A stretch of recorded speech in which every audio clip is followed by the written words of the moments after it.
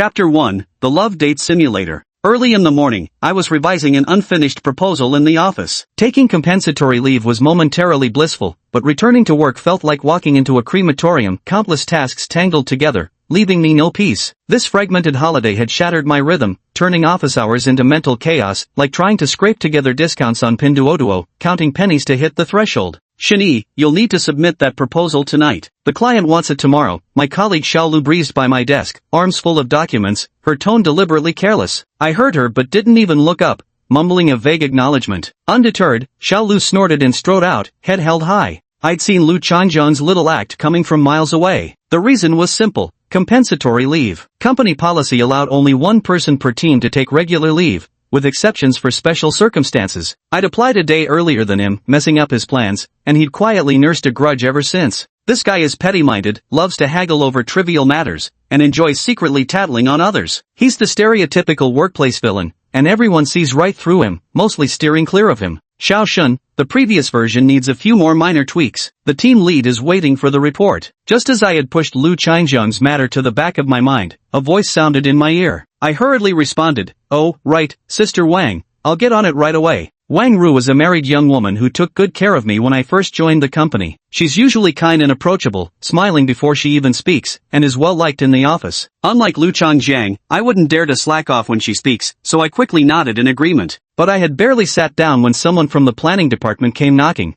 pressing about the brand promotion draft from last time and saying the deadline was Monday. I froze, picked up my phone to check, and damn it, today was already Monday. I distinctly remember our team leader assigned this draft to Lu Changjian last week, but the planning department folks wouldn't listen to my explanation. They couldn't care less about who was supposed to write it. As far as they're concerned, it was assigned to Group 3, and the draft just needs to be submitted on time. Everything else is none of their business. After the planning department staff left, it dawned on me that bastard Lu Changjian had taken an impromptu day off today, skipping out and leaving this mess for me. I gritted my teeth for a moment before letting it go. This wasn't the time for anger, not with a pile of tasks at hand and the clock ticking. There simply wasn't room for extra emotions. Office life is truly something else. Most days you're so idle you could fish for clams, but when things get busy, tasks pile up one after another. It's like remembering to wash the dishes only when the food hits the table, or trying to wipe your nose only after the snot's already reached your mouth. At 10:30 p.m., I stood up and stretched, working the stiffness out of my body. That's it for this damn shift today. The client's requested proposal was done,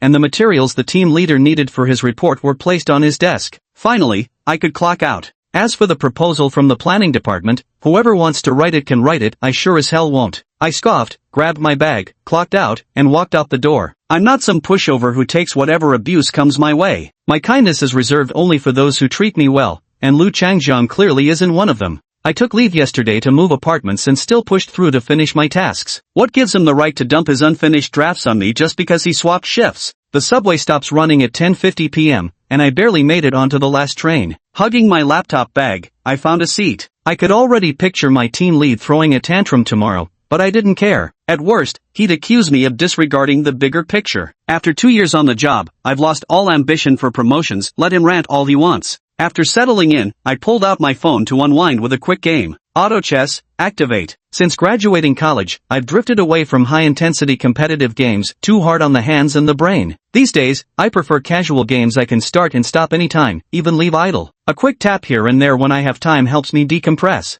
Nice. Eat. I murmured excitedly while holding my phone. My team composition was finally complete, unstoppable by gods or Buddhas. Damn, lucky bastard. How did he manage to 3-star a 5-cost? But my joy was short-lived as another player desperately chased down that elusive 3-star 5-cost unit and knocked me out, securing me a second-place finish. I put down my phone in frustration just as the subway arrived at my stop. Grabbing my bag, I followed the crowd out. After an 8 or 9 minute walk, I pushed open my apartment door and collapsed onto the beanbag couch, too exhausted to move. This was my new place, freshly moved into just yesterday. It looked tidy and well organized, a far cry from the dump I used to live in. My previous rental was closer to the office, but it was cramped, expensive, and a financial burden. I'd wanted to move for a while but never found the time until this scheduled day off gave me the chance. Now I'm back at work with a pile of tasks, even more exhausted than before. Curled up on the couch, I lazily opened a food delivery app and randomly ordered dinner, too busy from noon till now to eat. While waiting, I considered another round of TFT. But recalling that lucky opponent killed my enthusiasm. Bored, I opened the App Store instead, scrolling for some idle casual game to pass the time. My fingers swiped up and down the rankings, filled with familiar faces, either apps I'd already tried or genres I had no interest in. These charts are getting more useless by the day, I muttered while scrolling downward. Then a pink app caught my eye, one I'd never seen before, clinging to the 100th spot at the very bottom of the rankings. Love Dating Simulator? Just climbed its way up? The charts only showed the top 100, so for this app to elbow its way past countless competitors must mean it offered something special. What really drew me in was its icon, a pink heart pierced by Cupid's arrow. Normally Cupid's arrow goes through 2 hearts, but here the shaft was skewering an entire kebab of hearts, making the arrow look absurdly overcrowded. What is this, heart kebabs? I couldn't help but snark, feeling my curiosity thoroughly piqued. With just a tap of my finger, the download began instantly. While waiting for the progress bar to fill, I casually skimmed the description. Dating Simulator, a lifesaver for the romantically challenged and a treasure trove for dating novices. Quickly match with your dream goddess, claim rewards by completing routes, and unlock limited achievements with perfect endings. As I read the introduction, I thought to myself, that actually sounds pretty convincing. I wonder if they'll try to make me spend money. The emulator doesn't take up much memory, and before long it notified me the download was complete. I exited the store, eager to try it out immediately. I seldom bother with app reviews these days. Companies have gotten crafty, flooding their pages with fake ratings. I'm always wary of those ecstatic 5-star praises that turn out to be nothing but digital manure when you actually open the app. I clicked the icon, and a pleasant melody chimed as a white light flashed before my eyes. The app finished loading. An inexplicable warmth coursed through my body for a split second, so fleeting I almost dismissed it as imagination. Before I could ponder further, a crude window popped up, prompting me to name my character. Chapter 2: Starting the Match. The dating simulator's initial interface was quite simple, just a single window prompting me to name the character. No gender selection? Just default male character? I randomly clicked around the interface, realizing I couldn't do anything except input a name. But I didn't mind. Though I played female characters before, this was a dating sim, and I had zero interest in wooing men. As I am, so I remain. Let's go with Shani. With that, I typed in my usual ID and clicked to proceed. Shani was the nickname I'd used since childhood, nothing special about it, just simple and familiar. After registering the character, the interface transitions to display the character's 3-dimensional attributes. Name, Shani. Level, LV1. Strength, 7. Stamina, 7. Energy, 9. Charm, 68. Assets, 51,243.5. Strategy points, 0.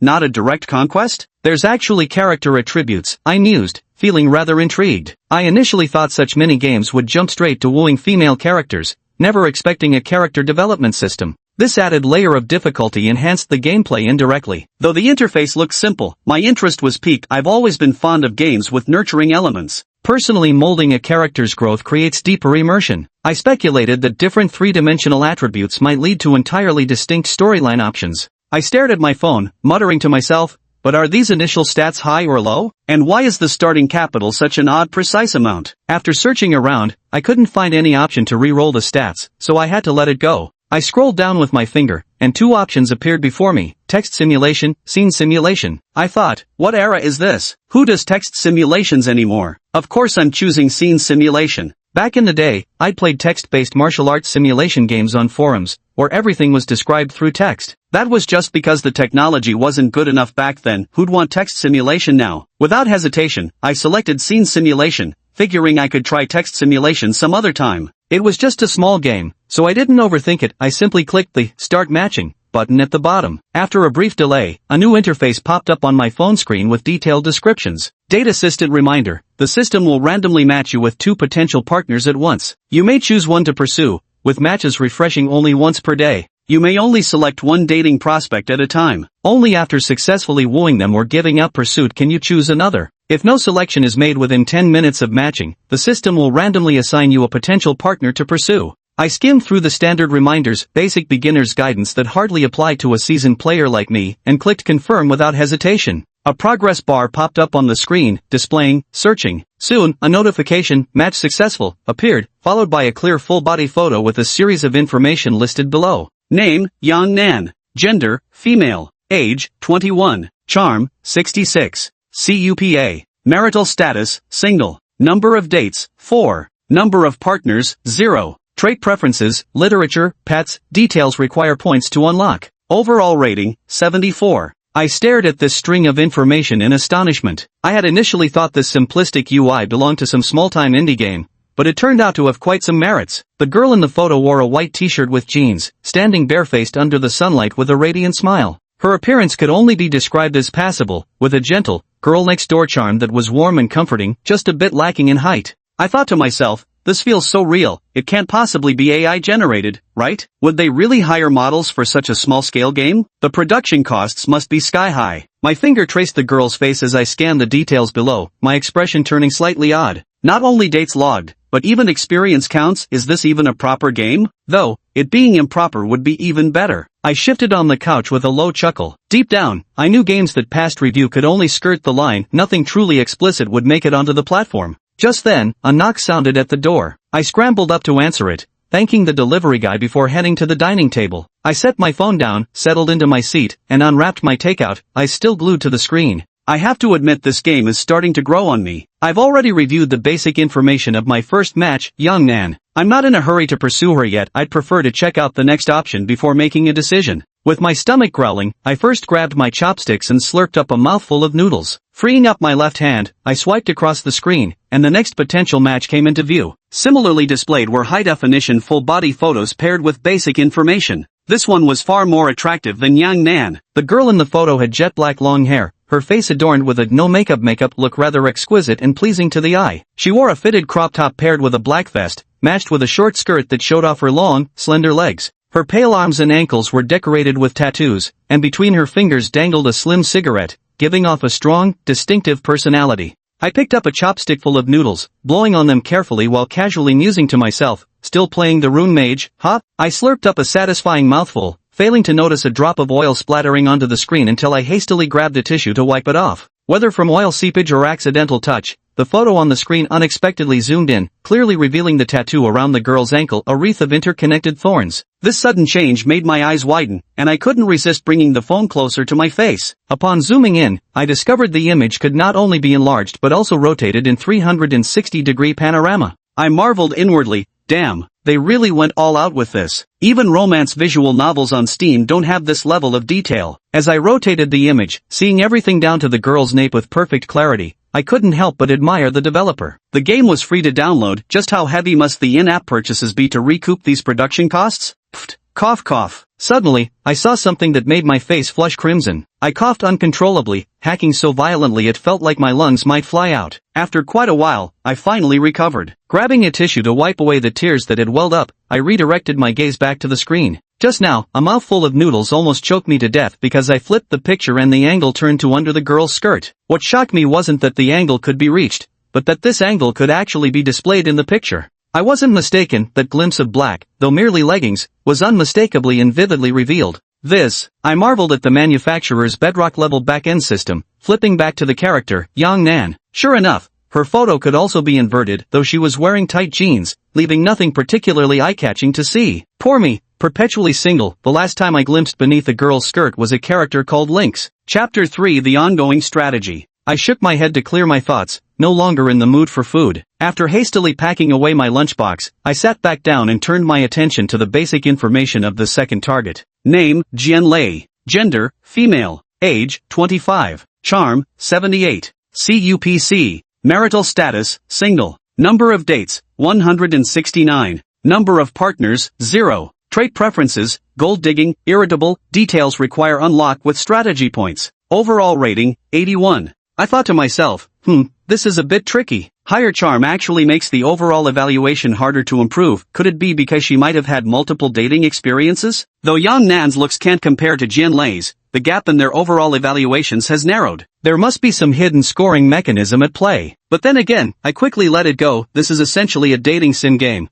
where the overall rating equates to the difficulty of wooing. Setting aside the system-generated character traits, from a logical standpoint, those who are open-minded are naturally easier to woo than the conservative ones. I clicked on the Trait Preferences tab, and a prompt popped up. Dating Assistant Reminder. Trait preferences are comprehensive judgments of the target character, encompassing a series of internal and external factors such as likes, dislikes, tendencies, and personality. Please note that traits are fixed while preferences are dynamic. The more points you spend, the more detailed the unlocked descriptions will be. Each romanceable character initially displays 2 randomly assigned attributes, with the remaining ones requiring dating points to unlock. Smart use of these points will reveal more information and accelerate your progress. Dating points refresh by 1 each calendar day, with an additional point awarded for your first successful date invitation. Keep putting in your best effort. I nodded. As a seasoned player, I was familiar with this kind of rule designed to limit players' progress, something nearly every game employed, so I accepted it without a second thought. Clicking next, the interface transformed.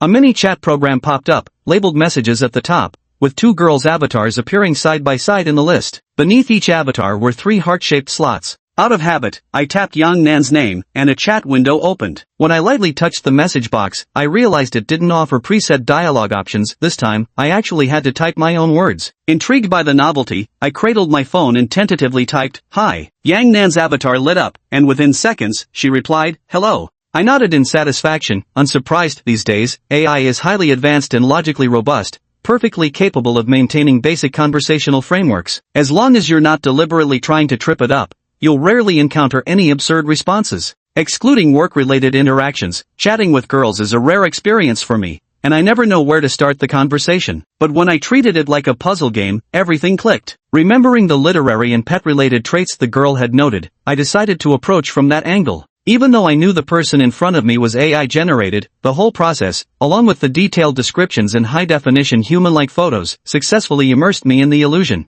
The game process was straightforward, and naturally, I didn't bother with small talk about myself. With a clear goal of asking the girl out, I quickly started typing away. "Hello, nice to meet you. I heard you enjoy literature. What kind of books do you usually like to read?" The message hadn't been sent long before her avatar started bouncing. Sure enough, Yang Nan quickly replied with a long paragraph. "How did you know? I've been rereading Stendhal's The Red and the Black lately. Do you like it too? I love Miss Martell the most. She's passionate and innocent, with a stubborn yet rebellious personality." Reading the long paragraph in the chat box, I could almost picture a lively young girl chattering away as she shared her thoughts. Even someone as slow as me would know how to respond. This was conversation fodder, the back and forth kind that keeps a dialogue flowing. I quickly stood up, typing a reply with one hand while fishing my notebook out of the bag with the other. Perhaps it's telepathy at work. Yes, I also admire this French writer, and of course I've read his most famous works. While replying to the message, I quickly opened my computer to search for information about The Red and the Black. I knew of this classic novel. I'd read a bit of it in college but had basically forgotten everything except the protagonist Julian. If I wanted to provide a meaningful reply, I'd have to cheat my way through it. Damn those planners, why make it so obscure? They could have at least picked something like Lu Xun's works that people actually enjoy. I silently cursed while randomly copying a few highlighted phrases from a short critique as my reply.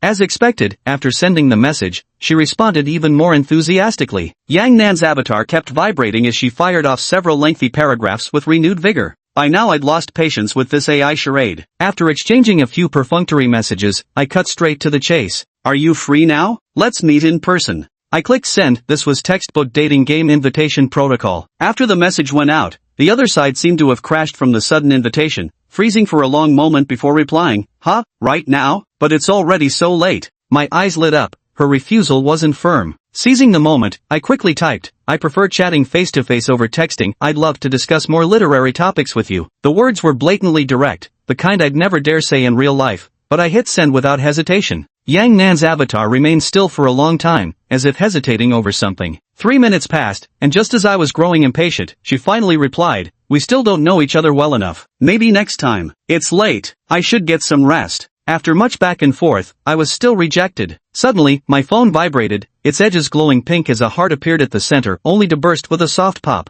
Beneath Yang Nan's avatar, one of the 3 hearts dimmed, leaving only 2 still shining. Then, her profile picture grayed out, making me pause before I could type any reply. Looks like each character only offers 3 invitations, some kind of pity system, perhaps? The failure didn't unsettle me, it was just an experiment, after all. Though our chat had been pleasant, it was brief. Based on typical hidden affection mechanics in games, this invitation was unlikely to succeed from the start. I originally thought it would be ideal if I succeeded, and if not, I could at least build up affection points gradually through conversation. Who knew this game didn't play by the usual rules? After being rejected, I couldn't even keep pestering them continuously. Glancing at the time, I realized it was already 12:30 before I knew it. I went to the bathroom to wash up, planning to continue playing after lying in bed. The game's quite interesting, I thought to myself. Chapter 4, Jin Lei's affection toward you has increased. After finishing my wash-up, I lay down on the bed and picked up my phone to continue playing. Modern lifestyles are irregular, and I'm no exception, struggling to wake up during the day and unable to sleep at night. Even on regular days without gaming, I'd toss and turn until 1 or 2 in the morning before falling asleep, so now, feeling wide awake, I simply held my phone and kept exploring the game. Yang Nan's profile picture had gone gray, but fortunately I had another option. Though this Jane Lai seemed quite open-minded, just lacking actual experience, openness also meant she'd be easier to conquer. This was just a game, after all, and I didn't have the luxury of moral scruples. Right now, I was just an emotionless gamer. Successful conquests, character growth, and clearing the game in one life were all that mattered. I opened Jane Lai's chat box with the usual hi. Her profile picture vibrated. Another instant reply. Speak if you've got something to say, fart if you don't. Busy here. I raised an eyebrow at that. Feisty, I thought, but no point getting worked up over an NPC, so I quickly typed out another reply. What's wrong? You seem so irritable. Why not talk to me about it? Jane Lai tends to be irritable, and this dialogue perfectly matches her current agitated state. I decide to use this as my opening. Who are you? Why should I tell you anything? Her tone remains sharp, but not entirely unreachable. I continue typing. I'm Shani. You could try talking to me, who knows? Maybe I can help. There was hardly any pause before the immediate reply came. Alright then, do you have money? Yeah, I guess. I didn't expect her gold-digging tendencies to be so direct, avoiding any mention of her own irritation and instead straight up asking if I had money. Glancing at the character asset showing over 50,000, I wasn't sure whether that amount was considerable or meager in the game. But since it was just the starting funds, I figured this probably couldn't be considered much, so my response wasn't exactly brimming with confidence. The green text had barely been sent when Jin Lai's reply came through. Let's meet up and talk. I froze. I hadn't even broached the subject yet. Who would have thought the target of my strategy would take the initiative to invite me? Since when did this become an option? Ding. The target has initiated a date invitation. Please respond promptly. Warning, delays or cancellations may result in unforeseen consequences. Ding. First successful invitation of target reward, +1 dating points. No problem, an inverted date is still a date. A series of message notifications popped up before my eyes. Then the chat window folded away as a map appeared in its place. Jin Lai's avatar hovered at the center of the map, motionless where she stood. At that moment, prompts appeared on the screen one after another. Please choose your dating location. A cinema, B a amusement park, C bar, D a park, E a home. Damn, you can actually arrange to meet at home directly. What's this? My place is pretty spacious. I couldn't help but voice my thoughts upon seeing the oddly out-of-place option E. Though sorely tempted to select it just to see what would happen, reason ultimately prevailed and I dismissed the option. Staring at the remaining 4 choices before me, I couldn't decide. However, having just earned some guide points earlier, I resolved to examine Jin Lai's specific preferences before making my choice. Spend 1 strategy point to unlock trait preferences? Yes, no. I tapped yes on the screen. Name, Jin Lai. Trait preferences, irritable, materialistic, teasery, clean freak, artificial, alcohol drinking, movies. A bunch of entries popped up. Since I only spent a minimal amount of strategy points, there were practically no specific descriptions. Still, the information revealed here was quite substantial enough for me to make a choice. Damn, what a pretentious gold-digging green tea girl. The generated character is way too outrageous, I muttered. Whatever, if she's both gold-digging and loves to drink, then just head to a bar. With that thought, I casually clicked on option C. The moment I made my selection, I saw Jin Lai's avatar on the map slowly moving toward the bar. Not wanting to waste time, I chose to set off as well. A new option popped up. Please choose your mode of transportation. A buy a car, B a rent a car, C a take a taxi, D a walk, E teleport. And teleportation is so convenient. Are you afraid I'll be late? As expected, there were 5 options again. Without hesitation, I clicked teleportation. Arriving punctually for dates is basic courtesy, and I chose the fastest method. Alert, insufficient balance. I was startled, it actually required money. I hastily switched to option C and took a taxi. This time the prompt was normal, just $50, and a taxi icon appeared on the map, heading toward the bar. A taxi ride only cost 50, but teleportation required an insufficient balance. Judging by my own assets, teleportation must cost at least 50 grand, enough to bankrupt me in one go. I strongly suspect this option is reserved for whales, meant only for players with money to burn. The taxi actually wasn't that slow either. The cartoon icon swayed its way to the bar just ahead of Jin Lai. The icon disappeared as the map folded away, revealing a realistically illustrated scene before my eyes. Jin Lai's avatar shrank to the upper right corner. The lifelike artwork clearly took considerable effort,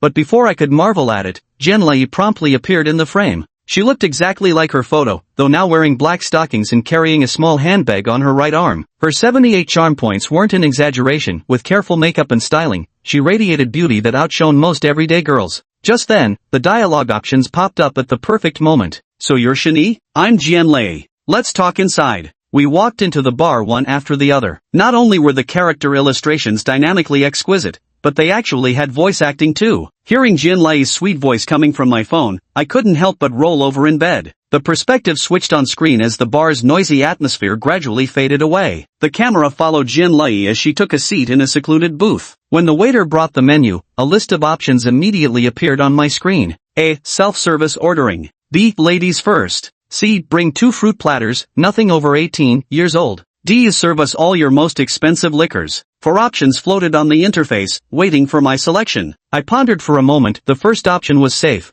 though not particularly impressive. It wouldn't lead me astray. The third option was clearly just for laughs. Given Jianlei's gold digger persona, choosing that would surely ruin the date and derail the entire playthrough. Without hesitation, I selected ladies first. In the scene, the wine list gracefully slid toward Jianlei. She visibly paused, the tension in her expression softening slightly as she picked it up and began reading. Then, my phone vibrated. Jianlei's avatar in the top right corner lit up with a pink bubble, accompanied by a stream of cartoonish plus signs. Notification: Jianlei's affection toward you has increased. Seeing the notification on my phone, I couldn't help but smile. Chapter 5, The Big Spender. Increased affection is a good start for a date. This option isn't particularly difficult as long as you don't purposely mess around. Most people wouldn't choose wrong, though I suspect option D might not just be a joke. If I weren't short on funds, I might actually have picked it. Jianlei has the gold digger trait, so splurging on her could genuinely earn substantial affection points. If this tactic were used on that bookish girl from earlier, however, the effect would probably be far weaker. Sending her a classic novel might have worked better. I've ordered. What would you like to drink?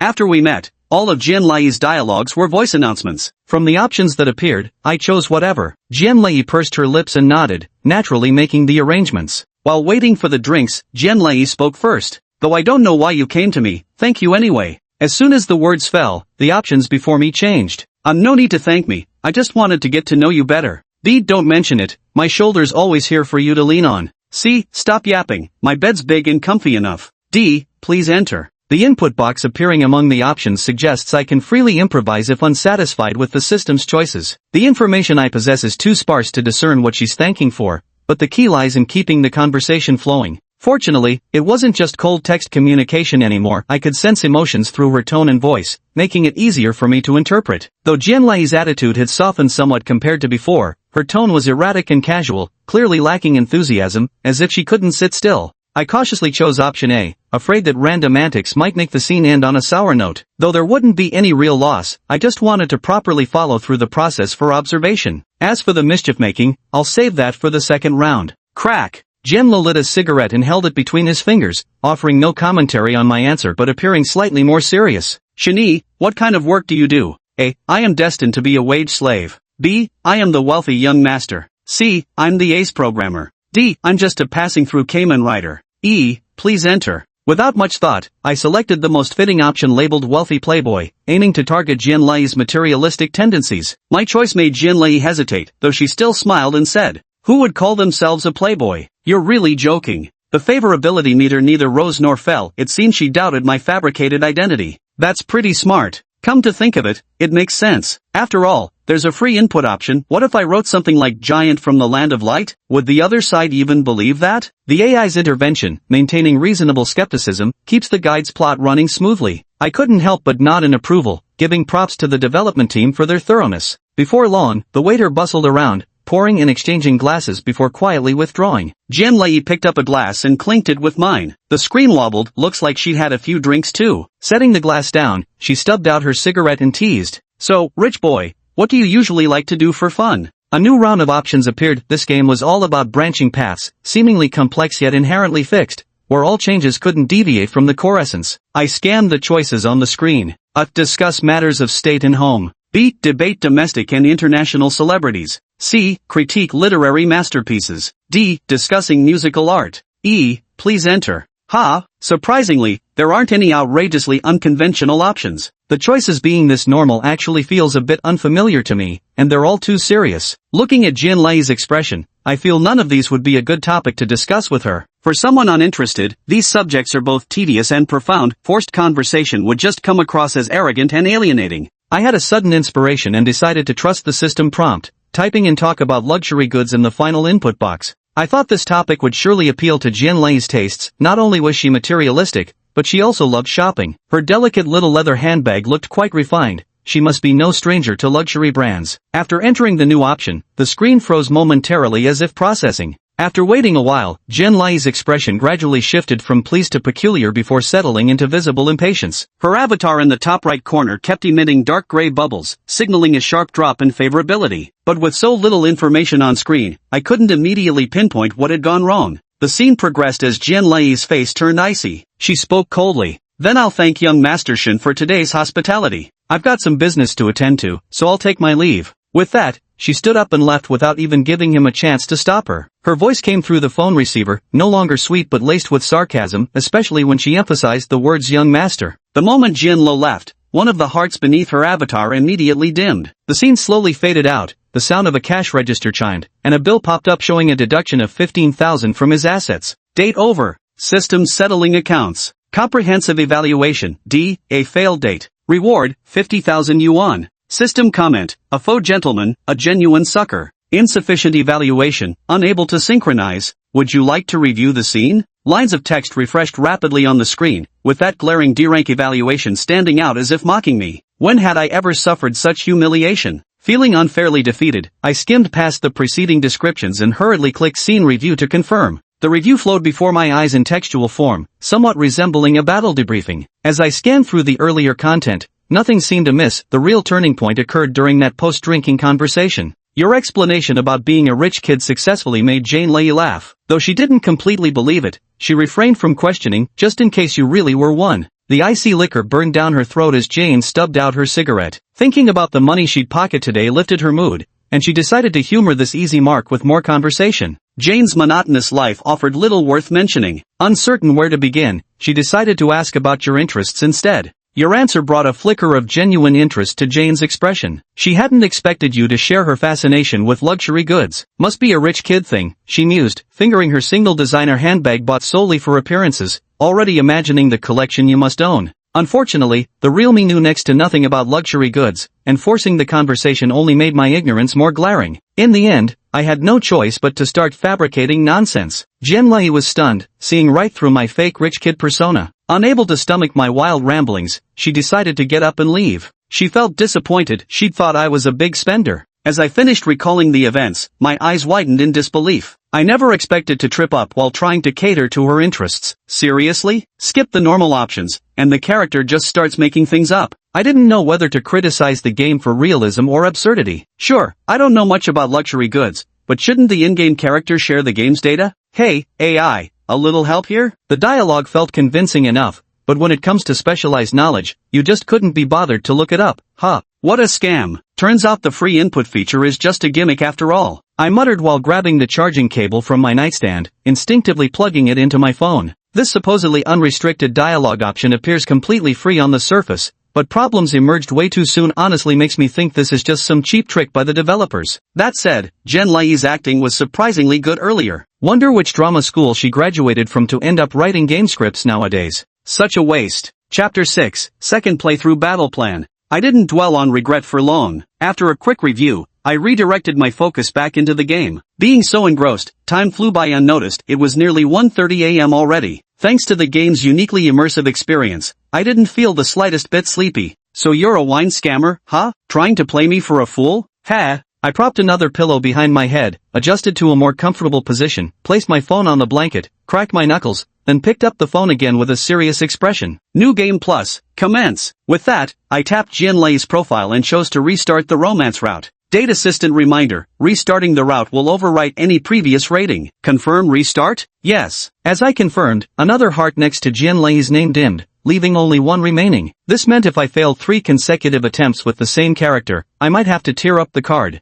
I wonder if there's any way to replenish them later. The screen lit up just then, cutting off my thoughts and snapping me back to attention. Everything remained the same as before, with the meeting location set at a bar, followed by the going out options. Please choose your transportation method. A. You buy a car. B. You rent a car. C. Take a taxi. D. Walk. E. Teleport. Faced with these 5 options once again, I glanced at the character's remaining assets and decisively chose to rent a car this time. The scene immediately switched to the car rental page, where rows of vehicle introductions dazzled the eye, featuring every possible make and model. With a smirk, I scrolled straight to the bottom of the list and casually selected a Lamborghini among the luxury cars. I don't know much about cars, but that's fine, expensive automatically means good. The price wasn't cheap, $8,500 per day, straight rental. If I couldn't afford to buy, I could at least rent. I splurged without hesitation, ready to bombard this gold-digging woman with luxury and chase a high rating in the second playthrough. After renting the car, my remaining assets dropped to $77,693.5. If not for the recent $50,000 reward from the system, sustaining this level of spending would have been tough. Sure enough, new options appeared after the rental, different from before. Below the map, on the left and right respectively, were the options to head to the bar or to pick up Jane Lei. Why had I rented a car if not to make sure Jane Lei saw it? Without hesitation, I chose to go pick her up.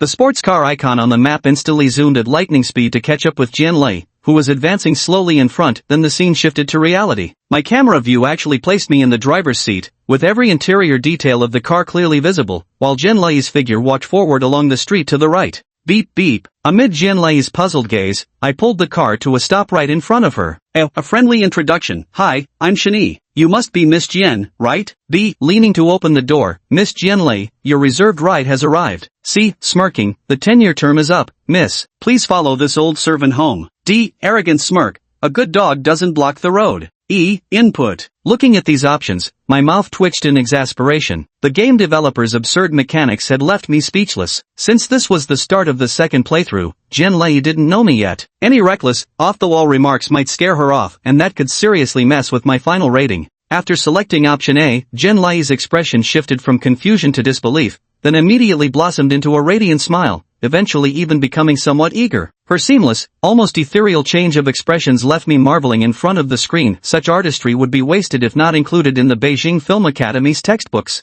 Jane Lei's favorability toward you has increased. Luckily, no further mishaps occurred afterward. After inviting Jane Lei into the car, the scene smoothly transitioned toward the bar street. Throughout the ride, she kept pulling out her phone in the passenger seat, posing and snapping pictures non-stop, clicking away. By the second half of the trip, she was entirely absorbed in editing the photos, completely neglecting to talk to me. After getting out of the car, Jane Lei tucked her phone into her bag, eagerly sidled up to me, and walked alongside me into the bar with a beaming smile. Once seated, I followed my earlier choice and passed the ordering responsibility to her. To my surprise, Jane Lei, who was, in truth, a bar hustler, actually refused this time. It's my first time here, not very familiar. Maybe you should choose. No need to splurge, Mr. Shin, whatever you prefer is fine. A sugary sweet voice came through the phone, complimenting Jane Lei's demure posture on screen, making her sincerity seem genuine. This whole act nearly made me laugh. If not for having played this route before, I might have actually fallen for her act. Last time, it was me who said whatever, and now the tables have turned. Jane Lei is the one playing coy. Talk about a gold digger with a flair for the theatrical. A drink pusher studying military strategy instead of the wine menu.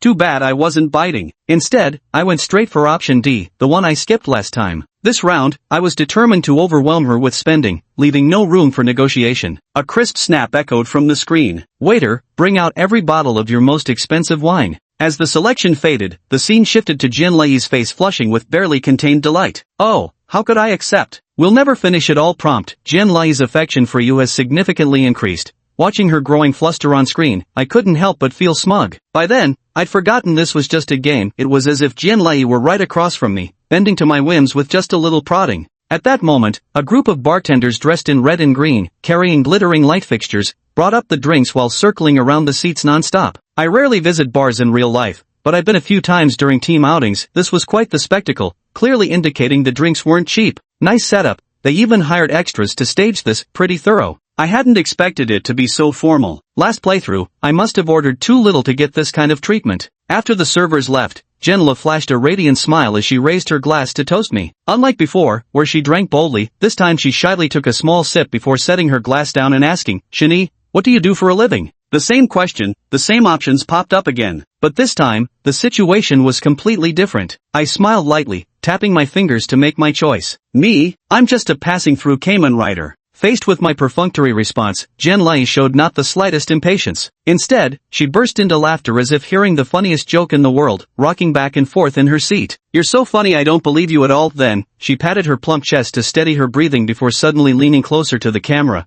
her pretty face nearly filling half the screen. I could even make out the fine texture of her skin and the white foundation on her face. In a hushed, mysterious tone, she coyly flattered, "You give off the vibe of a rich young master, don't you?" This time, it was my turn to burst into laughter, though I found it bitterly ironic. Last time, what I desperately tried to prove ended up exposed. This time, what I desperately tried to deny was still misunderstood. How peculiar life could be. I couldn't help but wonder, was this really just a game? With such masterful manipulation of human nature, why had I never heard of a game like this before? Before I could dwell on it, Jian Lei had somehow shifted positions on screen, leaning against me with a drunken giggle, as if helplessly tipsy. Lying on my bed, I shook my head in disbelief. "Where was your reserve, girl? What happened to your alcohol tolerance?" "It's not the wine that intoxicates, but the drinker who intoxicates themselves," she murmured. Chapter 7, Mission Accomplished. Ding! Minus 58,000. The exuberant bar celebration came at a steep price. This massive expenditure nearly drained Shenyi's savings to zero. As the cash register's chime faded behind them, Shenyi supported the lightly intoxicated Jianlei out of the bar. The scene gradually dissolved before refocusing to reveal the pair already settled back in their car. After Jianlei pretended to be drunk, they couldn't continue drinking anymore. The original branching path wasn't triggered, and instead, a new development emerged. Facing Jianlei, who was feigning drowsiness in the passenger seat.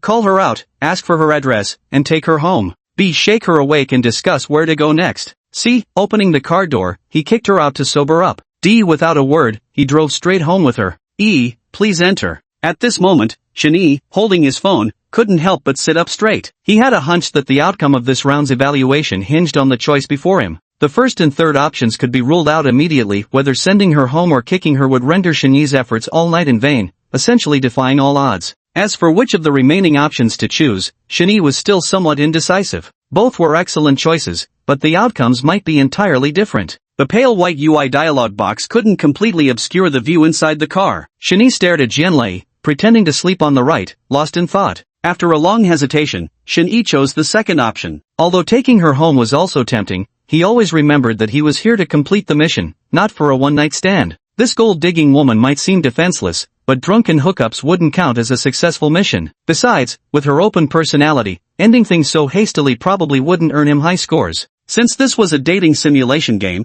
how could there not be a confession scene? Based on Shenyi's expertise as a veteran player, only a successful confession would count as officially completing the mission. With a gentle shake, Jianlei opened her bleary eyes, as if waking from a dream. "Oh sorry, I can't hold my liquor well. I've caused young Master Shen some trouble." Her tone was deliberately vague and coquettish as she seamlessly switched to this form of address. That young Master Shen sent shivers down Shenyi's spine. It sounded so foreign to his ears, utterly unfamiliar. Yet he had to admit, this performance was textbook veteran-level green tea bitch behavior. "Anyway, it's still early. Where shall we go next?" Faced with Shenyi's proposal, Jianlei nodded gently. "Wherever Master Shen goes, I'll follow. I'll do as you say." At this moment, Jianlei was being extraordinarily docile, practically performing the role of an obedient wife perfectly. As soon as the words were spoken, Shenyi was faced with a new choice. A. Park, B. A hotel, C. Cinema, D. A public restroom. Pick the longest among three short and one long. Shenyi barely hesitated before choosing the cinema. If he remembered correctly, Jianlei had a particular fondness for movies. This choice couldn't go wrong.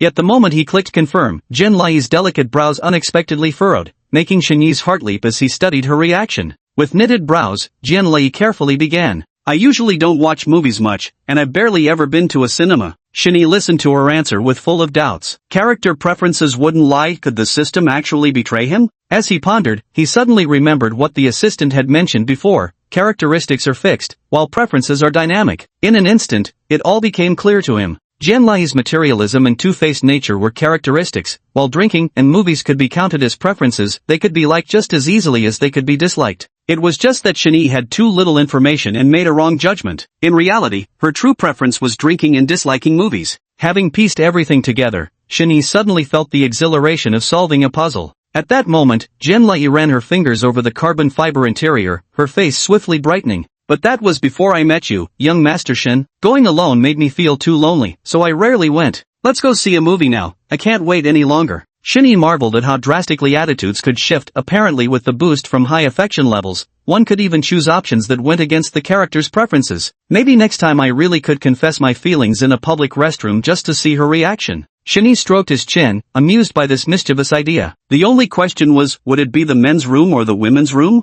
After Jianlei agreed, the only button left on the screen was drive to the cinema. Shenyi clicked to confirm. The scene transitioned, and the two of them arrived together at the entrance of the movie theater. Rows of posters stood tall on either side, but they were hazy and indistinguishable. The perspective then shifted inward. When they reached the ticket window, a ding sounded. 160 yuan was deducted from Shenyi's account, precisely the price of 2 tickets. At the same time, an option promptly popped up. A romantic films, B action films, C sci-fi films, D horror films. Shenyi randomly chose a romance film. After all, he couldn't see the movie's content anyway, it made little difference which one he picked. Might as well choose something that aligned with the correct answer. As they entered the cinema, time skipped forward and the screen abruptly darkened. A faint glow from the silver screen fell across Jian Li's face. The camera angled slightly to the right, framing her profile perfectly as tear tracks glistened down her cheeks like rain-drenched pear blossoms. Facing Jian Li, who was deeply moved by the film's content. A. Acting as a simpering admirer, embracing her tenderly to offer comfort. B. Wiping away tears, seizing the moment to confess his deep affection. C. Bursting into curses, berating her angrily for being overly emotional. D. Standing up proudly, commanding the attention of the entire room. Shenyi, who had been staring intently at the screen, finally laughed when he saw these options, suppressing his tone. Nice, got it. After cheering, Shenyi immediately clicked on the confession button. Jian Li, completely absorbed in facing the screen, was caught off guard by the sudden confession. Her long-maintained pretense instantly crumbled. This was a situation even she hadn't anticipated. Unbelievable and moved emotions hung on her face simultaneously, choking back sobs with a hand over her mouth, words failing as tears flowed even more torrentially. She could only nod excitedly, over and over. As the confession concluded, the entire screen flashed white, illuminating Shenyi's face by the bedside. The last scene he saw was Jian Li lunging toward him. In the phone, Cupid's arrow pierced through a pink heart with a soft pop, freezing the frame. Date completed, mission accomplished. System calculating. Comprehensive evaluation, B+, a successful date. Notification, your charm has increased, your dating experience has increased. Reward, 200,000 yuan, charm +2. System note, money isn't everything, but without money, nothing can be done. Evaluation met standards. Proceed with reward synchronization? Initiate scenario review? A cascade of messages flooded the screen like a waterfall. Shenyi, still savoring the experience as if he just emerged from an immersive film, methodically confirmed each piece of information now displayed before him. Why only B+? Is the highest rating A or S? What aspects did I not fulfill adequately? Shenyi frowned at the rating. While he could accept a B+, it simply didn't meet his personal expectations. As for the rewards and assets and charm, he didn't particularly care, this was just a beginner's dungeon anyway. Judging by the reward scale, there was still plenty of grinding to do. Synchronization? Synchronize where? Weren't the rewards already distributed? Shenyi couldn't wait to see the scene replay and casually clicked the confirmation for synchronization without much thought. This dating mini-game had completely captivated him. Now that he had the answer sheet in hand, he naturally wanted to see the reference answers. Chapter 8, 200,000. Confirm to proceed with scene replay. The collapsing perspective in scene retrospectives can reveal more information through text, which Shenyi jokingly refers to as the reference answers. Jian Li stepped out wearing black stockings, wondering where another easy mark had come from, but this was a good thing, wasn't it? She headed off to keep the appointment. Your grand entrance in the sports car stunned Jian Li. As a shady bar hustler who worked in the shadows, when would she ever have the chance to interact with someone from the upper echelons like you? Bewildered yet eager to please, she got into the car. The atmosphere in the car was stifling. Your intense focus on driving in silence put immense pressure on Jian Li. She could only pretend to take photos, then use the excuse of editing them to lower her head and frantically seek help in the bar sisterhood group chat. When the photo of the sports car's interior was posted, the group chat exploded with excitement. Some expressed envy, while others skeptically dismissed it as a scam. Still, there were those who cheekily advised her to offer herself along with the car. Jian Li felt both thrilled and fearful. In her line of work, which teetered between deception and fraud, she dreaded forming long-term relationships the most. There was always the hope of skyrocketing success, but also the looming fear of ending up with nothing. For the first time ever, she broke protocol and pushed the wine list toward you. At this point, Shenyi's face lit up with sudden understanding. Jian Li's exaggerated demeanor and reserved tone at the time hadn't hinted at such intricate inner workings. Shenyi continued reading. Jian Li initially harbored doubts, but after witnessing Shenyi's lavish spending, came to believe. In the end, Jian even contemplated feigning drunkenness to sell themselves out, all to gamble for a future. As he read further, Shenyi's expression grew increasingly complex. Jian Li's intricate little thoughts were vividly revealed in the flashbacks, so real it was as if such a person truly existed. Her materialism was utterly unabashed, flitting between various male admirers without ever investing emotions. In one moment, she could rival colleagues and best friends in cunning schemes, and in the next, be moved to tears by a third-rate romance film. This authentic yet complex portrayal left Shinee silent. In the end, it concluded with Jianlei's inner monologue. "You are Shinee, I am Jianlei. Pity that when we add us together, we'll never equal two." The review is over. "It's just a dating minigame, why make it so melodramatic?" Shinee muttered to himself. After reviewing the entire scenario, Shinee finally understood why his rating wasn't improving. As the concluding remark stated, money wasn't omnipotent. While flaunting wealth might be a specific counter against gold diggers, even confessing wouldn't win her genuine heart. From the fragments of information Jianlei revealed during the review, Shinee concluded that to achieve a B rank or higher evaluation, he'd need to delve deeper into the storyline for a more perfect strategy.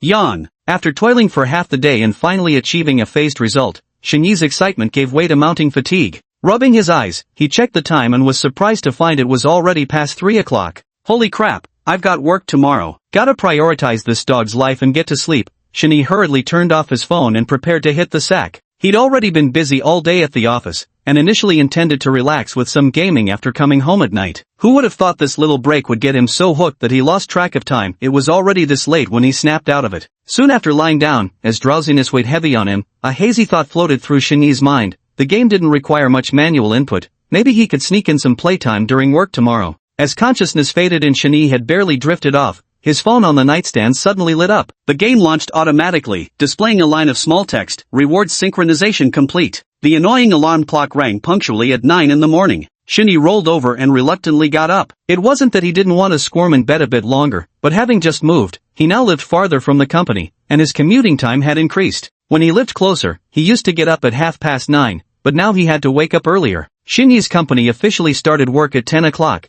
which was relatively late compared to others. Of course, the trade-off was that the end time wasn't fixed. On paper it was 6:30, but in reality, no one ever actually left at that time. Rubbing his bleary eyes, Shinee stumbled into the bathroom, swaying slightly as he squeezed toothpaste onto his brush. No helping it, they'd had way too much fun last night, leaving him seriously sleep-deprived. After washing up, Shinee froze while drying his face before the mirror. Somehow, this morning, the same old mug he'd stared at for 25 years looked marginally handsomer. The absurd thought made him chuckle, must still be half asleep. Pfft, always been this damn handsome, he muttered narcissistically before pushing the door open, humming off key. The apartment Shinee currently rents isn't large, but it's much bigger than his previous place. This modest 30 square meter space is divided into a bedroom, bathroom, living room, and even has a small balcony that can barely fit 2 people. Simply decorated with affordable rent, aside from being a bit remote, Shinee finds it quite satisfactory. Without a kitchen setup, Shinee, though capable of cooking a few home-style dishes, prefers not to bother, especially when it comes to washing dishes. The absence of a kitchen actually suits him just fine. After getting dressed, he grabbed his bag, phone, and keys, took out the trash, gave a final glance to confirm nothing was left behind,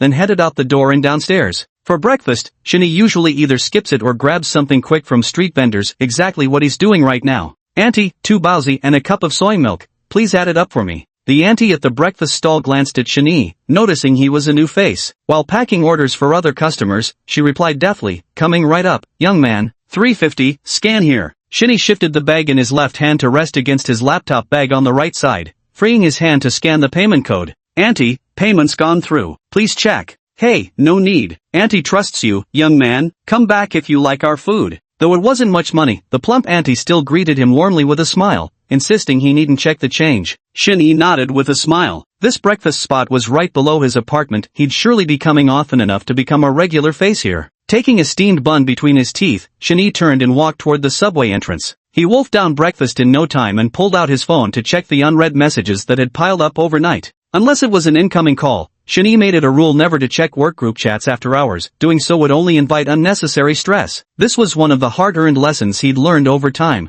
Skimming through the work chats, he found nothing particularly noteworthy. A glance was all it took before moving on. However, the team group had the leader at everyone, reminding them of a morning meeting. Shinee chuckled when he saw it, already having a rough idea of the reason. Not that he cared much. If the leader was going to lose his temper, it wouldn't be directed at him alone anyway. Having finished his work tasks, Shinee opened 2 unread text messages. The first was a 23 yuan notification for last night's food delivery, sent as a reminder since it was paid with a credit card. Leaving unread notifications bothered Shinee, so he swiped it away without a second thought, then turned his attention to the second message sent at past 3 in the morning. Bang! With a dull thud, his computer bag slipped from his right hand and struck the edge of the flower bed. Shinee stared wide-eyed at his phone screen, completely oblivious to his surroundings. his gaze locked onto the numbers displayed in the text message as he verified them repeatedly. Ones, tens, hundreds, thousands, 10,000s, 100,000s, 200,000? The message clearly showed that an institution called Tianhai Fund had transferred a full 200,000 yuan into his account at 3:21 a.m.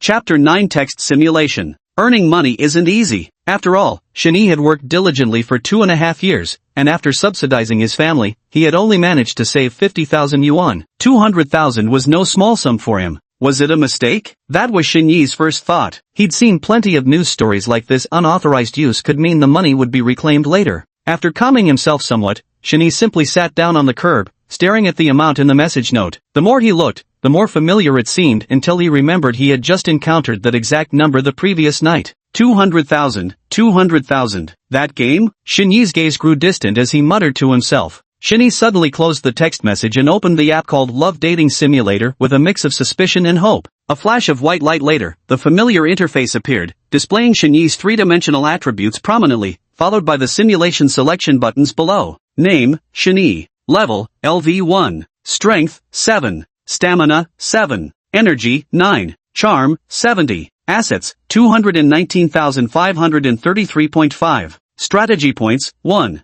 The figure in the assets column seemed like a deep vortex drawing Shenyi's gaze. He quickly reviewed everything that had happened since he first encountered this game the night before. Initial assets, target to conquer, real photographs, scene composition, Yang Nanjian and Louis, an experience so lifelike it felt real, insufficient evaluation, synchronized rewards, scene replay. Countless thoughts rushed in and gradually converged. Though difficult to believe, no matter how inconceivable the truth might seem, it had to be the reality. Before he realized it, Shenyi was already gripping his phone tightly in his palm, afraid that if he loosened his hold even slightly, it might vanish without a trace. Ding and dong. The sudden message notification jolted Shenyi with a start, snapping him out of his daze. It was just a notification from the workgroup chat. Glancing around cautiously, he stood up and grabbed his bag, striding back purposefully. His mind was flooded with urgent questions that demanded answers. As for work, that could wait. Such trivial matters would simply have to yield before this. The auntie at the breakfast shop watched with puzzlement as Shenyi, who had just left not long ago, hurriedly rushed back. She muttered to herself, thinking the young man must have forgotten something at home, a common sight she'd witnessed many times before. Without another thought, she quickly dismissed it from her mind. Returning home and locking the door behind him,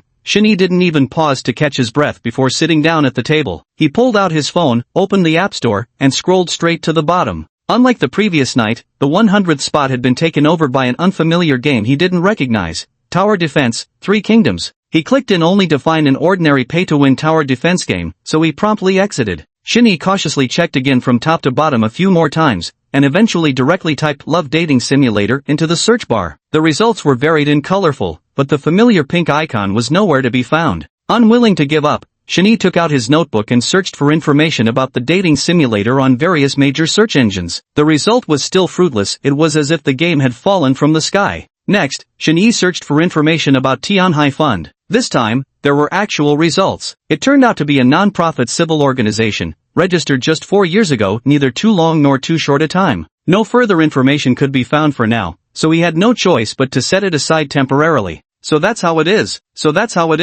After everything became clear, Shenyi looked at the 250,000 balance on his card and found it utterly insignificant. He knew what truly mattered now. His eyes fixed on the pink app at the bottom left corner of his phone, Shenyi's heart pounded like a drum. Uncontainable joy surged from within, flushing his face crimson as he clenched and unclenched his fists repeatedly to suppress the urge to shout out immediately. Shenyi kept taking deep breaths to calm himself, yet nothing could smooth down his upturned lips. Trembling with excitement, he whispered to himself, "This is cheating. This is the golden finger. I've got cheats too now." His performance completely fell short of what he'd read about in novels. Shenyi couldn't remain as composed as those protagonists who remained unfazed even when boundless wealth and fortune fell upon them. He desperately tried to convince himself to emulate those predecessors, yet always fell short. Suppressing the urge to roar and leap like an ape already drained all his strength. Now he could only refocus his attention on his phone, afraid that without calming his thoughts he might do something irrational. Calculating his phone balance with rapid mental math, Shenyi resolved another puzzle in his mind.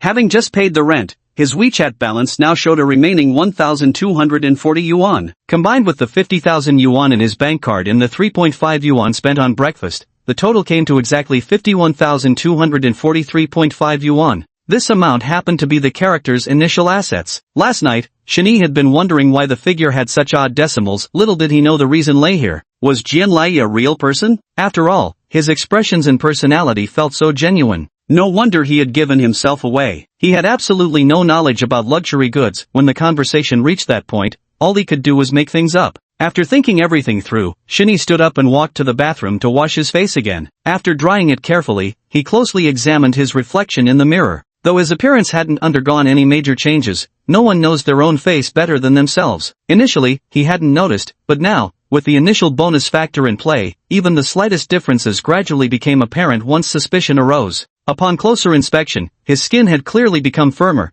and the few acne scars left from his youth on his chin had vanished entirely. His whole face simply looked more pleasant to the eye. As Shani studied himself in the mirror, he mused that these changes must be due to the 2-point boost to his charm stat. Originally, his charm level was 68, but after the synchronization reward the night before, it had risen to 70. Shani estimated that the full value should be 100 points, and his current 70 points already ranked him as above average, a solid little handsome level. Moreover, given the circumstances, there would likely be opportunities for further improvement in the future. A strong sense of anticipation welled up in Shinyi's heart. This game is truly unpredictable, almost miraculous. Sitting back down, he glanced at the time, already 9:40 a.m. Even if he took a taxi now, he wouldn't make it in time. Resigned, Shinyi simply picked up his phone and requested leave outright. Whether the team leader would approve it or not was beyond his concern for the moment. Now he couldn't wait to delve deeper into this game, as work no longer seemed as important in his eyes. Reopening the game, Shinyi moved his finger to the Start Match button. According to the rules, he should have won automatic refresh opportunity for the new day, allowing him to draw 2 new romanceable characters. Shinyi finally understood clearly now, these romanceable characters were essentially his treasure chest. The higher their affection ratings, the better the rewards would be. What's more, these rewards could be synchronized with reality. How could this not motivate him tremendously? Just as he was about to press the button, Shinyi paused and remembered another text-based simulation mode. Currently he had selected scenario simulation,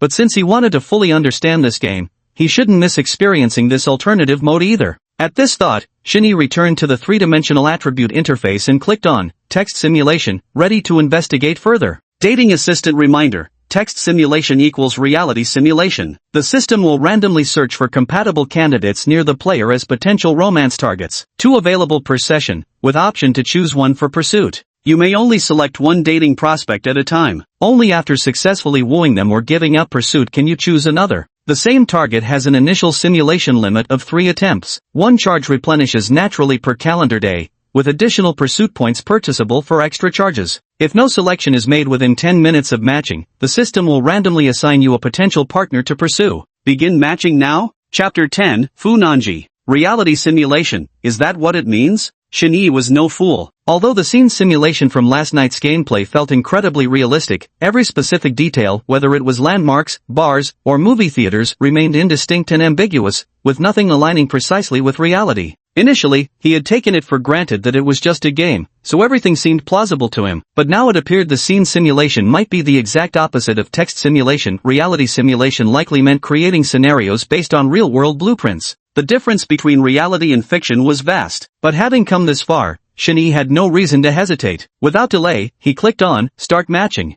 Searching. Match found. Name, Bai Jia. Gender, female. Age, 31. Charm, 75. Cup, B+.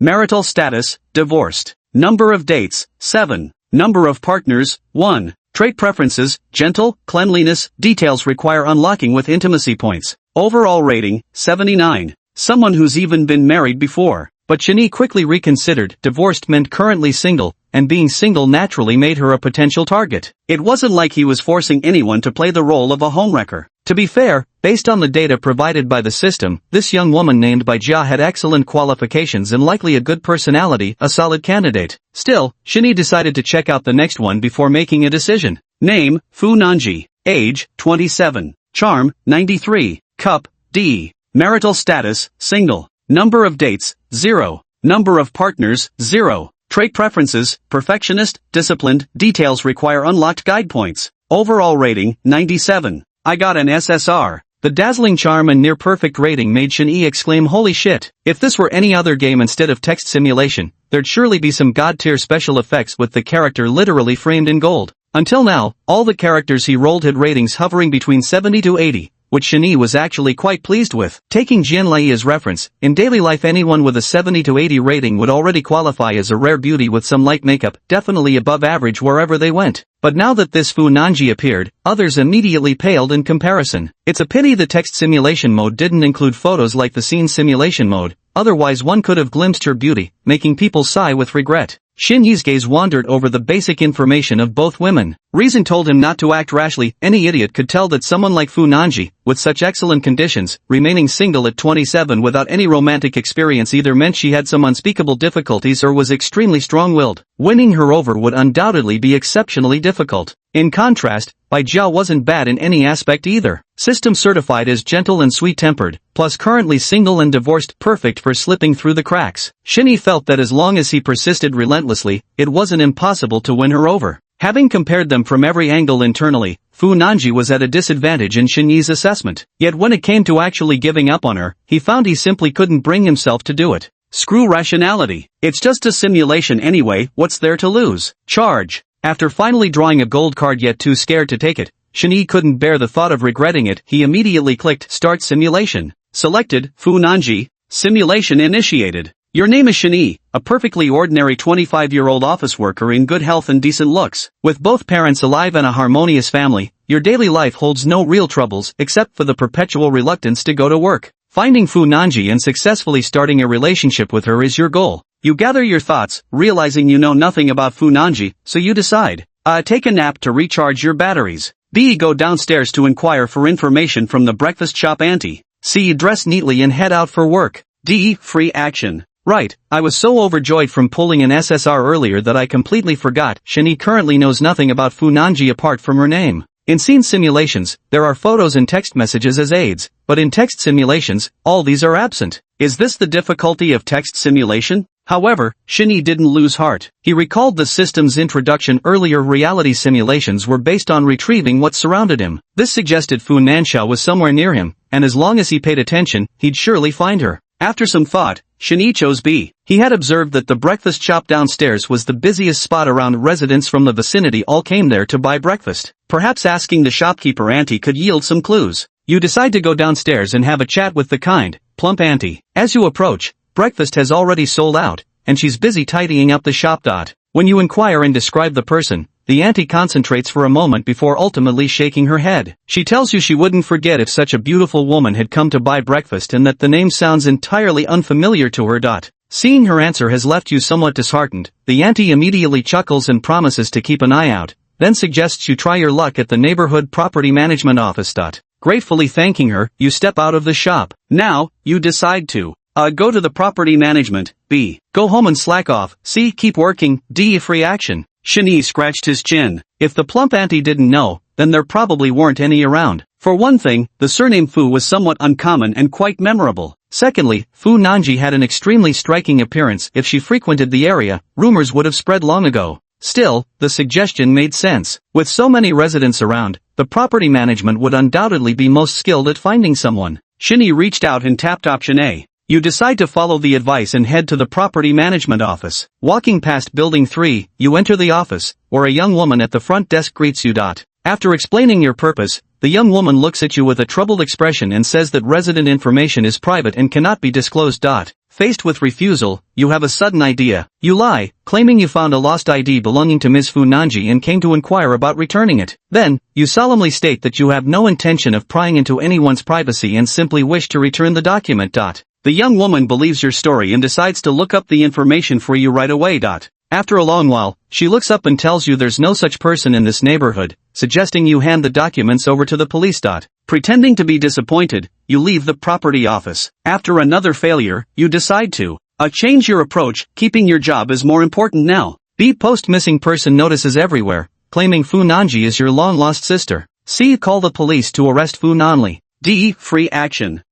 Desperate times call for desperate measures. Watching the options grow increasingly erratic, Shin Yi felt like he'd returned to last night's scenario simulation, only back then he hadn't carried this weight, treating it as just an ordinary game. After pondering for a long time, Shin Yi tentatively selected free action to see what changes it would bring. Would you like to spend 1 simulation point for 1 hour of limited time free action? Free action involves projecting your consciousness into the scenario for an authentic simulation experience. Shinee grew even more amazed at the sight. The simulator could actually do this? That meant he could descend in person to manipulate crucial scenes, far more convenient than interacting through mere text. Though admittedly, the cost was steep, and the duration was limited. The selection was cancelled with a click, and without knowing where the real subject was, this function wasn't needed for now. Chapter 11, Slander. No matter how tough the chosen path is, one must grit their teeth and keep walking. Staring at the bottleneck, Shinee adjusted to a comfortable position, lying down quietly in deep thought. Ring ring ring. Suddenly, his phone vibrated with an incoming call. Shinee saw it was team leader Lao Dai calling and hesitated briefly before answering.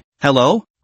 Yes, right, we're doing the inspection now. Okay, I'll come back early if we finish soon. Alright, thanks for your concern, team leader. After hanging up, Shinee glanced at the simulator and noticed something peculiar. The call hadn't disrupted its operation at all. It was still paused on the selection screen, waiting for his input. Dai Taifeng had been Shinee's boss ever since he joined the company. Having worked under him for over 2 years, Shinee considered him an old acquaintance. Everyone around the office just called him Old Dai. In my mid-30s, I'm just a minor executive in the corporation. These years have been filled with a strong sense of professional crisis, so I've been exceptionally diligent at work, always eager to shine. Not that it's necessarily a bad thing, except it's made life harder for Shinee and his team below me. About half an hour ago, Shinee texted asking for leave. With my mind preoccupied at the time, I casually made up an excuse for him, claiming his former landlord needed to inspect the rental property from his recent move. Old Dai called to show concern, while also subtly inquiring about when he might return to the company. Whether overtly or implicitly hinting at the planning department matter,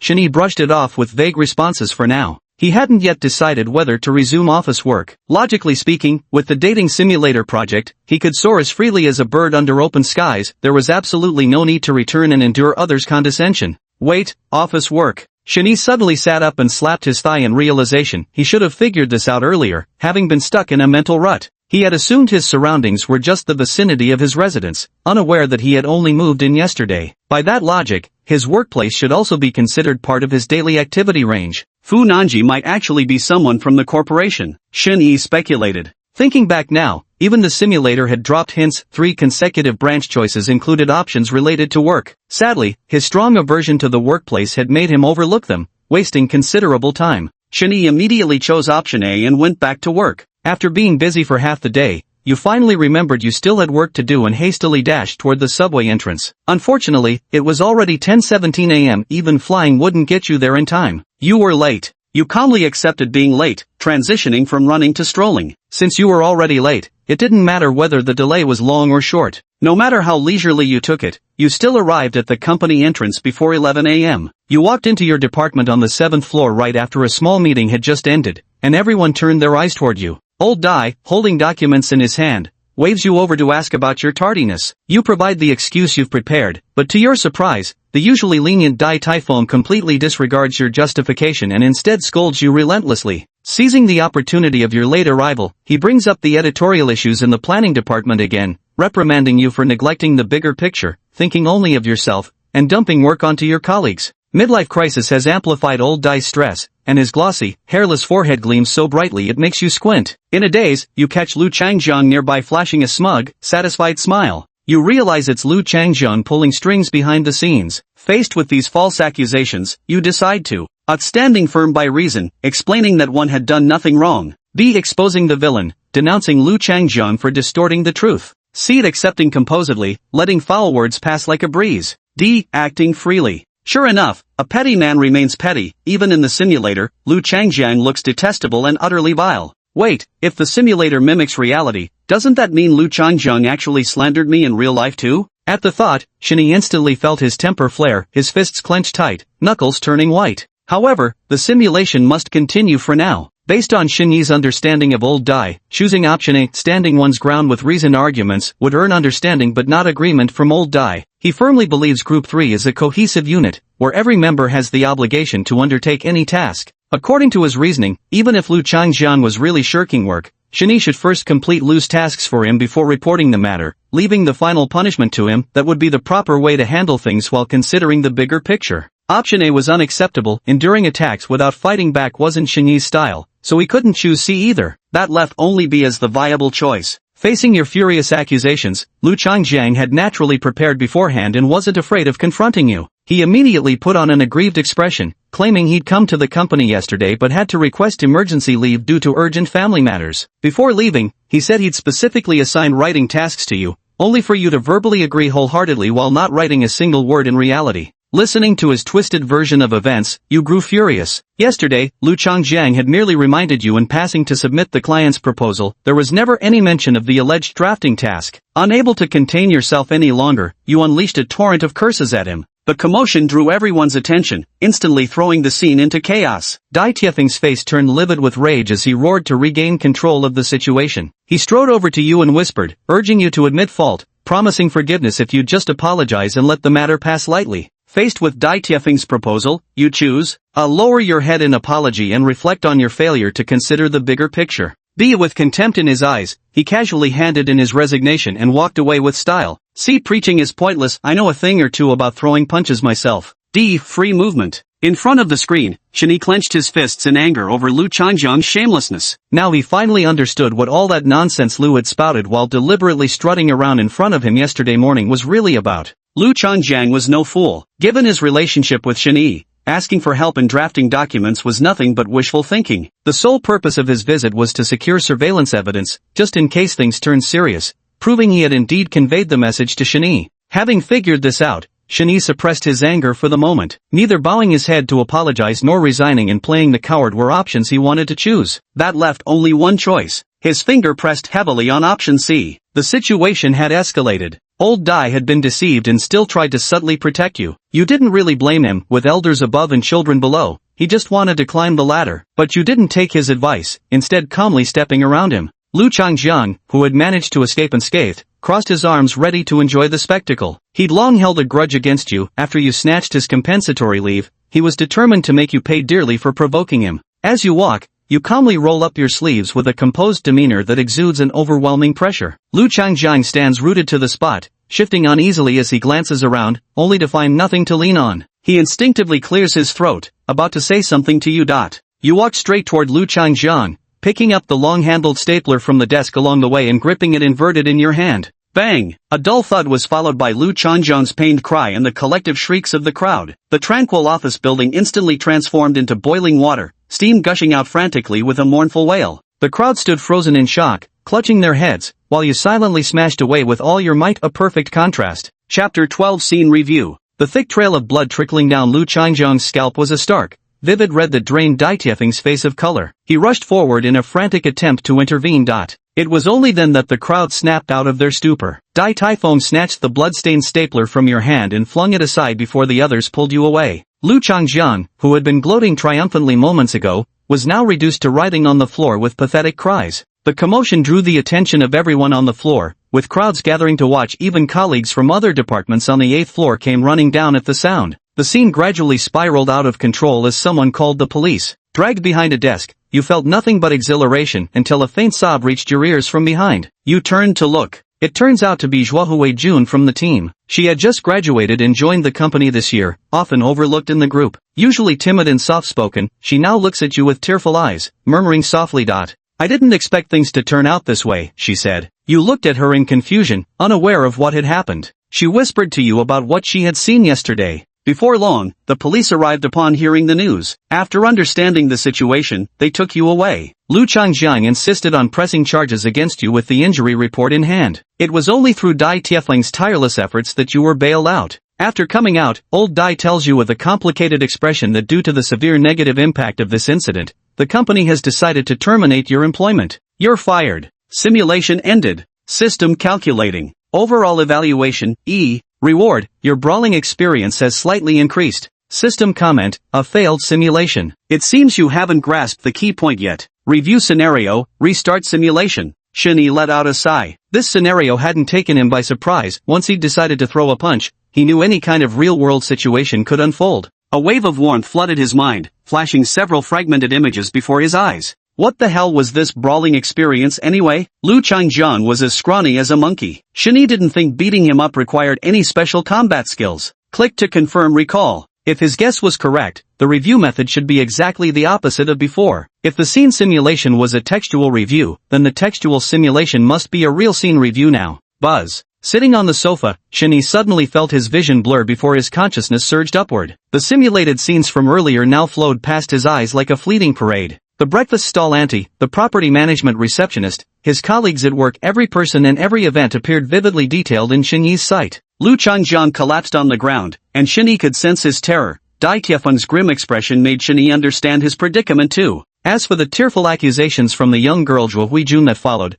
they gradually sharpened Shinny's focus. The scene finally froze on the scruffy face of old Dai, who appeared both helpless and remorseful. As the recollection ended, Shinny stood up with gleaming eyes. The simulator's capabilities were simply too extraordinary. He had practically inhabited his past self, witnessing every moment of the ordeal from start to finish. Though unable to act freely, every detail had been laid bare before him. Turning to pack his computer bag, Shinny glanced at the time. It was already past 11 p.m. Though he longed to continue his simulation, he still had to make a trip to the company. He didn't care much about this job anymore, but he did care about his reputation. Over the past 2+ years at the company, if not meticulous, he had at least been accommodating. He couldn't let a lousy reputation stick to him now. If he didn't show up, some might even assume he had a guilty conscience. As he headed downstairs, Shinny hailed a ride on his ride-hailing app. His mind weighed heavy with worries. He couldn't bear to wait for the subway. Before long, Master parked steadily at the company entrance. Shinny swiftly got out of the car and headed upstairs. After clocking in, he pushed open the door and strode in, reaching his workstation in just a few steps before settling in and tidying his desk out of habit. It was nearly lunchtime. Some were gathering co-workers to place group takeout orders, while others had already buried themselves in their meals. Xiaoshen, come here for a moment. Just as Shinny expected, old Dai's voice called him over shortly after he sat down. Whether it was the wrong time or the wrong occasion, or perhaps old Dai intentionally wanted to save Shinny's dignity, this conversation was scheduled to take place in his office. Old Dai meant well, but Shinny still had to refuse. He came precisely for this purpose and naturally couldn't back out now. No need, team leader. If you have something to say, let's talk right here. As he spoke, Shinny stood up and tapped the long table used for impromptu meetings and where many people ate their lunch. As soon as the words were spoken, old Dai's face darkened. He let go of the door and stepped out of the office, replying, "Fine, as long as you're not embarrassed by it." The atmosphere was anything but ordinary. Everyone present, being elites well-versed in workplace dynamics, immediately pricked up their ears to catch the commotion. The members of Teams 1 and 2 also quietly crept closer, stealthily carrying lunchboxes, takeout, snacks, and drinks. The entire hall suddenly became so quiet you could hear a pin drop, interrupted only by the occasional squeak of chair wheels. By the time Shinny took his seat, the room around him had already grown crowded. It was astounding how many people could cram into such a small space. Poor Group 3's tiny area practically bursting at the seams. Dai Typhoon furrowed his brows as he surveyed the surroundings. Yet since it was currently break time, he couldn't bring himself to outright shoo people away. So he had no choice but to sit down facing Shinny with a resigned shake of his head, his expression seeming to say, "You brought this on yourself." "Xiaoshen, I'm not saying this to pick on you, but you're a veteran in the team too. How many times have I told you, we're a team, we need unity, unity." Old Dai began with his usual routine as soon as he sat down. Shinny had heard this spiel so many times his ears were practically calloused. And it wasn't just him, within the entire third unit, who didn't know this routine by heart. Is the planning department someone you can mess with? The moment the draft was delayed, it was immediately reported. If it weren't for Xiao Zhuo arriving early that morning to save the situation, all three of us in Group 3 would have been in hot water. After his rant, Lao Dai immediately turned serious and got down to business. If the department bigwigs had their eyes on them, things could indeed get pretty serious. "Why should I write Lu Changjian's draft when it was assigned to you?" Shinny interrupted him. Lao Dai's rhythm broke mid-sentence. After a brief pause, he retorted, "Wasn't this something you all agreed on?" Shinny let out a derisive laugh at these words, leaning forward to meet Dai Tiefeng's gaze with utmost seriousness. "Team leader, Dai team leader, do you actually think, given the relationship between us two, that he would voluntarily seek me out? And even if he did, would I agree? Even if, hypothetically, I were to promise him something, given your understanding of my character, do you believe I'd go back on my word?" Old Dai fell silent, slowly grasping the subtext. He'd heard murmurs about the dynamics among team members. He might not fully understand whatever conflict existed between Shin Yi and Lu Changjiang, but who Lu was closer to, that much he knew perfectly well. Yes, Sun Yinchao and Hu Wei were also there yesterday. Even if Lu Changjiang was in a hurry to get back,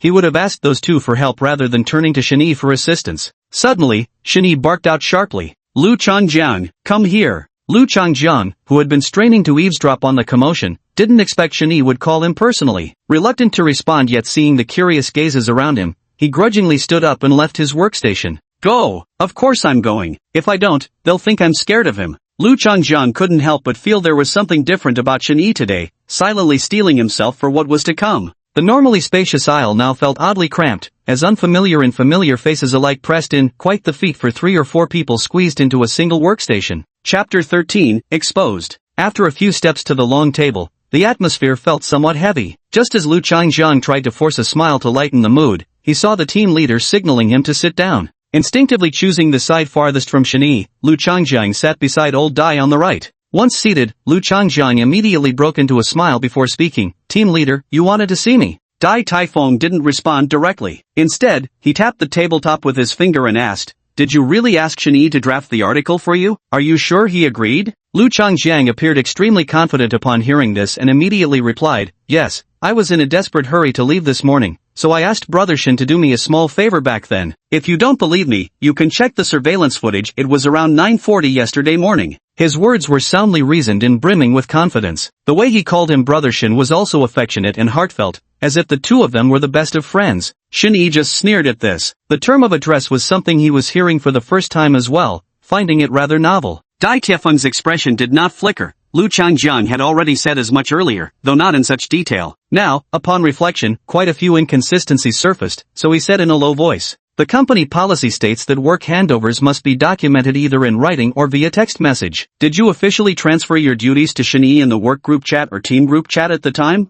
Lu Changjiang's expression changed upon hearing this, but he managed to maintain his composure and replied, I left in a hurry back then, so I only gave verbal instructions. I'll pay attention next time. At this moment, Shen Yi suddenly spoke up and asked Dai Taifeng, team leader, I'd like to know what was the reason for Lu Changjiang's leave yesterday? Dai and Lu Changjiang both froze for a moment, puzzled by how the topic had suddenly jumped to this point. Well, Lu Changjiang's grandmother twisted her ankle at home. He's rushing back to take her to the hospital. Though the question came abruptly, Dai Taifeng answered immediately. He kept track of every team member's leave or vacation schedule, just like how he knew Shen Yi took time off the day before yesterday for moving. Very well, may I ask which hospital your grandmother was taken to after twisting her ankle? Upon receiving the answer, Shen Yi suddenly turned his head and urgently questioned Lu Changjiang. Oh, yes. Caught off guard by the sudden question, Lu Changjiang was momentarily dumbfounded before suddenly coming to his senses. Who are you to meddle? This matter was indeed none of Shen Yi's concern, but his reaction was observed by everyone present. His flustered demeanor left people silently pondering with suspicion. The central air conditioner was blowing cold air, yet Lu Changjiang's forehead was beaded with sweat. He felt that Shen Yi had suddenly changed today, not only radiating an aggressive aura, but speaking with unprecedented confidence. From the moment he entered the company, his demeanor and movements exuded a bold, unrestrained energy. Compared to his former reticent personality, it was like he'd become a completely different person. Lu Changjiang couldn't fathom where this surge of confidence had come from. After just these few exchanges, Lu already found himself struggling to keep up. Shen Yi wasn't about to let him off, continuing in a soft yet confident tone, I know where you went. Though spoken quietly, the words carried indisputable certainty, as if seeing right through his innermost thoughts. Lu Changjiang felt increasingly cornered by the interrogation, his nerves tightening as he silently raised his guard. I saw you having lunch with a lady at that barbecue place on Huiman Road. Previously speaking rapidly, Shen Yi now deliberately slowed his speech, each syllable dropping like a sharp blade piercing Lu Changjiang's heart. As he spoke, Shen Yi also took out his phone and stood up, saying, here's the photo I took at the time. Good taste in clothes, the coffee color really suits you. Every word struck Lu Changjiang's sore spots, filling him with panic. Where he ate yesterday, what he ate, what he wore, Shen Yi described them all with uncanny accuracy. Seeing that he had even taken a photo, Lu Changjiang grew anxious and refused to believe it. On instinct, he stood up to snatch the phone. But the moment he grabbed Shen Yi's wrist, he noticed him flipping the phone, the screen turned black. Lu Changjiang froze in place. Though he said nothing, his silence spoke volumes. If his sore spot hadn't been jabbed, why would he instinctively have tried to stop it? I took legitimate leave without violating company rules. Why are you picking on me? At this point, Lu Changjiang could only stiffen his neck and keep up the front. Unfortunately, no one cared whether the dead duck spill was tough. Everyone only wanted to hear what interested them. Such a rapid reversal was clearly exactly what the crowd wanted, making the onlookers exclaim with excitement as they unconsciously bowed their heads and shoveled several big mouthfuls from their bowls, each bite suddenly tasting exceptionally delicious. Lu Changjiang's impassioned speech at the morning meeting had just won him considerable sympathy, but now those sentiments had transformed into savage boomerangs coming back at him in rapid succession. Dai Taifeng finally understood the whole sequence of events. Without a word, he stood up, pointed at Lu Changjiang with his index finger, waved his hand dismissively, and left. He despised people who sabotaged unity more than anything in life. As team leader, he didn't have the authority to fire Lu Changjiang, but when it came to making him too uncomfortable to stay, the methods at his disposal were legion. With the matter thoroughly resolved, Shen Yi didn't spare a glance for the dumbstruck Lu Changjiang. With a light step, he headed back, his departure prompting sighs of lingering dissatisfaction from surrounding colleagues, who dispersed while murmuring quietly among themselves. By tomorrow, this matter will be spun into a dozen different versions circulating within the department, with the buffoon being none other than a single designated scapegoat. Passing by Zhua Huijuan's workstation, where the young girl was bent over a bowl of Chongqing noodles, Shen Yi suddenly murmured a quiet thank you. The sudden expression of gratitude startled her. Zhua Huijun looked up at Shen Yi in bewilderment, her lips glistening with red oil in an oddly endearing way. With an understanding smile, Shen Yi returned to his workstation. The ability to turn the tables certainly relied on the simulator,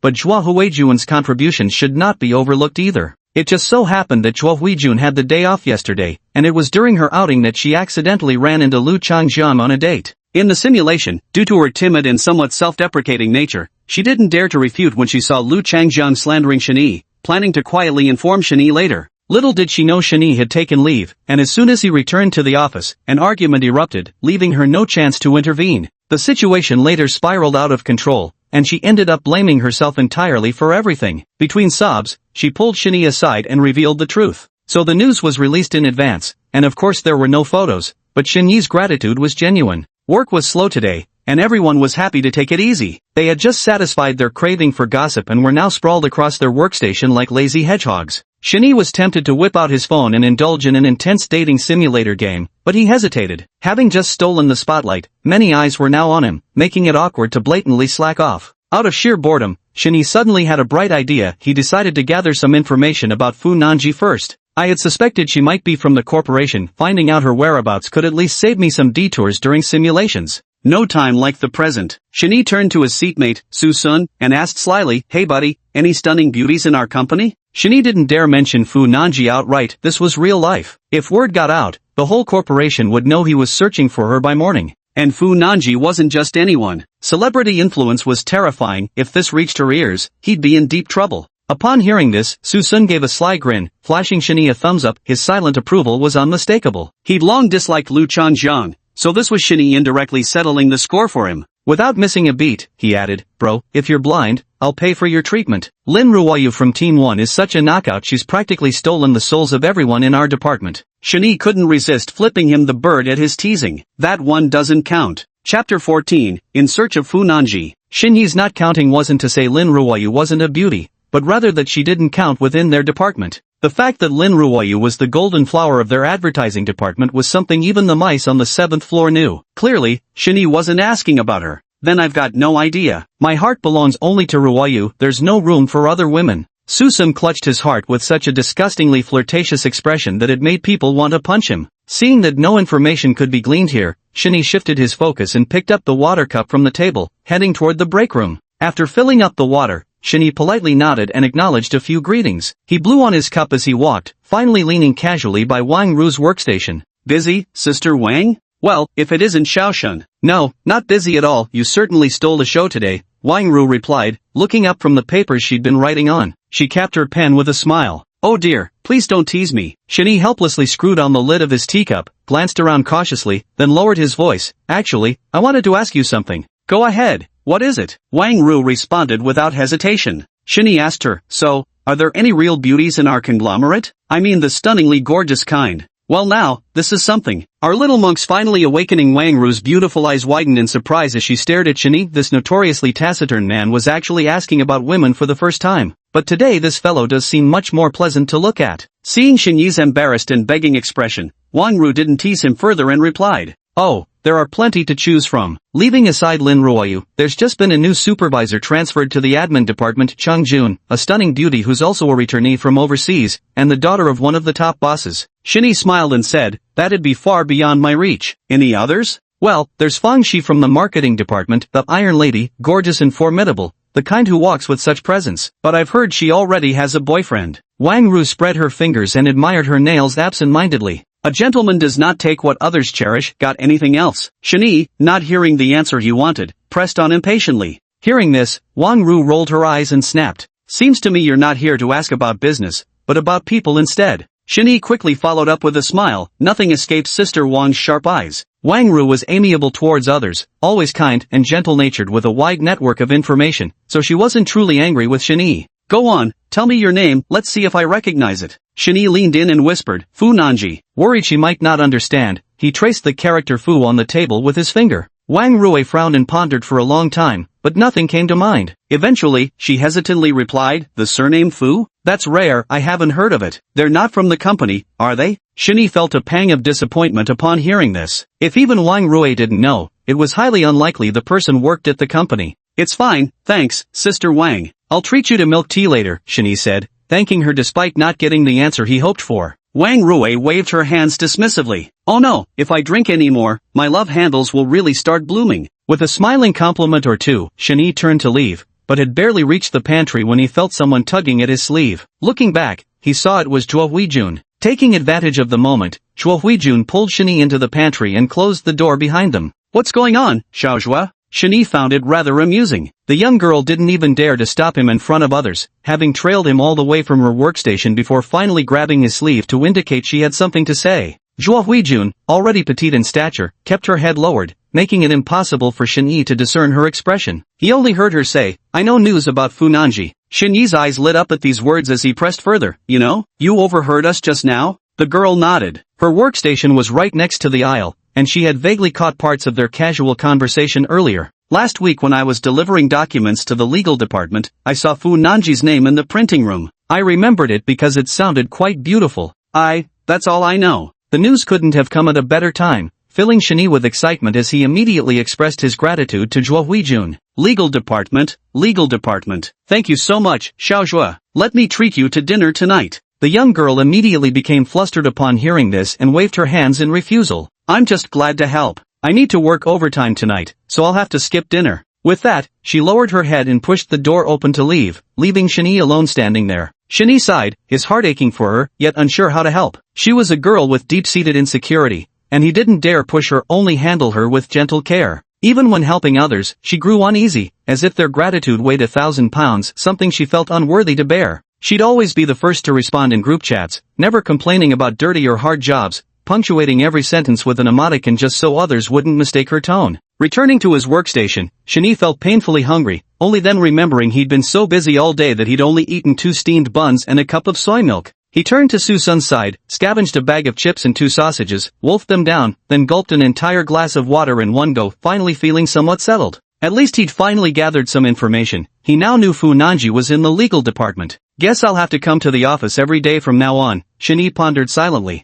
The romance dating simulator is real-life simulation, and Fu Nanji is from the group. Without a company identity, it would be hard to get close to her. To successfully win over Shinee, I can't afford to lose this job anytime soon. Shinee thought to himself that without cheats, he'd be working every day, and now even with cheats, he still had to work every day. What was the point of having cheats at all then? Ugh, who'd bother going to work every day if they had a golden finger? Susun seemed to catch Shinee's faint sigh, assuming he'd just finished reading some novel, and replied without looking up. How could there not be? Even Japanese high schoolers who save the world still have to obediently return to class. Shinee choked on his words and couldn't help but give him a thumbs up. Brilliant point. After some playful banter, everyone gradually returned to their respective tasks, and the coming and going slowly decreased. The daily work in the advertising department where Shinee worked was quite diverse, encompassing strategy planning, creative design, media placement, market research, and much more. Since Shinee had cleared all his pending tasks in one go yesterday, he could slack off a bit for now, but not too obviously, because work is never ending. The moment you appear idle, tasks will pile onto you one after another. Back when Shinee first joined the company, he was assigned tasks that he handled quickly and diligently. But in the workplace, diligence only means being buried under endless work. Propping open his laptop, Shani casually opened a document as a facade. In reality, emulator, launch. The afternoon couldn't be wasted now that he'd gotten some leads. Shani was definitely going to investigate this further. Simulation begins. You are an ordinary office worker currently enjoying some leisure time at your workstation when you suddenly recall the information you just obtained. Perhaps it could help in your search for Funanji. Given this, you decide to. Slacking is bliss, eternal slacking is eternal bliss. B. Take the initiative and head to the legal department to find Funanji. C. Feeling hungry, go downstairs to eat first. D. Work addiction strikes, proactively seek out the team leader to assign tasks. E. Free action. Chapter 15 Face blindness. With just a quick glance, Shani immediately ruled out options A and D. As for eating, the real person hadn't even eaten yet. What would a simulated version need food for? He decisively clicked B. Take the initiative. You prepare to fully exert your subjective initiative to find Funanji. You leave your workstation, exit the advertising department, take the elevator and arrive at the 11th floor where the legal department is located. The legal department isn't large, with far fewer people than your advertising department. As soon as you step inside, many heads turn to stare at your unfamiliar face. A legal intern stands up and trots over to ask what brings you here. Facing his inquiry, you choose to whisper and inquire about Funanji from him, claiming you have business with her. B. Shout, Funanji, stop hiding inside. I know you're there. C. Sorry, wrong office, leaving the legal department. D. Excuse about the printer being broken, hoping to borrow theirs. E. Free movement. Shani twirled a pen deftly between his fingers, feeling that either option A or D would work equally well. Choosing the first option meant directly seeking someone out, while selecting the fourth meant gathering information yourself. After some consideration, Shani still settled on option A. No matter what, he needed to meet Funanji first. When you mentioned having business with Funanji, the intern gave you a surprised look, as if questioning whether you actually knew her. Despite his skepticism, he still led you to Funanji's office. You look at the door plate that reads legal consultant. After the intern leaves, you steady yourself and knock on the door. Come in, a brief female voice calls from inside the room. You push the door open and enter. Once inside, the woman behind the desk is intently focused on the documents in her hands. Without looking up, she barely manages to say, please sit. Seeing her busy with work, you're glad for the leisure and take a seat on the sofa. From this angle, you have a perfect view of her. Her back is straight as she sits on her chair, her office-appropriate pencil skirt accentuating her figure flawlessly, her lustrous hair elegantly pinned up, simple yet refined. You find yourself gazing absent-mindedly at her flawlessly fair profile, and though her slightly dated black-framed glasses rest on it, they do nothing to diminish her beauty. Her slender wrists are serene, her fingers long and delicate, the room silent save for the rustling of pages in her hands. You are stunned by her beauty and begin to question your original intentions. Is she really someone you can successfully pursue? Finally needing the real deal after all the anticipation, better late than never. Shani watched as his simulator avatar finally made contact with Funanji and couldn't help but sigh in amazement. Before long, Funanji finished reviewing the document in her hands and raised her head to look at you. A puzzled expression flickered across her face as she looked at you, hesitantly asking after double-checking, do we know each other? You waved your hand to indicate that you were strangers. Hearing your reply, Funanji visibly relaxed before inquiring about your purpose for coming. Faced with Funanji's question, you choose to. I've searched for you far and wide, and now I kneel on one knee to confess my feelings to you. B. Introduce yourself earnestly and boldly express your admiration for her. C. Take it slow by using legal consultation as an excuse to gradually get closer. D. Free action. Lazing around at his workstation for too long risked exposure, so Shani opted for his second trick, getting paid to poop. Sitting on the toilet, Shani quickly eliminated option A after brief consideration. Only someone crazy would agree to a confession during their first meeting. Choosing this would mean instant rejection and likely end the simulation immediately. As for options B and C, they represented two fundamentally different approaches. One was an open declaration, the other a covert maneuver. Both methods were theoretically viable, with no clear superiority between them. After some consideration, Shani realized he still knew very little about Funanji and decided to play it safe by choosing option C, taking things slowly. Just as his hand moved toward the selection, Shani froze. He suddenly remembered he hadn't yet unlocked Funanji's characteristic preferences. Previously, he couldn't even locate the person, so this matter had been delayed. Now was the perfect opportunity to check and gather some reference material. Spend one strategy point to unlock characteristic preferences? Yes. Name, Funanji. Character preferences, perfectionist, disciplined, faceblind, lustful, shame-prone, flower arrangement, swimming. The unlocked traits opened Shani's eyes. He never imagined that beneath Funanji's flawless exterior lay such unspeakable facets. This gave Shani a thrill of uncovering secrets. These contrasting peculiarities made Funanji seem like a walking paradox. She's really face-blind? Like, literally? Shin-hee muttered to himself. Nowadays, too many people claim to be face-blind, though who knows if they're telling the truth. Originally, Shin-hee had planned to take covert action, but Fu Nanji's traits gave him an idea maybe an overt approach would work better. The finger traced circles in the air before finally landing on option B. Facing her question, you earnestly introduced your name, department, and age, then complimented her beauty and expressed your desire to get to know her. Your response didn't surprise her much, this kind of situation seemed all too familiar to her. Fu Nanji first thanked you for the compliment, then shared her personal plans, saying she currently had no intention of pursuing romance and wanted to focus solely on her career. Her response was considerate of your feelings yet perfectly proper, though somewhat disheartened. You found it hard to feel truly disappointed. She politely rose to see you out, and you helplessly returned to your workstation. Fu Nanji saw through your intentions. Confession failed. Simulation concluded. System processing results. Overall rating, D. Reward, your strategic experience has increased. System comment, a brave attempt, but you revealed your intentions too early. Review scenario, restart simulation. Damn, I just wanted to get to know her. That's way too harsh. Shin-hee slapped his thigh in frustration, grumbling that Fu Nanji was far too decisive. He'd barely shown the slightest intention when she'd outright rejected him. I always heard people say that a good girl would firmly reject someone she doesn't like, and those who are ambiguous are just being manipulative. Now, Shin-hee wishes Fu Nanji would be a bit more of that manipulative type, at least then she wouldn't shut him out completely. It's a shame both simulated evaluations were too low, leaving practically no decent rewards. Shin-hee was starting to miss Jianlai a little. That girl was easy to get along with, all it took was spending money. With a sigh, Shin-hee immediately began reviewing the scene. Upon reaching the 11th floor in the simulation, Shin-hee knocked on Fu Nanji's door under the intern's guidance. The moment Shin-hee saw Fu Nanji, all his previous regrets vanished from mind. During textual simulation it hadn't seemed remarkable, but when facing the real person, Shin-hee realized that being stunned into stillness wasn't merely a figure of speech. Fu Nanmia's height was roughly between 165 to 170 centimeters according to Shin-hee's estimation, with taut skin and a slender waist. Most strikingly, her ample bosom was eye-catching, her white shirt stretched taut, the small blazer over it barely able to button up. Beyond her features, her physique was also a paradox, simultaneously possessing both the mature curves of a young woman and the firm, youthful skin of a girl. Her posture and bearing were impeccable, clearly the result of an extremely disciplined daily routine. Every movement seemed ingrained in her bones. By the time Fu Nanmiao turned her gaze toward him, Shin-hee speculated that she truly might be face-blind. Because despite her composed efforts to recognize him, that vacant look told Shin-hee she didn't know who he was. Ordinary people glance once at strangers and understand immediately.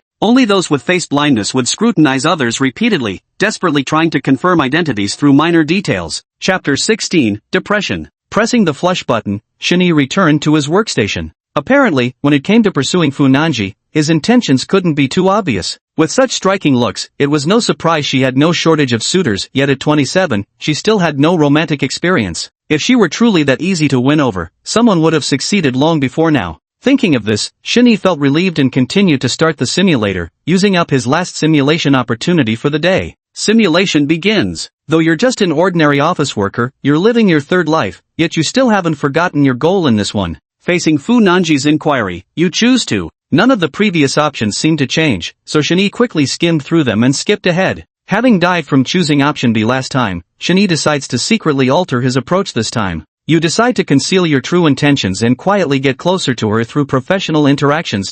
After giving it some thought, you casually fabricated a minor contract dispute to consult her about, since dealing with client contracts was second nature to you. Fu Nanji, as expected, didn't suspect a thing. She thoroughly addressed your query and explained the relevant clauses to you in simple, easy-to-understand terms. Her earnest and professional demeanor moved you, making you like her even more. After a brief expression of gratitude, you didn't linger and left immediately. In the days that followed, you often visited Fu Nanji under the pretext of consulting her. Since you concealed your intentions well and maintained a strictly professional demeanor each time, your relationship remained steady. Over time, you gradually grew closer to Fu Nanji. Although she still couldn't remember your face, she began to recognize your voice with unmistakable accuracy. Unfortunately, the good times didn't last. Your frequent excuses to visit the 11th floor drew more and more attention from those around you. Eventually, Fu Nanji seemed to sense something, whether from the whispers of others or the endless questions you brought to her. Yet your impeccable demeanor left Fu Nanji with no room for complaint, and she could never bring herself to address it directly. Fu Nanji decided to devise a plan that would make you retreat on your own. The next time you sought her advice, Fu Nanji didn't immediately answer your question but instead presented you with an exhaustive reading list. Gesturing at the list, she assured you that everything you wished to know could be found within its pages.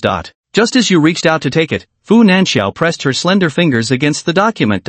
She fixed her gaze on yours, asking earnestly, "Did you really come to consult me about legal matters?" Your response would be, without changing expression, accept the reading list and promise to study it carefully. B. I won't pretend anymore, cards on the table, I like you. C. With a calm expression, tell her you're just here for consultation. D. Free action. The self-detonation approach is immediately off the table. Even if the simulation suggests you've gotten quite close to Fu Nanji, Shini can guarantee that choosing this would backfire instantly. After some thought, Shini still decided to choose option A. As for why he didn't choose C, Shini felt that since Fu Nanji was trying to make him back down, pushing his luck might ruin the carefully maintained situation. Instead of directly answering Fu Nanji's question, you gently pull out the reading list she had placed under her hand. You pretend not to notice her probing, calmly telling Fu Nanji that you'll review it carefully. Fu Nanzi was momentarily stunned by your unexpected choice.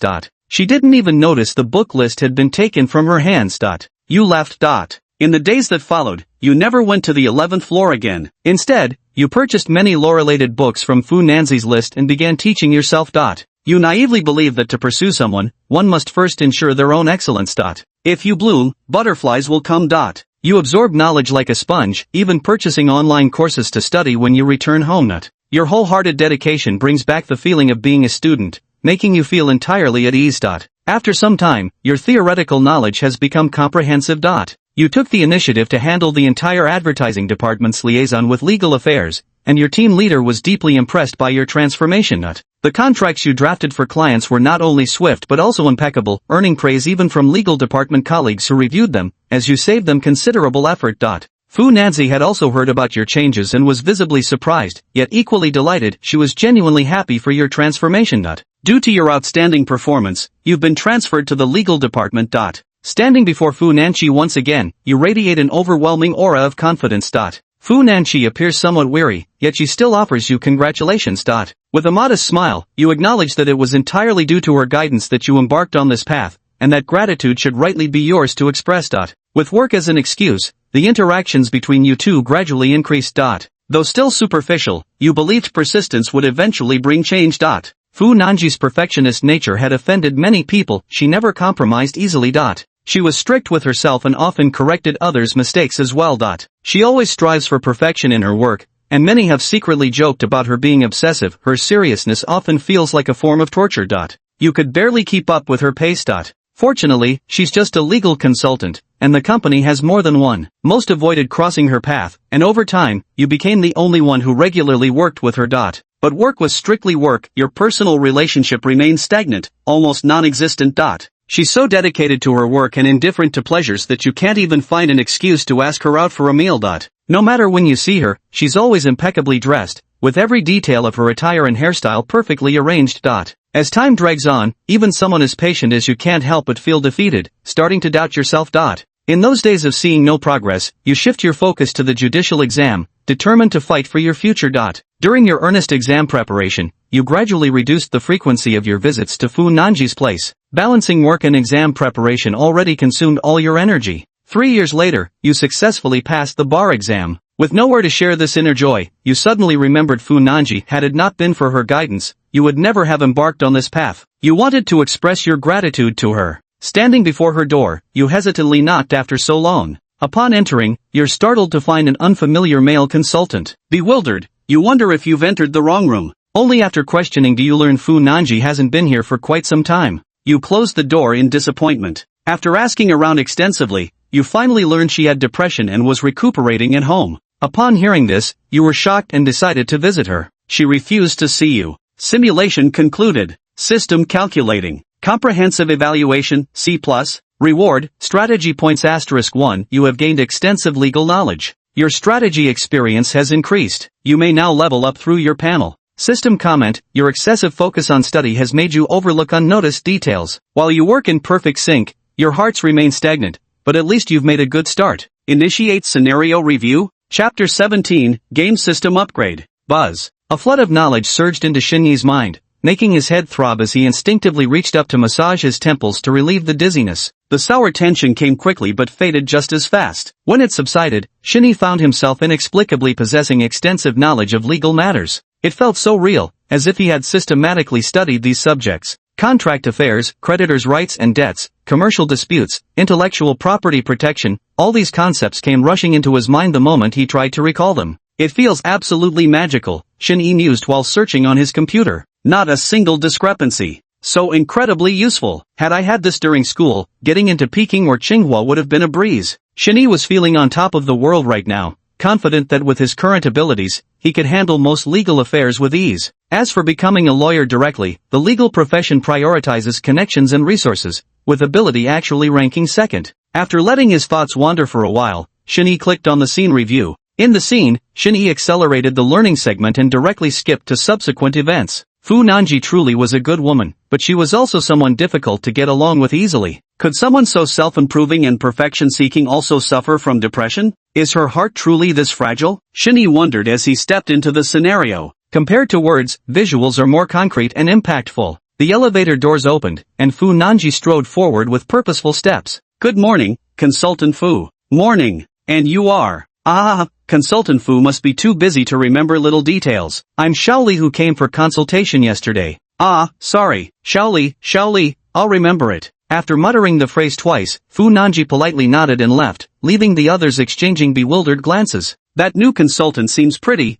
full of himself. Shu, Advisor Fu, is this version acceptable now? The young intern's bangs were already damp with sweat. This was her third trip to the printing room. Here, and here still need revisions. But we've never had issues doing it this way before, the intern argued under her breath. It's different. These clauses could potentially cause issues if we scrutinize them too strictly in the future. We can't be careless, Fu Nanji earnestly cautioned. Alright, I'll make the revisions. Stepping outside, the young woman looked at the completely darkened sky in the deserted department, and finally couldn't hold back her tears any longer. This provision's responsibilities are still somewhat unclear. I'd better go ask Consultant Fu about it. Absolutely not, go ask Consultant Sun instead. What's wrong? It's nothing, it's just that Consultant Fu is quite busy. Better not disturb her. Every detail Shin-Yi had overlooked in writing gradually revealed itself as he reviewed the scenario. The various situations made Shin-Yi shake his head repeatedly. No matter who comes for advice, Fu Nanji takes every inquiry seriously without any hint of perfunctoriness,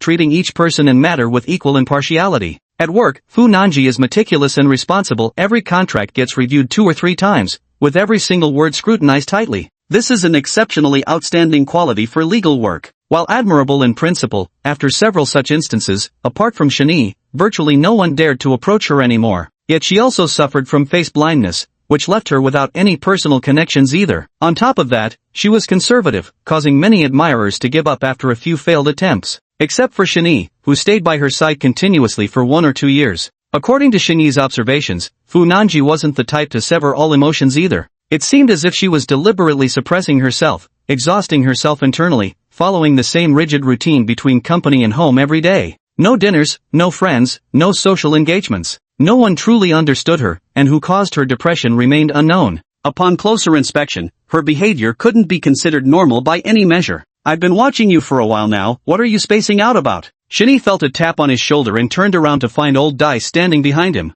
Oh, it's you, team leader. What's up? Shin-Yi stretched lazily after sitting for so long. Old Dai leaned his elbow against the workstation and said casually, nothing much, it's past 8 already. If there's nothing urgent today, don't just sit here idly. Go home. Oh, right. Shin-Yi came to his senses as if waking from a dream. Lost in nostalgic recollections of the scene, he snapped back to reality only to look up and see that more than half of his colleagues had already left. After packing up his bag, Shin-Yi stood up and waved goodbye to Lao Dai. Team leader, I'll be heading off first. Don't stay too late yourself. Alright, don't mind me. Be careful on the road. Old Dai waved his hand and strolled off in the other direction. You got it. After leaving the company, Shin-Yi was so hungry his stomach burned. He hadn't eaten properly all day, practically addicted to the simulator. With hunger-induced frenzy, he clutched his belly and walked into a noodle shop. Boss, 1 bowl of pickled cabbage beef noodles with extra noodles, he ordered. Fry 2 more eggs, no cilantro, please hurry. 1 moment. Shin-Yi rattled off his order in one breath, then sat down on the chair to wait anxiously. Soon enough, the owner brought over a large steaming bowl filled with irresistible aromas. Why choose a noodle shop? It's all about speed. Shin-Yi couldn't wait to slurp down a big mouthful. With food in his belly, he finally felt alive again. Rubbing his overstuffed stomach, Shin-Yi pushed open the door to his home, tossed his bag aside, and collapsed onto the sofa. After catching his breath for a moment, he pulled out his phone again. Just now, besides reviewing the scenes, I also reminded myself that the character's level had increased. Since I have some free time now, it's a good opportunity to check. As soon as the character panel appeared, Shinny indeed saw a plus sign displayed in the level section. After Shinny finished tapping, a window popped up on the phone. System upgrading, please wait. Shinny had initially thought it was just a character level up, but unexpectedly, the game system itself upgraded too. However, with this upgrade, all functions became unusable, so he simply left it running in the background to update slowly on its own. Taking advantage of the time, Shinny stepped into the bathroom for a quick shower and hand-washed his changed clothes before hanging them up to dry. Returning to sit on the sofa, he noticed the progress bar still crawling forward. There was no telling when it would finally finish. The emulator wasn't working, and going to bed at just past 9 seemed too early, leaving Shinny unexpectedly idle for the moment. Holding his phone, none of the previously downloaded minigames could spark his interest anymore. After experiencing the emulator, Shinny didn't think any of those games could possibly captivate him again. Opening his mobile banking app, he saw the 250,000 yuan still sitting quietly in his account after a full day. It seemed there were no potential issues left. He immediately transferred 50,000 to his family. It wasn't that he was unwilling to give more,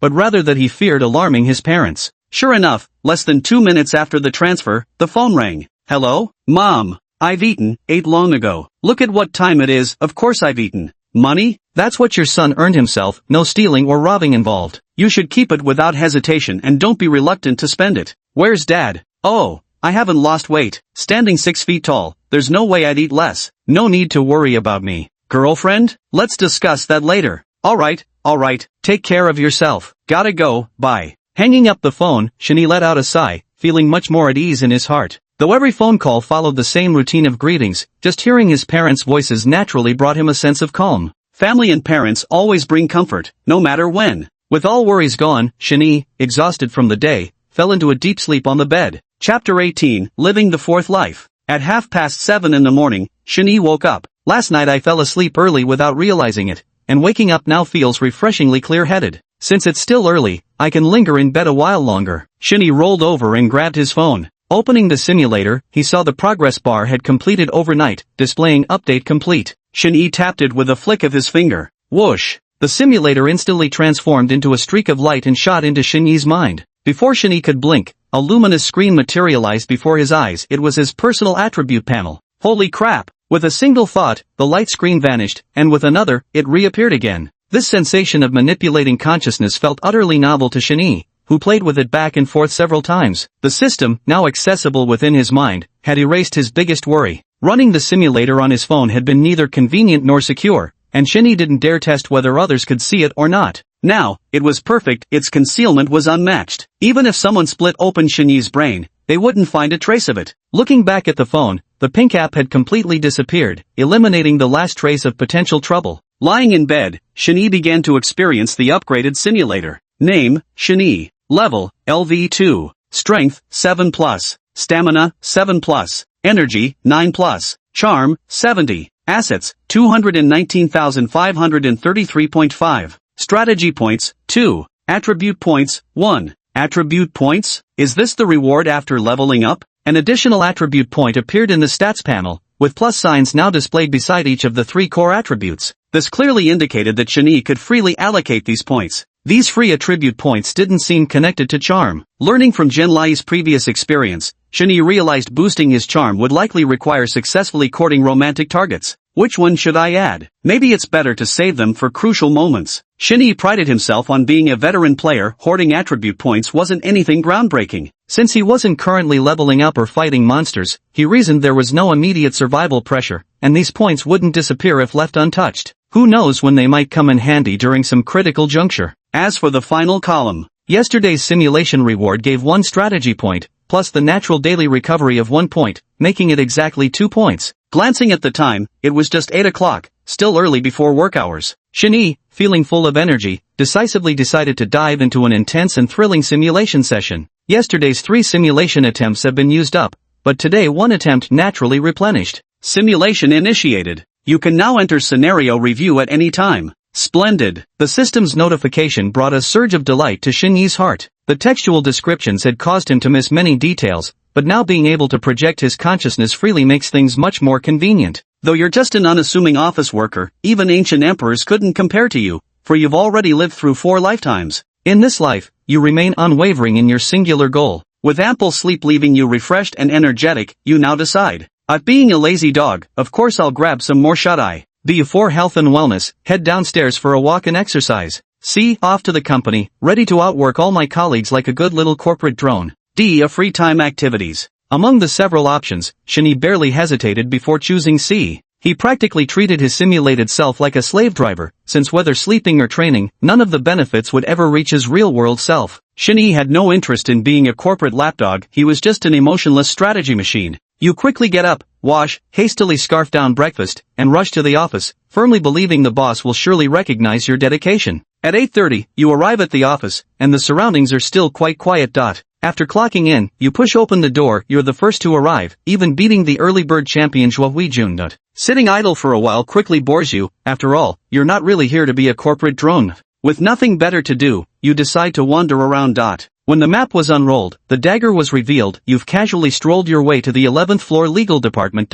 As the elevator doors opened, you had expected the quiet office building to be occupied only by cleaning aunties and security guards, but to your surprise, noisy chatter spilled out from the legal department.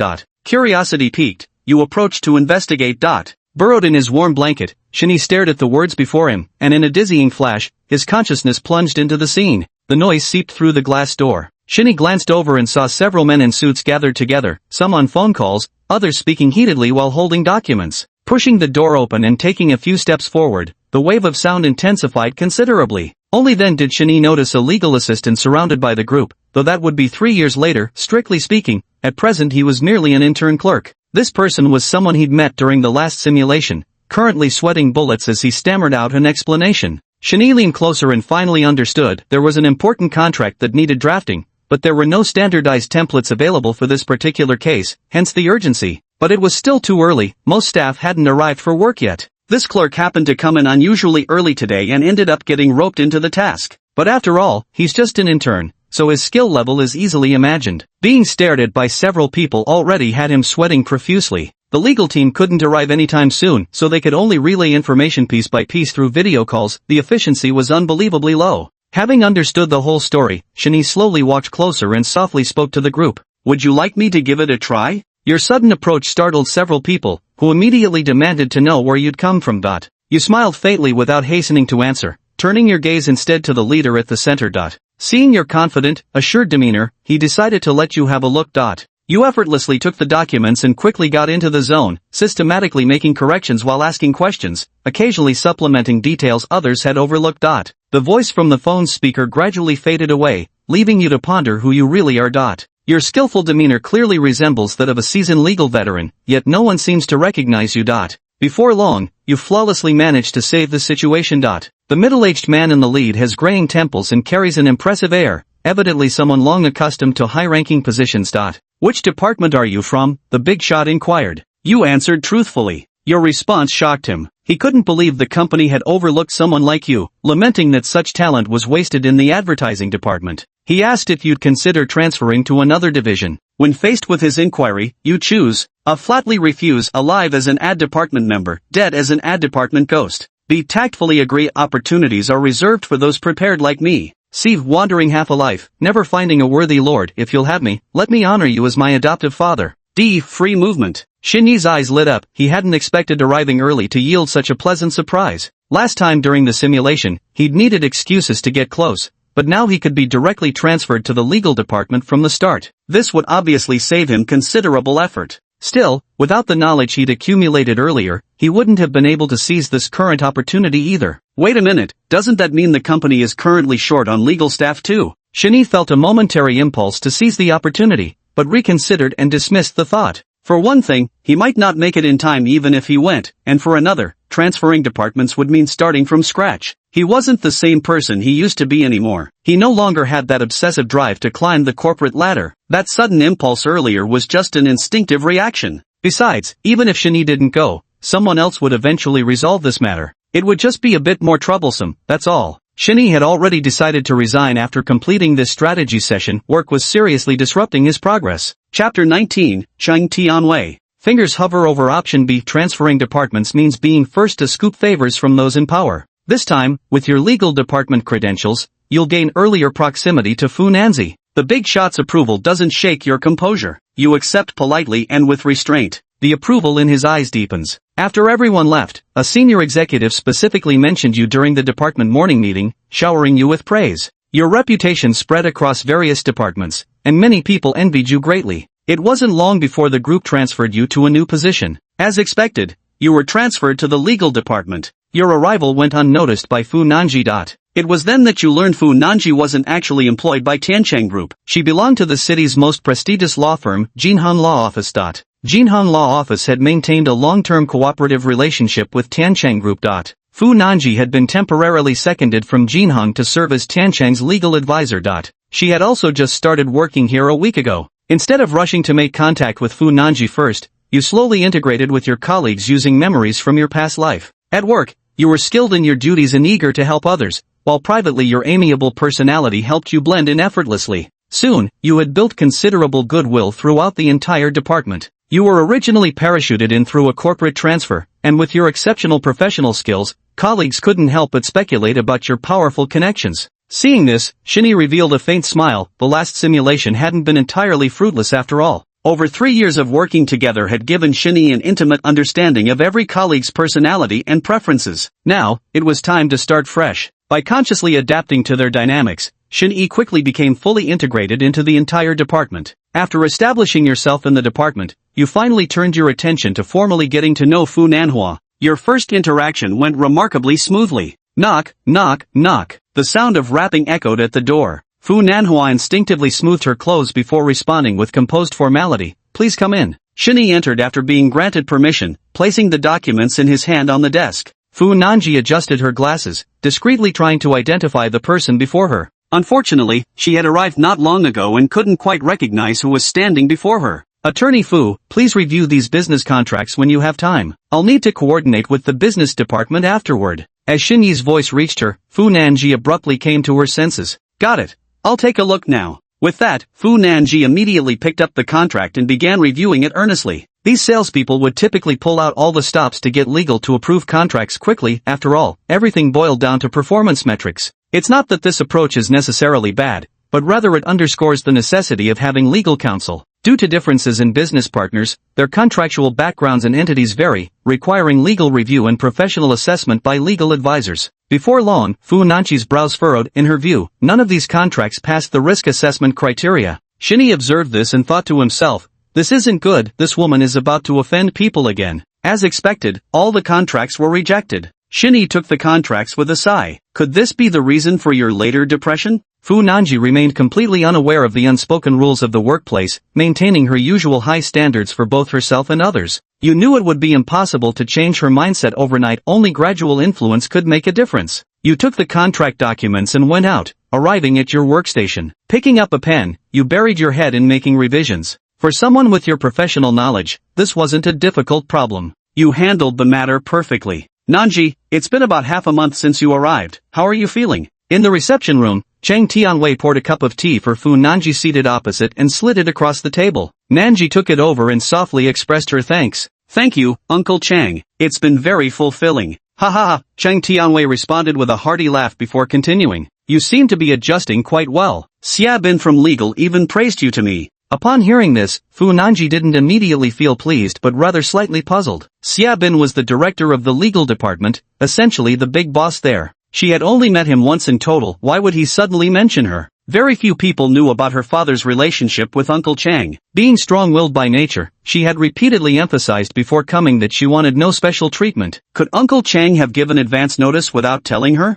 After pondering for a moment, Fu Nanji felt slightly unsettled, her delicate fingertips silently tracing the rim of her teacup without a word.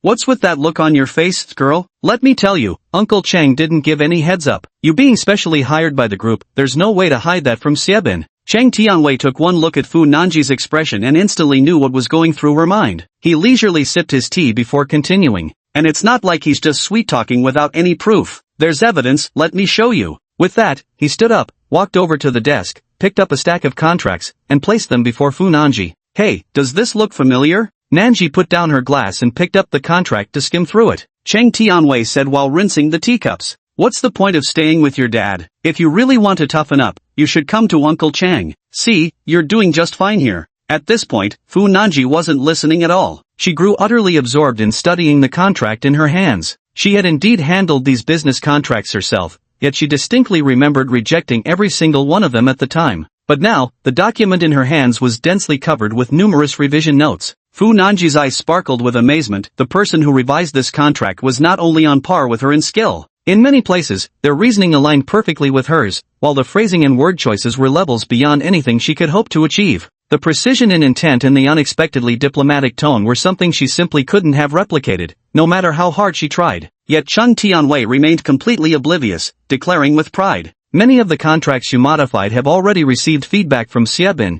and the group has decided to use them as templates for widespread learning." In contract-related business, many contracts are drafted using fixed templates, but not everyone can refine them to template-worthy standards. This qualifies as a special honor. Having finished reviewing, Fu Nanji interrupted Chung Tianwei, who was in high spirits. "Uncle Chang, I'm sorry, this wasn't edited by me. Your father would if he knew you." Cheng Tianwei, who had been waving his hands and talking non-stop, suddenly froze mid-sentence. "What?" Although Fu Nanji desperately wanted to claim the edits as her own, knowing no one would question her morality, upbringing, and character wouldn't allow her to do such a thing. "What did you say, girl? If you didn't make these edits, then who did?" Cheng Tianwei gazed at Fu Nanji's vehement denial, and his suspicion deepened like ink dissolving in water. Fu Nanji earnestly retraced the sequence of events in his mind, and unbidden, the hazy image of a face came to surface. Shun Yi. Upon hearing the name, Cheng Tianwei contemplated briefly before realization swept over him. Shen Yi? I've heard of him, he used to be in the advertising department. Fu Nanji didn't know about this and looked intrigued.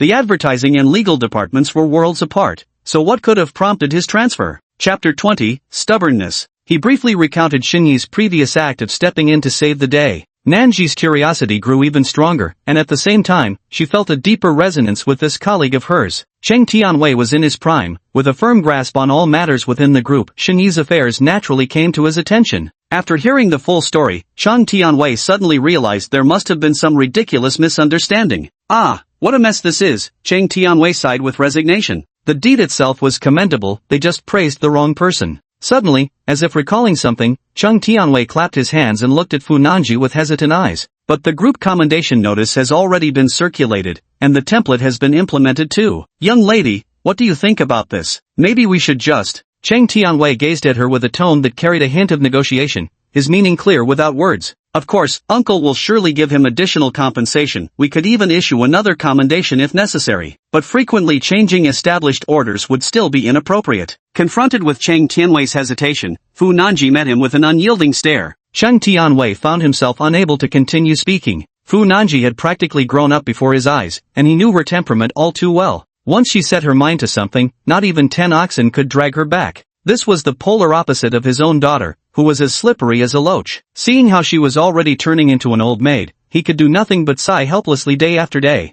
"Fine, if it's revisions you want, revisions you'll get. I'll withdraw it and make the changes." Having made up his mind, Cheng Tianwei decisively waved his hand to finalize the decision. Upon hearing this, a spark of joy finally ignited in Fu Nanji's eyes, as if she were even happier than if she herself had received the reward. Soon, news of your deeds spread throughout the entire group. You received the company's commendation, which further confirmed many colleagues' speculations. Your professional competence and meticulous work style perfectly suit Fu Nanji's taste. Though she never says it aloud, she secretly admires you quite a bit. As days go by, your interactions gradually increase. Fu Nanji's perfectionist nature still offends many people, and she never compromises easily. She is not only strict with herself but also often corrects others' mistakes. But thanks to your early intervention, things did not spiral downward as they might have, and most situations were resolved smoothly. Acting as a bridge between both sides, you guided Fu Nanji toward gradual change while also shielding her, easing tensions among colleagues. Given your likability, though many still harbor grievances toward her, no one dares to voice them openly due to your connections. Over time, under your guidance, your colleagues gradually came to understand Fu Nanji's true personality and realized she wasn't being deliberately difficult. While you solved work-related challenges, her personal habits continued to give you headaches daily. Whether it was official team dinners or private invitations, Fu Nanji always declined with excuses. Her striking appearance attracted many quiet admirers within the company, yet she dismissed every advance with frosty indifference. Day after day, she shuttles between the company and home, living a solitary existence. No one has ever truly succeeded in inviting her out. Even though the two of you are quite familiar, there are still moments when she fails to recognize you. After careful observation, you notice that she always struggles to identify you for the first couple of days whenever you change your outfit. She keeps her face blindness a secret, making great efforts to memorize everyone's distinguishing features whenever she meets someone new, determined not to let anyone notice her difference. You found this stubborn woman adorable and secretly got yourself a pair of black non-prescription glasses when you had time. Ever since you started wearing glasses, Fu Nanchi could recognize you accurately. You weren't sure if it was just your imagination, but her attitude toward you seemed to have undergone subtle changes. Shinee stared at the words before him, his consciousness gradually immersing itself in them. Holding a document in hand, Shinee pushed open the door and walked into Fu Nanji's office quite naturally. After knowing each other for so long, knocking had become unnecessary between them. Of course, this privilege was reserved for Shinee alone. Finding the office empty, Shinee didn't mind and walked in with familiar ease. Just as he was about to leave after placing the document, his attention was suddenly caught by an open notebook on the desk. The small notebook was exquisitely compact, its pages slightly splayed open as the gentle breeze from the air conditioning made them flutter up and down. Shinee hadn't intended to look, but the faint traces of handwriting piqued his curiosity, prompting him to pick it up and glance at the open page. Inside the little notebook were meticulous notes on various colleagues from the department, listing distinct traits such as Tang Yuqian, curly hair, wears a Longines watch; Zhang Rui, with a silver earring on the left ear; Li Weinan, tall with a crew cut; Chun Yuqian, dimpled smile with a mole beneath the eye corner. Shinee was utterly amazed. This document covered virtually everyone in the department.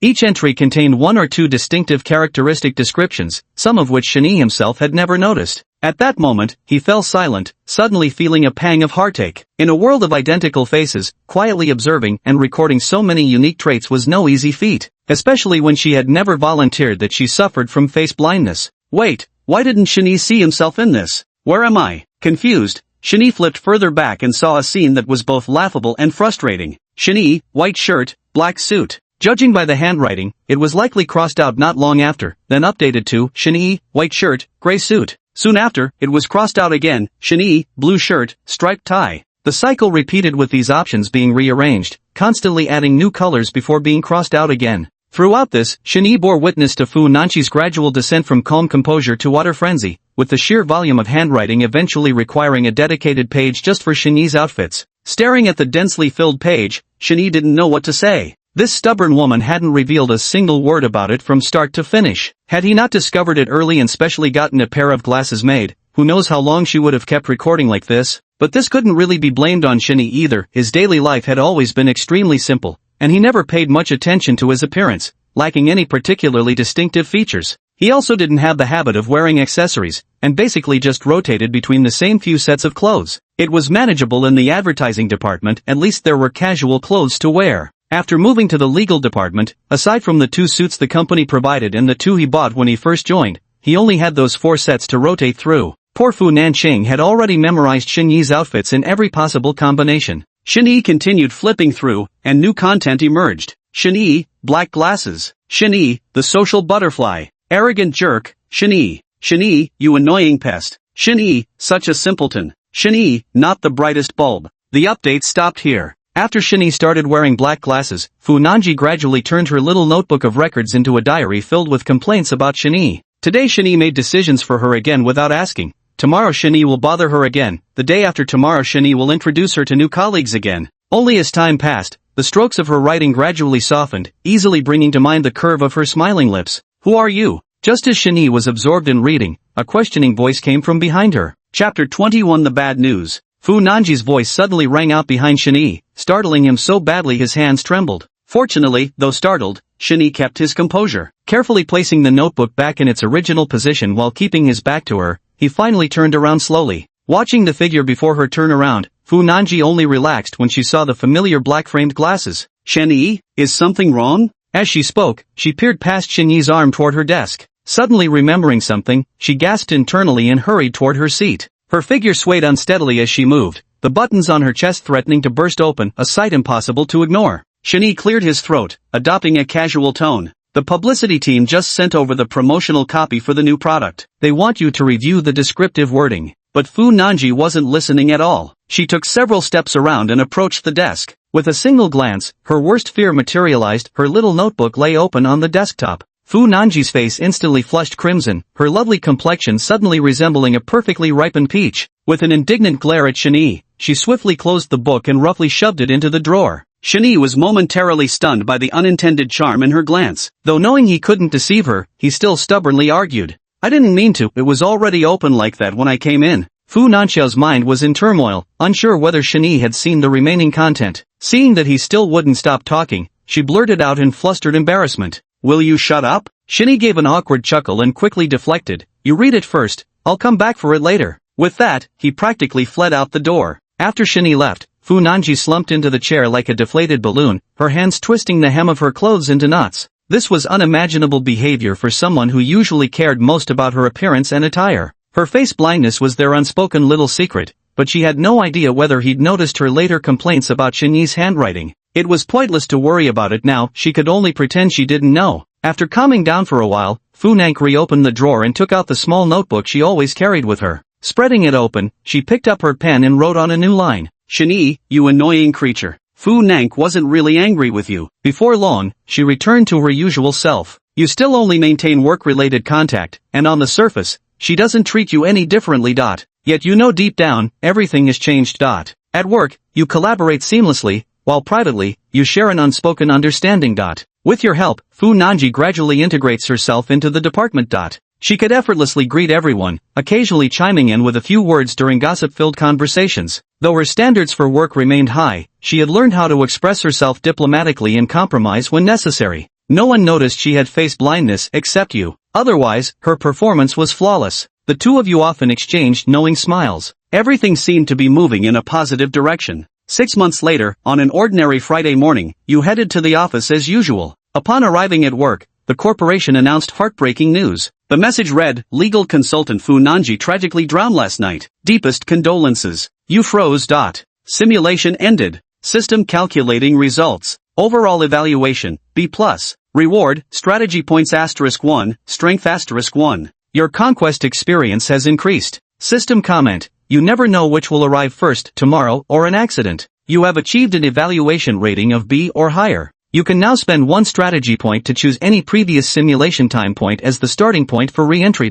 What? Shani, who had just been lost in joy, was abruptly jolted awake by this devastating news and sat up straight in bed. The power attribute granted by the system coursed through his body, filling his limbs with unstoppable energy. The faint outlines of muscle definition became nearly visible along his arms. But Shani had no mind to pay attention to such matters now, his thoughts still echoing with the news of Fu Nanwei's drowning. No, how could this happen when everything was fine? Everything had been progressing smoothly, yet suddenly came to an abrupt halt, filling his heart with an absurd sense of unreality. For many people stepping into society, the first child they must nurture is themselves. Last time during the simulation, Fu Nanji developed depression. This time, Shani went through great trouble to carefully diagnose and treat her, only for something new to crop up now. Shani was puzzled. After spending so much time together, he had grown to genuinely approve of Fu Nanji. Could it be that my appearance introduced unforeseen variables that led to this accident? Or was this a long-planned suicide? Shani couldn't help but blame himself. No, there's still a chance. Shani stared at the final line of the system's settlement description. By spending just 1 strategy point, he could rewind to the moment the accident occurred. He still had a chance to save her.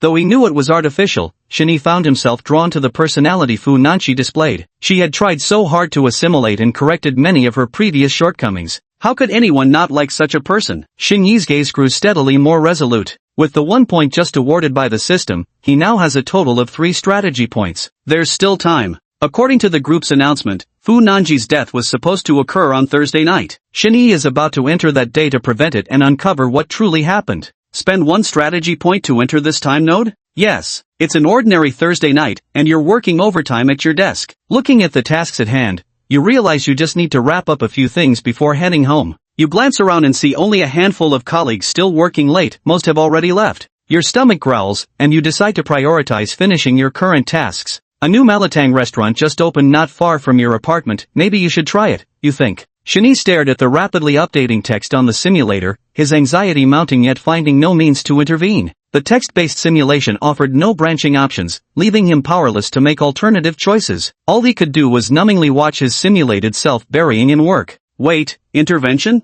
Suddenly recalling the initial prompt from his first simulation activation, Shani hurriedly spent another simulation point. Would you like to spend 1 simulation point in exchange for 1 hour of free action? Buzz. With a single thought, Shinyi's perspective projected into the scene. Shinyi, who had been bent over his desk, suddenly stopped writing and sprang to his feet. The massive movement caught the attention of the remaining few, drawing puzzled looks their way. Shinyi left his workstation without acknowledging those around him, striding directly to Li Weinan's desk. "Weinan, lend me your car for a bit, it's urgent." Hearing this, Li Weinan looked up and hesitated briefly before finally fishing out his keys to hand them over. "You'd better hurry up, I'm about to finish and leave work." "Thanks, got it." With lives at stake, Shinyi had no time to explain further. Grabbing his car keys, he rushed downstairs immediately. While waiting for the elevator, Shinyi calmed himself slightly and dialed Fu Nanji's number. Beep, beep. The prolonged wait made Shinyi's heart gradually sink. Was it already too late? Just as Shinyi was about to give up, the call was finally answered.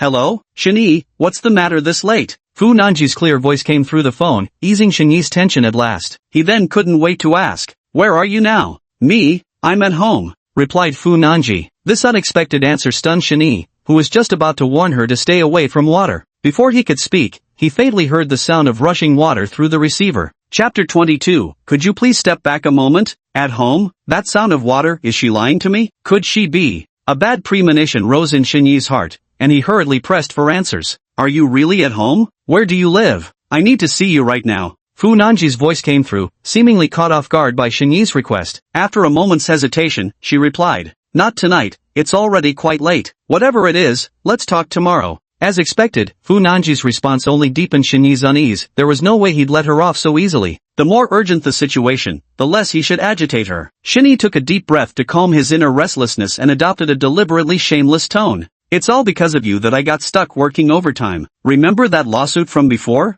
Mentioning serious matters worked like a charm. Fu Nanji immediately stopped dwelling on her doubts and followed his lead. "What about the lawsuit?" "You got it all wrong," Shinyi blurted out while jogging through the parking lot, improvising lies on the spot. "You made a mistake in that lawsuit. Now the department people are here asking about it, saying it was you who handled the case. I don't know the details, so I had to brush them off for now. But we need to sort this out. Where are you? I'll come find you." Shinyi steered the wheel with one hand, put his phone on speakerphone, and fastened his seatbelt with the other. A mistake? Fu Nanji's tone was puzzled. He'd dealt with so many consulting cases that no one could possibly remember them all. That was precisely why Shinyi dared to fabricate stories on the spot. "What's the client's name? Do you have a digital copy? Send it to me." Shinyi didn't have any actual client. As he drove out of the parking lot, he kept spinning lies effortlessly. "I didn't memorize the client's details either, but I've got everything printed out. Give me your address, I'll deliver them to you right now." Fu Nanji's lips quivered before she finally gave Shinyi the address. 114 Pingdu Residence, Shopinjuan Phase 1. Shinyi Jian finally got the answer and immediately stepped on the gas, heading out while reminding her, "I'm on my way. Don't fall asleep, you must wait for me." Fu Nanji replied helplessly, "I won't." After hanging up the phone, Shinyi wasted no time opening the navigation app. Although he temporarily stabilized Fu Nanji during the call, there was no guarantee other complications wouldn't arise. Moreover, his window for action was limited. Every second counted now. Normally, Fu Nanji was conservative by nature, a stickler for rules who wouldn't even come out for meals. Letting outsiders enter her home? Unthinkable. Not even Shinyi could expect that privilege under ordinary circumstances. Fortunately, Shinyi knew her well enough to exploit her one weak spot, her sense of professional duty. The moment work matters were mentioned, especially those resulting from her own oversight, she'd relent. The home address was immediately obtained. Pinggu Residence. Fu Nanji, clad in a swimsuit, glided through the long swimming pool, her pale body resembling a streak of pristine moonlight, luminous and translucent. Though it was currently March with slightly chilly temperatures, she adored swimming so much that she maintained the habit of taking relaxing swims after work every day. The water brought tranquility, as if everything had slowed down. The constant temperature current enveloped her body effortlessly, making her feel completely at ease, like returning to the womb. Ring ring ring. Her phone, placed on the bench by the shore, suddenly rang. Fu Nanji heard it in the water but didn't want to bother, planning to respond once she finished swimming. Yet the phone seemed to be mocking her, endlessly ringing in a way that grated on her nerves. With no other choice, Fu Nanji sighed and swam to the edge. Without getting out of the water, she reached out and grabbed the phone. Her eyes fell on the contact name displayed, Shinyi. Fu Nanji picked up the call. "Hello, Shinyi, what's the matter so late at night?" Shinyi had suddenly called in the middle of the night. During the call, Shinyi repeatedly asked about her current location and home address, which made Fu Nanji grow suspicious. Hearing Shinyi propose coming to see her over the phone, Fu Nanji glanced down at her rather shabby attire and hesitated before declining, wondering why they couldn't just talk about it tomorrow. But when Shinyi brought up a previous lawsuit, work matters quickly sharpened Fu Nanji's professional demeanor. Having taken on too many cases recently, she couldn't immediately recall which specific client he was referring to. The moment Shinyi suggested visiting her, an instinctive resistance welled up inside Fu Nanji. It's not that she particularly disliked Shinyi, but rather that her current self wasn't ready to see him. Though inclined to refuse, she considered this was ultimately her own oversight. He'd already worked overtime on her behalf, and now was making this extra effort to find her. His consistent work ethic had always earned Nanji's deepest admiration. Her red lips parted silently beside the receiver several times before Nanji finally gave Shinyi her home address. Listening to Shinyi's request on the phone telling her not to sleep, Fu Nanji felt utterly helpless. Was she really the kind of rude person who'd do that? After hanging up the call, Fu Nanji would have liked to swim a bit longer, but considering Shinyi might arrive soon and she'd have to open the door for him, if he saw her dressed like this, just imagining that scenario made Fu Nanji feel unbearably embarrassed. Her entire body, down to the skin on her cheeks, burned as if set aflame. The cool pool water seemed unable to quench the fire within her. Fu Nanji quickly grabbed the poolside handle and was about to get out of the water to change her clothes. Her damp feet stepped onto the floor as water droplets slid down her body. Distracted with one hand still holding her phone, Fu Nanji instantly lost balance while climbing out, slipping sideways. In her panic, she only managed to let out a startled cry before crashing heavily onto the ground. Ah! With a painful cry, half of Fu Nanji's body slammed hard against the pool edge. Lying prone on the floor, she couldn't move for the longest time. When she finally recovered slightly, Fu Nanji discovered bruised knees and stiff ankles. Every slight movement brought waves of piercing pain. Seems I've sprained it. The pain beaded sweat on her forehead. Though she longed to call for help, her phone had flown from her grasp during the sudden fall and now lay submerged at the pool's bottom. Unlucky. Feeling disheartened by the string of misfortunes, Fu Nanji sighed inwardly. She was currently the sole resident of Pinggu residence, chosen precisely because it was closest to Tianchang, making her daily commute convenient. Her mother had wanted to move in to take care of her but was refused. Now, she had no one to call for help. After a brief moment, Fu Nanji attempted to move again, but the slightest pressure sent waves of excruciating pain through her body, plunging her vision into darkness and leaving half her body numb. When had she ever endured such anguish? Tears immediately welled up in her eyes, barely held back from falling. In the car, Shinyi drove steadily and calmly. According to the navigation, Songping Court wasn't far from the company. It took Shinyi only about 20 minutes to reach the residential complex's entrance. The security guard at the gate politely stopped Shinyi, asking for his name and if he had an appointment to visit. Shinyi nodded and provided Fu Nanji's residential unit number. Watching the guard go back to confirm, Shinyi tapped his fingers impatiently on the steering wheel, waiting with forced patience. At first glance, Pinggu residence appeared simply decorated, but in reality, it exuded understated luxury. One could easily guess that its residents were either wealthy or distinguished. Shinyi had long noticed that Fu Nanji came from an extraordinary family background. Though she never flaunted it, her poised demeanor, refined upbringing, and everyday speech and behavior all unmistakably pointed to this fact. Before long, the guard returned, bending down beside Shinyi's car window to apologize. Sorry Mr. Shin, the resident at Unit 114 hasn't submitted any visitor application. We tried calling the homeowner but couldn't get through. Perhaps you could double-check? The security guard's subsequent words faded from Shinyi's ears. Had rushing here still made him too late? Panic flooded his chest, but fortunately he managed to retain his composure. He quickly reached out to dial Fu Nanji's number, but the endless busy tone from the phone plunged Shinyi into an icy abyss. With no time to think, Shinyi suddenly composed himself and softly spoke to the security guard beside him. Could you please take a step back? The guard was puzzled but, with professional instinct, instinctively obliged by stepping backward. The roar of the engine answered him. Boom! Shinyi slammed the accelerator to the floor, tires screeching as they gripped the pavement. The barrier at the gate shattered instantly upon impact, leaving security guards gaping at the disappearing taillights. Chapter 23, Rescue Mission. The floor was icy, the pool water chillingly clear, and with Fu Nanji's thoroughly damp body still sweating, the light breeze raised goosebumps across her delicate skin. The cold relentlessly seeped into her bones. I can't stay on this floor any longer, Fu Nanji thought to herself. Otherwise, she wouldn't just sustain physical injuries but end up catching a cold too. Looking at the entrance hall not far away, Fu Nanji thought it would be fine to slowly inch her way there. But currently her body was facing the poolside, so she needed to turn herself around first, letting the uninjured side bear her weight. Adjusting her posture carefully, Fu Nanji tried her best not to exert any force on the injured areas. Just then, the doorbell rang, followed by Shinyi's voice echoing through the front gate outside the courtyard. Fu Nanji, open the door for me. Fu Nanji froze at the sound, having been so absorbed in moving that she'd completely forgotten Shinyi's impending arrival. She hastily called out, You wait, it's not convenient for me to open the door right now. But how could her voice compare to Xinyi's booming volume? And being so far away, she had no idea if he'd even heard her. Fu Nanji had only turned halfway when she heard Xinyi banging on the door outside. Before she could wonder how Xinyi had entered the residential area, Fu Nanji looked down at her swimsuit in panic. This outfit was barely better than underwear and exposed far more than she could accept. In her fluster, she ignored the pain and forcibly twisted her body to get up. But the moment her ankle touched the ground, it couldn't bear the weight. All she had time for was a scream before she toppled backward into the pool water. Ah! The boundless pool water flooded her mouth and nose, leaving Fu Nanji's mind in utter chaos. Fortunately, her instincts kicked in, and she instinctively kicked her feet in the water, yet the pain refused to submerge with the water. Excruciating pain made her gulp a mouthful of water, the choking leaving her limbs weak and powerless, gradually weakening her struggles. In her final moment of fading consciousness, the image that surfaced in Fu Nanji's mind wasn't one of survival. Instead, she hoped Xinyi wouldn't see her in such a wretched state. The guard who received Xinyi stared at the shattered barrier gate scattered across the ground, feeling nothing but sheer absurdity.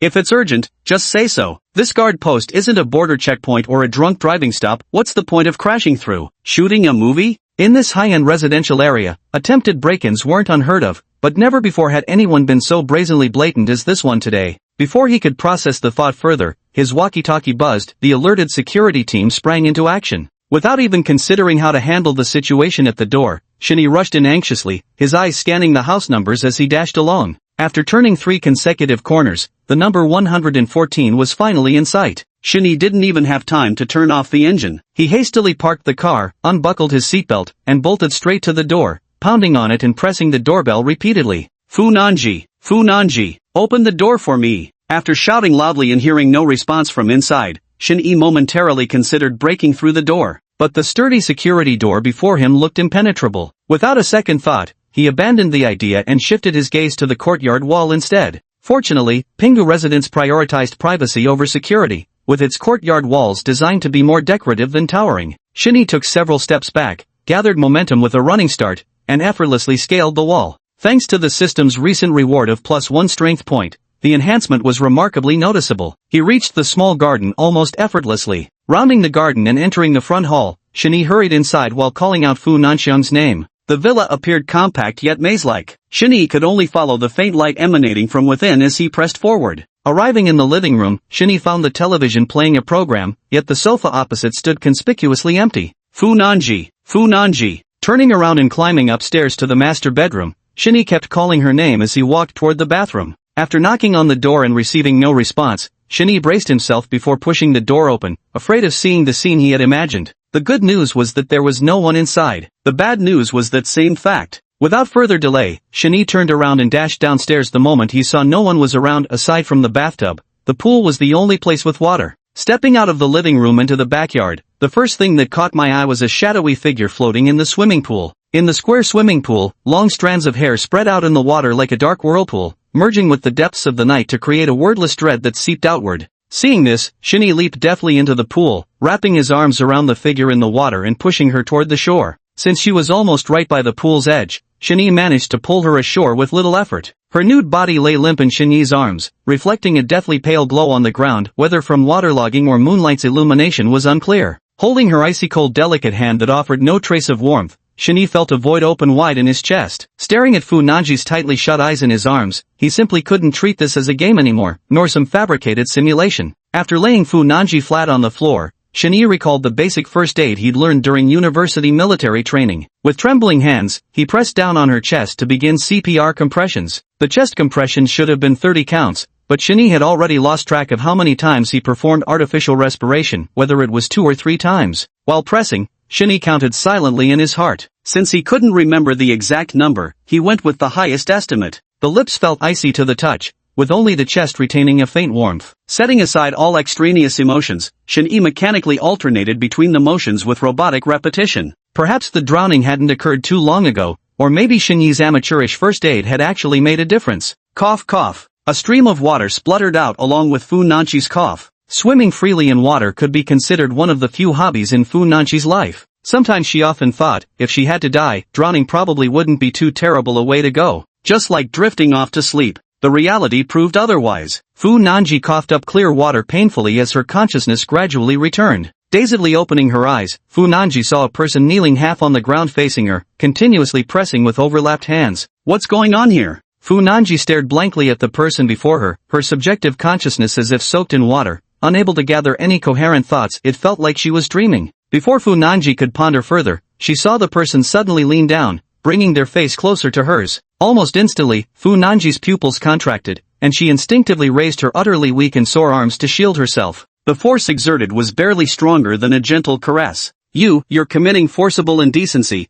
I'm a lawyer. The voice was weak and barely audible. Had Shinny not been preparing to administer alternate rounds of artificial respiration, he might not have noticed she'd regained consciousness. Hearing her speak finally let Shinny's hanging heart settle back into place. Yet what followed was predominantly confusion and irritation. After taking such care of her, her current state struck him as profoundly disappointing. Hearing her words, Shinny suppressed his anger and said coldly, "Attorney Fu has quite the refined taste. I wasn't aware you had a hobby of diving in home swimming pools." At the sound of this familiar voice, Fu Nanji immediately became fully awake. Shen Yi, Chapter 20 for the Peculiarity of Nanji Fu. As Shen Yi's voice reached her ears, she instantly recalled the chain of events, and the discomfort from nearly drowning subsided considerably. "Sorry, I didn't recognize you just now." Being inherently guarded and keeping almost everyone at arm's length, it was only natural that her subconscious resisted the unfamiliar face looming over her the moment she regained consciousness. Shen Yi reflexively touched his face upon hearing this, only then remembering his plain glasses were no longer there. He had just jumped into the pool to rescue someone, and splashing water droplets had soaked the lenses, blurring his vision, so he'd taken them off and set them aside. Understanding the reason eased his mind considerably,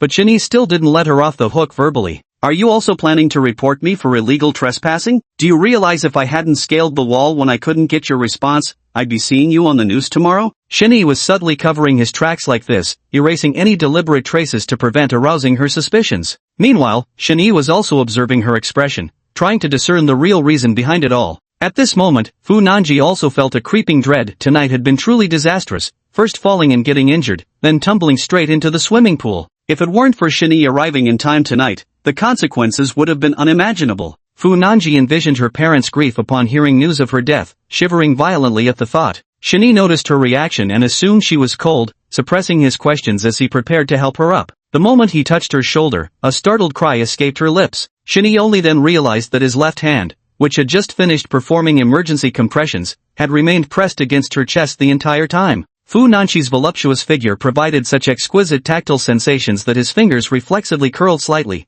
naturally prompting a startled cry from her. After all, this wasn't simulated imagery but genuine physical contact. Previously preoccupied with saving her, he hadn't noticed, but now that the situation had been called out, it became rather awkward. Shen Yi hastily withdrew his hand and helped her up, guiding her to sit on the reclining chair. During this time, Fu Nanji remained silent, and Shen Yi, thinking she was also feeling embarrassed, didn't pay it much mind. Casually picking up the large bath towel from the bench, he draped it over her to keep her warm. It was only then that Shen Yi noticed that Fu Nanji's fair skin had turned flushed. He didn't know exactly when it had started. From her slender swan-like neck down to her smooth back and straight, long legs, every inch of her body was tinged with a deep blush. The entire body felt as if trapped in a steamer basket, with a raging fire beneath constantly boiling everything, yet oddly enough, the water droplets on the skin hadn't even slid off completely. Shen Yi had never seen such a sight before and wondered if she was having an allergic reaction. "What's wrong with you?" In his puzzlement, Shen Yi quickly moved closer and noticed her face was also flushed crimson, glistening with moisture like a freshly picked peach dripping with dew. Seeing her in this state, Shen Yi quickly raised his hand to feel her forehead. This situation was absolutely not normal. Don't touch me." Fu Nanji finally broke her silence, lowering her head to avoid Shen Yi's gaze while tremblingly stopping him from coming closer. Having just survived the near-drowning incident, Shen Yi couldn't bear another accident unfolding. He immediately lowered his head to examine her. Fu Nanji avoided Shen Yi's gaze, her heart pounding so fiercely it felt ready to burst from her chest, each frantic beat gnawing at her from within. Since adolescence, Fu Nanji had recognized she was different from others. Fu Nanji possessed a rate of development that far surpassed her peers. While manageable in daily life, the moment she removed her coat in private, the undeniable truth became glaringly apparent, much to her distress. But this wasn't even the most embarrassing part. Her sensitivity was extraordinarily heightened to the point where she couldn't bear any touch at all. Even rubbing herself slightly harder during bathing would leave her feeling intoxicated, dizzy and lightheaded, with a parched throat. This filled her with shame.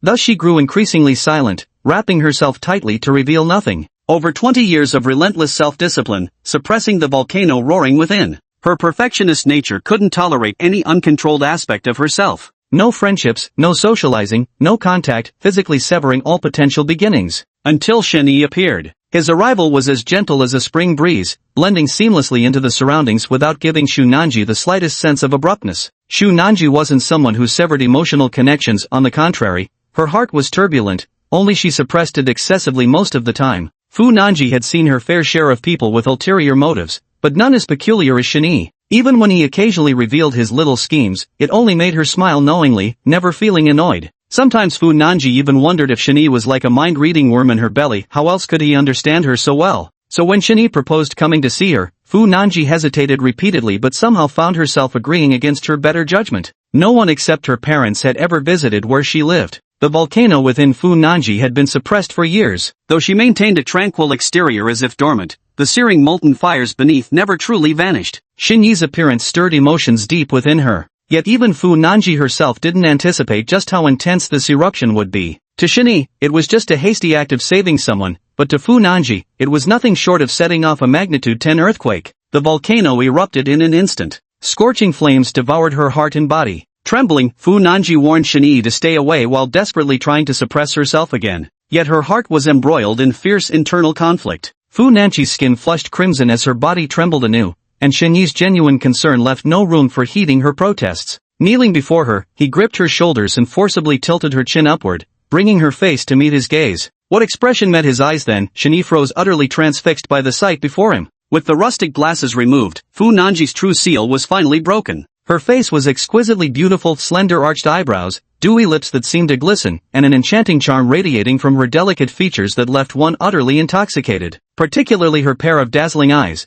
which resembled tiny hooks that could snatch away one's soul with just a glance. Shenyi had never encountered such audacious gaze before. His heart betrayed him with uncontrollable pounding. Don't touch me. Fu Nanji suppressed her emotions, her voice trembling with urgency. But before Shenyi could recover from his astonishment, he heard her babbling nonsense. Why are you smiling at me? Stop smiling, don't smile at me like that. I wasn't laughing. Shenyi was taken aback by these words. When had he smiled? At that moment, Fu Nanji suddenly turned her head away and murmured in a low voice. Stay away from me. I don't want to make another mistake. The sweltering heat churned Fu Nanji's thoughts into chaos as she gazed at Shenyi's face, so familiar yet now strangely alien. Why are you so close to me? Are you trying to kiss me? I warn you, if you kiss me, I'll get pissed off. Fu Nanji stared into Shenyi's eyes as if they were two magnetic poles, irresistibly drawn closer despite the contradicting words that spilled from her lips. Shenyi's throat bobbed as he struggled against the temptation, fearing her current state might be from fever-induced delirium. He quickly grasped her arms, trying to restrain her. Are you out of your mind from fever? Fu Nanji didn't want to pay any attention to what Shenyi was saying,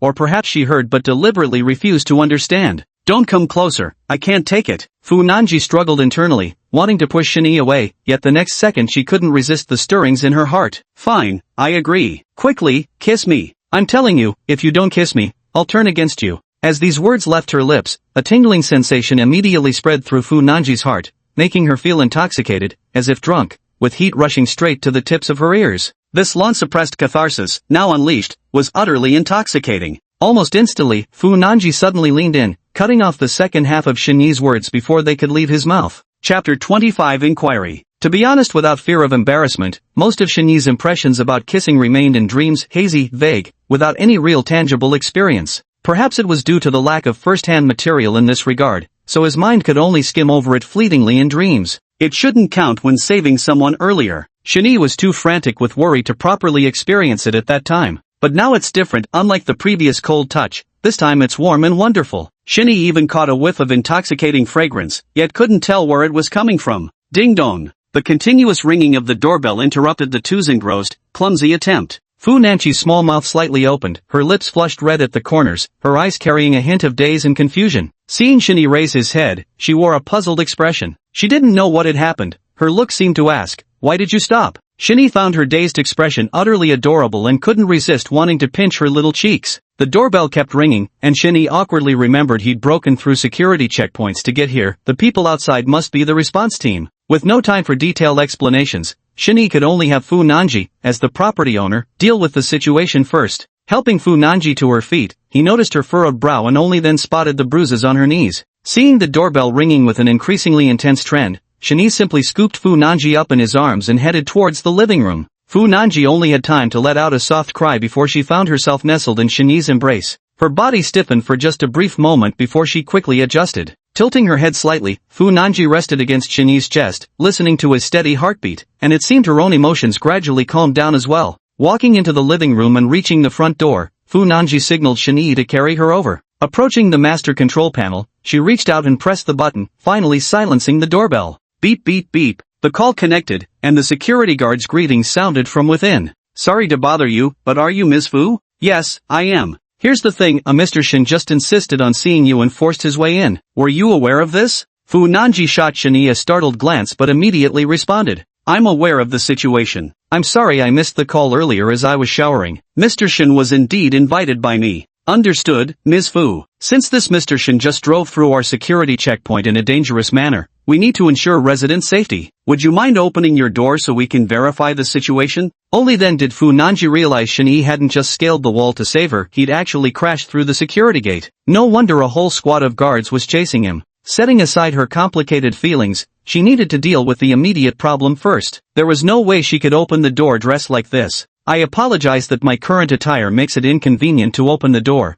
but I don't want to put you in a difficult position. We'll come down to the property management office within the hour, and I'll compensate for any damages that just occurred. The security personnel were simply doing their job, and Fu Nanji didn't refuse outright, she just genuinely couldn't accommodate them at the moment. Hearing Fu Nanji's response delivered in such a brisk, logical manner with no signs of coercion, the security personnel at the door were half convinced yet still doubtful, but ultimately agreed. Very well, Ms. Fu. If you don't come within the hour, we'll return to confirm. No problem, Fu Nanji replied. Your car was blocking the main road, so we've moved it to the front parking space for you. You can collect the keys from the guard booth later. We'll leave you alone now. Got it, Shini responded. He had been in such a hurry that he'd left the car running on the road. After dismissing the property security staff, Shini carried Fu Nanji to the sofa and turned on the warm air from the AC. Then she walked into the bathroom, took out a new towel, and carefully dried and spread out her hair strand by strand before bringing over a hairdryer to blow-dry every inch thoroughly. Even though it was spring, failing to dry one's hair could easily lead to catching a cold or headaches. After all this effort,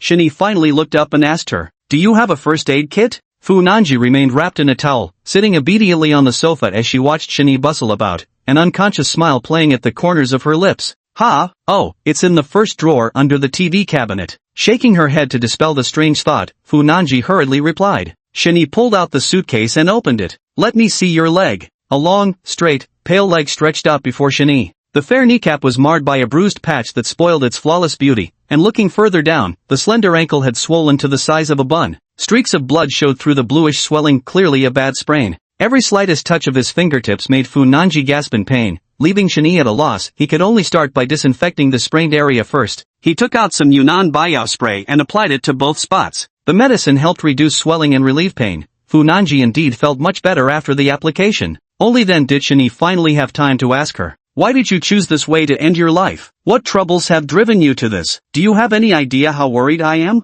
Fu Nanji was baffled by the question, unsure how the conversation had turned to suicide, and quickly defended herself. "No, how could that be? But when I rushed in, I saw you practically floating. You're not going to tell me you were actually practicing diving, are you?" Shini turned to look at her with a solemn expression. Fu Nanji knew Shini was worried about her, but she couldn't refute his concern. If Shini hadn't rushed in, anyone who saw her state would have thought the same thing. "I lost my footing when I came ashore and accidentally fell down." She felt aggrieved and stifled at the mention of it, complaining bitterly. Shini hadn't expected the answer to be so simple, but as he looked at Fu Nanji's pale leg blocking his way, he suddenly realized it wasn't that straightforward. The injury was clearly from a fall on the floor, yet he had rescued her from the water. "Alright, you fell fine, but why didn't you answer my calls?" Fu Nanji mumbled, "My phone fell into the swimming pool." "Oh, so you were just trying to save your phone?" Shin Yi's tone was playful. Not catching Shin Yi's teasing, Fu Nanji coughed lightly and shook her head slowly. "No, I slipped earlier and my phone slid in with me. Later.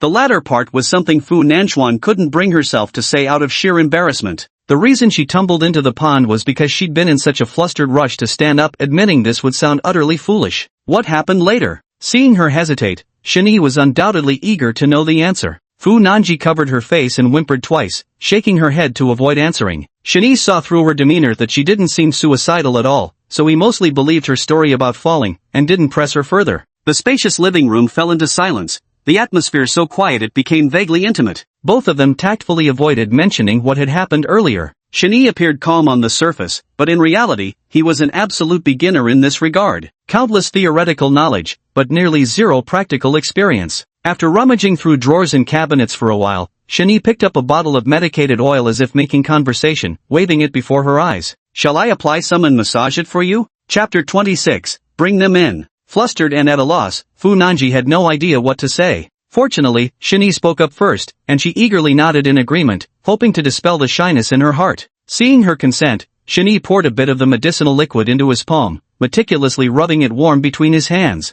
To be honest, in Shinyi's view, Fu Nanji's mental state is quite bipolar. On the surface, the Fu Nanji who appears in public is a 27-year-old elite female lawyer. She works diligently, never jokes around, and is highly self-disciplined and efficient. But in reality, the private Fu Nanji is like a radiant 18-year-old girl. Childish at heart, with downcast eyes, stubborn yet adorable. Her mental age lags far behind her physical maturity. The figure of a mature woman with the heart of a young girl. Holding his palm above Fu Nanji's ankle, Shani gave a gentle warning. "Bear with it a little." Having said that, he pressed softly on the blue-black bruise and began to knead it with slow, deliberate pressure.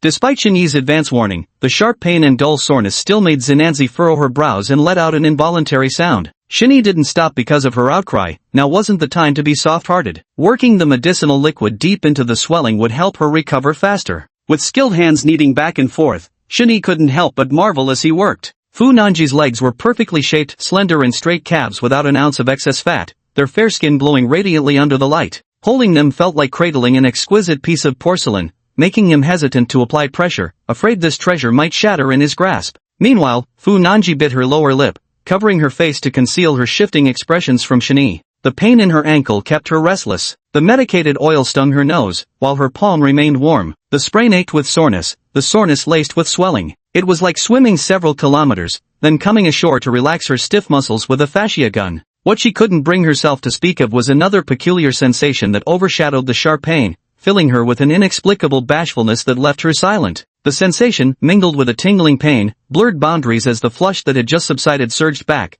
swiftly sweeping through her entire body. The bath towel crumpled beneath slender fingers, Fu Nanji's nose beating with sweat as she strained not to make a single sound. She feared that opening her mouth even slightly would release shameful noises. Shani remained completely oblivious to Fu Nanji's predicament, his hands moving steadily while preoccupied with his own thoughts. It wasn't until the fair thigh before my eyes had unknowingly flushed crimson that I was jolted awake. Letting go, the swollen ankle had subsided considerably by now. A couple more days of rest would likely see it fully healed.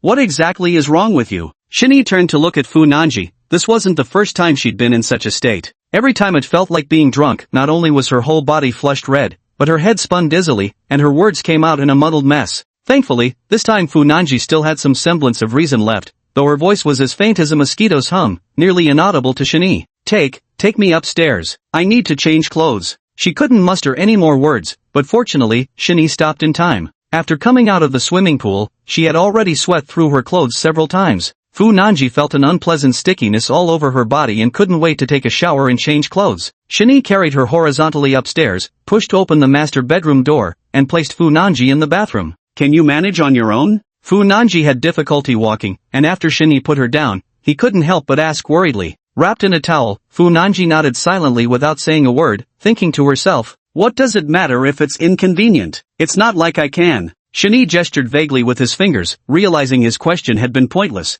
and quietly closed the door as he left. Listening to the sounds gradually coming from the bathroom, Shani immediately recalled Fu Nanji emerging from the water. Her curvaceous figure, soft and fair silhouette, along with the splashing water sounds made his heart restless with longing. Shani shook his head to dismiss the thoughts and quickly walked away, wandering idly around the room. Fu Nanji's master bedroom wasn't large, but it was arranged warmly and cozy. The enormous teddy bear plushie, the tiny stuffed animals, and the adorable delicate felt crafts filled the room to the brim. Bathed in warm-tone lighting, it looked unmistakably like a little girl's bedroom. Shani was certain that none of their colleagues would ever believe this was Fu Nanji's room. Walking over to the cabinet, he noticed multiple photo frames displayed on its surface. The first photo was an old one, showing an adorable little girl laughing joyfully as she held a pinwheel while standing in a field. Though aged, the photo was well preserved, capturing Fu Nanji grinning from ear to ear with pure delight. The second photo featured a lakeside backdrop, showing 3 people in a group photograph. The Fu Nanji in the middle remained in her teenage years, radiant with unbridled laughter. Shani surmised that the middle-aged figures flanking her must have been her parents.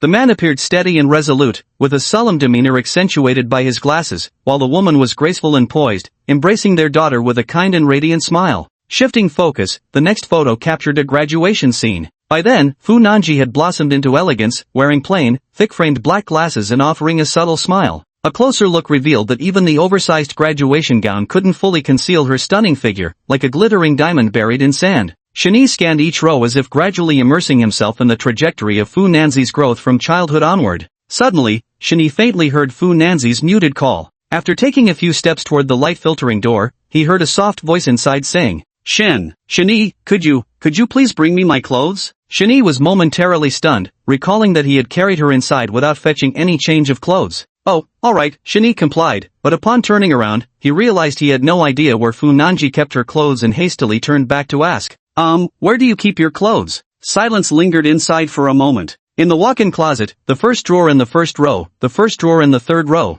and then just grab any piece of clothing for me, anything that's hanging will do. Fu Nanji quickly rattled off the locations of the clothes and then fell silent. She spoke as fast as someone reciting a menu, as if pausing even slightly would make her too embarrassed to continue. Shani memorized the instructions and turned right into the closet. When he opened the double-sided wardrobe, neatly arranged clothes of every description hung before him in dazzling abundance. Staring at his reflection in the full-length mirror, Shani gasped in astonishment. He'd always lived the rough-and-tumble life of a rugged bachelor, owning just a handful of everyday outfits that he'd wear until they frayed before replacing them. Moving houses had always been simplicity itself for him too. Wherever he went, he'd just drag along a single suitcase, considering anything extra as pure dead weight. As he bent down to pull open the first drawer, Shani's breath caught in his throat. Inside were neatly stacked rows of underwear, mostly solid-colored and not particularly vibrant. Shani pushed aside distracting thoughts, casually picked one, and moved to the next drawer. Upon opening it, as expected, he found the upperwear section. The sizes were generous and the shapes remarkably uniform. Selecting a matching color, Shani grabbed a piece from the side rack and walked out. He walked to the door, turned the handle, and cracked it open slightly. Shani gentlemanly extended his left hand holding the clothes inside,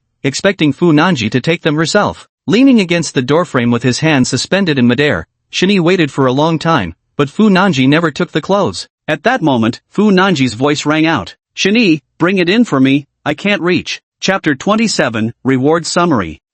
What? Shani instinctively responded before realizing what was happening and vocalizing his confusion. Could you bring it in? I can't reach it from here. Thinking Shani hadn't heard her clearly, Fu Nanji repeated her words again, blushing scarlet. This time there was absolutely no mistaking it. Shani's heart pounded wildly as he pushed the door open and stepped inside. The first thing that met his eyes was the fogged-up mirror, its surface reflecting a hazy white silhouette too indistinct to make out clearly. Shani turned his stiffened head and saw the exact situation. He let out a sigh of relief tinged with regret. Meanwhile, Fu Nanji was crouching behind the shower curtain, cautiously peeking at him with half her face exposed. The milky white door curtain blocked all scenery, inevitably filling people's hearts with regret. Adjusting his mindset, Shani reached forward to hand her the clothes. Carefully taking it, Fu Nanji retreated back into herself once more, accompanied by faint rustling sounds. Fu Nanji felt like the day's excitement had surpassed everything from the first half of her life combined, leaving her oddly numb. Putting on the undergarments Shani had picked one by one, Fu Nanji finally gained a sense of security. Glancing at the remaining outerwear beside her, Fu Nanji couldn't help but pout slightly. Shani grabbed a shirt at random. It was clearly meant to be paired with dress pants or a skirt. Wearing it alone seemed rather. But with only this one piece available right now, Fu Nanji had no choice but to put it on. The shirt was slightly snug when buttoned, its hem falling just above her thighs. It wouldn't have been a problem normally,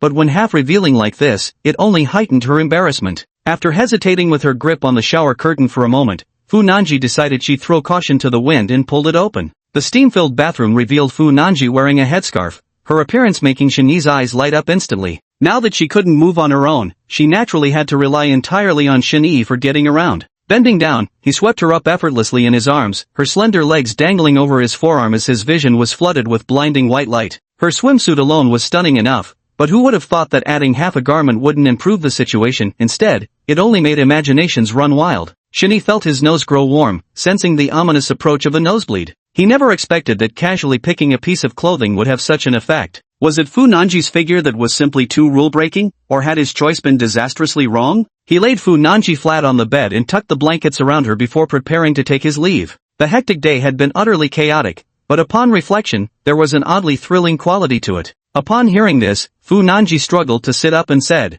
"Let me go with you. I need to visit the property management office, they're expecting me." Shini shook his head, pressing her back down as he refused. "You have trouble walking, I'll go explain by myself. Besides, Wainan's car is still parked there, I need to return it. After all, it's simulated, getting an explanation from the property management tonight isn't urgent, so Shini didn't plan to trouble Fu Nanji further." Fu Nanji obediently lay back down, though her wide eyes still followed Shini. His gaze burned intensely, yet Shini didn't avert his eyes and met her stare directly. The atmosphere grew quiet once more. Fu Nanji wanted to speak but found no words would come. Shini wished to leave but found his feet rooted in place. Their eyes met, and beneath the silk covers, their hands had unknowingly clasped together. Heat intertwined as they gradually drew closer. "Your free action time has expired. Simulation continues." Shini abruptly stood up at home, having just been kicked out of the simulation, utterly bewildered. "Dude, cutting off at the crucial moment, are you even human?" It wasn't surprising that Shini was cursing up a storm. He had been right at the pivotal instant, with Fu Nanji's shy, closed-eyed expression so close he could almost touch it. How could anyone not go crazy at that? But the system didn't care about Xinyi's frustrations. The 1-hour time limit was fixed, unwavering no matter whose will was involved. Fortunately, the simulation was still ongoing and hadn't been interrupted by reaching the time limit. It was just that Xinyi himself couldn't move freely. Love is the end of one relationship, and the beginning of another. You love every part of Fu Nanji, lingering in her radiance. The joy in your heart feels ready to burst, even inviting you to dance with her in delight. From timidity to curiosity, from yearning to seeking, you share an extraordinary rapport, harmoniously united. You talked late into the night. The property manager came by again with concern downstairs, but the two of you managed to brush them off. Li Weinan called looking for you, but Fu Nanji reached out and hung up the phone. You stayed overnight at Fu Nanji's place. Confession is the triumphant hymn of victory, not the bugle call to charge. Tonight your trumpet sounds exceptionally loud, while the violin beside you softly sighs. The two of you have fallen in love. Simulation terminated. System calculating. Comprehensive evaluation, DES. Your charm has increased, your conquest experience has increased. Rewards, conquest points *1, free attribute points *1, charm *4. System comment, the best love is not because we need each other to be together, but because we want to be together. You have received an S-rank evaluation reward, talent card. Unlock S-rank exclusive achievement reward.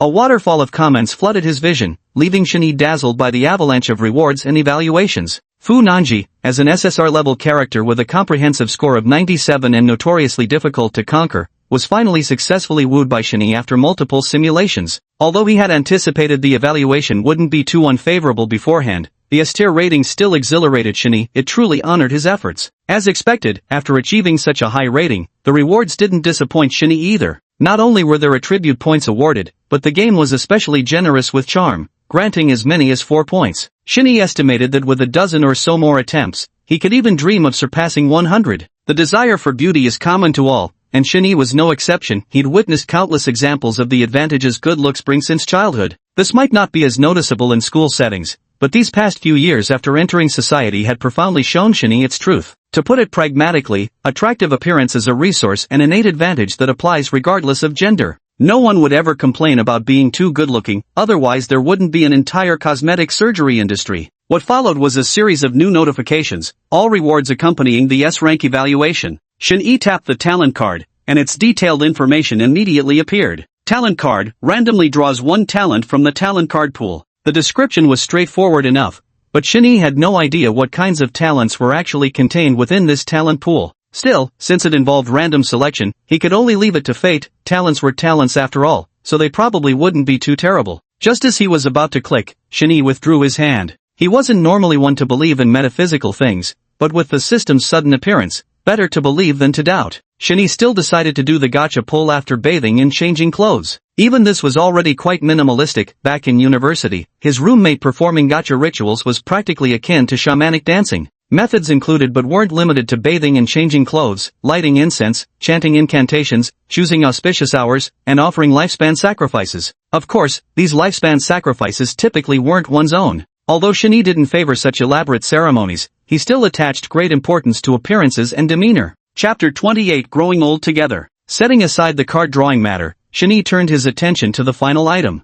Unlock S-rank exclusive achievement reward? Yes. You have unlocked Fu Nanji's exclusive romance achievement, growing old together.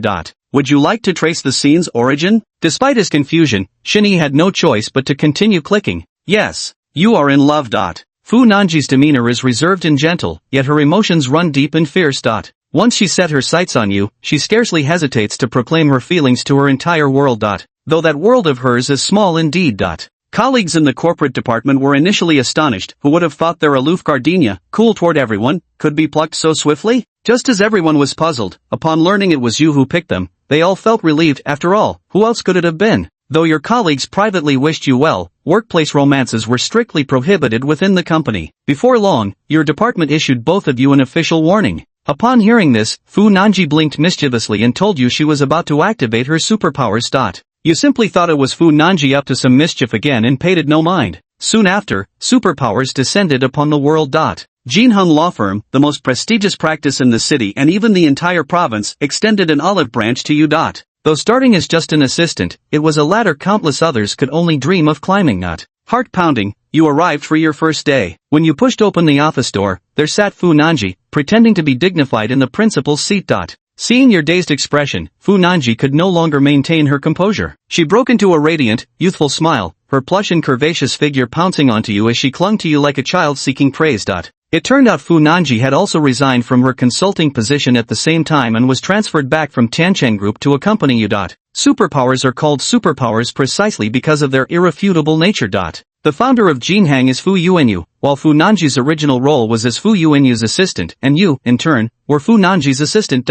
When you ask Fu Nanji what your job is, she replies, your job is to love me and make me happy. When you ask how long this job lasts, she answers, a lifetime. This is utterly beyond your control. You're shattered by this superpower. And so, you drowned in this haven of tenderness. Fu Nan's world was small, but holding you made her as joyous as embracing the entire universe. Over time, you melted in her indulgent love, and your stomach grew weak from it. Once, you aspired to be a towering man of strength, yet now that a bowl of soft rice is placed before you, who in this world can escape Wang Jing's law? Beyond delicious, no other words escape your lips. Fu Nan's parents also wholeheartedly supported the two of you. Once upon a time, Fu Nanji's self-discipline, almost bordering on self-torture, had alarmed her father and pained her mother. Sending her to work at Tiancheng had been part of their plan to help her untangle the knots in her heart. Now, seeing the two of you inseparable, those tangled knots have not just unraveled, they've been wholly undone.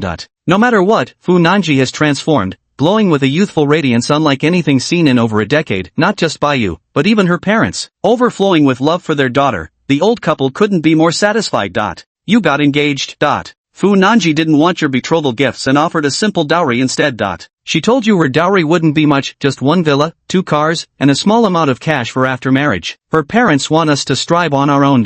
Reading this, Shen Yi's lips twitched involuntarily. Where on earth could one find such an outstanding woman like Fu Nanji? For the first time, Shen Yi felt envious of himself, wishing he could step into the simulation and take over, frustrated that the scenario wasn't real. The wedding was soon put on the agenda. After both sets of parents met, you held a grand wedding ceremony. During the ceremony, you exchanged rings and made vows to each other. At the banquet, you clinked glasses and shared lingering gazes. Fu Nanji held you in her arms, choking back tears of happiness. Friends and colleagues showered you with blessings, looking at the perfect couple with envy. During the banquet, old Dai, thoroughly drunk, slung an arm around your shoulders and kept praising you for landing such a good match. Su Sun, drunk as well, pulled you aside to vent his mixed feelings of jealousy and resentment. After all, you'd both vowed to stay single, yet here you were secretly enjoying the perks of being a kept man. You smiled and comforted him as a few close friends drank together in sorrow, and you ended up completely drunk. Shen Yi's vision blurred as he was drawn into the scene by the words. The gauzy curtains hung low, creating a hazy, dreamlike atmosphere. The edges of the bed were draped entirely in brocade, while embroidered felt lined the ceiling overhead, warming and cozy. Amid the bright red brocade blankets, the newlyweds slept soundly. Shen Yi woke from his dream, clutching his head as he took a deep breath. The aftermath of the hangover left his mind clouded and heavy. Turning her head, Fu Nanji slept peacefully, her delicate nose and long eyelashes truly resembling the face of a celestial beauty. The proud figure beneath the brocade quilt is faintly discernible, alluring the imagination, delicate skin tender as budding petals, trembling delicately. Last night's exhaustion kept Fu Nanji from waking yet. Shen Yi smiled, feeling it was his incredible fortune across 3 lifetimes to have married her. Leaning down to plant a kiss on her forehead, Shen Yi rose to make breakfast for Fu Nanji. Just as he turned away, a pale arm draped over his shoulder. Husband. Fu Nanji didn't even open her eyes, calling out sleepily for Shani. With a gentle hook of her arm, Shani flipped back to her side and asked, "What's wrong, Nanji?" Fu Nanji's eyes curved into crescents as she looped her arms around Shani's neck, murmuring sweetly in acting cute tone, "Darling, don't go, I want you again." Shani shook his head helplessly. Fu Nanji was an avid learner who had already studied late into the night. To his surprise, she wouldn't even let morning lessons pass by untouched. After the pool incident, Fu Nanji gradually shed her shyness. The two became inseparable, and nowadays she grew increasingly demanding, utterly addicted to their bedroom pleasures. "It's our first morning as newlyweds and you're already making us sleep in? Besides, skipping breakfast isn't healthy. Be good and rest a while longer, I'll make you something to eat." Fu Nanji's eyes sparkled as she pouted stubbornly, "Mom and Dad aren't even living with us, why get up so early? Are you going to court or something?" She immediately wrapped her arms around Shani's neck to stop him from leaving, barely containing her laughter as she said, "Who needs breakfast? Come eat me instead." With that, she leaned in to kiss him. Shani leaned his head back slightly, feigning distaste. You haven't brushed your teeth yet. No kissing allowed." "Fine, you dare to dislike me? Loving me and making me happy is your job, got it? Now get to work." Nancy freed up a hand to tickle Shani, pulling a silly face as she did so. Shani couldn't stop laughing from the tickling and immediately freed a hand to counterattack. So be it, this husband shall today perform the scene of the emperor neglecting his morning court. Fu Nanpei burst into laughter that gradually softened until it became inaudible. Within the warm bed curtains and crimson sheets they tumbled without cease, immersed in boundless delight. Chapter 29, Regret. What happened next? Soft beds with red curtains, silken quilts tossed about, and then what? Shani slapped his thigh in frustration. The scene was so enthralling, only to cut away at the crucial moment. Scene tracing was beyond Shani's control. He could only guess that the memory scene was too vast, risking sensory overload. The flashback continued its relentless march. Your married life is blissful, with profound affection between you and your spouse, living like an enviable fairy tale couple in daily life. Fu Nanji's family background far surpasses yours, yet her demeanor carries no condescension. She always seeks your opinion on matters. Your father-in-law is wise and reasonable, your mother-in-law gentle and dignified, neither belittles you for your humble origins, wishing only for your lifelong harmony and happiness. Grateful for their support, you dote on Fu Nanji in daily life and dedicate yourself tirelessly to your professional responsibilities. Besides, you're no fool to begin with. With your professional expertise and just a little help from your father-in-law, you quickly achieved notable success. With success in both career and love, you're on top of the world, soon bringing your parents to live in the city. Her parents were thoroughly pleased with Fu Nanji as their daughter-in-law, their eyes brimming with approval, so much so that it almost made you feel like an outsider. As time slowly passes, you gradually enter middle age. Though your back lacks its former strength, everything else in your life steadily improves. The only regret is that you still don't have a child. The eager expectations from both sets of parents left Fu Nanji struggling to breathe. The scene from their origins resurfaced once more. That night, the moon shone bright while stars were sparse. The bright moonlight flowed through the curtains into the room, spreading silver frost across the floor, illuminating the space with a radiant glow. Even the fragrance of the moon couldn't compare to the scent of the hair from the person beside me. Rouged makeup lay in disarray, waters rippled and swayed, spring thunder rumbled faintly, and as the rain ceased, the clouds dispersed. On the plush, spacious bed, Shani held Fu Nanji as they rested, leaving only the soft sounds of breathing in the quiet room. In middle age, his thighs grew fleshy once more, unlike during the honeymoon phase of his marriage. With declining physical strength, even slight exertion left him panting heavily. Yet his wife remained enchantingly charming, her allure irresistible, constantly stirring his heart with fervent desire. Today, Fu Nanji was unusually quiet, no longer making demands, merely resting against Shani's chest. Suddenly, a faint dampness seeped into his skin. Puzzled, Shani looked down and asked, "What's wrong, Nanji?" In response to Shani's question came Fu Nanji's choked sobs. "I'm 35 years old." Fu Nanji was 2 years older than Shani. Hearing this, Shani assumed she was worrying about her age and comforted her. "What's wrong with being 35? My wife is as beautiful as a heavenly fairy, still looking exactly like an 18-year-old girl." Fu Nanji's tears fell uncontrollably like strings of pearls. She just kept shaking her head. "I tried again last week, still no luck with getting pregnant." This matter weighed heavily on Fu Nanji's heart for a long time. It had been 7 or 8 years since their marriage, yet there was still no sign of a baby bump. The two had examined their bodies countless times, only to find they were both in perfect health. They tried every folk remedy for preventing miscarriage, yet still couldn't retain the pregnancy. The grandparents on both sides waited with bated breath, and Fu Nanji herself dearly wanted children too. All these pent-up emotions became too much to bear on this long night. Shani immediately turned over and wrapped his arms around Fu Nanji from behind, holding her tightly against him. "It's not your fault, my body just can't keep up." Fu Nanji continued to sob uncontrollably after hearing this, choking out between tears. It's not you, it's me. Shinyi's little tadpoles were full of vigor, as confirmed by multiple examinations. Although Shinyi always blamed himself, there was no way he could fool Fu Nanche. The human body is both marvelous and complex, and the prolonged inability to pinpoint the cause kept Fu Nanji clinging to wishful thinking. But now she's already 35, and even with advanced medical technology, her age still categorizes her as an older expectant mother. The prolonged inability to conceive, coupled with age-related anxieties, eventually overwhelmed her. Shinyi understood her inherent predisposition to depression and paid extra attention to her emotional state, quickly reassuring her. The tests show you're perfectly healthy, why would the doctor lie to you? I've seen the report, it's definitely my issue. I don't even dare go home to face my mom now. Fu Nanji choked on her words as uncontrollable tears streamed down. Shinyi lowered his head to kiss her earlobe and whispered by her ear. I married you, not your parents. I've already talked with them, I never wanted children anyway. It's alright, just push it over to me. Shinyi's words brought Fu Nanji a little warmth, but she understood it was just an excuse, he simply didn't want her to feel sad. But I'd love to. I want to have a child with you. Shinyi wasn't unaware of Fu Nanchi's thoughts. Over the years, they'd raised cats and dogs at home, yet sometimes when strolling through shops, Fu Nanchi would still catch herself staring blankly at other people's children. Shinyi didn't want Fu Nanji to remain immersed in low spirits anymore, so he playfully pinched the soft flesh on her body. Alright then, if you want a child, come and get it. With those words, he buried his head under the covers, intending to tease her. Yet Fu Nanji, who was usually insatiable, pressed down on Shinyi to stop him. In the moonlight, Fu Nanji's radiant face looked ethereal as a fairy, though two crystal tears marred this sacred impression. Time never tarnishes true beauty, making Shinyi instinctively want to protect her. Husband, maybe you should find someone else. What? Shinyi thought he'd misheard. Go find someone outside. We can raise the child ourselves. Fu Nanji's eyes were clear, her tone serious. This idea had clearly been turning in her mind for quite some time.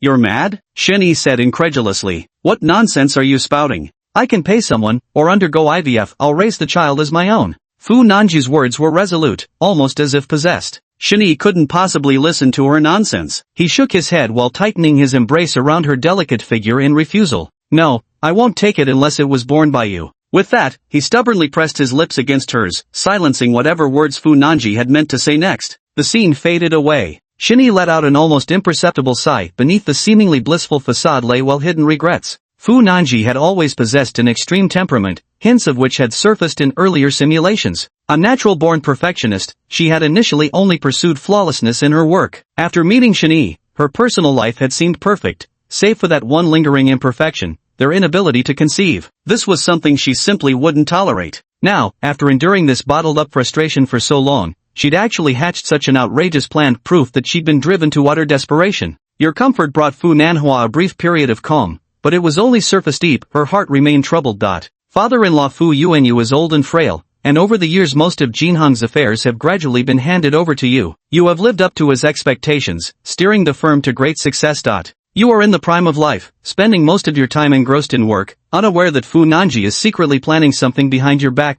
Fortunately, your care for Fu Nanji never diminished, and soon you noticed something amiss with her. Upon pressing her, you discovered she had actually been secretly pulling strings on your behalf. She still hadn't given up on her earlier absurd notion. You resolutely refused, forcing her to give up as well. This was something you would never do. Fu Nanji didn't want to upset you, so she cut off all contact.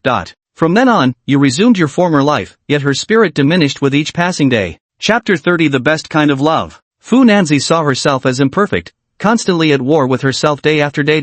Your comfort barely helped. She loved you more than she loved herself. The deeper your affection grew, the heavier her guilt became, only worsening her inner turmoil. Before your eyes, Fu Nanzi grew increasingly silent, her temperament seeming to revert to how it was when you first met. Anxious, you resolved to find a way to heal her.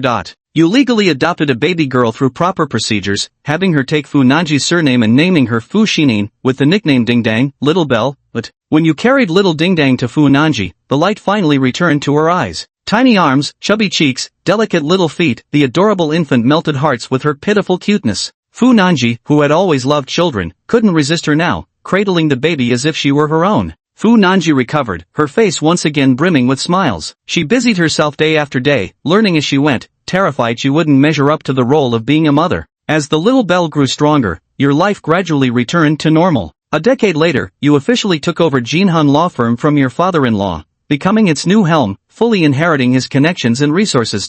After years of dedication, you've built an outstanding reputation in the industry and earned widespread acclaim from all quarters. You've reached the pinnacle of your life. Fu Nanji was now over 40, yet her delicate brows still retained their youthful charm. Like a mellow aged wine, its flavor lingering, its aftertaste endless, leaving you always craving more. 2 decades later, you bid farewell to the elders of both families one after another, only to turn around and realize with a start that you, too, had grown old. The little belle had long since grown into adulthood, weaving her own life's story. Your love with Fu Nanji remained as strong as ever. She could recognize you by your scent alone, and all past grievances had long dissolved like gentle rain, nourishing the fields of your shared life. 50 years later, you lie frail with age, having lived over 80 years with few regrets in life. Jinheng has long been handed over to your daughter Fu Xinyin to manage. As the proverb goes, every generation must find its own way. You no longer wish to interfere, nor do you have the energy left to do so. Several years ago, you retreated to an unnamed little island to spend your twilight years in peace. The breeze mild and sun radiant, the morning light couldn't be more perfect. The elderly often struggle with sleep. At 5 or 6 in the morning, Shinny would open his eyes on a whim and find himself unable to drift back to sleep. Aging takes its toll on the body in countless ways. These days, Shinny could barely manage to move about freely. His legs had grown increasingly uncooperative. Fu Nanji, on the other hand, seemed to grow more vibrant with age. This sprightly octogenarian could still run, jump, eat heartily and sleep soundly. Her robust health defied conventional expectations of old age. Though walking had long been part of Shinyi's daily ritual, in recent years he'd become dependent on being wheeled outdoors for his excursions. Declining the live-in nanny's assistance, Fu Nanji took the wheelchair and pushed Shinyi out without another word. The courtyard was filled with flowers of every hue, all planted as old Lai's pastime. With time to spare, he sought such diversions. The sun was warm, the fragrance of flowers delightful, so comfortable it made one drowsy. Shinyi was unusually energetic today. Turning back to look at Fu Nanji, he suggested,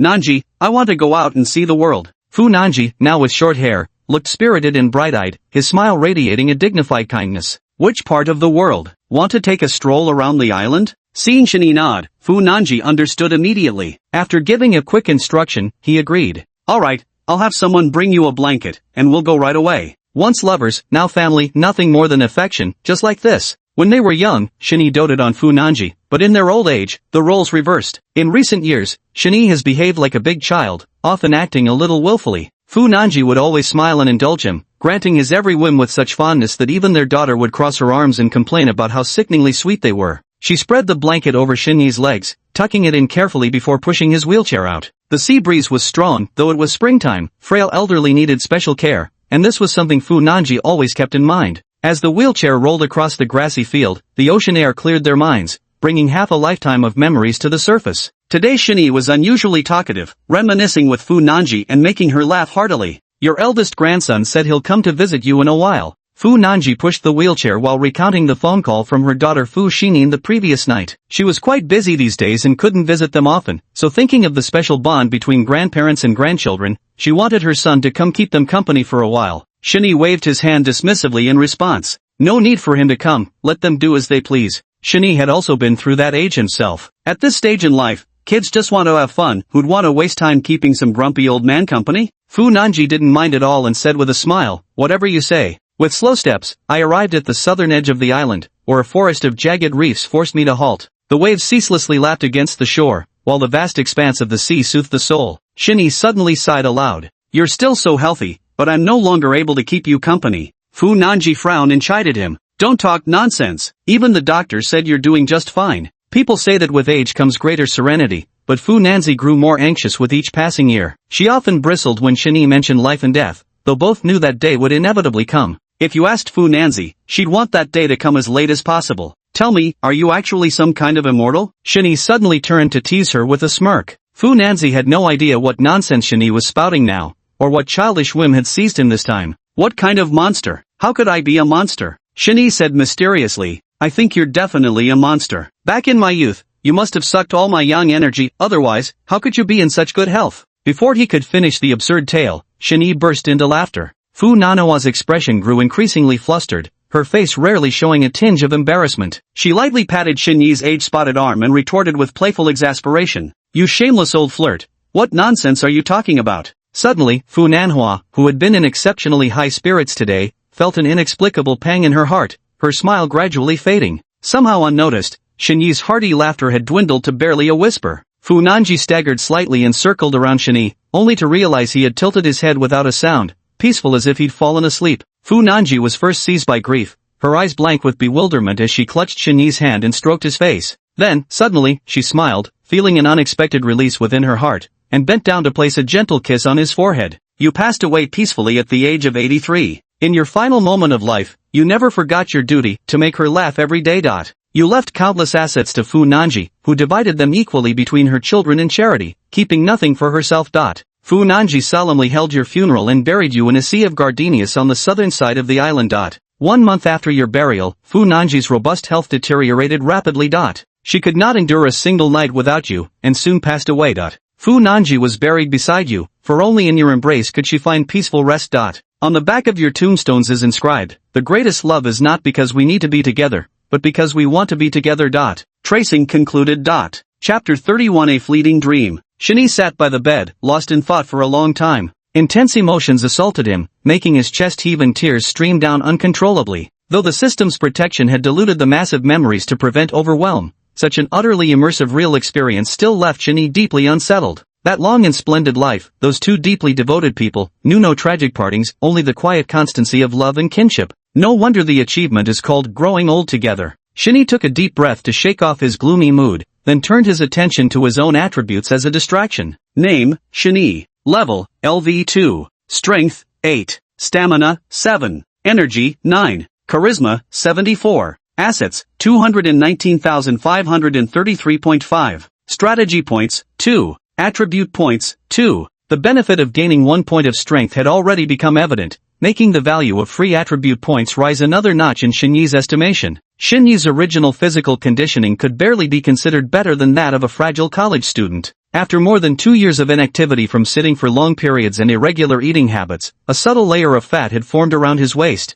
Now with that single point of strength added, his overall condition had improved by leaps and bounds. He got up to wash up, and when he returned, Shini glanced at the time and realized it was already 10:30. Great, late again. In the simulation, the passage of time was imperceptible. It had just been 8 o'clock, and in the blink of an eye, 2.5 hours had slipped by. Being late or not didn't matter anymore. Fu Nanfeng had already conquered her heart, so going to work naturally became optional. Shini still intended to make one last trip, first to properly resign and tie up loose ends, and second to bid farewell to his colleagues and friends, ensuring they parted on good terms. Looking at his reflection in the mirror, Shini flashed a smile. The 4-point boost in charm had an immediate effect. With just a few adjustments, sweeping his hair back slightly transformed his entire aura. Dressed impeccably, he headed out and took a taxi to the office. Pushing open the door to the advertising department, he noticed many people whispering and stealing glances at him as he entered. Shini paid no attention to them. Sitting at his workstation, he momentarily felt dazed. During the simulation, he had spent most of his time in the legal department. Now sitting here, he had an uncanny sense of revisiting familiar ground.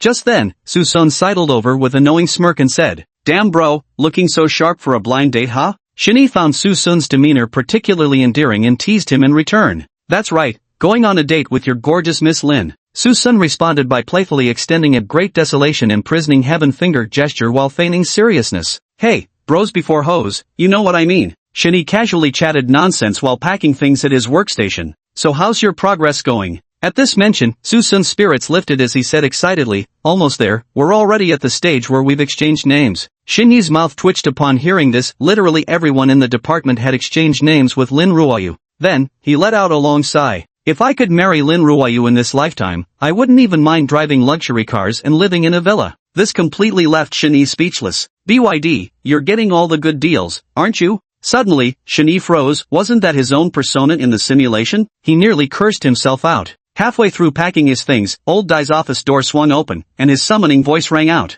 Shini wasn't the least bit surprised. With his personality, it would be strange if old Dai didn't pull him aside for a chat after yet another late arrival today. Su-sun winked at him, offering a look that wished him good luck. Shini returned a reassuring glance before standing up and walking over. After closing the door, Shini took a seat. Dai frowned at him and began to speak. "What unexpected thing happened today?" These words were giving him room to explain, a gentle way to start the conversation. Shini silently thanked him for his kindness and shook his head. "No surprises, I just want to quit my job." Dai Taifeng was taken aback, nearly dropping the cigarette from his mouth as he hurriedly caught it and asked, "What's wrong? Why the sudden resignation?" Before Shani could answer, he immediately added, "Is it because of Lu Changjian? Don't worry, I won't keep such a rotten apple in the team. With my methods, even if he insists on staying, I have 9 ways to deal with him, 9 ways." Shani smiled and waved his hand upon hearing it, though only a day had passed. Hearing that name again felt like an eternity. Lu Changjian left no trace of disturbance in his heart whatsoever. "It's not because of him, it's my personal decision to strike out on my own." Shani stood up, picked up the ashtray from the right side, and placed it in front of Dai Typhoon before continuing. "Old Dai, these past couple of years, you've treated me really well. Brother, I owe you one. If you ever need anything in the future, just reach out to me anytime." Old Dai took a deep drag on his cigarette, exhaled slowly, flicked the ashes in front of him, and nodded. "All right then, wishing you boundless prospects, brother. I'll sign off on the report for you." Shini's words made old Dai realize he couldn't keep him any longer, and though regretful, he could only offer his blessings. News of the resignation somehow spread, and soon everyone in Group 3 knew about it. Colleagues came forward one after another with questions, some curious, some comforting, others expressing regret or even admiration. Patiently, Shani answered each one without acting arrogant just because he was leaving. Taking a spare moment, Shani approached Chua Huijun to greet her and offer some words of encouragement. The girl was perfect in every way except for her lack of self-confidence. Chua Huijun nodded blankly, stealing quick glances at him. Amid the crowd, Shani radiated exuberance, his expression lively, his manners refined, exuding an unmistakable presence that made him seem almost luminous. "I submitted my resignation letter, and soon both the team leader and supervisor signed off on it. By rights, the report should have been submitted a month ago, but reality turned out to be much less complicated. Such issues only arise when the company doesn't want to let you go or when there's unclear handover of responsibilities." Shani was just a minor figure, so insignificant that any college graduate could replace him. He wasn't even worth such special treatment. With all procedures completed and goodbye said to colleagues, Shani entered the elevator carrying a box. His finger hovered briefly at the 11th floor button before ultimately pressing for the ground floor. Though his heart longed to visit the legal department, he had neither reason nor proper standing. Going would only bring unnecessary distress. After all, simulations were merely simulations, not to be confused with reality, Shani reminded himself sternly. Stepping out of the company's gates, Shani cast one last glance at the sign of Tiancheng Group before hailing a taxi home. Songping Residence, Pingda District. Fu Nanji woke from her slumber with a heavy head, as if she'd been sleeping for ages. Sitting up in bed, Fu Nanji pressed her fingers to her temples, her forehead throbbing as though she'd emerged from some interminable dream. She stood there dumbfounded for several minutes before finally gathering her thoughts. Is this a dream, or have I been reborn? Thanks to how advanced the internet had become, she'd watched plenty of TV dramas and was familiar with the concept of reincarnation. Yet this dream felt unbelievably real. It had vividly recounted her entire life. Though most memories remained somewhat hazy, she could still recall the general outline of past experiences. It was impeccably logical, detailed down to the finest nuance, so real it hardly seemed like a dream. Husband? Shen-Yi? Suddenly, Fu Nanji remembered the man who had accompanied her throughout her life. The mere mention of him brings uncontrollable tears streaming down her face. At this moment, she desperately wishes she could be reborn, because only then, she might still be able to find him again. Chapter 32, Verification. As a lawyer, Fu Nanji's logical thinking has always been razor-sharp. Whether it's true or not, we'll know once we verify it. The dream scenario felt so real that Fu Nanji couldn't help but doubt. After a brief recollection, she remembered a minor incident that could serve as the perfect test for her suspicions. Fu Nanji once had a beloved necklace that suddenly vanished one day. Despite searching extensively, she never found it. Over time, she thought she had accidentally lost it, but unexpectedly, after dating Shani for a while, he managed to find it.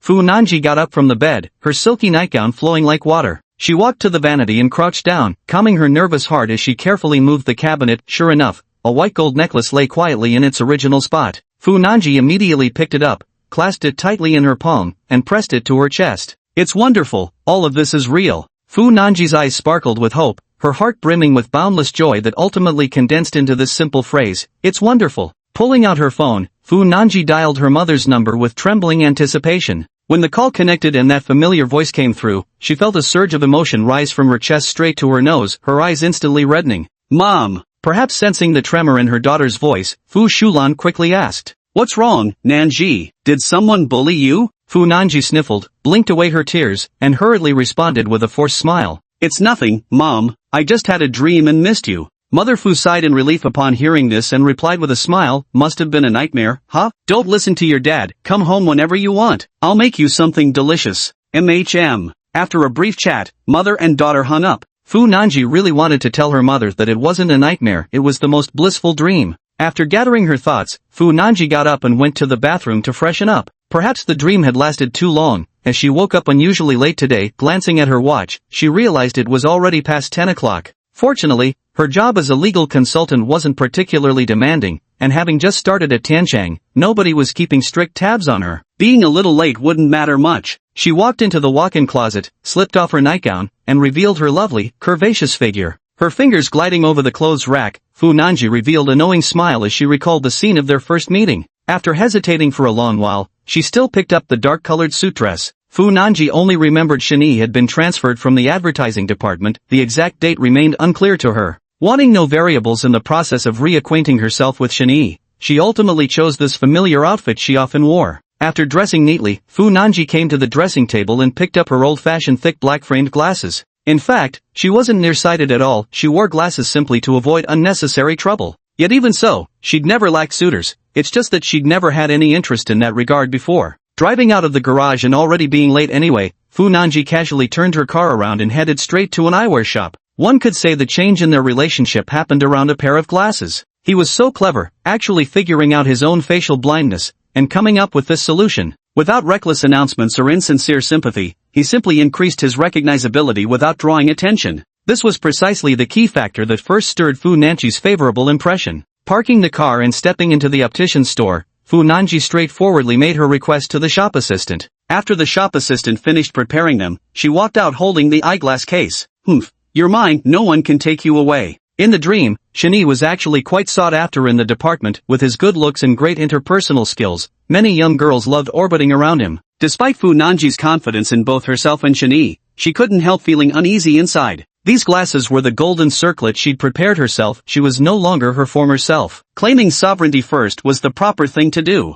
The previous pair of plain glasses had been hastily fitted by Shani. Poor in quality, they soon broke. This time, Fu Nanji simply got him a proper pair. Parking the car and slipping her glasses case into her bag, Fu Nanji stepped into the elevator. Walking into the department, she was immediately greeted. "Morning, Attorney Fu." Coming to a halt, Fu Nanji sized up the situation with a practiced glance before smoothly responding. "Good morning to you too, Shaoli." Thanks to Shani, she probably wouldn't have recognized it before. Walking down the long corridor, Fu Nanji discreetly glanced toward that familiar workstation. Just as she expected, completely empty. He probably hasn't been transferred yet, Fu Nanji thought to herself. Pushing open the office door, Fu Nanji sat down and dropped her bag. Though only a day had passed, the arrangement of items before her strangely evoked an unfamiliar sensation. She flipped through the files on the desk casually, all brought over by the intern legal assistant before her arrival. Some required her review, others needed her signature. Taking the glasses case from her bag, Fu Nanji opened the drawer and placed it in the corner. A familiar-looking notebook caught her eye. Fu Nanji picked it up and flipped through it, finding dense notes about the characteristics of various colleagues in the department, all records she'd made in the past. Looking at it now, Fu Nanji couldn't help but smile. She had no use for it anymore.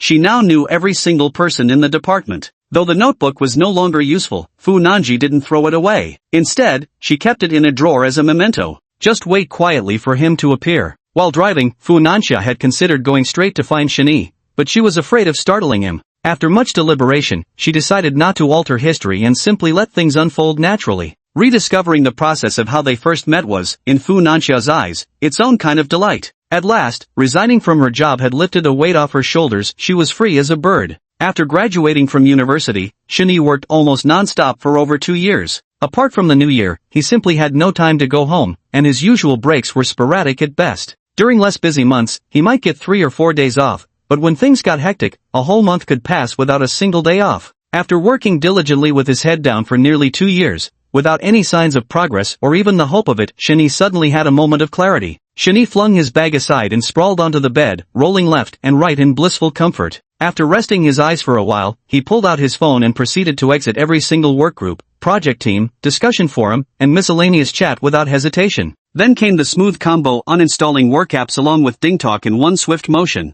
Inspecting his now purged phone, Shani finally felt completely at ease. When Shani resigned before, he didn't feel much about it, but now after deleting all the apps, he truly felt liberated. It was like a weight he had carried for over 2 years had finally lifted, no longer worrying about his phone ringing inexplicably. All his phone ringing phobias seemed to be cured in an instant. This indescribable sense of relief is something outsiders could never understand. After lying down for a while, his stomach began to growl with hunger. Eat, let's go out for something good. Shinny flipped over and stood up in one motion. He didn't want to order takeout at home today. Now that he had both time and a bit of spare money, he was determined to try all those restaurants he'd never dared visit or never had time for before. Chapter 33 Talent. Having mindlessly saved countless food vloggers' restaurant review videos on his phone before, Shinny randomly picked one and headed there. During workdays when time was tight, he mostly just grabbed whatever quick bite he could find. Either hitting up some small joint downstairs or ordering takeout, it was all about scraping by. Sitting down properly for a leisurely meal is a rare occurrence. It's not that they can't afford it, they just lack the leisure mindset, always rushing through everything.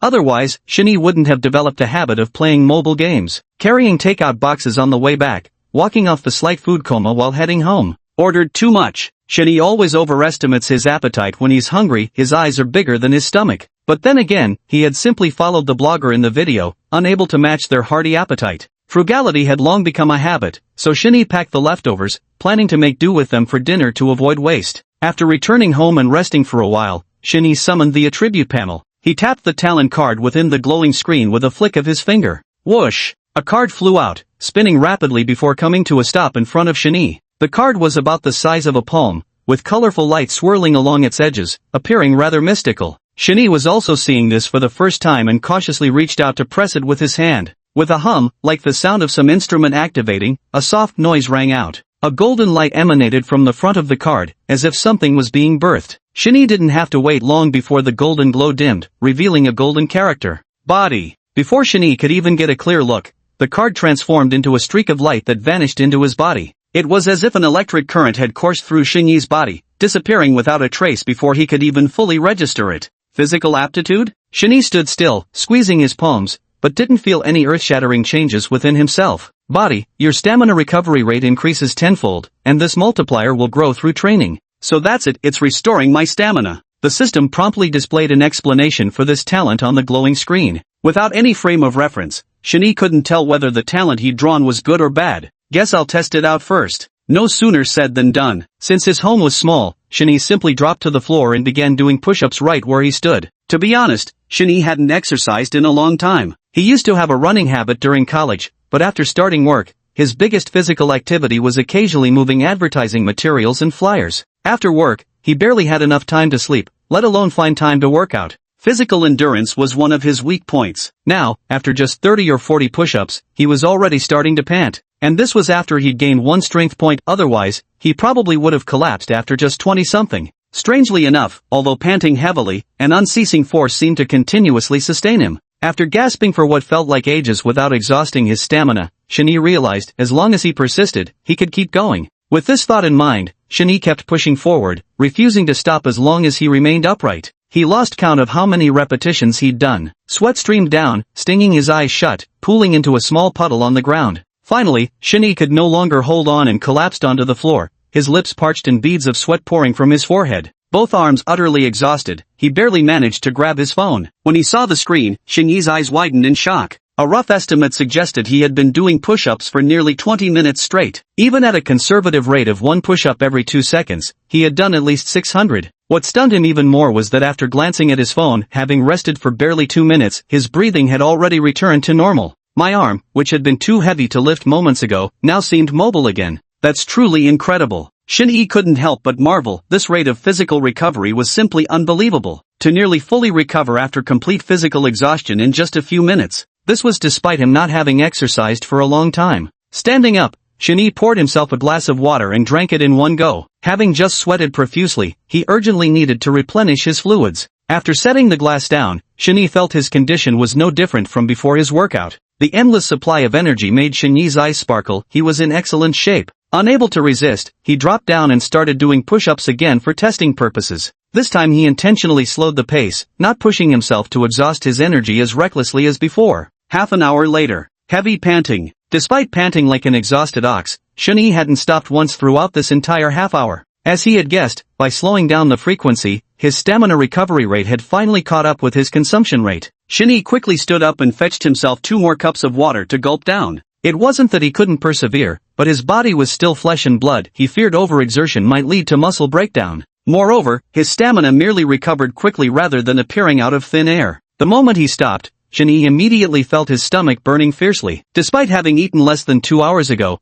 he was now so hungry his eyes were practically green. Hurrying to the table, Shin-Yi tore open the takeout box and wolfed down the food ravenously. After exercising, his appetite was especially good. Like a whirlwind sweeping away clouds, Shin-Yi quickly devoured all the leftovers from lunch. Though this talent is great, exercise should still be moderate. After finishing, Shin-Yi leaned back in his chair, lost in thought. At that moment, it felt like he could have swallowed an entire ox if it stood before him. After a simple test, Shin-Yi also gained several pieces of information. The enhancement granted by his physical talent was indeed miraculous, but it didn't come without cost. All the depletion had to be replenished by his own efforts. The tenfold recovery rate isn't fixed, it can increase with training. What Shin-Yi considers most crucial is that the current recovery speed is determined by his existing stamina. To give a simple example, Shin-Yi's current stamina is like a small pool, 7 meters deep. Consumption represents water outflow, recovery represents water inflow. No matter how fast the recovery rate is, the pool's capacity remains unchanged. The most important thing is to figure out how to widen the pool. Shin-Yi looked at his attribute panel. The benefits of saving attribute points earlier were now becoming apparent. Jack of all trades is master of none. It's better to specialize in one skill first. Besides, I already have a talent in physical endurance. I might as well invest there first.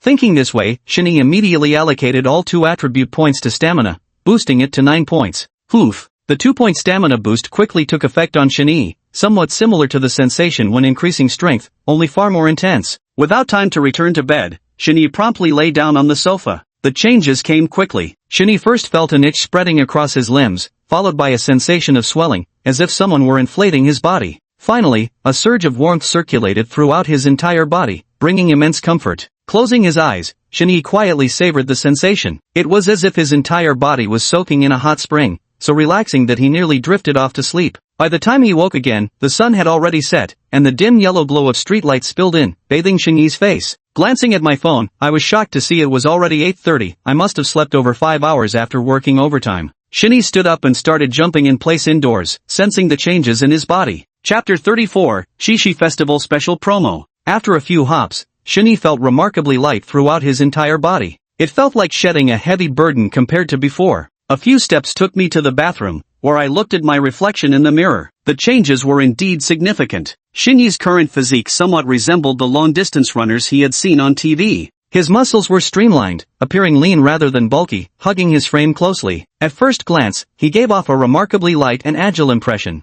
Wait a minute, I think I've grown taller. The positioning of the mirror in this rental flat wasn't particularly high. Shin-Yi had even silently complained about it the first time he used it. Now, when he looked in the mirror, he noticed its placement seemed even lower than before. His hair was already beginning to go beyond the mirror's edge, clear proof that his body had grown taller. Although he always boasted about being a full 180 centimeters tall, in reality, his barefoot height was only 178 centimeters, a measurement that only crossed the 180 mark when he wore shoes. Shin-Yi couldn't quite determine how much taller he'd grown from the mirror, but estimated it was probably around 2 or 3 centimeters. After spinning around in place a few times, Shin-Yi felt quite satisfied with his current condition. He went back to change into a t-shirt and shorts, then put on his shoes to go for a run. The apartment was too cramped for proper movement. If he wanted to fully test his enhanced physical abilities after allocating attribute points, he'd need to go outside. Going downstairs, Shin-Yi didn't plan any particular route and simply started jogging slowly along the path. Perhaps it was because the August weather was too hot,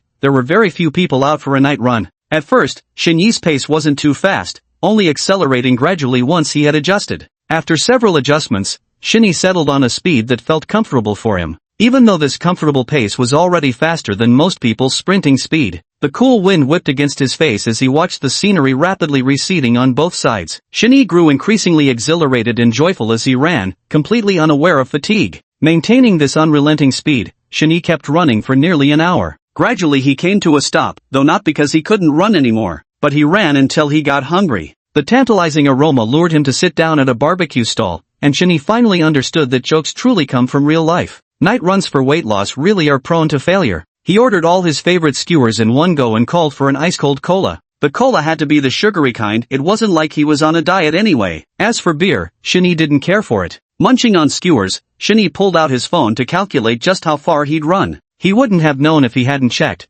but the numbers genuinely shocked him. The app showed he'd been running for 57 minutes, covering nearly 20 kilometers. Shin-Yi wasn't clear about the standards, but even with a simple calculation, his performance probably wouldn't be considered poor among athletes. Of course, the most important point wasn't about speed, but rather that Shinee didn't feel the slightest bit of fatigue. He stopped only because he was hungry. In other words, if Shinee wanted to, he could have kept running, possibly even faster than before, as long as his energy could keep up. Taking a sip of soda from his cup, Shinee sighed inwardly. This is the power of the system. I need to work harder to conquer more targets. Perhaps due to his enhanced physique, Shinee's appetite had increased significantly. After casually consuming a meal meant for 3 people and leaving a pile of bamboo skewers on the table, Shinee patted his still flat stomach and stood up to pay the bill. Even though he was already far from home, Shinee still decided to run back. This test run made him realize that with 2 stamina points and his talent bonuses, this amount of exercise wasn't much different from a casual stroll for him. Upon returning home, Shinee took a shower, changed into fresh clothes, turned on the air conditioning, and sank into his beanbag chair. Simulator, activate. The familiar interface came into view.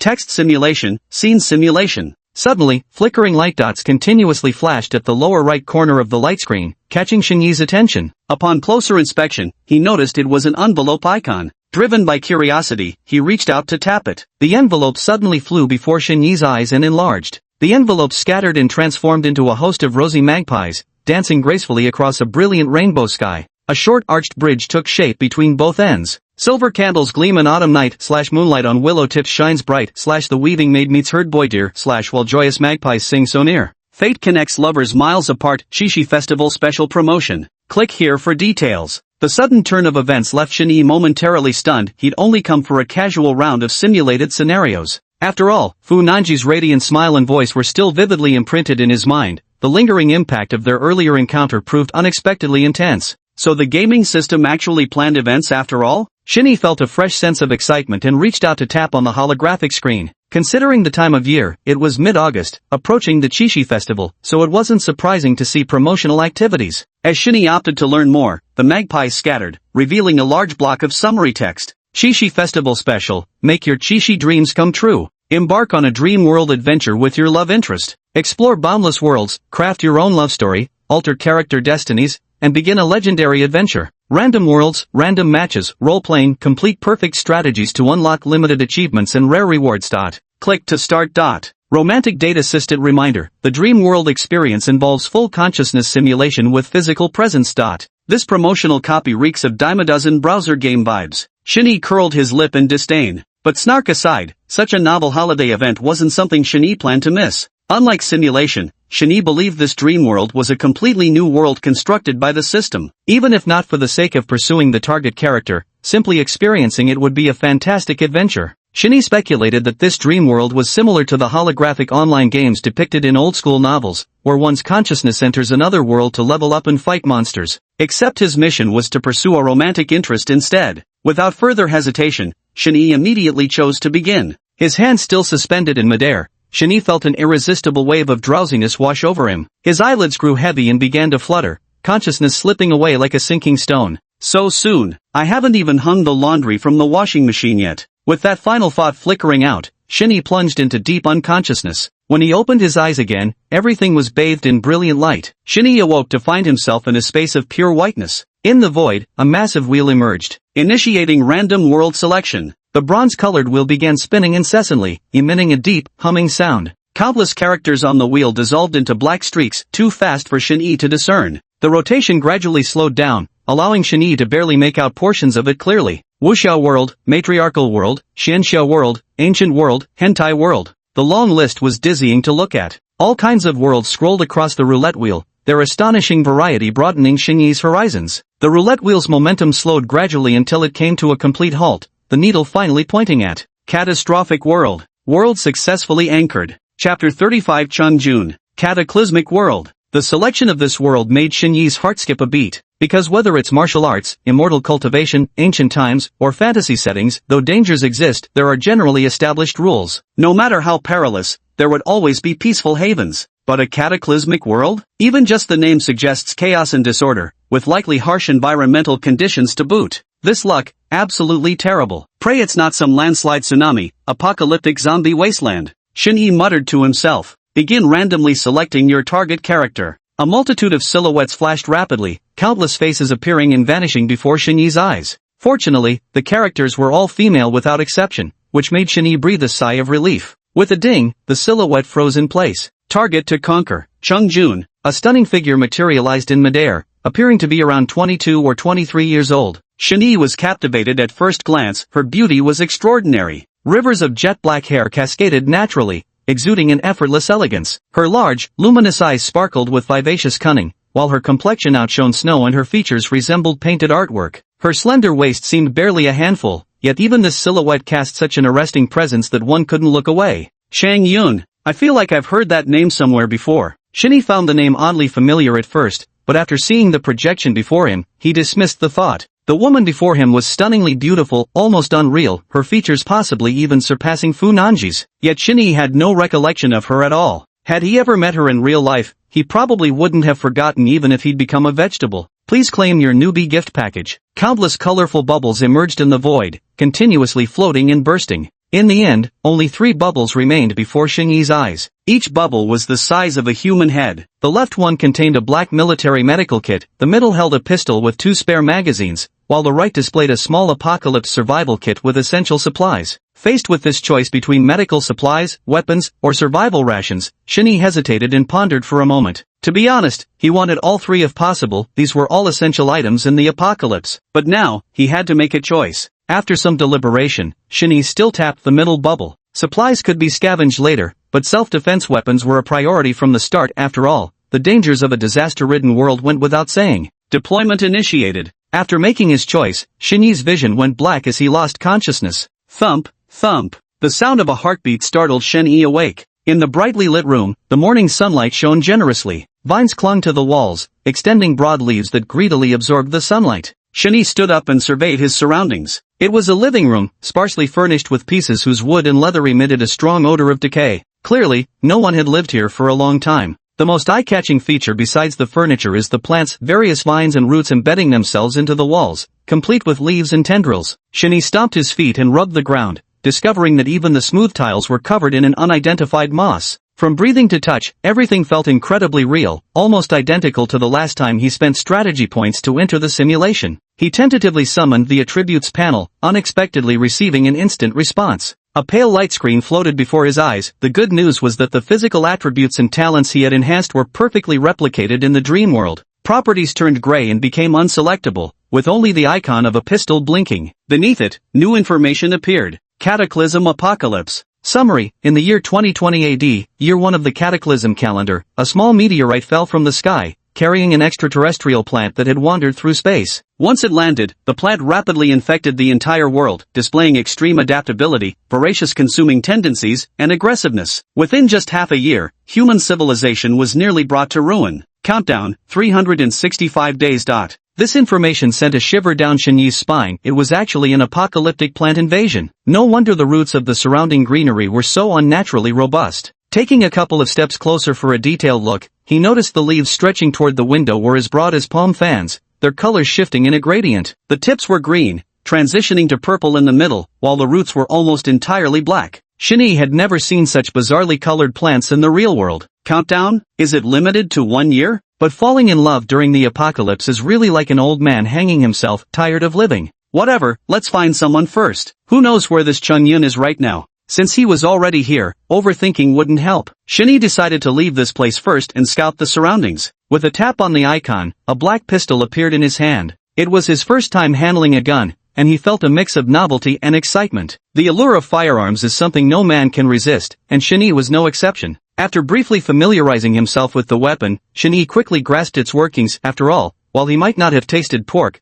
he'd certainly seen pigs run. The pistol in his hand was an ordinary 9mm with a magazine capacity of 12 rounds. Including the 2 spare clips provided by the system, he had a total of 36 bullets. The number of bullets isn't exactly abundant. A few blind trigger pulls would exhaust them quickly. Without systematic training, proper marksmanship was naturally out of the question. Until he found more ammunition, he'd have to use them sparingly. The good news was this pistol came as a system gift, allowing him to summon or dismiss it freely. It could prove unexpectedly handy in crucial moments. Xingyi flipped the safety off on his pistol before stowing it in the system, ensuring it would be ready to fire immediately upon retrieval. After a brief search indoors, Xingyi decided to look for any usable items before heading out. Plants were visibly thriving everywhere. When Xingyi pulled open the refrigerator door, the sight before him made him grimace and immediately shut it again. It was impossible to tell how long the power had been out. The refrigerated vegetables and meat inside had decomposed into an unrecognizable mass, completely covered in mold and emitting a pungent odor.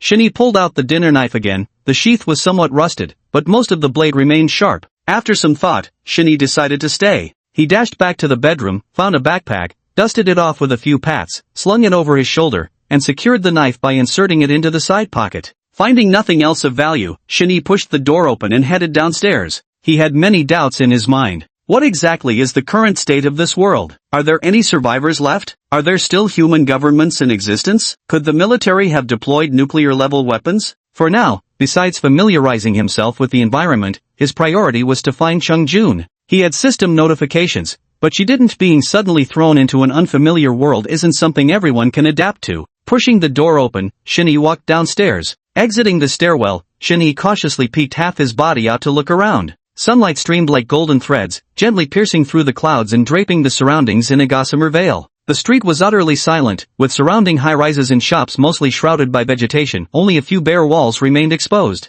A towering steel city was shrouded and devoured by lush vegetation. It was as if everything had reverted to a primeval forest. Chapter 36, The Variable. Humans are just like plane trees. When their hearts are hollowed out, they can barely stand erect. Others may think they'll sprout again come spring, but in truth, they perished that very winter. This was also Fu Nanji's previous state of mind. Losing the companion who had accompanied her for a lifetime made her unable to adjust to living alone, and her health rapidly deteriorated as her spirit gradually withered away. Nowadays, though the dream has ended, the days experienced within it were not false. For Fu Nanxiao, they served as a memorial, and so she named it a past life. A new day dawned as Fu Nanqi awoke full of energy. Unlike her muddled and aimless past life, she now felt uplifted and full of anticipation. Humming a cheerful tune, she bustled about the kitchen. She never used to cook. Shinny usually handled it. But as he gradually became busier and had less time, she slowly learned to do it herself. At first she was still a bit clumsy, but gradually became more adept. Just 2 days ago she didn't have the habit of eating breakfast, partly because she found it troublesome, and partly because of her unique constitution where eating just a little more would make her chest balloon out as if inflated.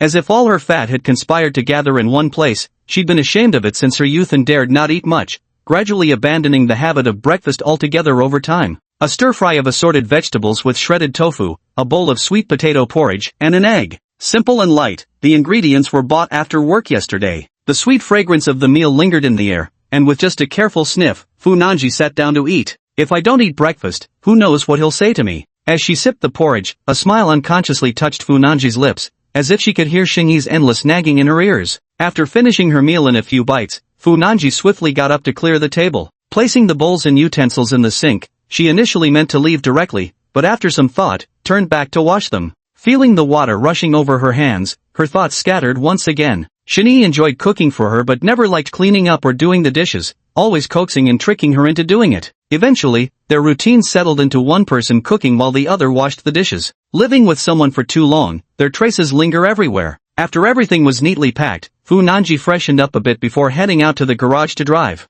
Normally she wouldn't bother with makeup, but today was different. Today's the day he's transferring here. Soft music played in the car as Fu Nanji gazed at her reflection in the rearview mirror, unable to suppress her beaming smile. These couple of days she carefully recalled everything and sorted out her thoughts, confirming that Shinny should be transferred to the legal department today. Back then, however, she hadn't paid much attention to such a trivial matter. What truly brought the two of them closer was something that happened later. Today, she got up unusually early and hurried to the company without delay. With eager anticipation, she pushed open the door to find some colleagues who had also arrived early. Fu Nanji had been transferred for nearly 2 weeks. Thanks to her striking beauty and refined demeanor, many people had been quietly observing her. As she entered, they all greeted her one after another. With a perfectly measured smile, Fu Nanji responded to each of them while silently cataloging their names and distinguishing features in her mind. Once in her office, she set down her bag and picked up a small watering can to tend the potted plants. As she moved about the task, she casually adjusted the blinds, raising them just slightly without seeming to pay it any particular attention. Sitting back in the chair, she could glance outside from this angle with just a slight turn of her head. Fu Nanji focused her attention, zeroing in on an empty seat to her right. Satisfied by the clear view, she gave a slight nod. Filled with energy, she lowered her head to tackle the day's work. On the desk, the well-watered pothose plant swayed its leaves gently, as if echoing her mood. The noon hour approached as Fu Nanji emerged from her deep concentration. Lunchtime arrived, and gradually the sounds of commotion began filtering in from outside. Fu Nanji absently raised her head, when suddenly a dazzling light flashed through her eyes. At some unnoticed moment, someone had appeared in that empty seat she'd been watching. Joy filled her heart as she set aside her work and shut the drawer. Fu Nanji stood up ready to rush over immediately, but then pivoted on her heel, unable to resist fishing a small mirror from her bag for one last glance. Surveying her flawless face in the reflection, she nodded in satisfaction. After smoothing her clothes, adjusting a few strands of hair, and composing herself completely, Fu Nanji finally stepped forward. Percent. A woman dresses up for her admirer. Meeting for the first time in this life, Fu Nanji didn't want any accidents or flaws, she simply wanted to show him her most beautiful side. The bustling corridor was filled with clusters of chatting companions, whispered conversations, and hurried workers rushing about. Fu Nanji's eyes were fixed on a single target as she slowly walked toward that workstation. He was bent over, pulling things from his bag and arranging his personal belongings at his workstation. Fu Nanji took a deep breath, her heart pounding with excitement, and gently tapped him on the shoulder. The man paused and slowly turned his head. A completely unfamiliar face appeared before Fu Nanji, causing her to hesitate mid-step. She had spent day and night with Shen-Yi, familiar with his scent, his presence, even his breathing. She was confident that even if he remained silent, she would recognize him instantly upon seeing him again. Yet the utterly unfamiliar face before her, the alien aura surrounding him, made her hesitate. Could this really be him? While Fu Nanji was still uncertain, the man caught sight of her face, and amazement flickered across his expression. Fortunately, he quickly regained his composure, beaming with enthusiasm as he introduced himself. Hello, my name is Zhang Ningjie, I'm the new intern. Is there anything I can help with? With that, he politely extended his hand. If Fu Nanji still had doubts about his appearance, his voice was the clearest identifier. She could never mistake that, no matter when. He's not Shen-Yi. A tremendous roar momentarily filled her head, leaving her dizzy and disoriented. At this moment, Fu Nanji couldn't process anything he was saying. Overwhelming terror threatened to consume her entirely. Her weakened hands lost their grip, and the tightly grasped box clattered to the floor. A plot twist had emerged. Fu Nanji's heart felt hollow, barely managing to keep her composure from crumbling. She forced a faint smile at Zhang Ningjie, bent down to pick up the fallen box, and then turned away without acknowledging his outstretched hand. Faced with Fu Nanji's cold dismissal, Zhang Ningjie could only sit back down with an awkward chuckle. Fu Nanji's gesture had seemed both like mistaking someone's identity and offering a greeting, but since he'd just arrived, though puzzled, he had no choice but to swallow his confusion for now. As for the object that had fallen to the ground, he gave it a fleeting glance. It seemed to be a glasses case. Fu Nanji didn't know how she had made it back, collapsing onto the chair as her mind reeled in utter chaos. She had imagined countless scenarios of their reunion in her heart, yet never once had she anticipated this one. In my past life, he was clearly sitting right there. How could it be someone else now?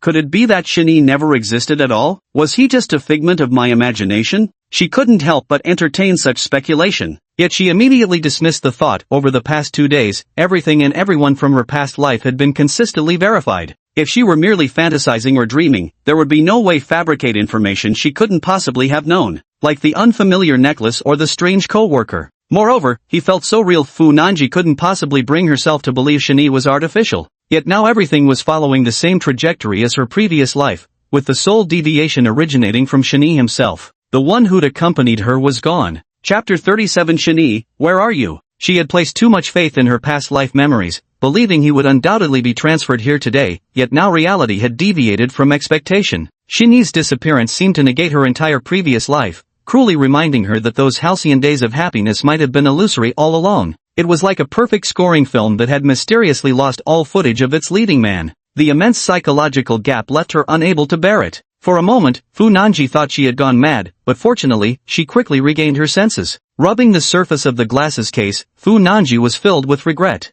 Pulling open the drawer to put the glasses case back in the corner, she spoke softly to Little Black Box. Sorry, I couldn't send you off today. Then she spotted her notebook again and took it out to spread it open. On a fresh page was drawn a simple little figure, featureless except for an empty pair of glasses. Next to it was another figure with long hair, the two holding hands. This was drawn by Fu Nanji yesterday out of boredom, the parts of her heart that couldn't be shared with others. She had imagined their reunion countless times, yet this unexpected encounter caught her completely off guard. Beneath the little figure was a sarcastic remark from a past life, which she also reproduced. Shen-Yi, with black glasses. Shen-Yi, the social butterfly. Shen-Yi, the arrogant one. Shen-Yi, the annoying pest. Shen-Yi, the empty-headed. Shen-Yi, not smart. As she gazed at these words, familiar scenes flashed through Fu Nanchuan's mind, vivid and real, tugging at her heartstrings. Tears blurred her vision, her eyelashes fluttering rapidly as she struggled to hold them back. Fu Nanxian picked up the pen and wrote on a new line. Where are you, Shinyi? Her hand released the pen she just finished writing with, its falling tip leaving a jagged scar across the paper as if mirroring her current turmoil. A plump tear dropped onto Shinyi's name, bleeding the characters into an inky black stain. Grief and terror crashed over her like tidal waves, surrounding her completely, threatening to crush the brittle shell of her feigned composure. You broke your promise. You said you'd love me and make me happy forever. I can't manage this alone. Fu Nanji slowly slumped onto the desk, wrapping her arms tightly around herself as she imagined a firm embrace, yet her heart felt like a gaping void. Shinyi, it seems, I've lost you. The faint sobs gradually faded into silence. Her heart had always been delicate and vulnerable, but Shinyi's care in her previous life had allowed her to build a fortress of resilience. Yet behind this fortress, Shinyi had continuously provided unwavering emotional support. Now that her pillar of support was gone, Fu Nanji would have to face everything alone. She seemed to be reverting to her old self, consumed by inner turmoil day after day. With him by her side, all imperfections became tolerable. Without him, even the most seemingly perfect present would feel hollow. Suddenly, as if enlightened by a revelation, Fu Nanji wiped away her tears and sat up straight. Perhaps there had been an unforeseen misstep in some aspect unknown to her, causing Shinyi to miss his destined moment. This doesn't mean that person doesn't exist. Jumping to conclusions now would just be scaring myself. The speculation in her heart perked Fu Nanji up slightly. Impossible, there's no way you could be false. Then Fu Nanji declared firmly, as much to reassure herself as to make a statement. No matter where you are, I'll find you. Without further hesitation, Fu Nanji got up and washed her face. Carrying the processed documents from the morning in her arms, she placed them on the legal assistant's desk before leaving the legal department directly. Entering the elevator, she pressed the button for the 23rd floor with a tap of her finger, the CEO's floor. Cheng Tianwei is his father's closest business partner and currently the helmsman of Tiancheng Group. Jin Heng and Tiancheng share an inseparable relationship, with the two families being old friends spanning generations. This was her first visit since starting work at Tiancheng. After exchanging a few quiet words with the secretary outside, she was quickly ushered in. As the door was pushed open, behind the boss chair sat a middle-aged man with a square face that exuded approachability. Fu Nanji first examined him for a moment,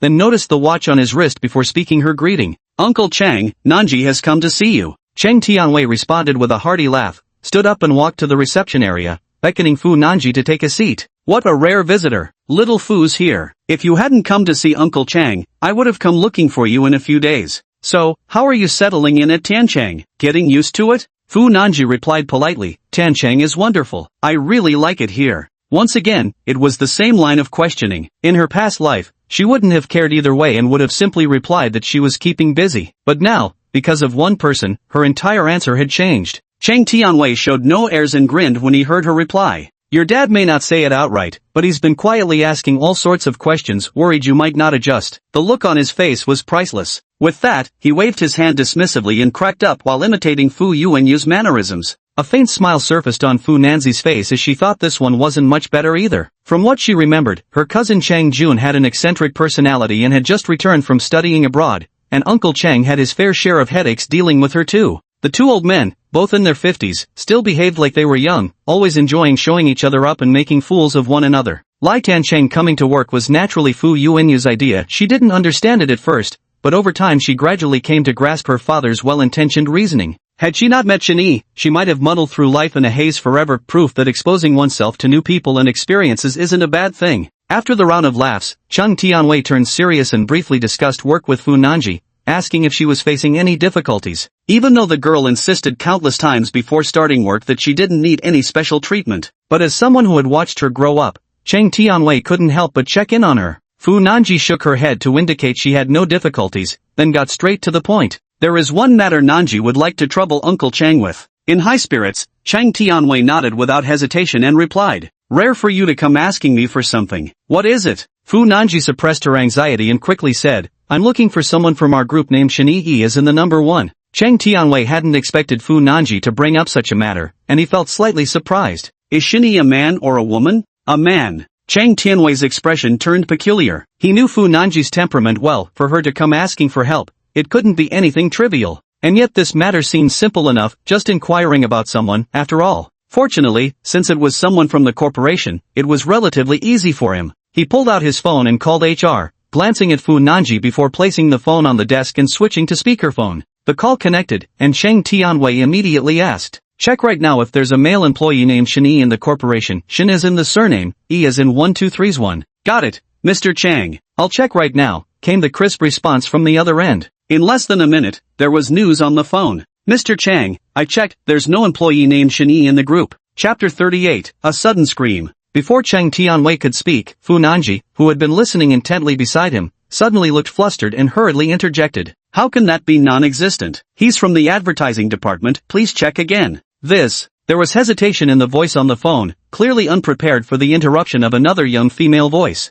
This appearance caught in Chang Tianwei's eyes, and a flash of understanding crossed his mind as he hurriedly spoke. Do as she says. Right away, Mr. Chang. After a while longer, the voice came through the phone again. I've checked, President Chang. There's still no one named Shinyi. However, there are 4 people with the surname Shin in the group. There is indeed one in the advertising department with the surname Shin, but his name is Shinyi E as in the I Ching, Book of Changes. Although nothing conclusive was found, quite a few reference details were provided. The person on the phone was sharp-witted and efficient, quickly wrapping up the report. Fu Nanji listened throughout, her suspended heart rising and falling in anguish, her expression now drifting uncertainly. Seeing her at a loss for words, Chang Tianwei made the decision for her with a wave of his hand. Send me the personnel files of all employees with the surname Shin. Now. With that, he hung up the phone. Seeing that Fu Nanji seemed in low spirits, Chang Tianwei joked lightly. To steal our little Fu's heart in less than half a month, who knew Tiancheng had such a brilliant young man like this? Fu Nanji's mood was like waiting for college entrance exam results, restless and unsettled, so she could only manage a faint smile in response to Chang Tianwei. Chang Tianwei's eyes flickered with surprise. Fu Nanji's reaction was completely unexpected. She hadn't shown even a hint of shyness in the face of her teasing.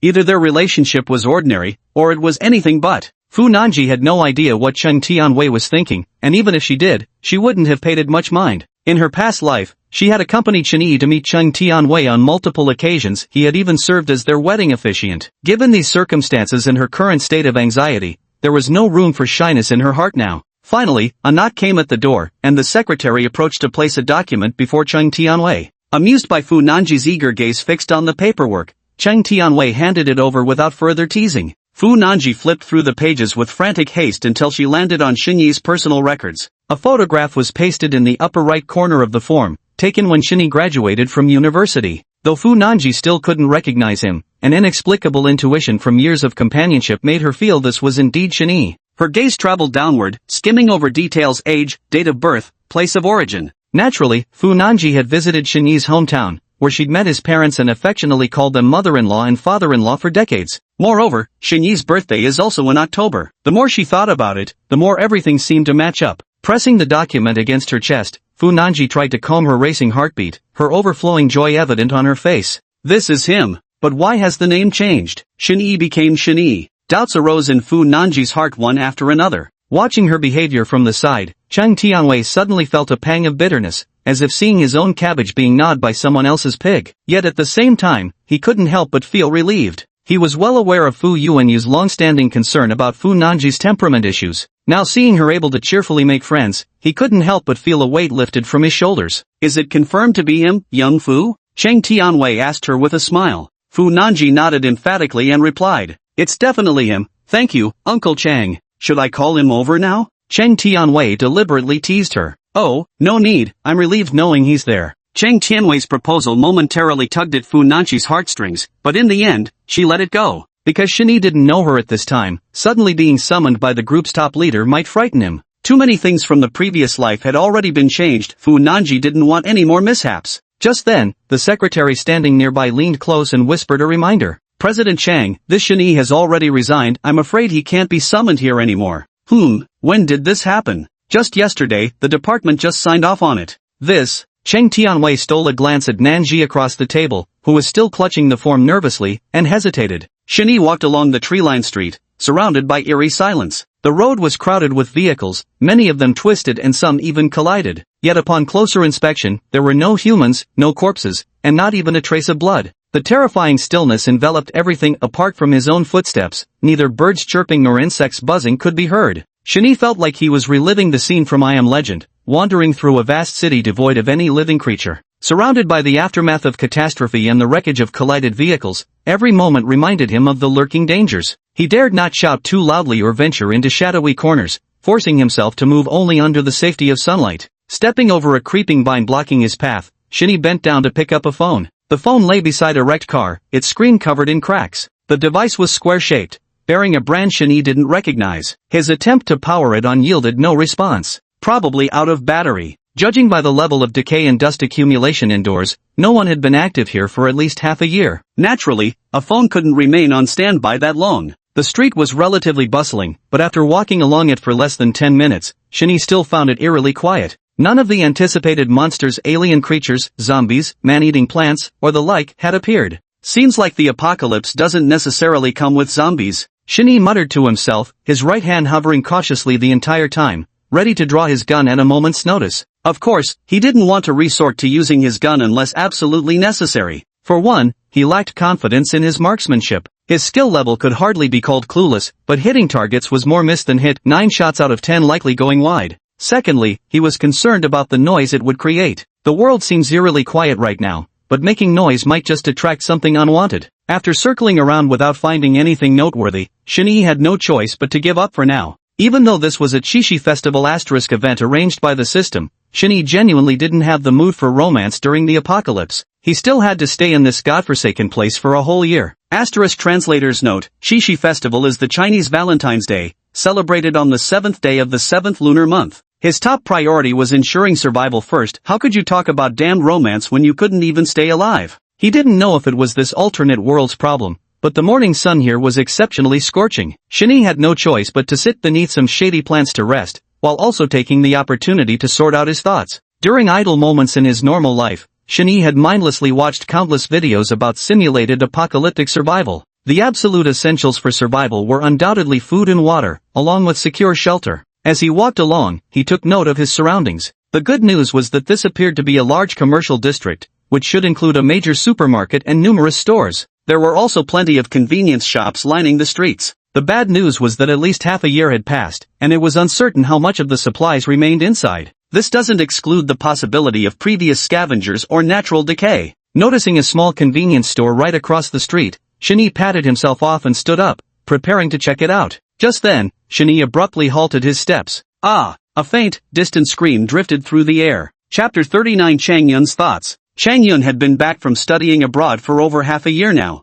yet she remained utterly indolent as a sea turtle, Chinese pun on returnee from overseas study. She truly lived up to being a turtle. After hibernating at home for 6 months, her father finally lost all patience and shoved her into the company. The job was dull, and she feared dullness most of all. A monotonous life gave her no feedback. She longed for some unusual excitement. This is a bit too exciting, the joke's gone too far. In the dim light, Chung Jun gradually regained consciousness. The moment she opened her eyes, she sensed something was wrong. She didn't wake up in the soft embrace of her own bed, but amidst shattered walls and scattered rubble. The uneven stones beneath her pressed painfully against her spine, a constant reminder that this was no dream. Rising to her feet, she cautiously picked her way through the broken debris. A dense thicket blocked her path. Pushing aside the branches, fragmented sunlight pierced through the darkness as she crouched low and crawled her way out. Is this still Earth? Did I time travel? Before me stood dilapidated skyscrapers, their walls covered in winding vines and lush greenery, the vibrant green and purple hues creating a psychedelic panorama.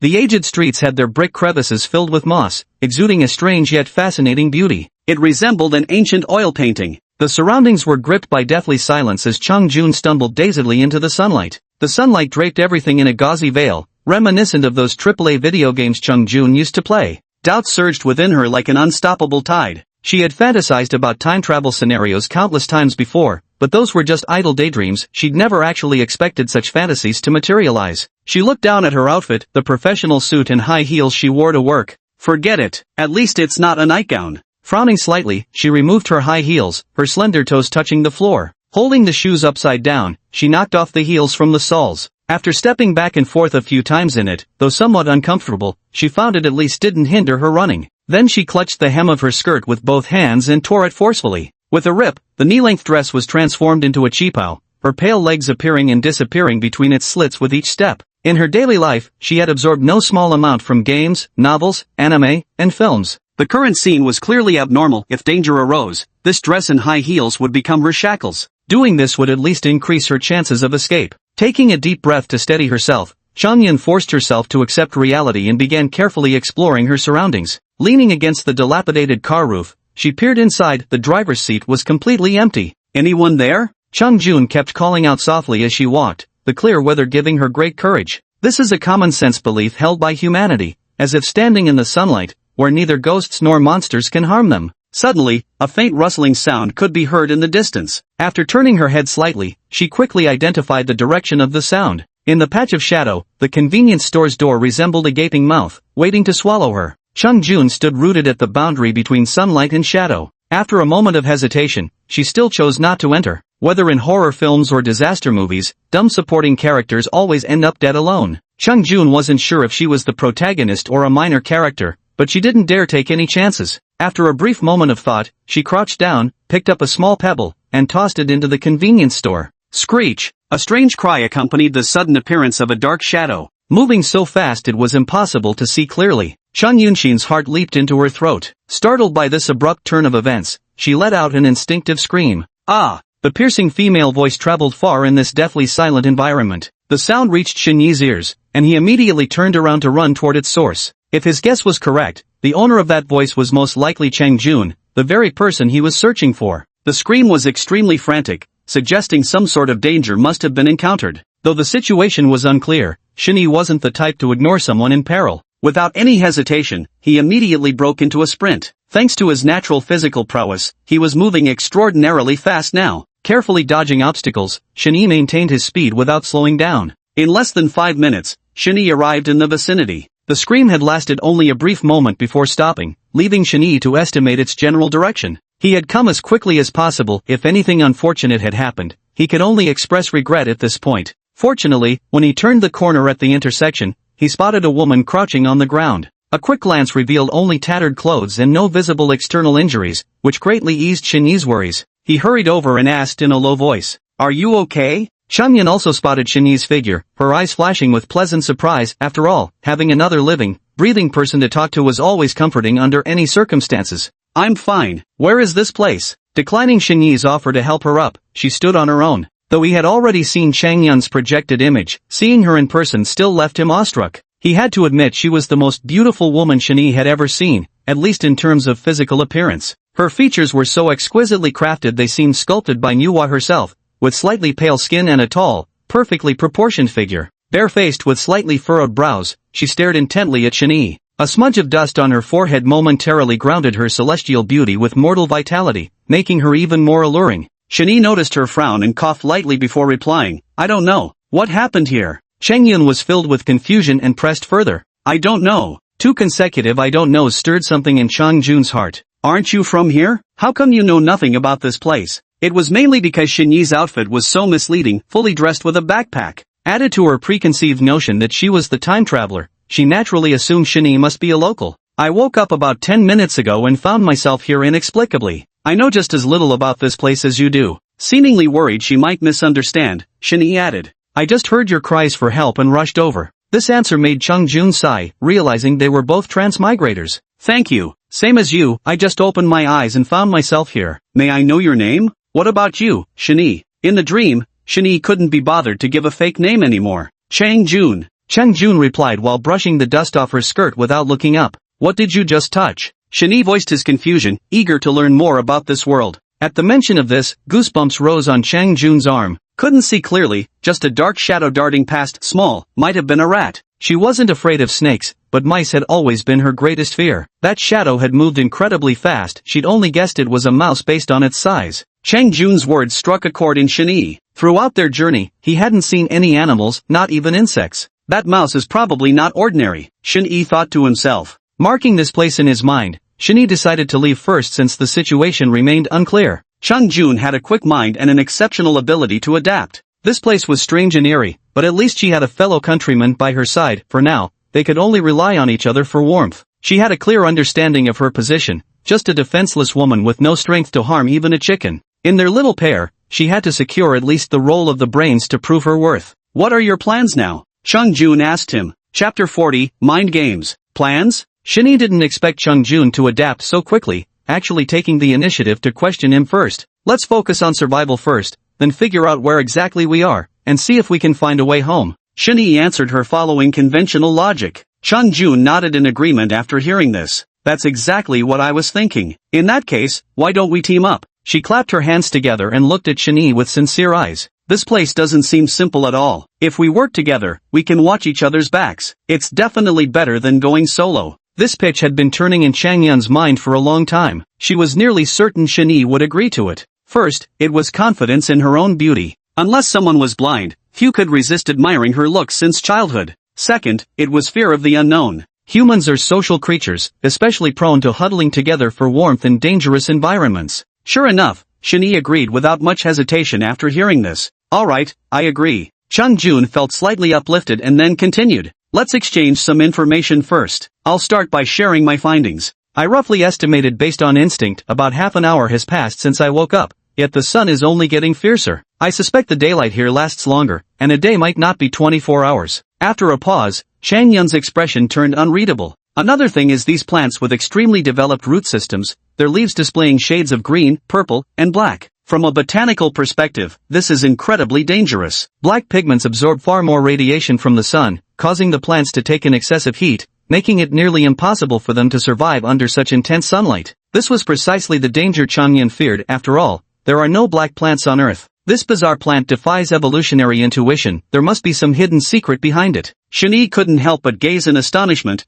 almost applauding her on the spot. Not only was Chung Jun remarkably intelligent, but her keen observational skills had led her to deduce the answer with uncanny accuracy. Wasn't this apocalyptic catastrophe precisely triggered by an alien plant? If not for the system prompts, I wouldn't have thought of so much. This comparison makes me feel like a fool. With this thought, Shani added a bit more. I ran back and forth along the entire street. Apart from you, I didn't see a single living thing. Then, with a solemn expression, Shani continued. I just saw rats, but I haven't spotted a single bird or insect. This place is unnaturally clean, as if something has swept through it. The roads are littered with wrecked vehicles, yet there's not a single corpse or drop of blood to be seen. Chung Jun's face also darkened with unease. Everywhere here felt deeply unsettling. It's like a video game where the map was finished, but the developers forgot to spawn any NPCs. It's no use thinking about this for now. Let's find a place to stay first, Chang Jun suggested. During their conversation, Chung Jun deliberately began using we more often, framing his words from a perspective of mutual benefit to bridge the distance between them. This was how one secured the dominant position as the brain of the operation.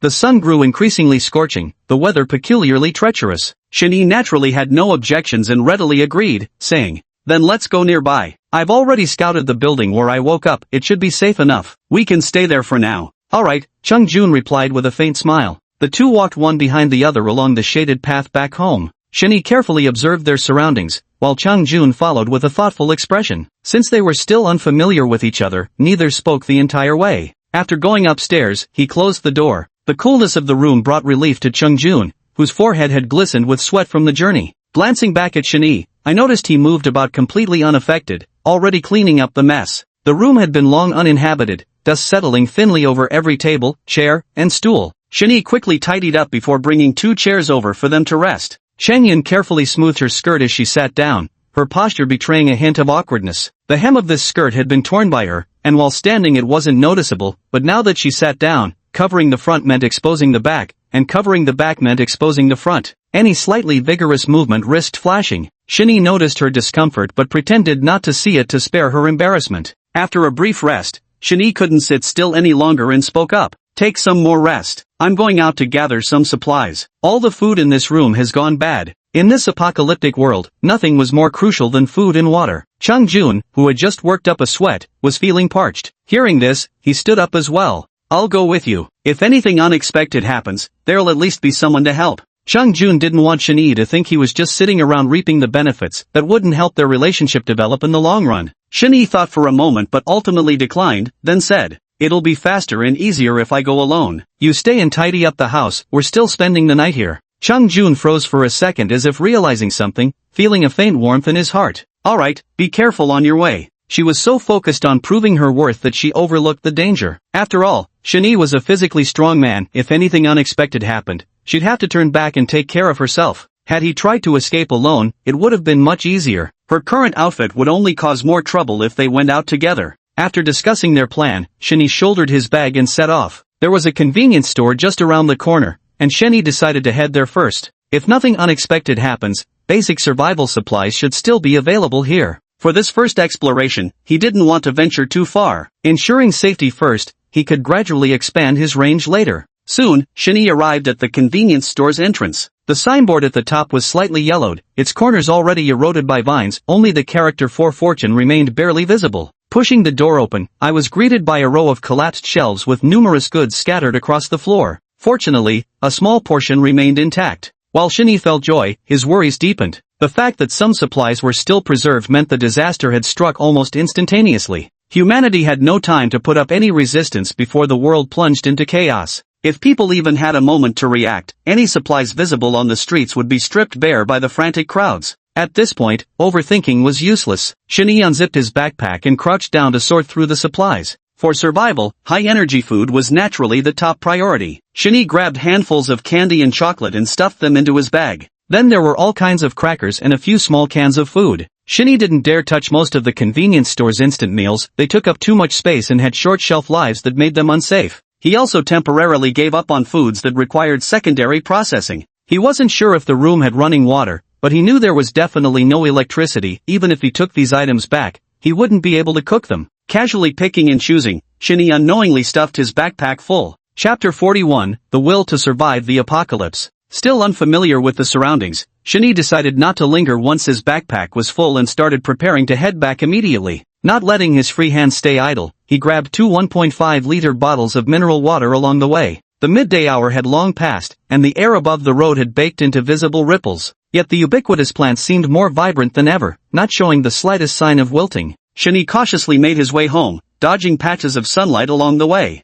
Pushing the door open, he saw Chung-jun bending over with a broom in hand, sweeping the floor. A glimpse of rugged terrain flashed into view as their garments fluttered and obscured it intermittently. Hearing the commotion, Chung-jun arose and came forward to greet them, asking with concern, "Was everything all right on the way?" Shinee snapped out of his reverie and hurriedly replied to her, "It's all right, the supplies are holding up well, with some still in good condition." Chen-chin somehow found a thin string to tie up her long hair, her cheeks smudged with a bit of dust, giving her a rather homely, nurturing aura. During Shingee's absence, she hadn't been idle, keeping the interior relatively tidy. She wiped down the tables, chairs, and cabinets, and had mostly finished sweeping the floor. Shinee placed his backpack on the table and looked around, surprised to find the place beginning to carry a homely feel. "You sit and rest first. I'll just finish up the last bit here." Chang-jun motioned for Shinee to take a seat, then turned around and clumsily picked up the broom to sweep the dust out the door. At home, she had always been a lazy person, leaving all the housework to the maid, hardly ever lifting a finger herself. Yet she was an extremely clever person who would never misread the situation or throw a spoiled tantrum before Shinee's eyes. They were practically strangers, even good looks shouldn't entitle one to act wantonly. Shinee wasn't the least bit tired, this level of exertion barely counted as a drizzle. Of course he couldn't sit idly by while Chung-jun huffed and puffed doing all the work alone. He walked to the somewhat decayed sofa and pushed it into another abandoned room. The middle of this sofa was already rotted and hollowed out. The smell was rather strong, but throwing it away would be too much trouble, so it had to be relocated elsewhere. Entering the kitchen, he noticed the window wasn't properly closed, with many vine tendrils creeping inside. Shinee tried each switch one by one. The electricity was out, the gas wasn't working either, and finally I tried turning on the faucet. The faucet wheezed like an asthmatic, but no water came out after a long while, must be shut off too. Just then, Chung-jun heard the commotion and came in to ask, "What's wrong?" "With no water, electricity, or gas, we'll likely have to find another way to manage things," Shinee replied. "Yeah, that's indeed an issue, but I already have some ideas. Let's discuss them later." After finishing their preparations, Chung-jun was about to pull Shinee aside for a discussion when he saw him hand over a paper bag. Upon opening it, it turned out to be a set of clean clothes. "I grabbed this while passing by a clothing store. Try it on and see if it fits." Chung-jun froze momentarily, then glanced down at herself with a bashful expression before nodding silently and entering the adjacent bedroom to shut the door behind her. Shinee happened to pass by a ready-made clothing shop on his way back with supplies. In the chaos, most of the places that got raided were supermarkets and convenience stores, so this clothing shop remained remarkably intact. Thinking of Chung-jun's embarrassed state, Shinee walked in and casually picked out a set for her. She was tall, estimated to be at least around 1.7 meters, and he wasn't sure if his selection would fit properly. Just then, the door opened, and Chang-jun emerged slowly after changing her clothes. Sensing Shinyee's gaze upon her, she lowered her head to smooth the stray strands of hair, her ears turning crimson with shyness. She wore a plain white t-shirt on her upper body and a pair of skinny blue jeans below. Yet her underwear underneath was pale yellow. The mismatch in colors made the straps clearly visible through the white t-shirt.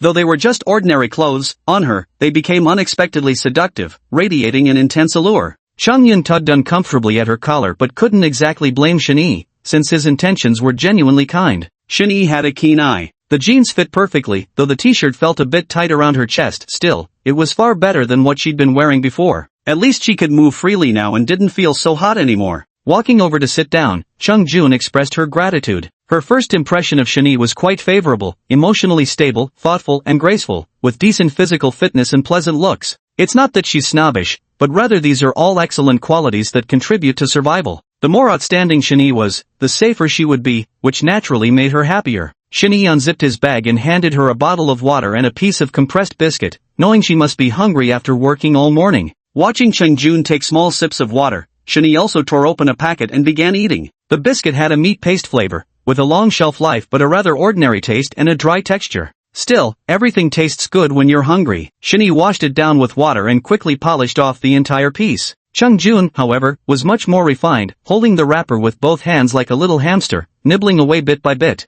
After eating and drinking his fill, Chung Jun entered the room and brought out a notebook and a pen. Opening the notebook, she said to Shin-hee, "We still don't know how long we'll be staying here, so we should make some plans." Shin-hee naturally agreed, nodding as he said, "Since we're already here, might as well make the best of it. Go ahead and speak." The survival guide mentioned that in an apocalyptic scenario, one should gather as much information as possible, then formulate a plan. Keeping yourself occupied helps increase survival odds. In an apocalyptic environment, it's not just physical survival that matters, mental fortitude is equally important. Under extreme pressure, setting a goal and maintaining a belief system can prevent psychological collapse. Shin-hee looked at her with admiration. Chung Jun wasn't just a pretty face, she was truly exceptional in every way. She understood the cause and effect of the matter, but he had no idea. The system's light screen displayed a countdown to remind him of the time, but for Chung Jun, this was the real world, there was no telling how long he'd have to stay. Maintaining faith under such immense pressure was already an incredibly difficult feat. Putting himself in Shin-hee's shoes, even he couldn't guarantee doing better than her. Chung Jun seemed completely oblivious and continued, "Our top priority now is to search for and stockpile supplies, while also gathering as much information as possible about this place. The short-term goal is to prioritize survival, and to explore more areas while ensuring our own safety." After a brief pause, her voice carried a hint of hesitation. "The long-term goal is to find other survivors, understand our current situation, uncover the truth, and ultimately find our way back home." She didn't hold much hope for this long-term goal. In her previous words, she kept referring to it as this place, but deep down she knew they were most likely no longer on Earth. "The reason I've never used the phrase this world is to preserve a glimmer of hope for returning home. Even though it's difficult, we still need to have it. Otherwise, we won't be able to hold on." Chapter 42, Stockpiling Supplies. Pulling off the pen cap and spreading open her notebook, she continued, "First is keeping accounts. I'll be responsible for recording all the supplies we collect from now on. We need to have a clear grasp of what we've gained, what we've consumed, and the remaining stockpile. This way we'll have some resilience when facing unexpected events." An excellent suggestion, and exactly what Shin-hee wanted to say. When he was in middle school, being still young, he could never hold on to money. At the beginning of each semester, the money I received would often be spent recklessly, extravagantly and without restraint, leading to a continuous decline in my quality of life. By the last couple of days before the holidays, I'd practically be in a state of not knowing where my next meal was coming from. From then on, he realized the importance of budgeting and saving money. "Bring out the food you just brought back, you name them, I'll write them down," Chung Jun suggested. "All right," Shin-hee nodded, standing up to retrieve items from his bag. 12 packs of compressed biscuits. 1 bottle of honey, a large handful of candies. For cans of luncheon meat, 1 can of kidney beans, 2 cans of dates with fermented black beans, 2 cans of mixed congee. Shin-hee listed the names one by one, with canned goods being the most abundant. In terms of shelf life, canned goods were the safest choice as long as the cans weren't bulging. Shin-hee had salvaged them all. While spoiled food might seem insignificant, getting sick was a serious matter. Falling ill now meant there would be no one to turn to, leaving them with no choice but to risk venturing out again for medicine. After completing the inventory, Chung Jun pushed the notebook over and said, "This backpack full should last the 2 of us a week if we ration carefully." Neat handwriting filled the pages, listing each item's name and quantity with meticulous clarity. Though these supplies appear plentiful now, they'll dwindle quickly, a thought that offers little sense of security. Shin-hee glanced at the sky outside before turning to Chung Jun and saying, "I'll make a few more trips before it gets dark, we're short on quite a few things." Chung Yun hesitated upon hearing this. Torn between wanting more supplies and worrying about Shin-hee's safety, her mind was in turmoil. If anything were to happen to Shin-hee, she'd truly struggle to endure this unfamiliar environment alone. Shin-hee noticed her concern and reassured her. "It's all right, I've already made 2 trips along the road. I'm quite familiar with the surroundings now. Clear out the spare rooms so we'll have places to rest tonight. We've only just tidied up the living room simply, the master and second bedrooms remain completely untouched. If we don't clean them up, neither of us will have anywhere to sleep tonight. Seeing Xingyi's determination, Chung Jun had no choice but to agree.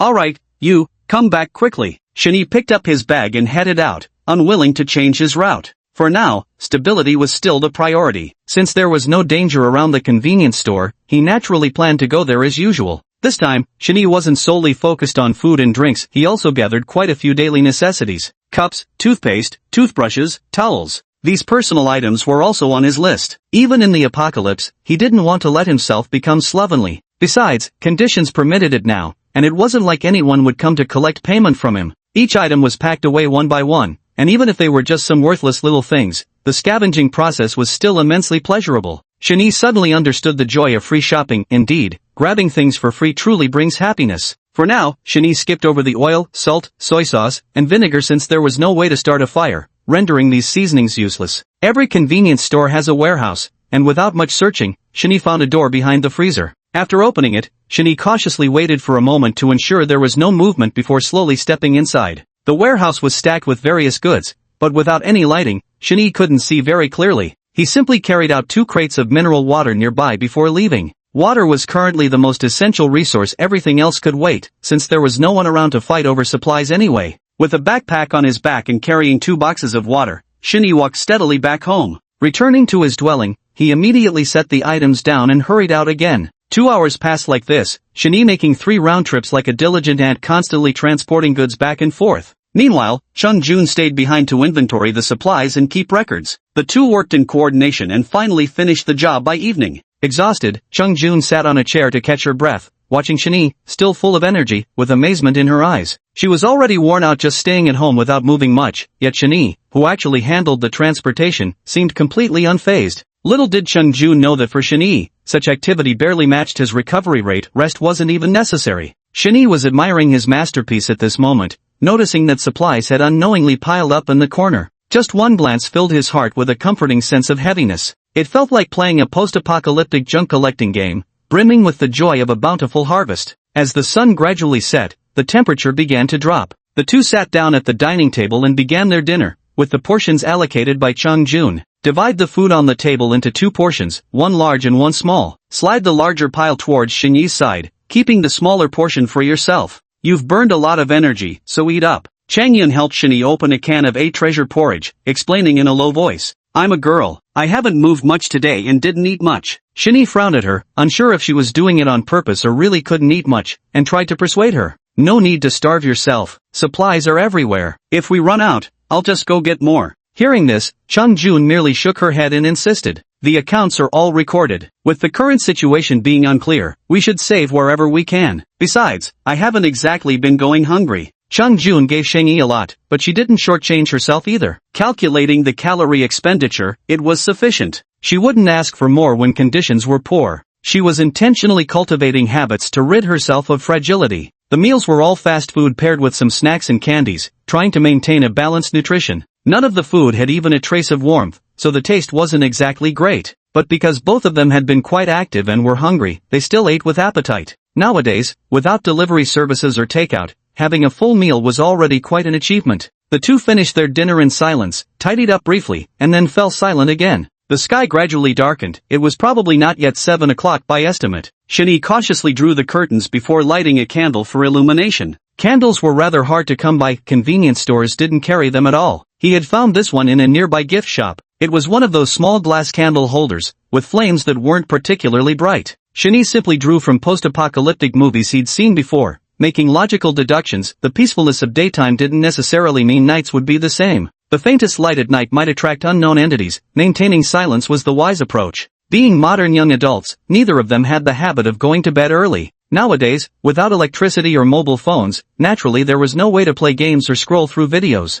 Xingyi was fine with it, but Chung Jun, who was usually an internet-addicted girl, found it extremely unbearable. Before, when there were things to do, she could force herself not to think about it. But now that it was dark and everything had quieted down, her chaotic thoughts surged like a tidal wave. With nothing better to do, the two had no choice but to sit down and chat. Chapter 43, Flustered Anger. The dim yellow light, no bigger than a bean, barely illuminated their faces. After spending most of the day together, they'd gained some basic understanding of each other and weren't as awkward as before. Now we were chatting intermittently without much focus. There was no helping it, things had gotten unbearably dull. You seem quite physically fit, are you an athlete? Chung Jun was the first to break the ice. Shinny shook his head with a smile. No, it's just that I usually enjoy working out. Oh, Shinny's performance had caught Chung Jun's attention earlier that day. How about you? What do you do for a living? Shinny countered with a question. Chung Jun twisted her fingers while staring at the flame before her and said, It's nothing much. I was a shut-in before, but now I'm working at the family company. Why do I sense resentment? You're a rich second-generation heir with a family fortune, isn't that great? Shin-Yi teased her.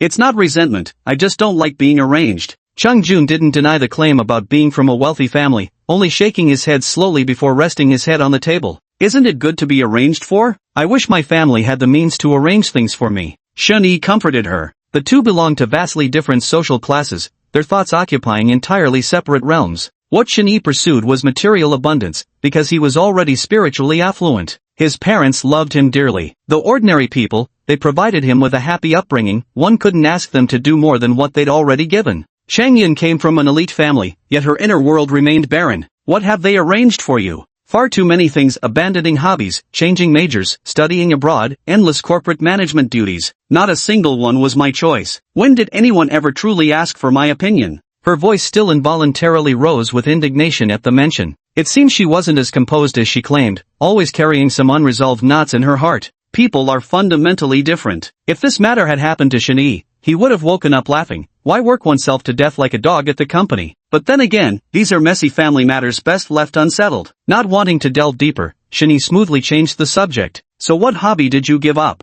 Chang Yun sighed and said, painting. She had many things she enjoyed, games, movies, pets, novels, but only this one truly counted as a passion. If not for her father's interference back then, she would have chosen fine arts as her major. Shin-Yi's lips twitched as he was about to say painting leads to a dead end, but then it occurred to him, when someone's family owns a gold mine, having artistic aspirations isn't that outrageous. So do you still paint now? Yes. Then how can that be called giving up? If you love painting, nothing can stop you. Chung Jun fell silent, straightened up, and then said, forget about me. How about you? Where are you working now? Shin-Yi waved his hand and laughed. Working my ass off, more like, just your average wage slave, toiling away day after day in the office. Actually, he had already resigned, but saying he's still employed sounds better than calling himself unemployed when making small talk. You're so capable. Your company is lucky to have you. Just passing the days. Suddenly, both fell into silence. For a moment, neither spoke. I wonder how the hell we ended up here, Chang Jun murmured. As night deepened, her mood soured too, she was feeling homesick.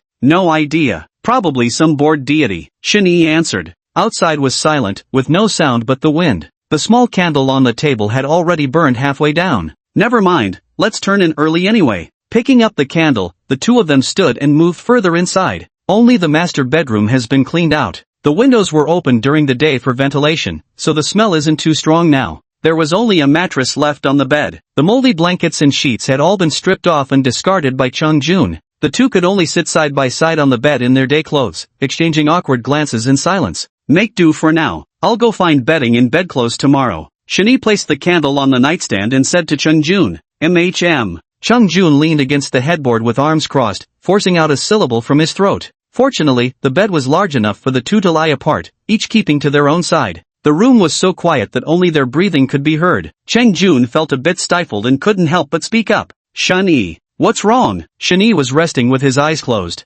Nothing, just asking if you're asleep. Chung Jun changed the subject and retreated once more. Not that fast. If you're sleepy, just go to bed first. By the faint glow of the fire, Shin-Yi could see Chung Jun's sparkling big eyes and thought she must be drowsy. Chang Jun fell silent once more. Actually, she was still a bit afraid, even though she had initially established her image during the day, trying hard to prove to Shin-Yi that she wasn't useless. Shin-Yi's demeanor had also put her somewhat at ease, yet knowing a person's face doesn't mean knowing their heart. In this unfamiliar environment, in the empty room, it almost seemed inevitable for something to happen between a man and a woman left alone. Any man in this situation would likely think the same way. The most crucial point was that if he really insisted on forcing himself, Chung Jun realized she had no means of resistance. She was still an ordinary girl who cherished romantic illusions about love, and she didn't want to lose her first time in such a muddle-headed way. Fortunately, he's still quite the gentleman, Chung Jun thought vaguely in her dazed mind. Exhausted and overwhelmed from the long day, now leaning against the soft bedside, sleepiness began to surge immediately. Shinee hadn't anticipated the turmoil in Chung Jun's heart, but even if he had known, he wouldn't have had the mood to care. Tonight he intended to stay awake until midnight, not daring to drift off to sleep so easily just yet. After all, this was the first night of the apocalyptic world, it was only right to maintain some level of vigilance. The reason I didn't tell Chung Jun was seeing how utterly exhausted she looked. Judging by her previous behavior, she would undoubtedly insist on keeping watch together if I brought it up. Time flowed quietly as Chung Jun's breathing gradually steadied. Shinee leaned down to blow out the candle, then moved carefully to the window and lifted the curtain to peer outside. The moon cast its silvery light, illuminating the ground brightly. The streets were utterly still save for the occasional rustle of leaves stirred by the wind. Shinee gazed for a while but found nothing unusual, eventually abandoning his scrutiny. Returning to sit by the window again, he remained vigilant, still not letting his guard down. Thanks to his physical gifts, his energy levels remained relatively high, with no drowsiness setting in yet. The sky was barely light. Chung Jun suddenly woke from her slumber. It took her mind a moment to process this wasn't a dream. She truly had been left behind in this world. Before she could fully process her thoughts, an unfamiliar sensation coursing through her body jolted her completely awake. She realized, somehow without noticing, she had wrapped both hands around Shinee's arm, hugging it tightly against her chest while nestling close to him. Chung Jun abruptly released his arm and sat up straight, her cheeks flushing with embarrassment. After quickly checking to confirm her clothes remained undisturbed, she quietly exhaled in relief. Turning her body, Chunhyun instinctively wanted to pick a fight, but after glancing around, she realized this really wasn't Shinee's fault. When they went to bed, each had occupied one side of the bed, leaving a large empty space in the middle. Yet upon waking up, they had both somehow migrated to one side. She had even been actively hugging Shinee's arm, clearly having moved unconsciously during the night. The more she thought about it, the more embarrassed she felt. Luckily Shinee hadn't woken up yet, otherwise she'd be too ashamed to face him. Unable to vent her frustration elsewhere, Chung Jun could only blame herself. Chapter 44, 7 Days. Shinee, wake up. Shinee opened his eyes to see Chung Jun standing by the bed gently nudging him. Mei-chem, I'm getting up now. Shinee responded and sat up immediately. He had stayed up late into the night yesterday before finally giving in to exhaustion and falling asleep. He used to be the undisputed champion when it came to staying up late, but that was with electricity, phones, and video games. Now, like some primitive creature out of its element, sitting idle through the night proved unbearable.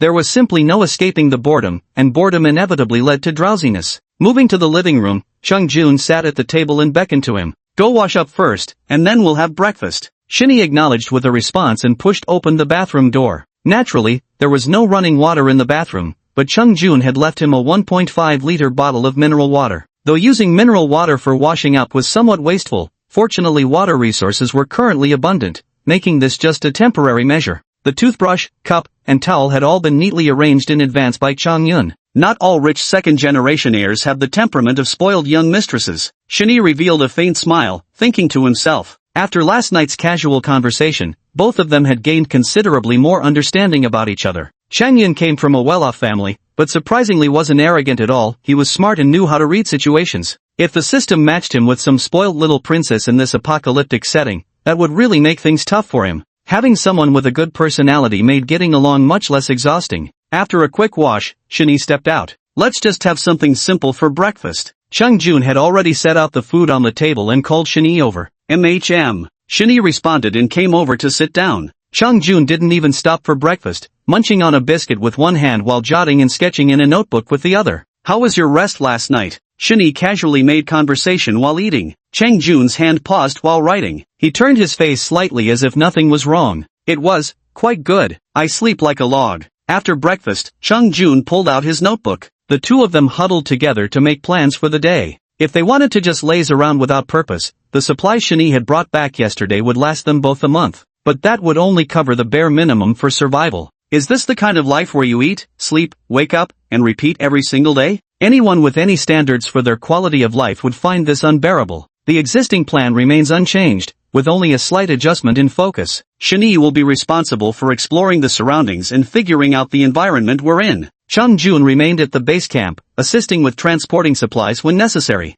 Of course, the two had disagreements on this matter. In the end, under Shinee's insistence, Chung Jun reluctantly agreed. It was dangerous work after all, and Shinee didn't want to be distracted by having to look out for her. Once I've familiarized myself with the surroundings, I can let Chung Jun take over. In the following days, Shani began exploring outward from their current base as the center point. Their location turned out to be a thriving commercial district. 3 streets stretched from their starting point to where Chung Jun had awoken, lined with shops and businesses of all kinds. Only a portion of the entire area was damaged, with most of it remaining in relatively good condition. It's unclear whether the system intentionally caused this or if some massive change occurred in the disaster-stricken world itself. During Xinyi's exploration, he still hadn't encountered anything particularly unusual, aside from the magical plants that could be seen everywhere. Neither survivors nor living creatures had been spotted, of course. This also had to do with his cautious nature. Xinyi almost never ventured near areas with dense vegetation. On the first day, Chung Jun never saw that mysterious black shadow Xinyi had encountered again. The more he explored, the more bewildered he became, as if the world now held only the two of them. A full 7 days passed, and Xinyi had already combed through all 3 surrounding streets. Every day when he returned, he recounted his route and observations to Chung Jun. Having never encountered any danger, Xinyi gradually grew bolder and began taking Chung Yun out with him. Using his drawing skills, Chung Yun even sketched a simple map. It covered only the areas they had explored. Chang Yun meticulously added annotations marking the locations of special supplies they might need to retrieve later. The 8th day after Doomsday arrived. Breakfast was still canned treasure porridge, paired with crackers and canned fish. Although logically knowing the need to replenish energy, my body was already rejecting it instinctively. After eating such things for 7 consecutive days, not just Chung Jun but even Xinyi began to feel nauseated. No matter how hard she tried to swallow, her tongue pressed against her teeth, leaving the food stubbornly stuck in her mouth. Chung Jun agreed with this point as well. It wasn't just the food, there was something else Chung Jun found particularly unbearable. That was taking showers. The daytime temperatures here were scorching, and coupled with physical labor, it made people sweat profusely. By the end of the day, Chung Jun felt unbearably sticky all over. Although she had taken plenty of clothes from the mall to change into and hadn't developed any unpleasant body odor, it still didn't solve the root problem. They couldn't afford the luxury of bathing with bottled water either. So every night, Chung Jun had no choice but to secretly wipe herself down with just a little water. She couldn't hold it in any longer at this point. Forcing herself to drink half a bottle of water, Chung Yun spread open her notebook. She hadn't been idle these past few days. It's already been 8 days now, and still no officials or survivors have appeared. We don't need to be so careful anymore. First thing, we definitely need to change where we're staying now. Being on the 3rd floor makes going up and down too inconvenient. Xinyi was picking at the fermented black beans in the canned fish. At least these had some flavor. His mouth had grown so tasteless it could practically spit out feathers. He longed for something hot, stir-fried dishes, hot pot, anything would do as long as it wasn't cold canned food or biscuits. Listening to Chung Jun's suggestion, he nodded and said, "That place I came across the day before yesterday wasn't bad. Looked like a small Western-style house with 2 spacious floors.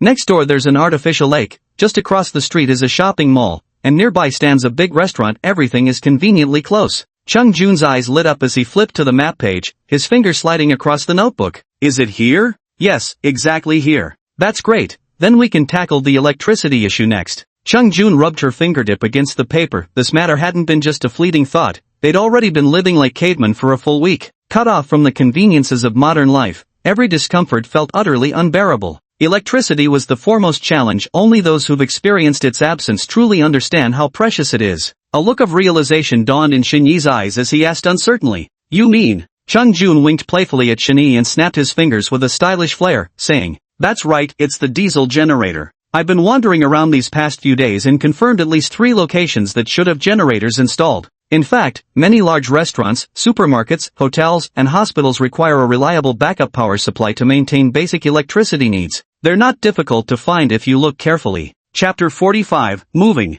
"That's fantastic. Once we're settled, I'll figure out a way to get it over here." Xinyi longed for electricity. With it, there'd be no need for candles, and they could even have hot meals. Chung Jun frowned immediately after. "The only question is how much diesel is stocked up. There doesn't seem to be a gas station nearby either." Xinyi thought it was merely a trivial matter and waved it off, saying, "Let's not worry about this for now. We can always find a solution later. Besides, even without diesel, we can still use solar panels to generate electricity. The sun in this world is extremely intense during the day, making solar panels a viable option as well. It might not be as easy to find as a diesel generator." Xinyi looked around several times but couldn't spot any place selling such a thing. "Perhaps we have to scavenge it from residential buildings." Seeing this, Chung Jun didn't dwell on it too much and continued with a swipe of his notebook. "Electricity is temporarily settled. Next, we need to consider fuel gas and water supply. Gas is crucial for cooking and boiling water, being of paramount importance. As for water, mineral water is still holding up for now. But as far as Chung Jun knows, mineral water also has an expiration date and can't be relied on indefinitely. While drinking water alone is manageable, solutions will still be needed for daily routines like washing up, laundry, and bathing. The natural gas supply has already been cut off. For cooking fuel, we should prioritize finding gas cylinders. Considering making a fire is not only unsafe but would also consume a large amount of firewood, so we shouldn't resort to it unless absolutely necessary. Shin-Yi nodded in agreement. Naturally, no one would prefer burning wood when there's gas available. Cutting down trees is not only labor-intensive but also requires transporting them back, making it even more time-consuming. As for water usage, let's set this aside for now. There are still plenty of water resources in the city, Shin-Yi said indifferently. At worst, he could go out and move more supplies. Every store had plenty of bottled water, and with just the two of them, it would last a while. Chang Jun nodded in agreement. Alright, if that doesn't work out, we can always check the lake nearby for water quality. As long as we find a pump, we won't run out of water. If the water was clean enough, they could boil it for drinking. If not, it could still serve well for daily necessities. Then it's settled, let's get started. Having concluded their discussion, the two began their respective tasks. Those who don't manage a household never realize the cost of daily necessities. Only through first-hand experience did they realize how difficult life could truly be. Despite having made detailed plans, it's still impossible to cover every detail. Shin-Yi used to be someone who only needed to feed himself to ensure his whole family was satisfied. Chang Jun was even more of a young lady accustomed to having everything handed to her on a silver platter. And so, the two of them stumbled along as they began setting up their little home together. Like unfamiliar spouses, yet like familiar tenants, both cautiously approached and tested each other. 2 days later, Shin-Yi finally finished moving. The supplies from the original base weren't abandoned either. After all, they'd been painstakingly carried back. Everything had been moved by Shin-Yi to the new house. The two places were nearly 2 blocks apart. Moving everything piece by piece would probably be exhausting. Shin-Yi went out to find a car on the street. There were actually many intact cars parked along the road, most with only minor dents that didn't affect their drivability. Because it had been over half a year, many cars had dead batteries and couldn't start. Only a small portion could still operate normally. This white pickup truck was Shin-Yi's favorite, powerful and durable, but most importantly, it could carry stuff. The vehicles scattered along the road posed obstacles everywhere once one car managed to start. Bumps and scratches are unavoidable during driving. With insufficient horsepower, you can't even force your way through obstacles, so a sturdy and durable pickup truck is indeed a great choice. Parking the vehicle, Shin-Yi opened the truck bed. He then proceeded to transport boxes of supplies into the small Western-style house. The 2-story Western-style house was quite spacious, with a garden beside it nestled against the artificial lake. It's likely someone had just renovated it with plans to retire here, never expecting misfortune would strike before they could use it. The second floor had already been converted into their living quarters. The ground floor temporarily served as storage space and parking, with future plans to be determined. Best of all, it came with its own basement. Chung Jun discussed placing the generator downstairs when the time came, so the noise would be reduced when powering up. Before long, Shin-Yi had moved all the collected supplies indoors. Full of energy and quick-handed, he hardly needed to rest. Hearing the commotion, Chung Jun also came downstairs. She had just been upstairs tidying the beds. Shin-Yi had brought back quite a few bedding sets from the home furnishing store, so at least now they wouldn't have to squeeze onto one mattress anymore. Rooms were assigned, ensuring everyone had their own private space. You worked so fast, I was just about to offer help. Chung Jun wore a light-colored silk cotton top, its soft hue accentuating her clear, bright eyes. Her cheerful smile added a touch of playfulness, while the fitted cut highlighted her graceful figure. Paired with slim-fit jeans, her overall look radiated a fresh, natural charm. Having a beauty by his side made Shin-Yi feel as refreshed as a spring breeze, her gentle demeanor seeming to melt his very bones. It must be said that spending time with a beautiful woman makes any activity feel pleasant, both physically and mentally. I thought there wasn't much to carry, so I didn't call you. Shin-Yi waved his hand dismissively, indicating it was nothing. Ha, what's this? As he spoke, Shin-Yi noticed a black plastic bag at his feet and asked curiously. He was sure he hadn't seen it in the car earlier. Bending down to pick it up, he barely straightened his back when Chung Jun snatched it from him. Oh, that's mine. With a startled cry, Chung Jun hastily hid the bag behind her back, her ears instantly turning crimson with embarrassment. Though Chung Jun moved swiftly, Shin-Yi caught a fleeting glimpse that revealed everything. Inside were some tampons and pads with little wings on their wrappers. They were all personal feminine items. No wonder she was too embarrassed to show them. Shin-Yi finally understood, watching Chung Jun's face turn as red as a boiling kettle, and decided not to say anything further to provoke her. Behind her back, Chung Jun's slender fingers clenched tightly, utterly mortified. She had privately collected all these items over the past few days. This thing was just as important during the apocalypse, yet she felt too embarrassed to ask Shin-Yi for help. so she had to sneak around to find it herself. Who would have thought Shani would still catch her in the act? Shani didn't overthink it though, after all, something like a menstrual cycle was perfectly natural and unavoidable. I'm heading out again. With that brief explanation, Shani got back in the car and drove off. Watching Shani leave, Chung Jun finally relaxed. After more than a week of interaction, the two had become relatively familiar with each other. They could chat more freely in daily life now, but not to the point of casually discussing such private matters with him. Chung Jun stood rooted to the spot, her cheeks puffed up like adorable steamed buns. Her fair complexion resembled icy pastry skin, with a rosy glow shining through like the red flesh of a watermelon. She didn't dislike Shani, she was just a little shy. Over here, Shani watched as the car moved relatively smoothly down the street. Any troublesome cars in the way had been rammed aside by him. It was like bumper cars and incredibly thrilling. Such an experience didn't exist in the real world, where every scratch and bump was handled with utmost caution. It had been nearly 10 days since coming here, and most of the time Shani felt like he was playing a game. Every day he went out to scavenge, exploring new territories and searching for useful supplies. Now that he had a car, he could expand the boundaries of his map even further. The fog of war he could uncover had grown larger.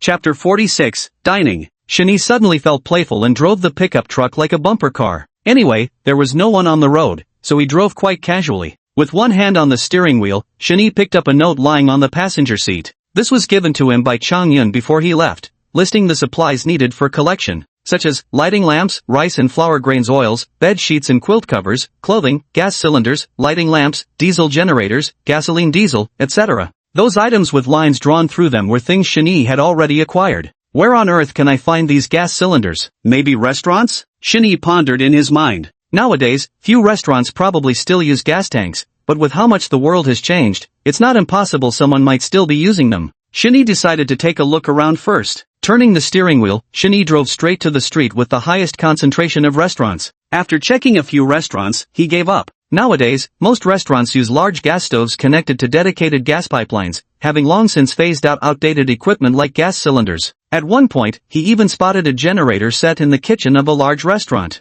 Shani wasn't very familiar with these things, but just from appearance, it looked quite new. It probably hasn't been in use for long and is very well preserved. Unfortunately, this generator was likely meant to power a cold storage facility. The entire unit is over 4 meters long and nearly as tall as a person, secured to the ground by a fence netting. Leaving aside how to dismantle it, just the sheer weight meant that even 4 men his size couldn't move it. Shani had no choice but to give up. But the good news is there are 2 large metal drums filled with diesel fuel nearby. This could actually be transported away. There's a rubber hose in the truck. When the time comes, they could transfer the fuel in batches to smaller fuel cans. He used this same method to replenish the gasoline consumed by the pickup. There were plenty of abandoned cars along the roadside, most of which still had fuel left. Shani never needed to go searching. Whenever he needed some, he'd just randomly siphon from vehicles parked along the street. Most of the vegetable ingredients in the kitchen had turned into a black, rotten mess. Shani hadn't eaten any leafy greens for several days. Now all he could do was swallow his saliva dryly while staring at them. Before leaving, he could only take whatever remained intact. One jar was the chef's homemade pickles. Shani opened it, smelled it, and happily took it away after confirming it hadn't gone bad. Then he discovered several packets of dried vermicelli under the table, the treasures that Shani naturally confiscated as well. Finally, there were various dried ingredients like tangerine peel, Sichuan peppercorns, dried red dates, and other such provisions. Though not edible as is, they were essential for cooking meals later on. With a sense of bountiful harvest, Shani loaded everything into the truck bed. Shani turned back and silently noted the location. This grand restaurant had a cold storage facility. The door was tightly sealed and wouldn't budge. Shani estimated that even without power, the freezer's sub-zero temperatures would preserve much of the meat inside. He could come back later to pry the door open when the opportunity arose. This trip to the restaurant also served as a timely reminder for Shani. Gas supply doesn't necessarily have to rely on gas cylinders. Starting the car, Shani took a detour towards the northeast corner. There was an outdoor gear shop here, which he'd noticed during his initial reconnaissance, though at the time he'd just passed by in haste without going inside. They mainly specialized in outdoor survival equipment there. Shani discovered quite a few useful items inside, each one incredibly practical. He immediately grabbed 3 portable stoves and hauled 2 entire crates of gas cartridges. With these supplies, he could finally cook proper meals instead of gnawing on cold packaged food every day. Just the thought of it made him happy. He'd been craving hot meals for so long. This thing may have lower firepower, but it's portable and convenient, much more reliable than searching for a gas stove. Putting down the gas canister, Shani went back inside to pick out a few raincoats and work clothes, durable and practical items to wear while working. Next, Shinny also grabbed over a dozen camping lights and a fishing rod. The camping lights can later be charged using a diesel generator for lighting. The fishing rod was for the artificial lake later, not so much to improve their diet, but more so Shinny wanted to confirm if there were any fish in the water. This trip was a fruitful one, and Shinny drove back contentedly. Seong-jun, you're in charge of washing the rice, and I'll cook a couple of dishes. Shinny gave her the instructions while rolling up his sleeves, ready to show off his cooking skills. Alright, I'll handle this. So you can cook? Chung-jun agreed cheerfully, her face beaming with a smile. She had been craving good food lately. The room, which Chung-jun had cleaned spotlessly, was one of many on the second floor. They had chosen this particular one by the window to set up as their kitchen. Shinny set up 2 portable stoves on the table, piling up all sorts of gathered ingredients on top of them. Sigh, I know some home cooking. I'm really sick of eating bread, biscuits, and cold canned food. Shinny could cook, but rarely did. He usually ordered takeout, only helping out when he returned home for the new year. That's still better than me. I can only make instant noodles. Ha ha ha. Chung-jun covered her mouth as she laughed at herself. Someone as lazy as her always had the live-in housekeeper do the cooking. Shinny shook his head with a smile, then took out the chopping board and kitchen knife to get started. The two worked in perfect harmony, one handling the ingredients while the other rinsed rice for cooking. After rinsing the rice twice with purified water, Chung-jun set the pot on the portable gas stove. They worked efficiently with both burners, one for stir-frying and the other for rice, making full use of their time. How much water should I add? Chang-yun held the water bottle while looking at Shinny. Without even lifting his head, Shinny replied,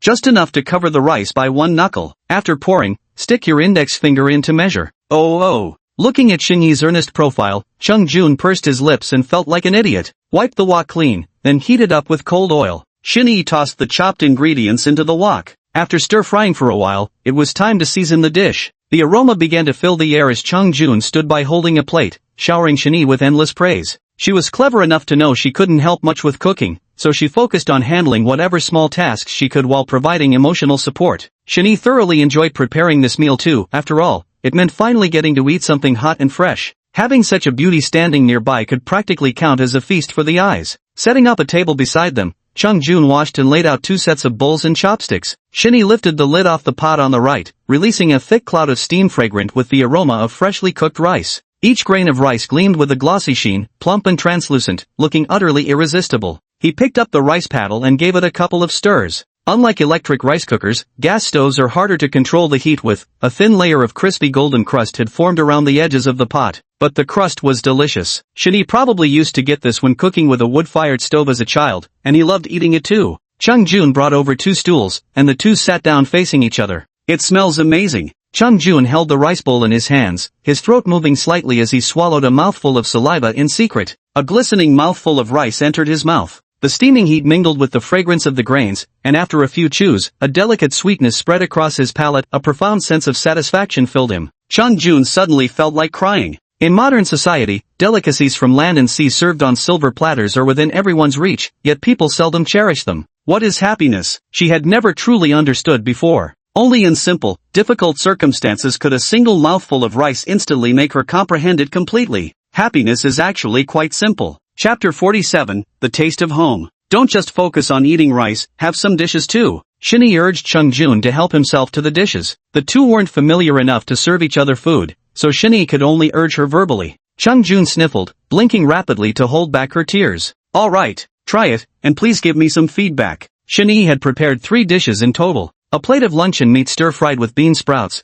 a bowl of beef stewed with tomatoes, and a serving of pork stewed with preserved mustard greens and vermicelli. On the table, there was a side dish of pickled cucumber brought back from the restaurant. Though not extravagant, every effort was made to prepare it with refinement. Even the cleverest housewife can't cook without rice, given the limited ingredients. Shinny had done his best to make it tasty. Chung-jun picked up a steaming piece of beef with her chopsticks and placed it into her mouth. The beef was already incredibly tender, practically dissolving with just a gentle press of her tongue, releasing the delightful sweet-sour flavor of tomatoes that flooded her senses. A rich, savory aroma rushed straight to her head. Delicious. Chang-jun only managed to utter one sentence before involuntarily speeding up her movements. Chopsticks clinked and danced as she kept eating with visible relish. Noticing this, Shinny also picked up a piece and put it in his mouth. Nodding in satisfaction, he shoveled in 2 mouthfuls of rice. If one were to claim this meal was some luxurious feast, that would be stretching the truth. It had been over 10 days since either of them had eaten proper food, and now they had steaming rice paired with stew.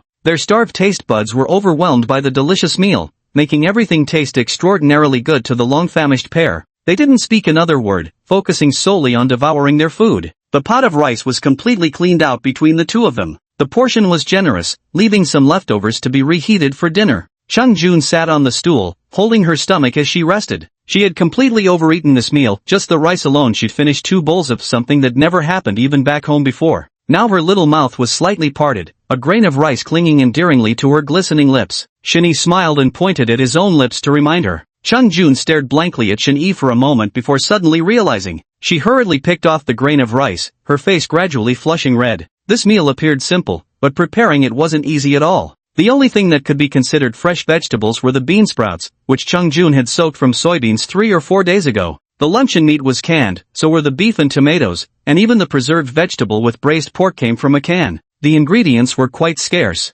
Fortunately, they weren't lacking in seasonings like oil, salt, soy sauce, vinegar, fermented bean paste, or chili sauce. Though the dishes didn't look appealing, they tasted decent enough. The flavors were a bit on the heavy side, so both of them were drinking water now. Shin-Yi had a big appetite and wasn't overly full. Letting Chung Jun sit and rest, he got up to start cleaning up. Upon seeing this, Chung Jun quickly stopped Shin-Yi. Hey, hold on before you start. Let's set some ground rules first. Oh, what kind of arrangement do you have in mind? Shin-Yi paused what he was doing to ask her. Right now it's just the two of us, so we should do everything ourselves. We can't always rely on you, it's only fair if we share the responsibilities. Cheng Jun spoke earnestly to Shin-Yi. Shin-Yi saw she didn't seem to be joking, so he nodded and said, "That's reasonable. Tell me what you think we should do." Chung Jun had been mentally preparing her speech for a long time. In this situation, relying completely on Shin-Yi was impossible, but she didn't want to trouble him with every single matter either. The two had been strangers before, only brought together by these extraordinary circumstances.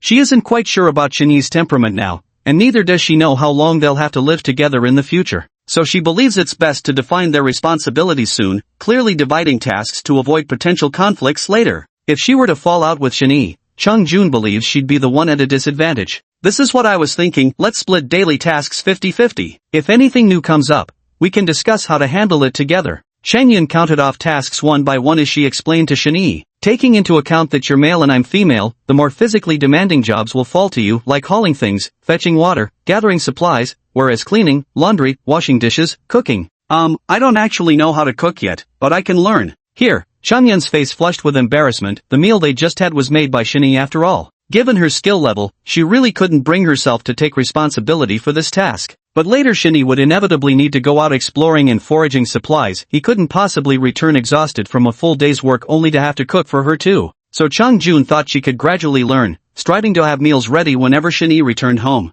These words earned Shin-Yi's deep admiration, and he repeatedly praised her thoughtfulness. That's an excellent proposal. I give it my full support with both hands raised. Chung Jun's thinking embodies true equality. She doesn't seek extra privileges by virtue of her disadvantaged position as a woman. This is actually quite remarkable. She might not have initially held such unbiased views, but being attractive naturally brings more favorable treatment. Coupled with societal norms promoting ladies first, one could easily grow accustomed to preferential treatment, gradually developing skewed perceptions. To be honest, even if she hadn't mentioned it, Shin-Yi would still be willing to accommodate her more in daily life. But now hearing this undoubtedly put Shin-Yi's mind more at ease. Being with someone reasonable was always comfortable. Alright then, it's settled. Chung Jun finished speaking and stood up to clear the dishes. These are my tasks now, no need for you to handle them. Shin-Yi's lips curved into a smile, thinking Chung Jun didn't have the slightest air of a spoiled young lady. Instead, she was both adorable and principled. She was remarkably easy to take care of. The system had truly blessed him with this randomly matched partner.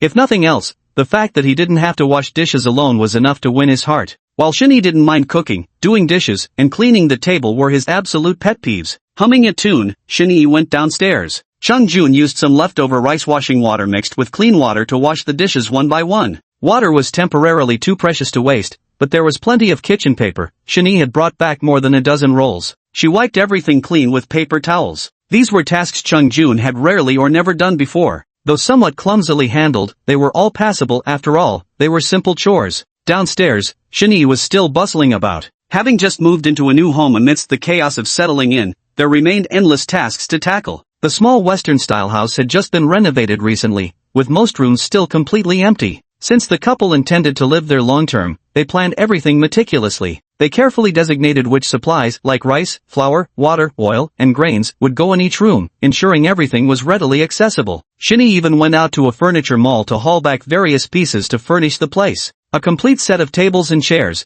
plus an assembled sofa and simple storage cabinets installed. These days have been filled from morning till night, collapsing into sleep almost as soon as my head hits the pillow, yet it's been wonderfully fulfilling. Another week slipped by. Gradually, the furnishings in the living room grew more numerous. I originally wanted to place some potted plants, but all the bonsai Shinny found had mutated. Their thick roots burst through the pots, sending tendrils into the soil to absorb nutrients on their own. Left with no choice, I brought back a few cacti and placed them on the windowsill. Chung-jun also collected quite a few ornaments and paintings to thoroughly decorate the surroundings. Even in the midst of the apocalypse, the heart still yearns for a beautiful life. After finishing their work, the two couldn't help but exchange a smile, then quickly averted their gazes. No matter what, it finally feels like home. Chapter 48, Farming in the Apocalypse. Early in the morning, Chung-jun woke up. After getting up and neatly arranging the bedding, she drew open the curtains. The morning sunlight was warm, and the gentle breeze flowing in lifted her spirits wonderfully. Stepping out the door, she faced the room where Shinny lived across the hallway. Chung-yun looked at the closed door and chose not to knock, instead bending down to retrieve the clothes from the laundry basket. According to their prior division of labor, laundry was her responsibility. Shinny had specifically placed a dirty clothes basket by the door, where all discarded garments would be placed for her convenience when collecting them. The two had agreed to respect each other's private space, and neither would enter the other's room without permission. Changyun carried her own and Shinny's dirty clothes downstairs. After putting all the clothes into the basin, Changyun rummaged through them slightly before letting out a relieved sigh. At least there's no underwear of his. Having lived this long, this was actually the first time she'd ever done laundry for someone else, let alone done it for a man. The thought of hand-washing someone else's intimate clothing made her feel utterly uncomfortable. Logically speaking, there should be enough clothes left in this world for two people to wear one item and throw away another. But the reality is far from it, it's complicated and troublesome. They had to search piece by piece for items that fit properly, not just randomly grab a couple. Like the first short-sleeved shirt Shinny brought over, it squeezed her chest uncomfortably tight. Additionally, many clothes had been improperly stored and became damp and moldy, while others that weren't moldy were covered in dust. Even after retrieving them, they still needed to be washed before wearing. Both methods were equally troublesome, so washing the clothes was perfectly reasonable. Unscrewing the lid, she took a dipper to scoop water, first soaking the clothes. Two large white plastic buckets stood by the door, both filled to the brim with water Shinny had hauled back by car yesterday. The water came from the man-made lake, deep and surprisingly clear at a glance. Since it was unclear whether it was safe to drink, they had to reserve it for daily use instead. They used it for everything: laundry, mopping, washing their faces, and even bathing. Seeing the clothes were thoroughly soaked, Chung-jun picked up a bag of laundry detergent and poured it in. When bubbles formed on the water's surface, she began scrubbing the clothes. Given the current circumstances, Chung-jun couldn't afford to be particular. Both their jackets were being washed together in the same batch. Only after starting did she realize what a tough job this basin of clothes would be. Each scrub required considerable effort. Chung-jun's forehead was already beaded with sweat after just a short while, so she lifted her arm to wipe it off. Modern technology had made life so convenient. Before her time travel, she had at most hand-washed only her own undergarments. Outerwear and pants were always taken care of by the washing machine. When had she ever had to do such labor herself? Now, soaked with water, her jacket became white and heavy, and after just a few strokes, her arms were sore from exhaustion. I'm so useless, I can't even do laundry right. Her fist lightly hit the water in the basin with frustration, sending splashes flying. Though Qianyun had been lazy in her past life, she still had her own pride. But currently, none of her skills were useful here. There were no companies for her to manage, and she couldn't paint food into existence either. I'm even worse than ordinary people, incapable of doing even the simplest things right. After feeling down for a while, her competitive spirit kicked in again. Gritting her teeth, she resumed vigorously scrubbing the clothes with renewed determination. At that moment, Shinny came downstairs and approached Chung-jun. With just a glance, he remarked, "You used too much laundry detergent." What? Chung-jun tilted her head to look at him with bewildered eyes, a few foam bubbles still clinging to her delicate upturned nose. Seeing her expression, Shinny couldn't help but burst into laughter. "Alright, leave it for now. Wash your hands and come have breakfast." Shinny's laughter made Chung-jun curl her toes in embarrassment, silently thinking to herself, "No wonder. I was wondering why the more I scrubbed, the more foam appeared. It must be the detergent's fault. I always put this much before." Walking over to the dining table and sitting down, she watched as Shinny brought over breakfast. The morning meal was quite simple. Shinny fried a few slices of luncheon meat and instant bacon, then heated 2 cups of milk to go with 2 slices of bread. "Let's make do with these for now. It's a shame I couldn't find any eggs. otherwise I could have fried a couple of sunny-side-up eggs. Shani pushed the milk forward as he spoke. Eggs have a very short shelf life, and almost all the ones Shani found were either spoiled or had gone bad. The warm milk lifted Chung Jun's spirits considerably, and he shook his head as he said, "It's fine, having breakfast like this is already quite a feast. Hurry up and eat while it's hot. Later, I'll go downstairs to hang your laundry for you." Shani placed the luncheon meat between slices of bread and wolfed down half of it in just a few bites. "We're short on vegetables. While we can still rely on canned food for meat, all we have for vegetables is either dehydrated ones or canned tomatoes." Shani picked up his cup and took a sip of milk to wash it down before speaking. "For so many days now, it's been rare to see any green vegetable leaves on the table. Almost all the vegetables available on the market have rotted away. Being right in the city center makes self-sufficiency impossible. Vegetables and fruits were all previously supplied through transportation. I was thinking, in a couple days I'll drive out toward the city suburbs to look around. We might find some vegetable greenhouses with fresh produce. If we can find them, then we won't have to worry about vegetable supplies going forward." Taking advantage of breakfast time, Shani discussed this with Chung Jun. Chang Jun's eyes flickered as she kept turning thoughts over in her mind. After hesitating briefly, she finally spoke. "The situation in the suburbs is unclear, and the journey is long. It's too dangerous for you to go alone. Even if you find it, transporting materials back and forth would be inconvenient." She was reluctant to let Shani take the risk, so she devised a safe alternative. "Since we can't find vegetables, why don't we grow our own? Seeds are relatively easy to come by. There's an empty plot of land by the artificial lake, we could tidy it up and that'd be plenty for us. Being close to the water would make watering convenient too. I surely don't know how to farm, do you by any chance?" Chung Jun spoke somewhat awkwardly, feeling like a mere armchair strategist, all talk and no action, just flapping his lips. Shani, however, didn't mind. Hearing this, his eyes lit up.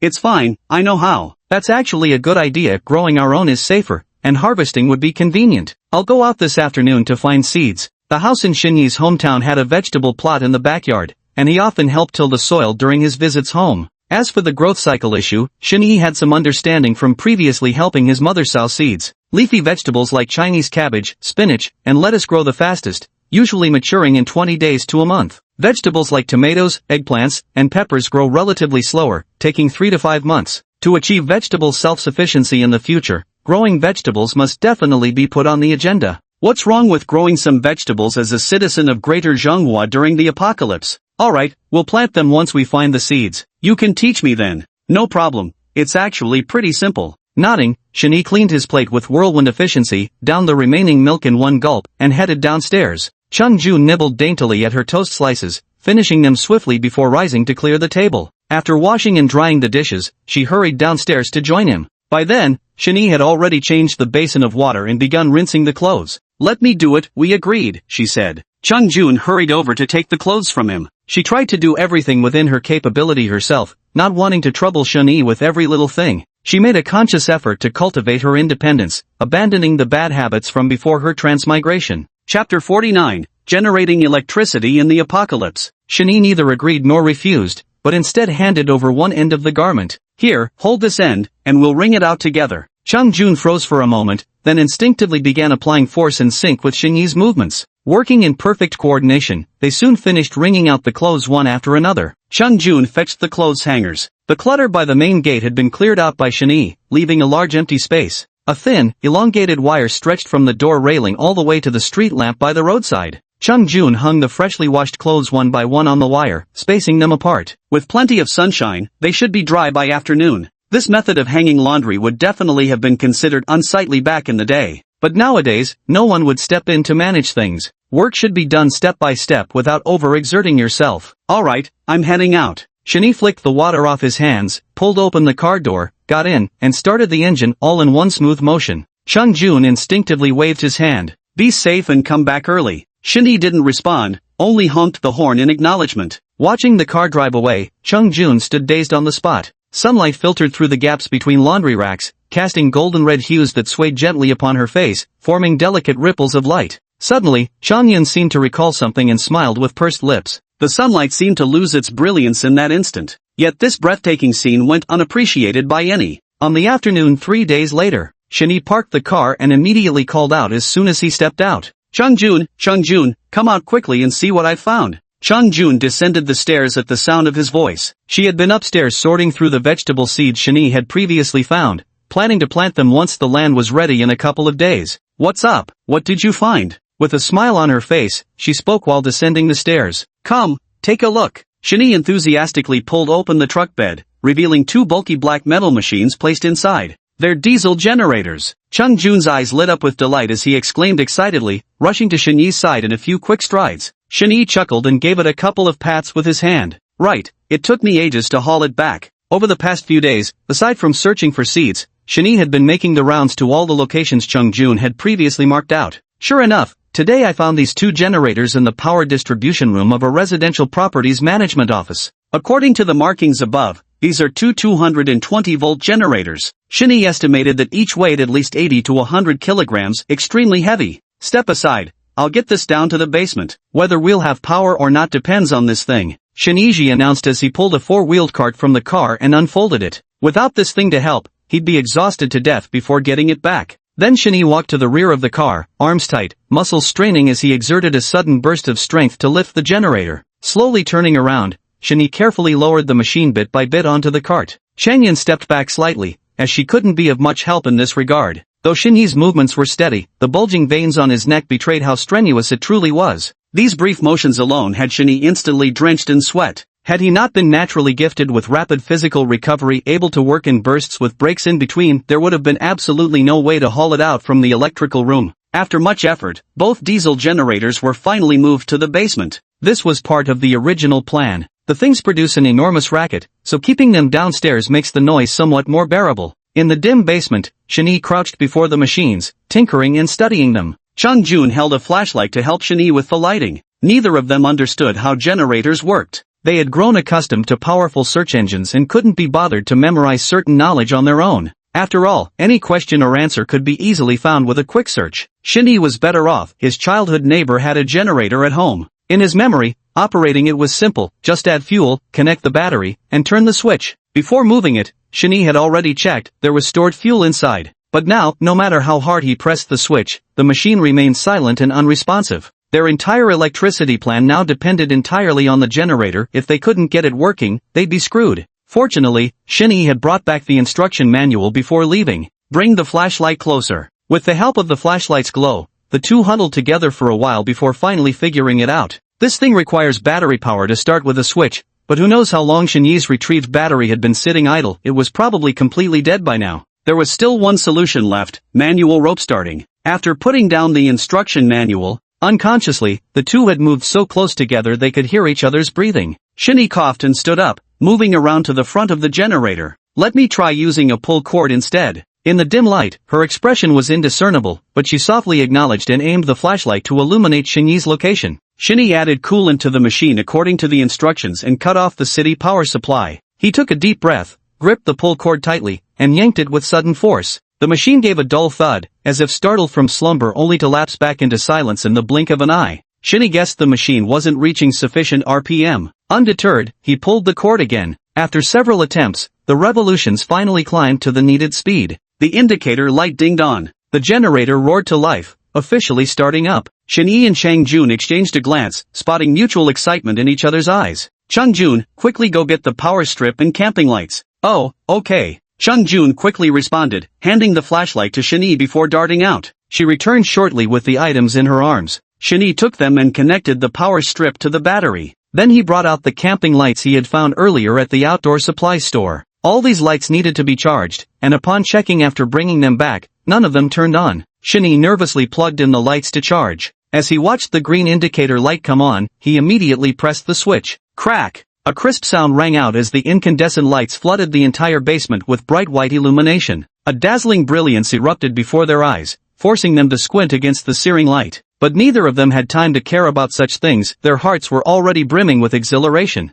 Overcome with emotion, they instinctively embraced each other, laughing joyfully as they gazed at the radiant light source. With a tight grip around her waist, Chung Jun felt her feet leave the ground as she was swiftly spun around. The soft, slender body in his arms sent a thrill through Shani, stirring his restless desires. Chung Jun also sensed something strange and, blushing, avoided Shani's gaze, her face burning bright red. Put me down already. Oh. Shani immediately set Chung Jun down, the two awkwardly separating from each other. The generator hummed to life, a small step for humanity in this apocalyptic era. Yet it was a giant leap for these two individuals stepping into the age of electricity. This beam of light held far greater significance for them than mere electricity. It was also a radiant beacon of hope for their future livelihood. Chapter 50, Shadows of Rats. Chung Jun straightened his back and rubbed his sore waist, leaning on the hoe to rest for a while. Turning to look at Shani, she saw him swinging his hoe vigorously on the other side, seemingly tireless. The evening glow draped over Chung Jun, the soft pastoral scenery bathed in dazzling splendor left her momentarily dazed. Were it not for those peculiarly colored plants constantly reminding her, she might almost have believed she was still on Earth. Bring the seeds over, scatter a few in each hole. By now, Shani had already turned the soil twice. He looked up and said to Chung Jun, the soil here was quite fertile and turned over very easily. All right. Chen Yun responded with a sound and began scattering the vegetable seeds she had prepared beforehand, one by one. Shani, meanwhile, pulled out a small water pump from the car, inserted it into the artificial lake, and connected it to a battery to start it up. Clear, cool water was continuously drawn in. Shani attached a rubber hose and began spraying water to irrigate the field. After finishing their work, the two stood together looking at the land before them, hearts brimming with a sense of accomplishment. As if their ancestral genes had awakened within them, smiles radiated across their faces. Shani turned and retrieved 2 cold drinks from the ice bucket in the car's back seat, handing one to Chung Jun. They opened them and drank deeply, the coolness rushing straight down their throats to dispel the summer heat from their labor. Ice is another convenience of electricity. Let's head back, it's getting late. Just come to water them every now and then from now on, Shani said, leaning against the doorframe while sipping his soda. Yeah, in a few days we'll have vegetables to eat. Chung Jun smiled and nodded as she removed the straw hat from her head, her dark tresses cascading down like a waterfall. She gathered the silken strands with both hands, revealing her slender swan-like neck, while holding a green hair tie between her lips. Days of continuous labor had faded her formerly pale complexion, leaving it with a healthier glow. Having spent every waking moment together, Shani never grew tired of this scene no matter how many times he witnessed it. Shani went upstairs to prepare dinner after getting home, while Chung Jun stayed downstairs to tidy up the tools. After quickly making 2 dishes, Shani called Chung Jun upstairs for dinner. At the dinner table, Shani noticed something odd about the way Chung Jun was picking up food and couldn't help but ask, "What's wrong? Are you feeling unwell?" "I'm fine. Show me your hands." Chung Jun silently shook her head and hid both hands behind her back. Yet how could she resist Shani? He forcibly grabbed her wrists and unfolded her palms to inspect them. Her tender palm had somehow become covered with blisters, some already burst, leaving raw, crimson patches. Shani fell silent at the sight. He'd had blisters too, the pain was excruciating. "I'll wash the dishes after dinner. Don't get your hands wet, I'll apply the medicine for you later." Chung Jun resembled a duck backed into a corner, his whole body stiff except for that hardened beak of a mouth. "It's nothing serious, it'll be fine in a few days. This isn't a minor matter. We've got no doctors here and medicine is scarce. If it gets infected, it's no joking matter." Shani looked at her with a solemn expression. Not just her, even Shani himself was trying his utmost to avoid getting injured. Chanyun's lips quivered twice, but in the end she held back from talking back. After tidying up, Shani sat down beside Chungyun. "Bear with it." Spreading open her palm, Shani left the smaller blisters alone, they would absorb and fade on their own. But the larger ones, or those that had already burst, needed disinfection and medication. Hiss. Despite Shani's prior warning, the sharp sting still made Chung Jun gasp. These blisters were all rubbed out while hoeing the fields in the afternoon. Even Shani hadn't expected her to endure this much. Most people would give up once their hands turned red.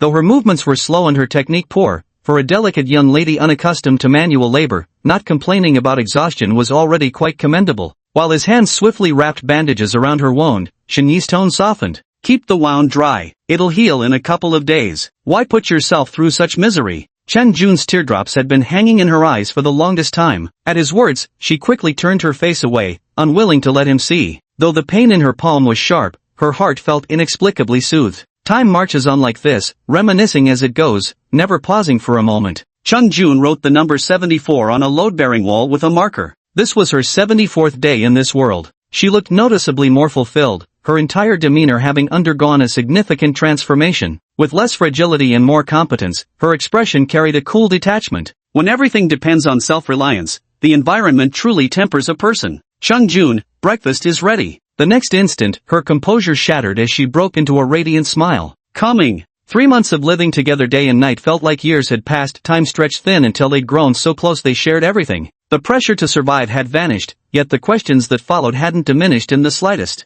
Had humanity gone extinct? Were there other survivors? And what was the origin of those masses of bizarre plants? Lately, whenever they had free time, they would drive around exploring every corner of the city. Sometimes they'd blast the horn to announce their presence, other times they'd play music, or just stop and honk repeatedly. In short, they tried every possible method that might catch people's attention. At each new location, Shinny would tirelessly turn on the radio, desperately hoping to pick up some signal. They seemed to have been cast away on a deserted island, cut off from the world. No one responded. In the driver's seat, Shinny, wearing sunglasses, glanced at Chung Jun scribbling beside him and asked, "Which way are we heading today?" "Head southeast. Let's thoroughly explore the area we didn't finish investigating last time." Cheng Yun spoke as she picked up the pen and marked a small cross on the diagram, making her decision. "Look closely, the map is now densely covered with X marks, everyone a place the two had visited. Alright, buckle up, the old driver's about to hit the road." As soon as she finished speaking, Shinny immediately stepped on the accelerator, teasingly playing it up.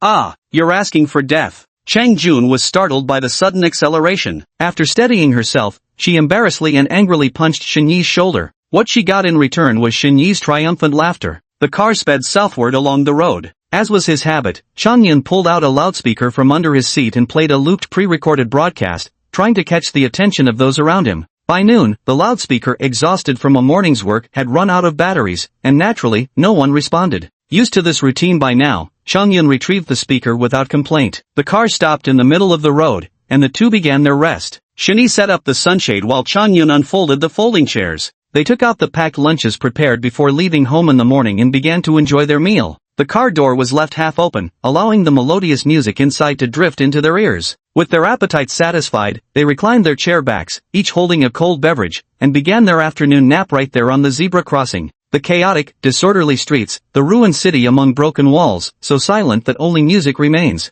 They slept soundly at the center of the crossroads, oblivious to the world. A surreal spectacle unseen by anyone, this was romance unique to the end of the world. Shinny half closed his eyes, humming idly along with the song. Suddenly, his peripheral vision caught something that startled him into sitting bolt upright. A shadowy figure flashed beneath the car and vanished. Chapter 51, The Beginning of Upheaval. Shinyi's abrupt movement created noise, causing Chung Jun to instinctively open his eyes. "What's wrong, Shinyi?" "Shoo!" Shinyi signaled Chung Jun to keep quiet as he slowly inched toward the car. His right hand hung naturally at his side, ready to summon his pistol at any moment while he took care not to make loud noises. Changyun wasn't the same person she used to be either. The two shared an unspoken understanding. After receiving Shinyi's signal, she sat silently in place, barely even breathing. Circling around to the side of the pickup truck, Shinyi suddenly paused his steps. The creature before them turned out to be a rat. The mouse had undergone a grotesque transformation. It was at least as long as his forearm, its entire body covered in purplish black fur that glistened under the sunlight. Strangest of all, a tiny black flower had sprouted from its forehead. The four-petaled blossom took root atop the creature's head with fibrous tendrils, indistinguishable from fur or feelers. At that moment, it was nibbling on a scrap of dried meat, beady eyes darting vigilantly in all directions. Slowly, its eyes turned and locked directly onto Shinyi's gaze. Without panic or movement, it merely stayed in place, gnawing away. Shinyi cautiously took a step back, maintaining his distance. This jerky had accidentally fallen to the ground during their lunch. He never expected it would end up being picked up by this creature. Changyun's view was blocked by the car, and after hearing no movement for quite some time, she grew worried about Shinyi and slowly got up to move closer. Not daring to make a sound and disturb him, she inched her way behind Shinyi. When the sleek-furred rat came into view, Changyun quickly covered her mouth to stifle a gasp. It was that very shadowy figure she had encountered on the first day. At this moment, a small piece of dried meat had already been eaten, and suddenly the mouse stood upright on its hind legs, the little flower on its head swaying gently. The surrounding weeds, flowers, and greenery seemed to subtly lean toward it. Squeak! With its beady little eyes the size of mung beans, it glanced at the two humans, its gaze almost revealing expressions of human-like emotions. Then it crouched low to the ground and swiftly disappeared in a flash. Shinyi remained motionless the entire time, maintaining his guarded stance. This bizarre creature resembled a rat in appearance, yet Shinyi couldn't possibly regard it as one, nor could he be certain it was harmless. Moreover, its speed was astonishingly fast. Fortunately, it showed no intent to harm, otherwise, Shinyi might not have been able to defend himself. For a moment, neither of them felt like taking their afternoon nap anymore. After tidying up their things, they returned to the car. "Did you notice?" Chung Jun suddenly asked. "What?" "That thing seemed conscious. It looked at me before leaving." "I know. It had been staring at me the whole time before too. This is the only living creature we've encountered besides you and me. It must be hiding some secret. We still need to be cautious. It was only attracted by the jerky just now. Small size doesn't necessarily mean harmless. MHM. Chung Jun recalled that strangely shaped rat, its lively eyes sending chills down her spine. She couldn't help but hug her arms and shrink into herself, trying to reclaim some warmth. Shinny kept his eyes steadily on the road as he drove, calmly reassuring her. "Don't worry, I've got you." Light words carried heavy meaning. These two had supported each other for so long that few explanations were needed. On their way back, it began to rain. The rain fell heavily. The rain curtain spanned from earth to heaven, like the Milky Way pouring down. The small white car moved through the torrent like a solitary leaf boat drifting downstream. The Western-style house stood quietly as the two parted the watery curtain and returned home. The relentless downpour continued to wash over everything, keeping Chungyun's heart unsettled. Holding a cup of hot tea, she came to stand by the window. Cupping the cup in both hands, she sipped slowly. The warmth seeped through yet couldn't reach her heart. The world seemed turned upside down, everything before her eyes grew alien. Steam from the hot tea coiled around the glass window, the mist blurring her vision. A crushing loneliness swept over her, swallowing her whole. Suddenly, a blanket was draped over her shoulders. "You just got caught in the rain, keep warm." Shinny stood beside her, stretching lazily as if no one else was around. Rainy days were dull, perfect weather for sleeping. His appearance made Changyun's gloomy eyes light up again. Shinny gazed at the rain, while Chungjun gazed at him. Yes, only him, this sense of security. She tightly grasped his hand, as if with him by her side. Chungjun felt there was nothing to fear, even if it were the end of the world. In her eyes, there was nothing Shinny couldn't overcome. At times he brims with vitality, at others he stands tall and proud, never pessimistic even in prison, never giving up even at the brink of doom. In contrast, she drifts through confusion and fear, weighed down by discouragement and torment. In such an environment, Shinny became like a steady source of light she couldn't help but chase and draw closer to. The rat incident left everyone unsettled, but life must go on, eyes fixed firmly ahead. After several peaceful days at home, the two stepped out once again. By the artificial lake, Shinny set up his fishing rod. The pond waters were deep, and he wanted to see if there were any fish in the lake. The seeds they had sown earlier were now almost ready for harvest. A lush patch of vibrant green vegetables thrived delightfully, a sight that refreshed both mind and spirit. Perhaps due to the fertile soil, the two barely needed to fertilize or water the plants. Shinyi's mouth watered. It wasn't meat he craved now, but rather these fresh green vegetables. While Chungjun was busy inspecting the field, Shinyi quietly picked up the package and approached her from behind. "Ta-da! Guess what this is?" Chungjun looked at Shinyi's beaming, treasure-presenting smile and took the item with his hand while saying, "Gift for me? What precious thing could this be? You'll know when you see it." Shinyi remained all smiles, wearing an expression that guaranteed satisfaction. Chungjun's curiosity was immediately piqued. He quickly untied the bag and his eyes widened in astonishment, his face brimming with unmistakable delight. "What's this? Where did you find these?" Inside the bag was a complete set of watercolor paints, along with several brushes and a palette. "Ha, happy? The easel's in the car, I knew you'd love it. I found this in a little out-of-the-way shop. I don't know much about painting myself, but take a look and let me know if there's anything missing. I can go back and find it for you next time." Shinyi wasn't sure which school of painting Chungjun belonged to, so he just made sure to gather as many tools as possible. Chungjun never expected that Shinyi would remember a casual remark from long ago until now. He was deeply touched. "This is more than perfect. It's the best gift I've ever received. Thank you." She held the paints, lost in some memory, her eyes gradually reddening around the rims. Shinyi patted her shoulder deliberately to interrupt her mood, saying, "I'll fetch your easel, perfect chance to admire your masterpiece." Chungjun abruptly snapped out of her reverie, rolling her eyes with a dismissive click of her tongue as she retorted, "Ugh, I won't paint, let alone create some masterpiece." That said, it had indeed been a long time since she last picked up a brush. With the tools right beside her, her fingers were practically itching to start. In the blink of an eye, she saw Shinyi already setting up his easel. Though her mouth refused to agree, her feet carried her toward him nonetheless. "Hey, that's not how you set up the easel. I haven't even stretched the canvas yet." "I knew it, still saying you don't love painting." Shinyi chuckled as he passed the drawing board, teasing her. Chungjun's heart gradually lightened. With a delicate hum, she ignored Shinyi, her demeanor charmingly coquettish. And so, the two carried on, one fishing, the other painting. The apocalypse seemed sealed outside. What a pastoral scene this was. Yet at this very moment, boom! The ground trembled slightly, as if an earth dragon had stirred beneath. Chapter 52 Little Ol' Mousey Me. The ground suddenly trembled. Shinyi, who had been sitting while fishing, managed to steady himself just fine. Next to him, Chungjun couldn't keep her balance, the paintbrush slipped from her hand and fell to the ground. Shinyi hurriedly stood up to support her, and the two leaned against each other as they gazed into the distance. A high-rise building shed portions of its walls amid the tremors, kicking up massive clouds of dust. The vines clinging to the exterior wall, like ropes rooted in the concrete's crevices, somehow kept the main structure from collapsing entirely. The direction was to the far south, an area they hadn't yet explored. The tremors didn't last long, and soon the surroundings fell silent again. Chang Yun's face was pale, her lips trembling. Is it an earthquake? Shani supported Chang Yun, his expression equally grave. I'm afraid it's not that simple. If it were just an earthquake, that would be manageable, but the real fear lies in whether this disturbance was caused by something far more ominous. The calm life was merely an illusion. Shani constantly reminded himself that he was navigating the end of the world. Let's go, we should head home and check first. Their home had just been struck by the earthquake. They couldn't tell if there was any damage yet, but returning to assess the situation was undeniably the top priority. Shani left the fishing rod where it was, merely packing up a few essentials and tossing them into the car. Chirp! The familiar squeak halted Shani in his tracks. Following the sound, there it was again, that same violet rodent from last time. Because of the earthquake just now, a bottle of drink toppled over, and right now it's crouched at the bottle's mouth, licking the sweet syrup that spilled out. Shani rushed over in a few quick strides, grabbed the rat's body in one hand, lifted it up, and stared at it, saying, "Was that you just now?" In a spot Chung Jun couldn't see, Shani had already summoned a pistol to press against its neck. The moment it shows any sign of movement, Shani would choose to fire. No matter what kind of monster this is, let's see if it can still move after having its head blown off. Yet under this imminent threat, the rat neither screeched nor struggled, held in Shani's grip. It refused to bite or break free. Shani actually perceived innocence in its gaze, as if it were pleading. Oh dear, little mouse and me got caught. Suddenly, the purple mouse slipped like liquid from Shani's grasp, dropping back to the ground to continue lapping at the spilled drink residue. Shani was startled that earlier slipping away wasn't figurative language, but literal. It had genuinely transformed into a puddle of black, oil-like liquid that splashed onto the floor.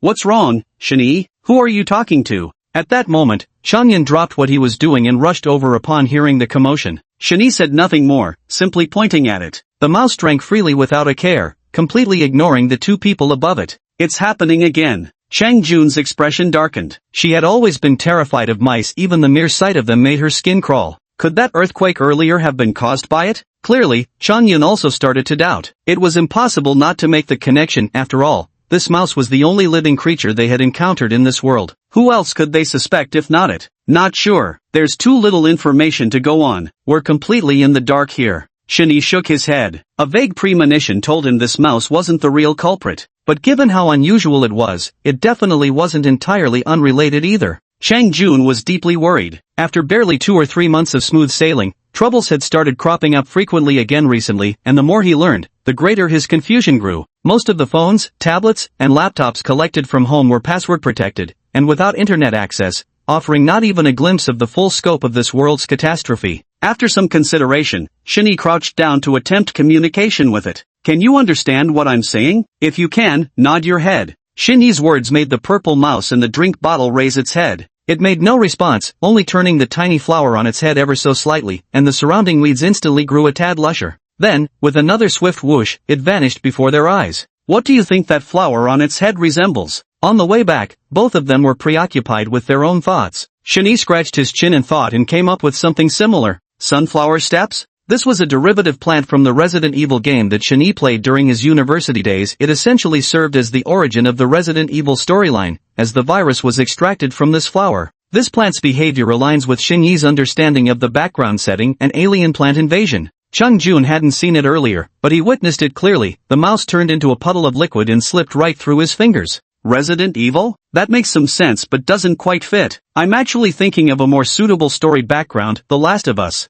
What's that? It's also a game, where the fungal-infected individuals are somewhat similar to the state of that rat just now. Changyun elaborated, having played more games herself, her examples were more aptly chosen. Then she proceeded to give Shani a detailed rundown of the outline. Shani nodded upon hearing this. It did indeed sound more reasonable. Since its construction hadn't been long ago, the small Western-style building sustained minimal damage from the earthquake. The two of them moved indoors and straightened several toppled ornaments. They then proceeded to inspect the stockpiled supplies stored throughout the rooms. At the dining table, Shani watched as Chung Jun mechanically chewed through his meal, the food seemingly tasteless as wax. After their conversation, she had been visibly unsettled, so he gently distracted her with casual chatter. I'll go check out the earthquake site tomorrow. Can't just keep pretending to be blind to it all. Chung Jun set down his chopsticks, his appetite completely gone. Concern soaked every word as he spoke. I'll go with you. Shani swallowed the grains of rice in his mouth before speaking. No way. Last time I took you out, it was because everything was quiet. But now the situation is totally different. There's too much movement. I can't risk bringing you along.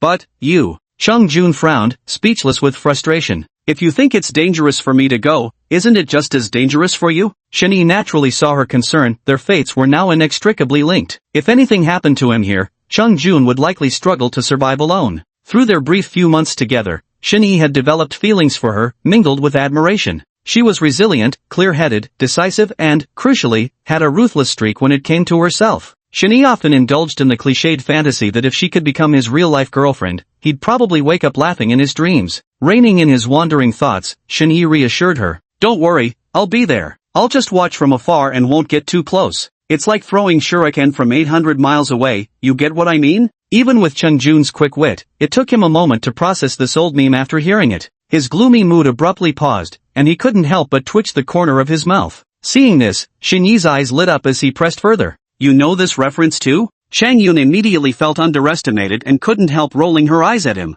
With all my experience in the ACG circle, how could I not know that? It's just edgeguarding OB. Her hobbies before crossing over had been games, anime, and novels. But now, having lived here for 3 months, looking back felt like recalling another lifetime. After some playful banter, the two rambled on about the topic until Shin-Yi was the first to concede defeat. Working kept him too busy to stay immersed in these interests, and deeper discussions naturally exposed his fading familiarity. Naturally, Chung Jun seized upon this weak point to mercilessly mock him. Even the quietest apocalypse feels foreign when you're away from home. The wandering heart finds only momentary peace when steeped in memories. In the kitchen, Chung Jun washed dishes while still basking in his earlier exhilaration, softly humming a song he'd loved most in the past. Suddenly, the gentle humming ceased. Chang Yin gradually realized that she had unconsciously cast aside the somber mood from the dinner table, thoroughly amused by Shin-Yi. Indeed, he always had his ways. Lost in thought, she unknowingly polished the cutlery in her hands to a gleaming shine. Only then did she hear the singing resume from the kitchen.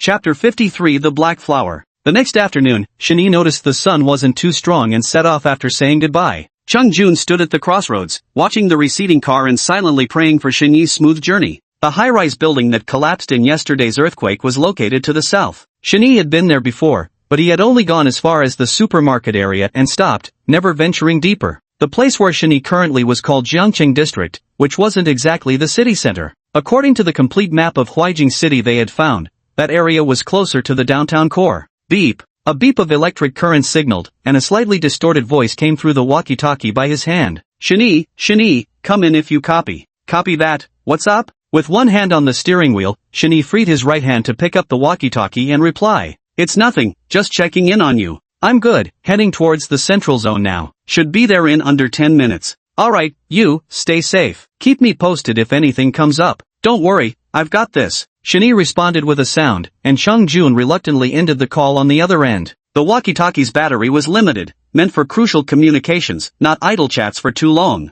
This pair of walkie-talkies was found in the security booth, left unused until Chung Jun dug them out last night, charged them, and repurposed them for communication. Shin-Yi drove past the supermarket he had visited before, heading further into unknown territory. The vegetation grew increasingly lush, with numerous roots even breaking through the concrete pavement, forcing Shin-Yi to slow down. Unlike the well-preserved buildings in Jiangqing District, most structures in the city center were severely damaged, with only a few remaining intact. Parking the car, Shin-Yi clipped the walkie-talkie to his belt. The road ahead was completely blocked by dense vegetation and crumbling rubble, making it impassable for vehicles. Seizing a momentary opening, Shin-Yi stooped low and slipped through the gap. The surroundings finally had a hint of an apocalyptic feel: crumbling walls, collapsed beams, wrecked vehicles, and barren earth, not a single spot untouched by devastation. After walking for a while, Shin-Yi looked up and saw that the half-collapsed high-rise building from yesterday was now right before his eyes. That must be it up ahead. Shin-Yi kept walking without pause, going to investigate. Cutting straight through a coffee shop that had lost half its roof, countless aerial roots were exposed,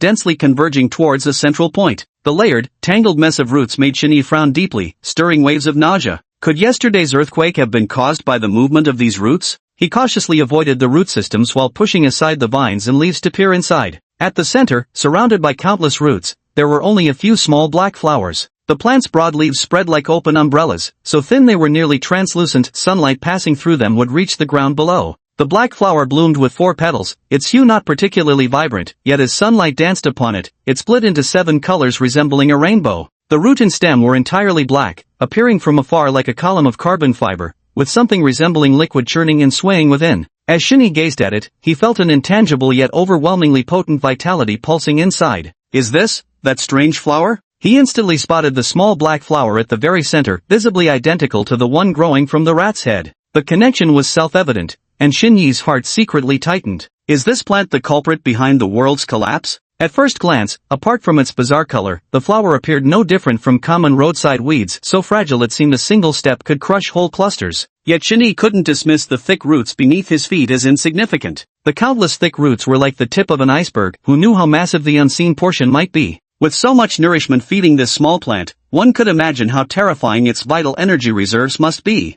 This thing clearly wasn't friendly. Xin Yi decided to leave this place immediately. As for the idea of going closer to look or even pick one, that kind of suicidal thought, he dared not even consider it. Slowly stepping back, Xin Yi returned to his position by the coffee shop. Suddenly, a three-legged chair collapsed due to rot, the sound startling him. After cautiously observing for a moment and confirming there were no other movements, he finally let out a relieved sigh. He didn't dare entertain any illusions and hurriedly walked out at a quick pace. This was an apocalyptic weapon of mass destruction. Just moving a single tendril could kill him 8 times over. Only when he'd reached the car in one breath did Xin Yi finally have the space to think, maybe it's asleep, or perhaps I didn't provoke it? Anyway, no danger is a good thing. Getting in the car and turning back, Xin Yi replied to Chung Jun. As soon as the call connected, the other end asked impatiently, how was it? Are you okay? I'm fine, already on my way back. I'll tell you more when I get home. Xin Yi briefly reassured her before stepping on the accelerator to rush home. As soon as he turned the corner, he spotted Chung Jun already waiting at the entrance, standing like a loyal, waiting husband rock.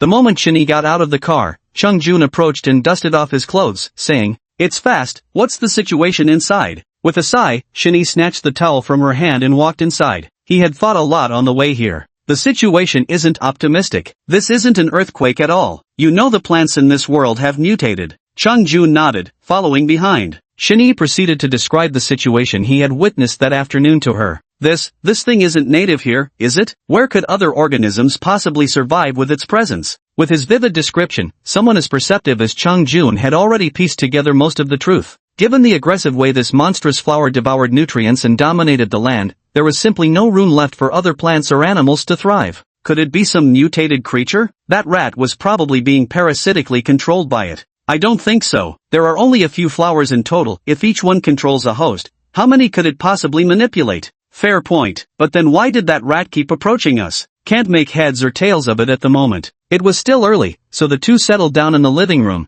setting up the chessboard as they chatted and played. Chung Jun made some analysis and casually moved a piece. They often played chess as a pastime, one of their few leisure activities. Chung Jun was slightly more skilled, and Xin Yi usually lost more than he won. Xin Yi held the chess piece, pretending to ponder while speaking. We may have to move soon. You've thought about moving too? Of course. Nobody can live peacefully right under a tiger's nose day after day. Don't let the current tranquility fool you. The moment the tiger opens its eyes, it'll probably crush the bug right before it first. As for peaceful coexistence, Xin Yi had no such illusions. If peace were possible, where had all the people in this entire city gone? But where could we even move to? The two had arrived at the same thought, but bringing up relocation presented new difficulties. They weren't locals after all, not even natives of this world. It's not that I'm reluctant to leave this place, but rather that I have no idea where to go. Venturing into the unknown doesn't guarantee greater safety, and whether there would be more stable sources for supplies is another question entirely. Setting aside Chung Jun, even Xin Yi thought that only about 3 months had passed in this one-year timeframe. There was still plenty of time ahead. Where would wandering until the end lead them?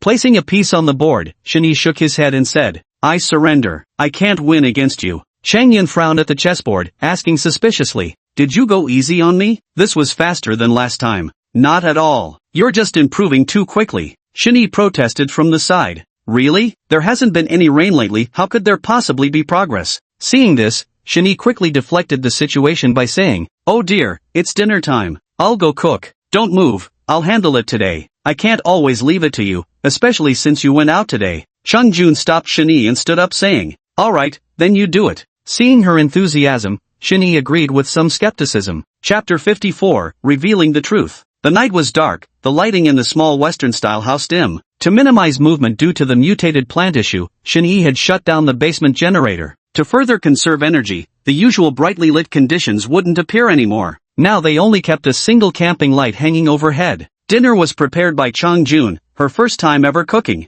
Xin Yi had been shooed away the moment he offered to help. Now watching her bring out the serving plate, he immediately took it over with a teasing smile. Let me taste this secret recipe of yours, must be something special since you wouldn't even let me peek. Chang Yun's face flushed with embarrassment as she tucked a stray lock of hair behind her ear. Don't talk nonsense, though I usually only make Western dishes at home, just try it and see. The reason she didn't let Shani help wasn't because of stubbornness, she was easily flustered when cooking, and having Shani watch would only amplify the pressure. Dinner consisted of a steak for each, accompanied by some pasta with tomatoes and spinach as side garnishes. The conditions were simply too modest. With all kinds of ingredients lacking, they just improvised haphazardly to fill their bellies. The beef was something Shani had pried from that freezer last time, they had hoarded a portion of the meat. Once the freezer door was cracked open, the trapped cold air steadily leaked out, and the meat inside would slowly rot even if left uneaten. Under Chung Jun's expectant gaze, Shani sliced off a small piece and chewed it thoughtfully. It was a bit tough to chew, and Shani's cut portion had some burnt edges, probably because without a proper frying pan, the heat wasn't controlled well enough. Shani swallowed it without changing his expression and replied,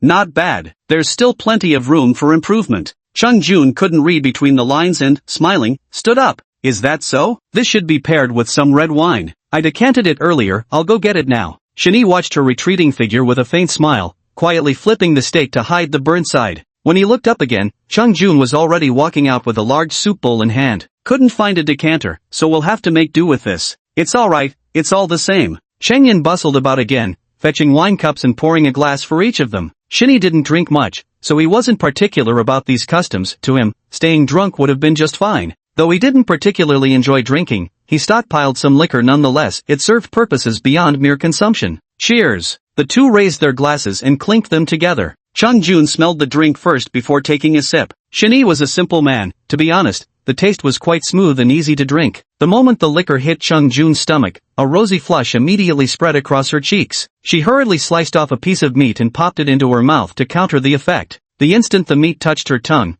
her face scrunched up like a steamed bun. Blah, it's bitter. She suddenly realized she should spit out the meat and looked at Shani, apologizing awkwardly. "I'm sorry, I didn't control the heat properly. You can throw it away, I'll go make you some noodles instead." Shani waved his hand, showing no intention of blaming her. "It's fine, my piece is pretty good actually. Just cut off the burnt parts, wasting the whole thing would be a shame. No need to make noodles, we've got pasta right here." Chung Jun never expected to fail so badly at her first attempt at cooking, especially after secretly planning it for so long. The dishes had tasted perfectly fine when she practiced at home. Shani wasn't just humoring her, he'd endured worse hardship and was used to eating whatever was edible. After comforting Chung Jun, the two drank together and continued their afternoon conversation. Looking back now, it's a miracle we didn't get into serious trouble with all our reckless antics before. Yeah, but it's rooted in the city center, quite far from us. The racket referred to their previous search plans, shouting through loudspeakers all day. They covered every direction except the city center. "Shani, do you think there are any other living people in this world besides us?"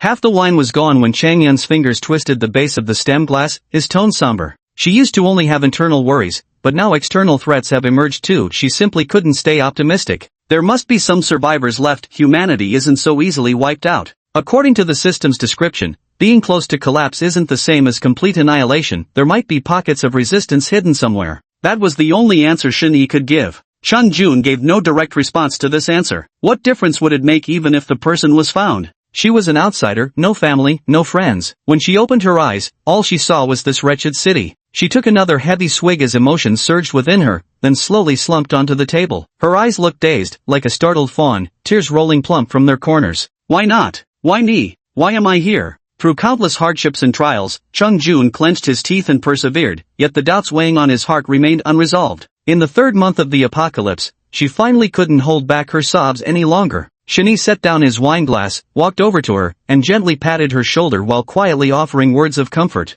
Chang Yun suddenly raised her head and wrapped her arms around Shani's waist, leaning against him with tearful eyes. "Shani, I miss home." That lost, sorrowful gaze struck Shani's heart fiercely, overwhelming him with guilt, almost making him unable to resist telling her the truth. At its core, this was just a dream, a game, yet it had entangled Chang Yun, an innocent soul. Shani knew this was just a game, but Chung Jun was merely an unwitting sacrifice. If she were just a programmed NPC, it might have been easier, but the copy of her that came over was a living, breathing person. She had joys and sorrows, fears and grief. As she held herself, her warmth, her heartbeat, her tears, everything felt so real. How could he possibly remain indifferent? Gently stroking Chung Jun's hair, Shani spoke with unusual sincerity. "Maybe this is all just a dream? There will come a time when the nightmare ends, perhaps one day you'll open your eyes and find yourself back home." Family, friends, warmth, peace, everything just as it should be. Right now, he didn't care whether this was just a projection of the system. At least in this moment, he was treating Cheng Jun as a human being rather than a character to be conquered. Perhaps Shinyi's comfort had worked, because Cheng Jun gradually stopped crying.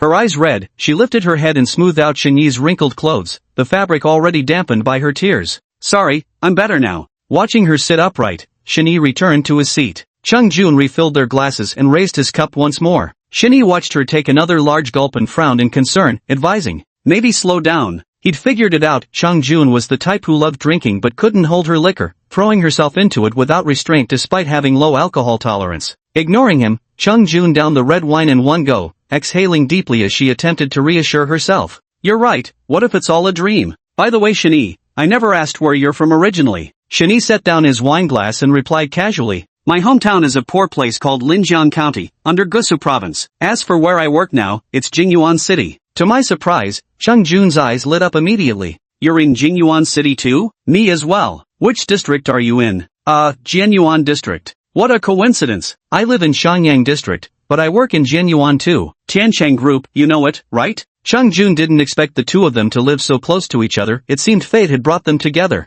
Jianyuan, Tiancheng, Cheng Jun? Though spoken softly, those words struck Shinyi's ears like thunder. Wang Ru's words suddenly came back to him. The administration department just transferred in a new supervisor named Cheng Yun, a stunning beauty and a returnee from abroad, the daughter of a top executive. Was that her? It was only then that Shinyi realized why the name sounded familiar, as if he'd heard it somewhere before. Immediately, he lamented inwardly. Fu Nanji was one, Cheng Yun was another. Damn system, why does it always pick on the same sheep? Chapter 55, Drunkenness. Seeing Shinyi spaced out, Cheng Yun waved a hand in front of his eyes. Who doesn't know Tiancheng Group as the industry leader? I'm so envious of you. Shinyi didn't know why, but almost instinctively, he didn't mention that he was also from Tiancheng Group. Cheng Jun kept poking at his spaghetti with a fork, showing no particular pleasure at the compliment. There's really nothing to envy. It's just another company. If I get the chance to go back, I'll recommend you. She paused, her gaze shifting away as she added an unnecessary remark. Tiancheng, I still have some connections. Arranging things for you won't be a problem.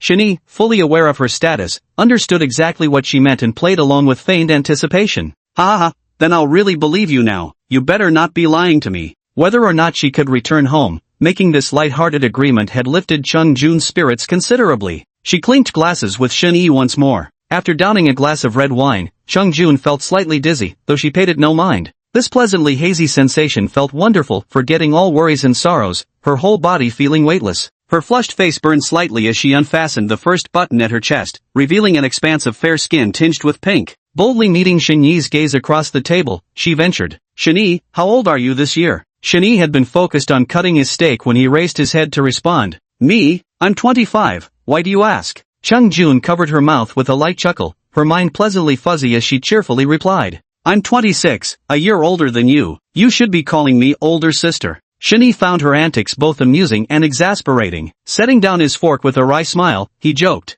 You don't act like an elder sister at all. Honestly, I think you should call me brother instead. Cheng Jun didn't realize Shinyi was joking. Her eyes went blank and distant as she seriously contemplated the logic behind his words. She's right. He can do everything, excels at all things and takes such good care of me. I'm not qualified to be an elder sister. The more she thought about it, the more sense it made. Nodding at the blurry, double-vision figure of Shinyi across from her, her confused eyes squinted in sleepy agreement. Yes, you're right. It's I who should be calling you. After taking a deep breath, she called out to Shinyi. Big brother. The voice was soft and delicate, smooth and sweet. The gaze holds substance within its illusion, charming yet not seductive. That cry genuinely gave Shinyi a shudder, as if syrup had choked his throat, leaving his voice raspy when he spoke. You're drunk. I'm not drunk. Cheng Jun's cheeks puffed up like a pufferfish as she stubbornly began arguing in circles with Shinyi. Shinyi sighed, too tired to argue with her, and stood up saying, Let me help you back to rest. No, I'm not going. Cheng Yun watched as Shinyi approached and planted himself on the chair, refusing to budge. He butted his head against Shinyi's abdomen while swinging his arms like windmill blades.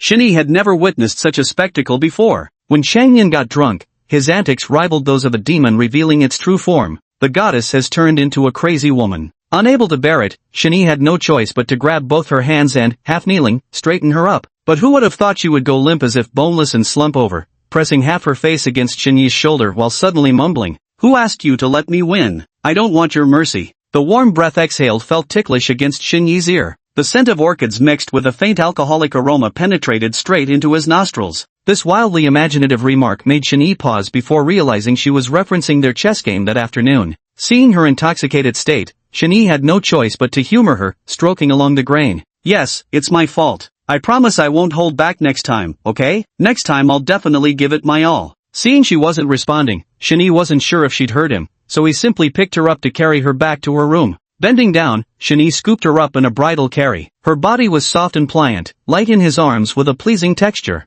Her head rested in the crook of his arm, eyes lightly closed, her cheeks flushed like a fuzzy peach. On closer inspection, one could almost see the faint traces of veins beneath her translucent skin. Gazing at her sleeping face, Xinyi heaved a sigh and turned toward his room. But before he could push the door open, he heard her cry out again. Shu, what? I need to pee. Xinyi confirmed repeatedly before realizing he hadn't misheard, yet couldn't just watch her wet herself. Helpless, he had no choice but to lead her to the bathroom door. Once inside, he sat her down on the toilet, utterly at a loss. Luckily, she wasn't completely unconscious after sitting down. She fumbled with her buttons and started pulling down her pants on her own. Xinyi breathed a sigh of relief and quickly dashed out, leaving behind a sentence. Call me when you're ready. Returning to the dining table, Xinyi shook his head and began cleaning up the mess. Chang Jun was like two completely different people before and after drinking. Truly, appearances can be deceiving. It seems he'd better keep her away from alcohol in the future. After some effort, Xinyi finally cleared the table and washed the dishes, yet there was still no sign of Chang Jun's movements.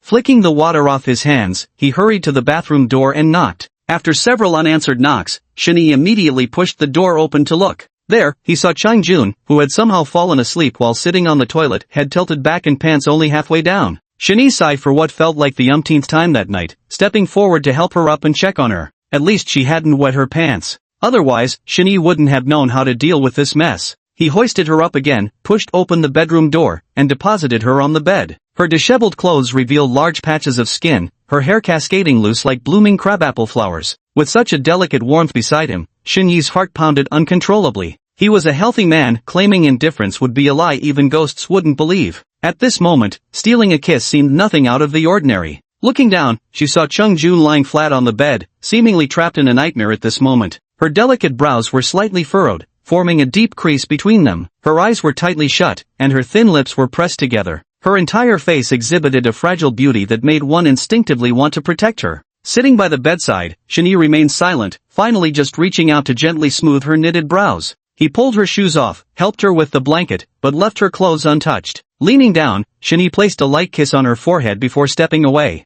Call him pretentious or rigid if you will, but the bottom line was this: he regarded Chang Jun as a person first. Everything else was beyond his concern or control. After taking a brutal cold shower to cool down, Xinyi finally headed upstairs to rest. The next morning, while Xinyi was brushing his teeth, Chang Jun suddenly barged in with disheveled hair and blurted out, "Last night, nothing happened, right?" Chang Jun had just bolted upright from bed. Though her head didn't ache, her memories from the night before were fragmented. She could only hazily recall bits and pieces, and fearing she might have made a fool of herself, she rushed over to confirm. Faced with the inquiry, Xinyi didn't rush to answer. Instead, he leisurely rinsed his mouth before speaking. "Nothing at all, nothing happened." "Phew, that's a relief. Sorry, please go on." After hearing this, Chang Jun let out a sigh of relief, apologized to Xinyi, and prepared to step out. The moment her hand touched the doorknob, Xinyi's airy words drifted over. "Unless we count your performance as a windfire wheel." Chang Jun's expression froze as fragmented memories gradually pieced themselves together in her mind. Her face, already crimson, deepened into a burning red, like a tea kettle on the verge of whistling. "Stop,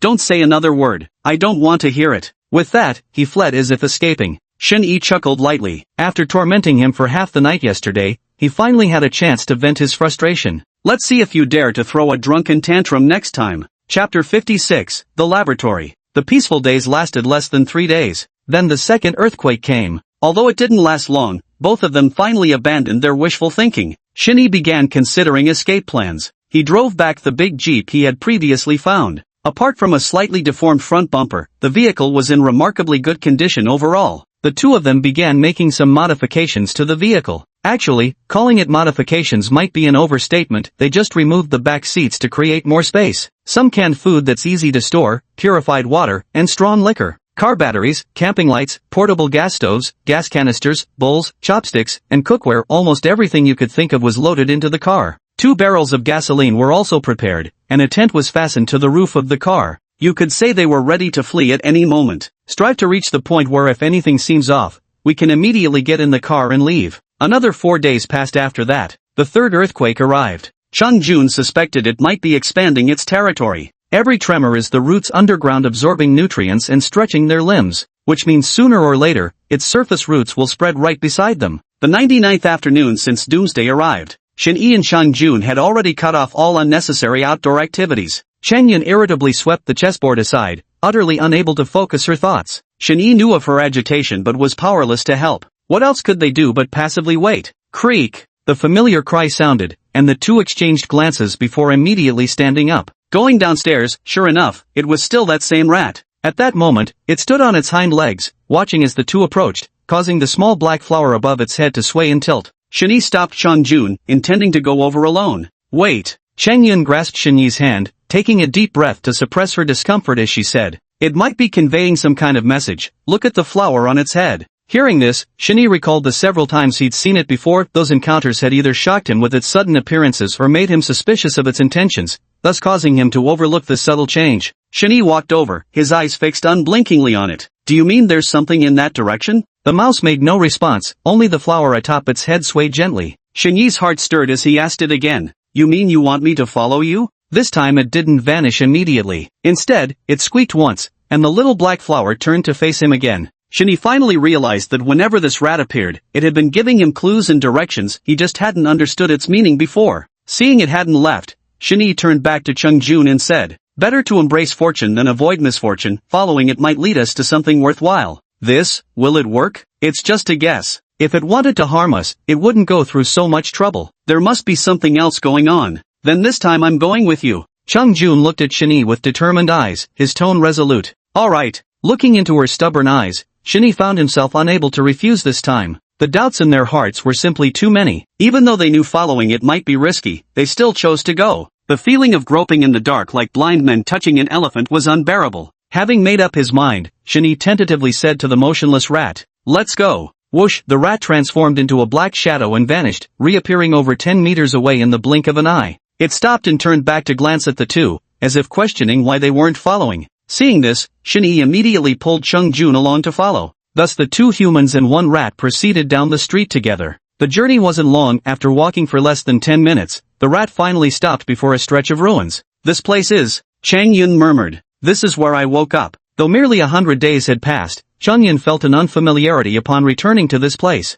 Following the rodent deeper in, Chang Yun pushed aside the lush shrubs. After crossing over, "I was just lying here." Pointing to the ground, Chung Jun turned her head and said to Shin-Yi. Shin-Yi actually didn't know this reason. When he met Chung Jun, she was already squatting by the roadside. After thinking for a moment, he said to Chung Jun, "Perhaps the rat was guiding you back then. Don't forget you were the first to encounter it." "That's possible, though I was too terrified of rats to notice anything at the time." Chung Jun realized there might be truth to this. After all, the rat had come to her the moment she crawled out. The deeper they ventured into the ruins, the more completely darkness swallowed everything. Shin-Yi pulled out a salvaged phone and turned on its flashlight. The thing was only good for that now. Usually Shin-Yi just used it to check the time. Following the rats, they arrived at a vast hollow. The flashlight's beam bounced off the walls, faintly illuminating the entire space. Footsteps splashed through puddles as the distant drip-drip echoes carried far through the silent space. The air hung thick with mold's mustiness, laced with rot and the faintest metallic hint of blood, a testament to years without sunlight in this chill-damp tomb where sense stagnated into miasma.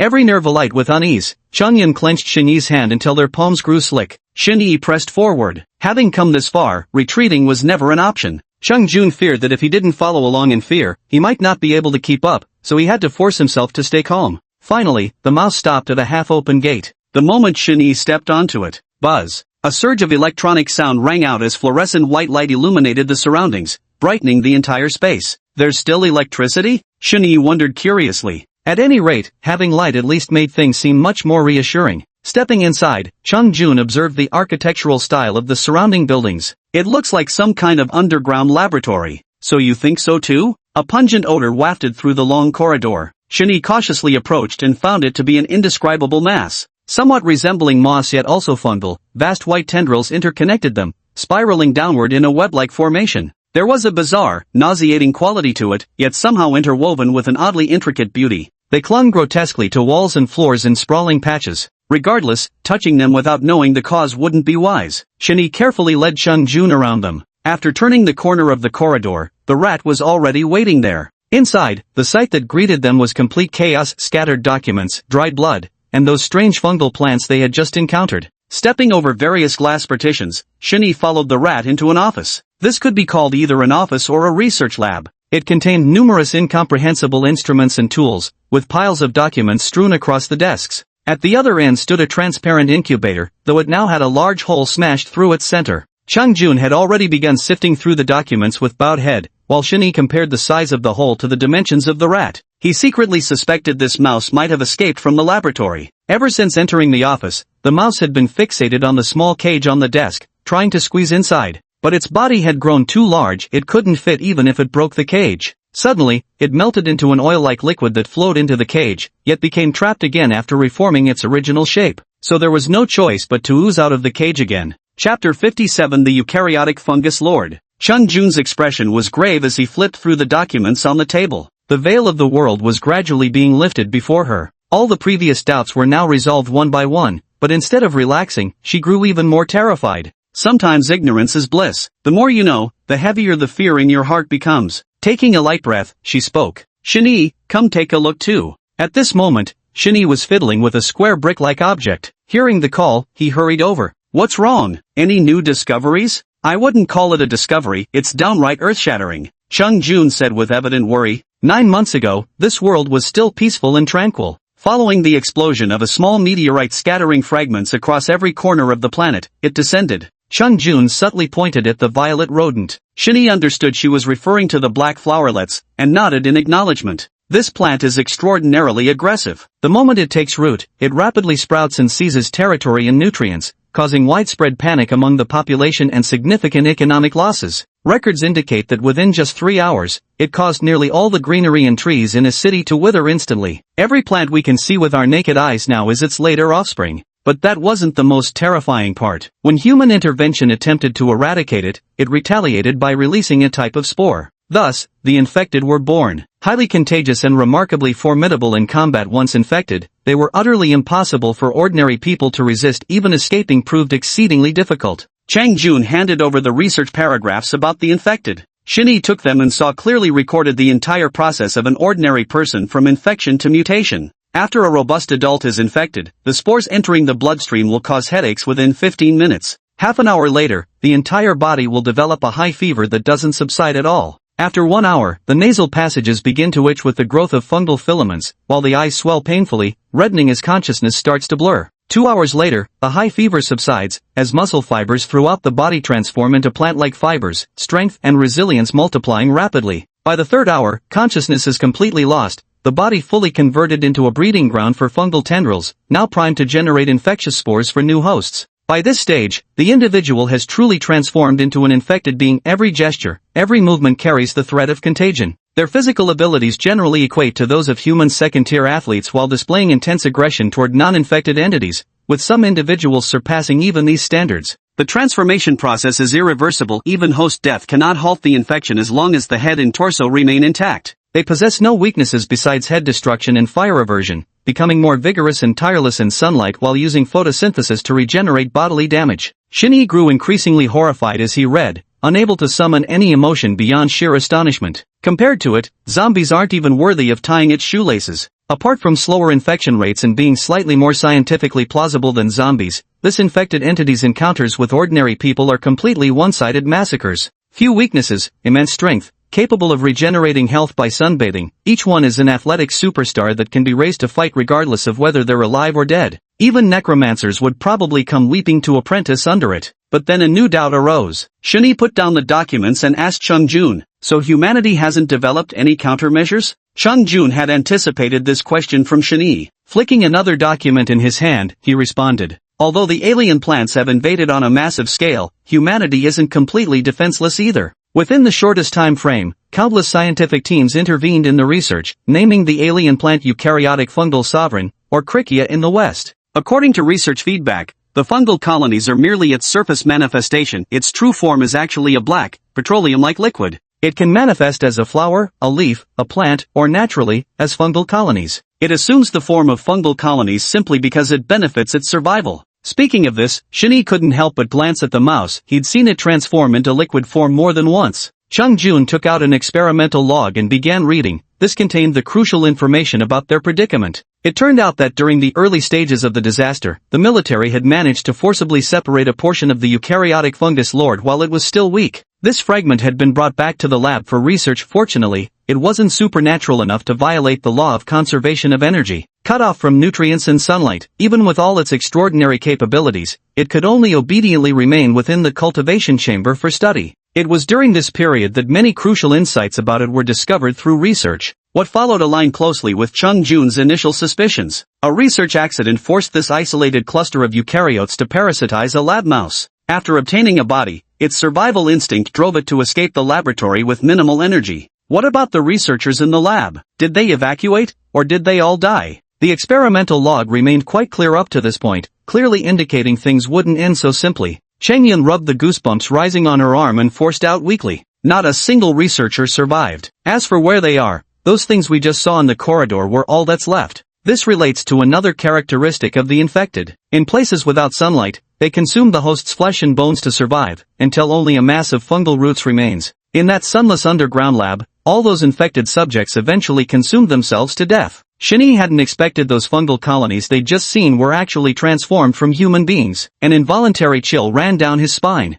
Was this giant rat the former little white mouse? Yes. Chung Jun nodded, tapping on the new log entry as he continued. After that escaped eukaryotic portion lost access to sunlight, still clinging to some mice habits, it actually came back. The surviving researchers, instead of evacuating, foolishly kept studying it. Chung Jun was astounded, unable to help but marvel at the researchers' death-defying courage. Looking back at the footage of the mouse navigating the cage on the desk, Shinee suddenly understood. When it was still a lab rat, it must have been confined in this very cage. It retained some of the instinctive consciousness of a mouse. But how do we explain its current behavior? Why lead us here? A sudden pang of conscience. New doubts arose once more. This part was unknown to Chung Jun as well. She hadn't had the chance to read it yet. No more experimental logs followed below. They had all been transformed into conjectures and recorded across scattered notes. These weren't quite diaries, rather they were simply spontaneous jottings made in moments of inspiration. The truth was about to surface, and Shinyee's uneasiness suddenly intensified. He stopped Chung Yun from reciting. Grab the notebook. Let's get out first before we look through it. With that, he pulled Chung Yun along to leave.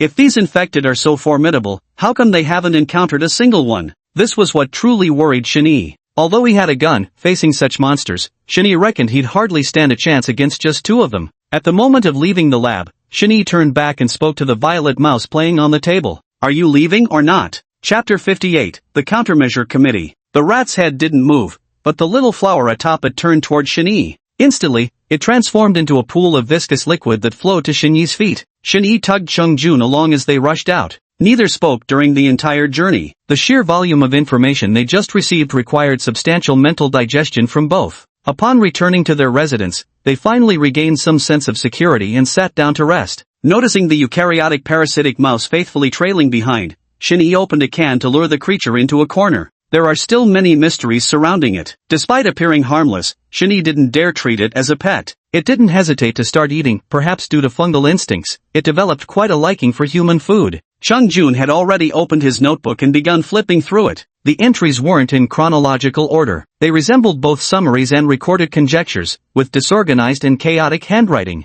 The very first sentence packs a punch. This extraterrestrial plant is sentient. Or rather, when it transformed into eukaryotic fungal hosts for survival, they collectively developed a hive mind. All infected individuals are likewise governed and manipulated by this consciousness. Chung Jun's pupils dilated as terrifying conjectures ran wild through the pages of the notebook. One deranged researcher even proposed the idea of universal fungal symbiosis, transforming all of humanity into infected individuals to unite their collective consciousness against, or even replace, the fungal mastermind's will. What an utterly mad notion. Boom! At that very moment, a new earthquake suddenly erupted. The level ground heaved, the wall bricks shuddered, heaven and earth trembled. Shinee immediately shielded Chung Jun and took cover in a corner. This one lasted even longer. With half his body sheltering Chung Jun, Shinee silently counted the seconds in his heart. 180 seconds. A full 3 minutes passed before the earthquake finally subsided. Cough cough, are you okay? The tremor didn't topple this small Western-style house, but the dust stirred up by the aftershocks was unavoidable. I'm fine. Chung Jun leaned against Shin Yi's chest, listening to his strong heartbeat. In this chaotic environment, she strangely felt an inexplicable sense of calm, as if waking peacefully from an afternoon nap. Shin Yi pulled Chung Jun quickly outside and gazed southward. In the distance, a ruined landscape was shrouded in dust. The high-rise building had completely collapsed and vanished. Shin Yi made his decision. Go! We leave now. Where to? I don't know. Anywhere is fine. Just getting away from here first. Shin Yi's sense of unease had peaked. All right. Chung Jun didn't ask further, placing complete trust in Shin Yi. Get in the car. The car prepared earlier finally came in handy. The two got into the jeep, ready to set off the moment the engine started. There was nothing left worth packing at home. They abandoned everything. With the roar of the engine, Shin Yi drove the vehicle straight out of the swirling dust. The mother mold is to the south, so we'll head north. North, alright, go straight ahead and turn right up front. Chung Jun unfolded a map in the passenger seat to verify their bearings before guiding the way. As for that rat, Chung Jun suddenly remembered that eukaryotic parasite amidst the earlier chaos, he had no idea where it had gone. Don't worry about it, that thing won't die even if we both do. This strange thing's motives were unclear, and Shin Yi couldn't be bothered with it for the time being. Bang! There was a dull thud on the car roof. Then something began to flow down, gathering shape before the windshield, a small black flower swaying like a car emblem in front of his eyes. Who else could it be but that parasite? Shin Yi couldn't help but curse with a laugh. You bastard, can't even stand being mentioned. Despite his cursing, Shin Yi didn't drive it away. After all, it was genuinely a eukaryotic offshoot that might prove useful someday. After driving for over 10 minutes, they were nearing the furthest point they'd previously reached. Are we safe now? Chang Yun murmured. Where should we go next? Shin Yi shook his head and said, I haven't figured it out yet, but we can ask someone to think for us. Take the phone from my lower back. Chung Jun, though puzzled, reached in instinctively and indeed felt something hard. Drawing it out, she exclaimed in delight. A satellite phone. Where did you get this? Found it earlier in the office of the underground lab. It still has power, give it a try. Satellite phones, as the name suggests, rely on satellites. They couldn't care less about damaged ground-based communication towers, which is why they can still function for communication. Chung Jun opened it to find only a single number stored inside. Finally, he would make contact with the people of this world. With hopeful anticipation, Chung Jun dialed the number. The wait was agonizing. After what felt like an eternity, someone answered on the other end. Hello? A somewhat hesitant male voice came from the other end. Hello, how are you? Chung Jun cautiously replied. May I ask who? We are survivors from Huijing City, and we happen to find this phone. We just want to ask. Chung Jun hadn't finished speaking when he was abruptly interrupted by the person on the other end. Wait, you're saying you're a survivor from Huijing City? Chung Jun noticed the change in attitude from the other side. He glanced at Shin Yi hesitantly before responding. Yes, we're from Huijing City. Beyond Huijing City, they couldn't provide any other information. Understood. Please hold the line. Don't hang up. Absolutely don't hang up. After a burst of chaotic noise, the phone was set down. Chung Jun faintly heard someone shouting that there was news from Huijing City. After about a minute, the phone was picked up again, and the person on the other end had changed. This time it was a deep male voice. Hello, this is the Strategy Committee. What's the current situation in Huijing City? Are there any other survivors besides you? There's just 2 of us including me. Huijing City just had an earthquake, and we managed to escape. Chung Jun answered truthfully. Where are you now? We've just left Jiangcheng district and are now preparing to head onto the S02 expressway. Chung Jun lowered her head to check the map before responding. Understood. Please proceed to the S02 expressway toll gate and wait there. We'll immediately dispatch a helicopter for rescue. Rest assured, the Countermeasures Bureau won't abandon any survivor. The male voice briefly gave a few instructions before hanging up, seeming to hurry off to make arrangements. Chung Jun set down the phone and turned to discuss with Shin Yi. Both agreed to head to S02 highway. After all, having organizational backup was better than going it alone. The rescue efforts from this world's organizations were still substantial. The two gradually drove beyond the boundaries of Huijing City, and the road became increasingly difficult to navigate, littered with obstacles. It seemed the outside world appeared even more dilapidated and chaotic than Huijing City. Shin Yi kept scanning his surroundings, while Chung Jun continued poring over that notebook with his head down.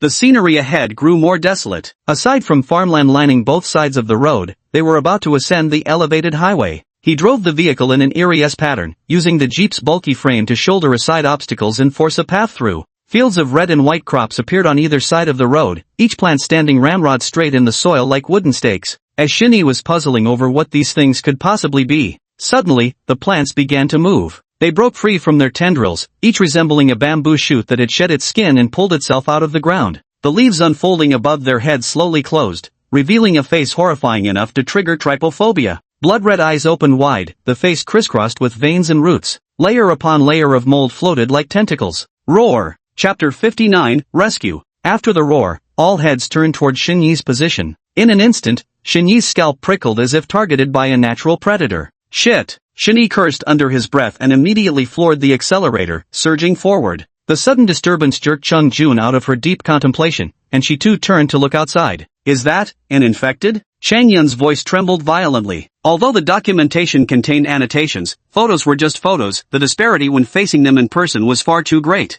Roar! A tremendous roar sounded as the creatures rapidly approached the two in bizarre sprinting postures. Within just a few breaths, they had nearly reached both sides of the road. Each of these infected moved with the speed of professional athletes, tirelessly pursuing their targets. Xinyi took a moment to scoop up the mouse and toss it behind the piled supplies. After driving for about 5 more minutes, by now, Xinyi could already spot their silhouettes from afar in the rearview mirror. Damn it, is the cafeteria serving lunch or what? Letting out a sigh, Xinyi tried to ease the urgency gnawing at him. These infected people couldn't outrun a car no matter how fast they were, but with the road conditions so difficult and obstacles everywhere, the vehicle simply couldn't pick up speed. Xinyi's driving skills were actually mediocre. In real life, he couldn't even afford a car. The reason he could handle it so effortlessly now was entirely due to practicing in simulations. Chang Yun kept one hand gripping the overhead handle while constantly looking around. Oh no! Suddenly, her face turned deathly pale as she cried out in alarm. A car had unexpectedly blocked their path, parked sideways across the road ahead.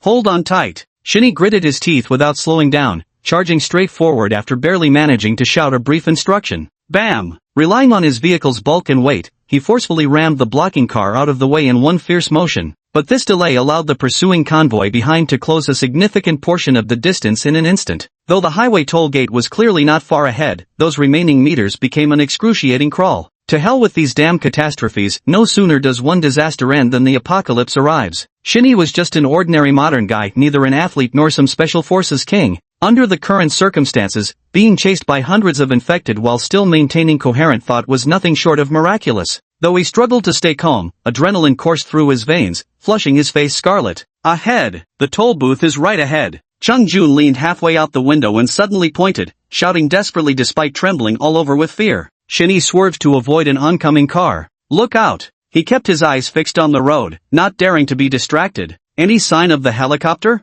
Nothing. Chang Jun widened his eyes, scanning the pristine sky where not a trace of the helicopter could be seen. His heart instantly sank to the depths of despair. What should we do? The toll station was right before him, yet there was no sign of anyone coming to his aid. What now? What else could he do? With gritted teeth, Xinyi chose to charge through and keep driving forward. A bunch of lethal creatures were chasing behind, stopping meant certain death. There was no choice but to barrel down this dark path and pray for a miracle. Howl! With a dull thud against the car, an infected lunged forward and grabbed the rear door handle. His heart hammered as the rearview mirror showed the creature being dragged along, its bloodshot eyes locking onto him with terrifying intensity. The most terrifying part was that its hands actually split apart into fungal filaments, attempting to crawl onto the roof of the car. Xinyi didn't dare slow down for even a second, nor could he let it climb the car. He swiftly rolled down the window, reaching out with his left hand to summon a pistol and blindly fired based on instinct. Several loud gunshots rang out, but the infected's arm remained welded to the doorframe, completely motionless.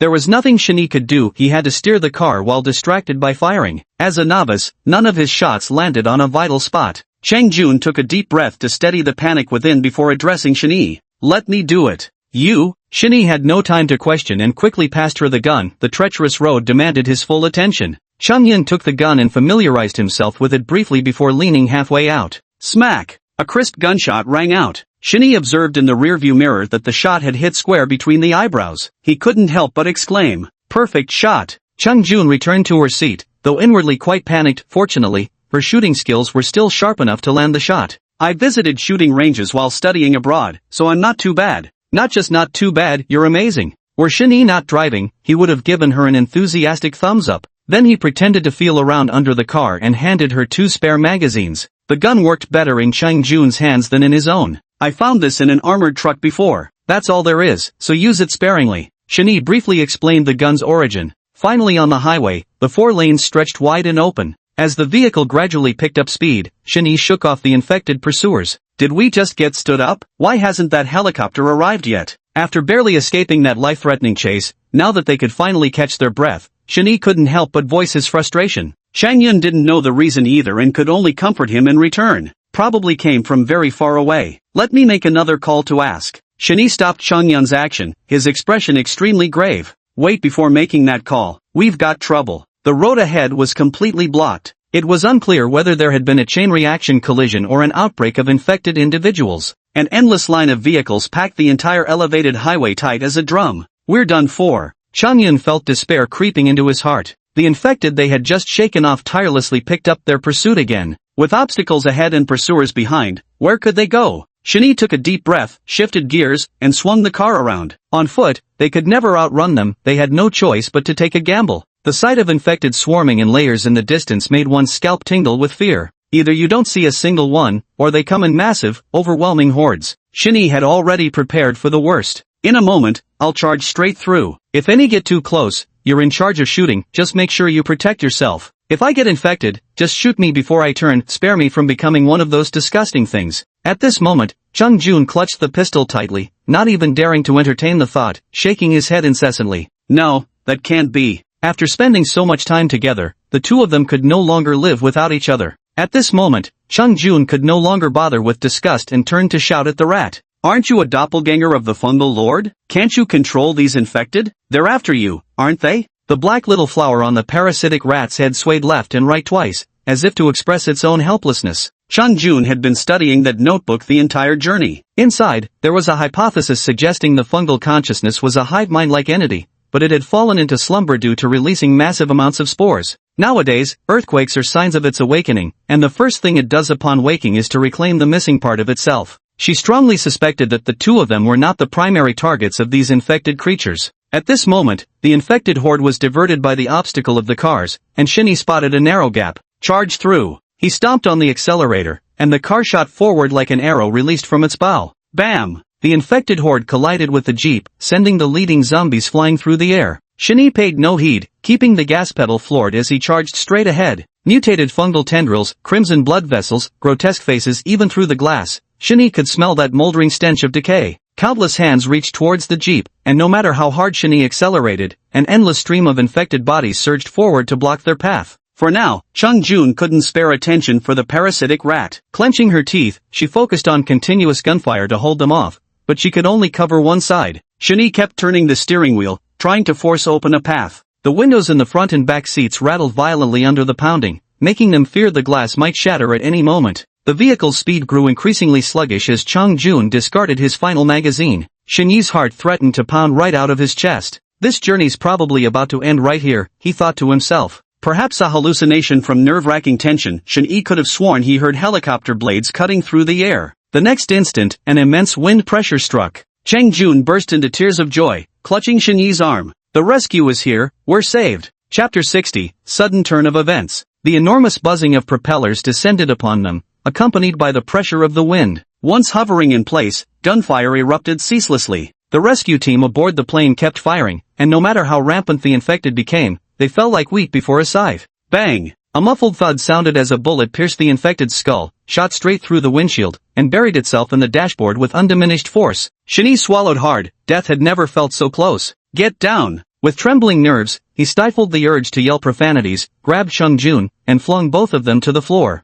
Shani gave up on breaking through the encirclement. The infected couldn't breach the jeep for now, but continuing like this, bullets would be equally indiscriminate. Shani decisively stopped the car to shield Chung Jun, both of them crouching as low as possible to avoid the gunfire. Are these really supposed to be rescuing us? Listening to the roar outside mingled with gunfire, with no signs of concern for their safety, Shani's heart pounded with dread. Sealed inside the car, only the sound of their heartbeats and breaths remained. In the helicopter, the rescue team coldly aimed their guns at the swarm of infected below, picking them off one by one. The horde paid no attention to the helicopter overhead, only fixating on scratching at the vehicle. Some even rammed their germ-riddled heads directly into it, cracking the windshield with fractures. Fortunately, although there were many infected, only a few could get close to the vehicle, so we could hold them off for the time being. Gradually, the gunfire died down, and hordes of infected lay fallen on the ground, their bodies piling up in heaps. Prepare for rappelling. Stay alert for hostiles, and don't forget to recover the gear. Listening to Captain 05's command through the earpiece, the rescue team quickly descended to the ground along the ropes. As the gunfire ceased, Shinee cautiously raised his head to survey the situation, finding all infected entities had been eliminated. In the distance, figures were already rappelling down. A 5-member squad landed and approached slowly with their guns at the ready. Chung Jun straightened up at this moment too, his eyes sparkling as he looked at Shinee, filled with the joy of having survived a close brush with death. Shinee, we've survived. The crisis was finally over, with the rescue team nearly upon them. She turned to Shinee with a radiant smile as she spoke. This time Shinee didn't meet her gaze, his expression tense as he stared straight ahead. What's wrong? Chung Jun felt a flicker of doubt and instinctively turned to look forward. Bang bang bang. The crisp sound of gunfire with a silencer kept exploding in their ears. Infected eliminated. The team members advanced in turns, covering each other with hand signals. The infected creatures exhibit remarkable vitality. Sometimes they don't die completely, requiring continued vigilance against sudden resurgence. Lingwu sat in the helicopter, his gaze tightly fixed on the situation below. His mind replayed the conversation he'd had with his superior before departing. Half an hour earlier, the middle-aged man had immediately issued orders after putting down the satellite phone. Dr. Chen's hypothesis was confirmed. With the eukaryotic sovereign awakening, 2 tigers cannot share one mountain. This means the lost specimen from Huijing Research Institute will likely flee Huijing City. 05, lead the team yourself and make sure nothing goes wrong. Remember, the morphology of that eukaryotic offshoot could be a mouse or even a human. According to the data Dr. Chen sent back, it's speculated to have the ability to switch hosts. Don't let your guard down. It possesses an instinct for seeking advantage and avoiding harm. Grab it, bring it back. 05 asked, what about the survivors? What damn survivors? Huijing City was the first outbreak zone. We've scoured it inside out 3 times. How could there possibly be any survivors? The middle-aged man sneered. And even if there were, we'd treat them all as infected. Yes. 05 surveyed the scene once more as the squad's request for further instructions crackled through his earpiece. Target the jeep, open fire. But, the survivors? The hesitant voice of a teammate echoed through the headset. Execute the order. Target to be captured intact. His expression was ice-cold and uncompromising. The response came in sharp, crisp gunshots, pop pop pop. What's it like to get shot? Shinee thought he could write a dramatic exposé about this on Jihu after getting back. No idea how many bullets had hit him. His body felt like it had been smashed by a truck, then the wounds went numb before burning like fire, pain drilling into his mind like nails. He was like a sack full of holes, his strength draining away rapidly. God damn it, why? Didn't get killed by infected, but getting done in by my own people. Fucking system. This hurts like hell. The most extreme form of pain might be rage, yet unfortunately his fury had nowhere to vent. He only felt his eyelids grow heavy as drowsiness surged over him. Shinee mustered the last of his strength to force out a smile, whispering softly to the stunned Chungyun. Sorry, it's time to wake from this nightmare. In the end, Shinee apologized. He was sorry for dragging her into this dangerous gamble with him. In his dying moments, he thought this. Well then, my death will bring this dream to an end. Then darkness fell before his eyes, consciousness gradually slipping away. Chung Jun instinctively cupped Shinee's slipping face, his vision awash with crimson. Blood, copious amounts of blood gushed relentlessly from Shinee's back. She desperately tried to stem the flow, but plugging one wound only revealed another, all efforts proving futile. The sudden tragedy had stunned her into immobility when Shinee unexpectedly threw himself upon her. The gunfire lasted mere seconds from start to finish, yet overturned half a lifetime of her existence. Is he dead? Why not? Should the nightmare end now? Changyun's mind was in a daze. Shinee lay in her arms like a broken rag doll, his body wounded, while she felt as if her heart had been struck. Has the nightmare ended? No, the nightmare has only just begun. A drop of blood rolled down, trembling precariously at the edge of her jaw. There is no grief greater than the death of the heart. Chenyun closed her lifeless, ashen eyes. She was exhausted. The clattering sound of leather shoes approached. Despite the jeep showing no movement ahead, the rescue team remained on high alert. They advanced toward the parked vehicle in a formation of 3 in front and 2 behind. Through the shattered windshield, a man and woman could be seen lying motionless in pools of blood. They approached the car door slowly. Check carefully. Begin collecting the strains. The faint voices reached Chung Jun's ears yet resounded like thunderous bells. Strain, Research Institute, Notebook, Rescue Team. Everything clicked into place, and she suddenly understood. They were merely pitiful sacrifices, all those arrangements, those messages, everything was just for that fungal strain. Chung Jun smiled silently, then abruptly opened her eyes and turned to seize the rat. The mouse's fur was glossy and sleek, not a single bullet from earlier had managed to hit it. Now clutched in Chung Jun's hand, it remained silent, merely fixing her with its beady-eyed stare. But at this moment, Chung Jun wasn't looking at the mouse, instead, her gaze was locked onto the swaying flower upon its forehead.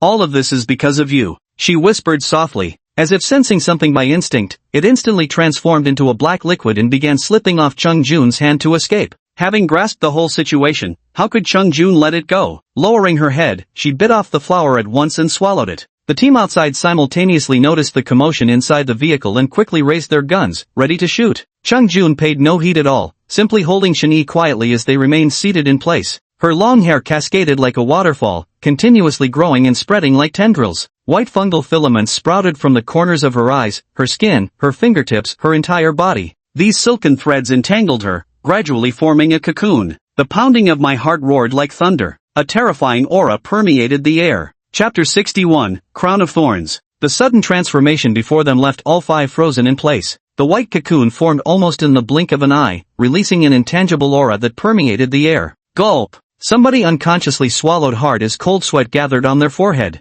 Though just a small cocoon, it somehow gave them the terrifying illusion of facing an apex predator, as if it were a fear etched into their genes. The squad leader's roar in their earpieces jolted the five awake from their daze. Yet their gun-wielding hands remained stiff as cast iron, none daring to make the first move. Every member selected for this squad was an elite, each having felled no fewer than 800 infected corpses with their own hands. I simply couldn't accept the cowardice within my own heart. With a furious roar, the central figure took the lead and fired the first shot. The others, startled into action, quickly followed with concentrated fire. Clang, clang, clang. The bullets pierced through the car window and struck the thin mycelium, only to spark and ricochet as if each round had hit steel plating. The magazine emptied quickly, yet the white cocoon structure showed no reaction, not even a scratch. Rie up! The sound of tearing fabric rang out. They exchanged glances and instinctively stepped back in unison. Because the car door swung open, a barefoot emerged from the vehicle, followed by a slender, delicate calf. The skin was as exquisitely refined as priceless porcelain crafted by master artisans of great nations,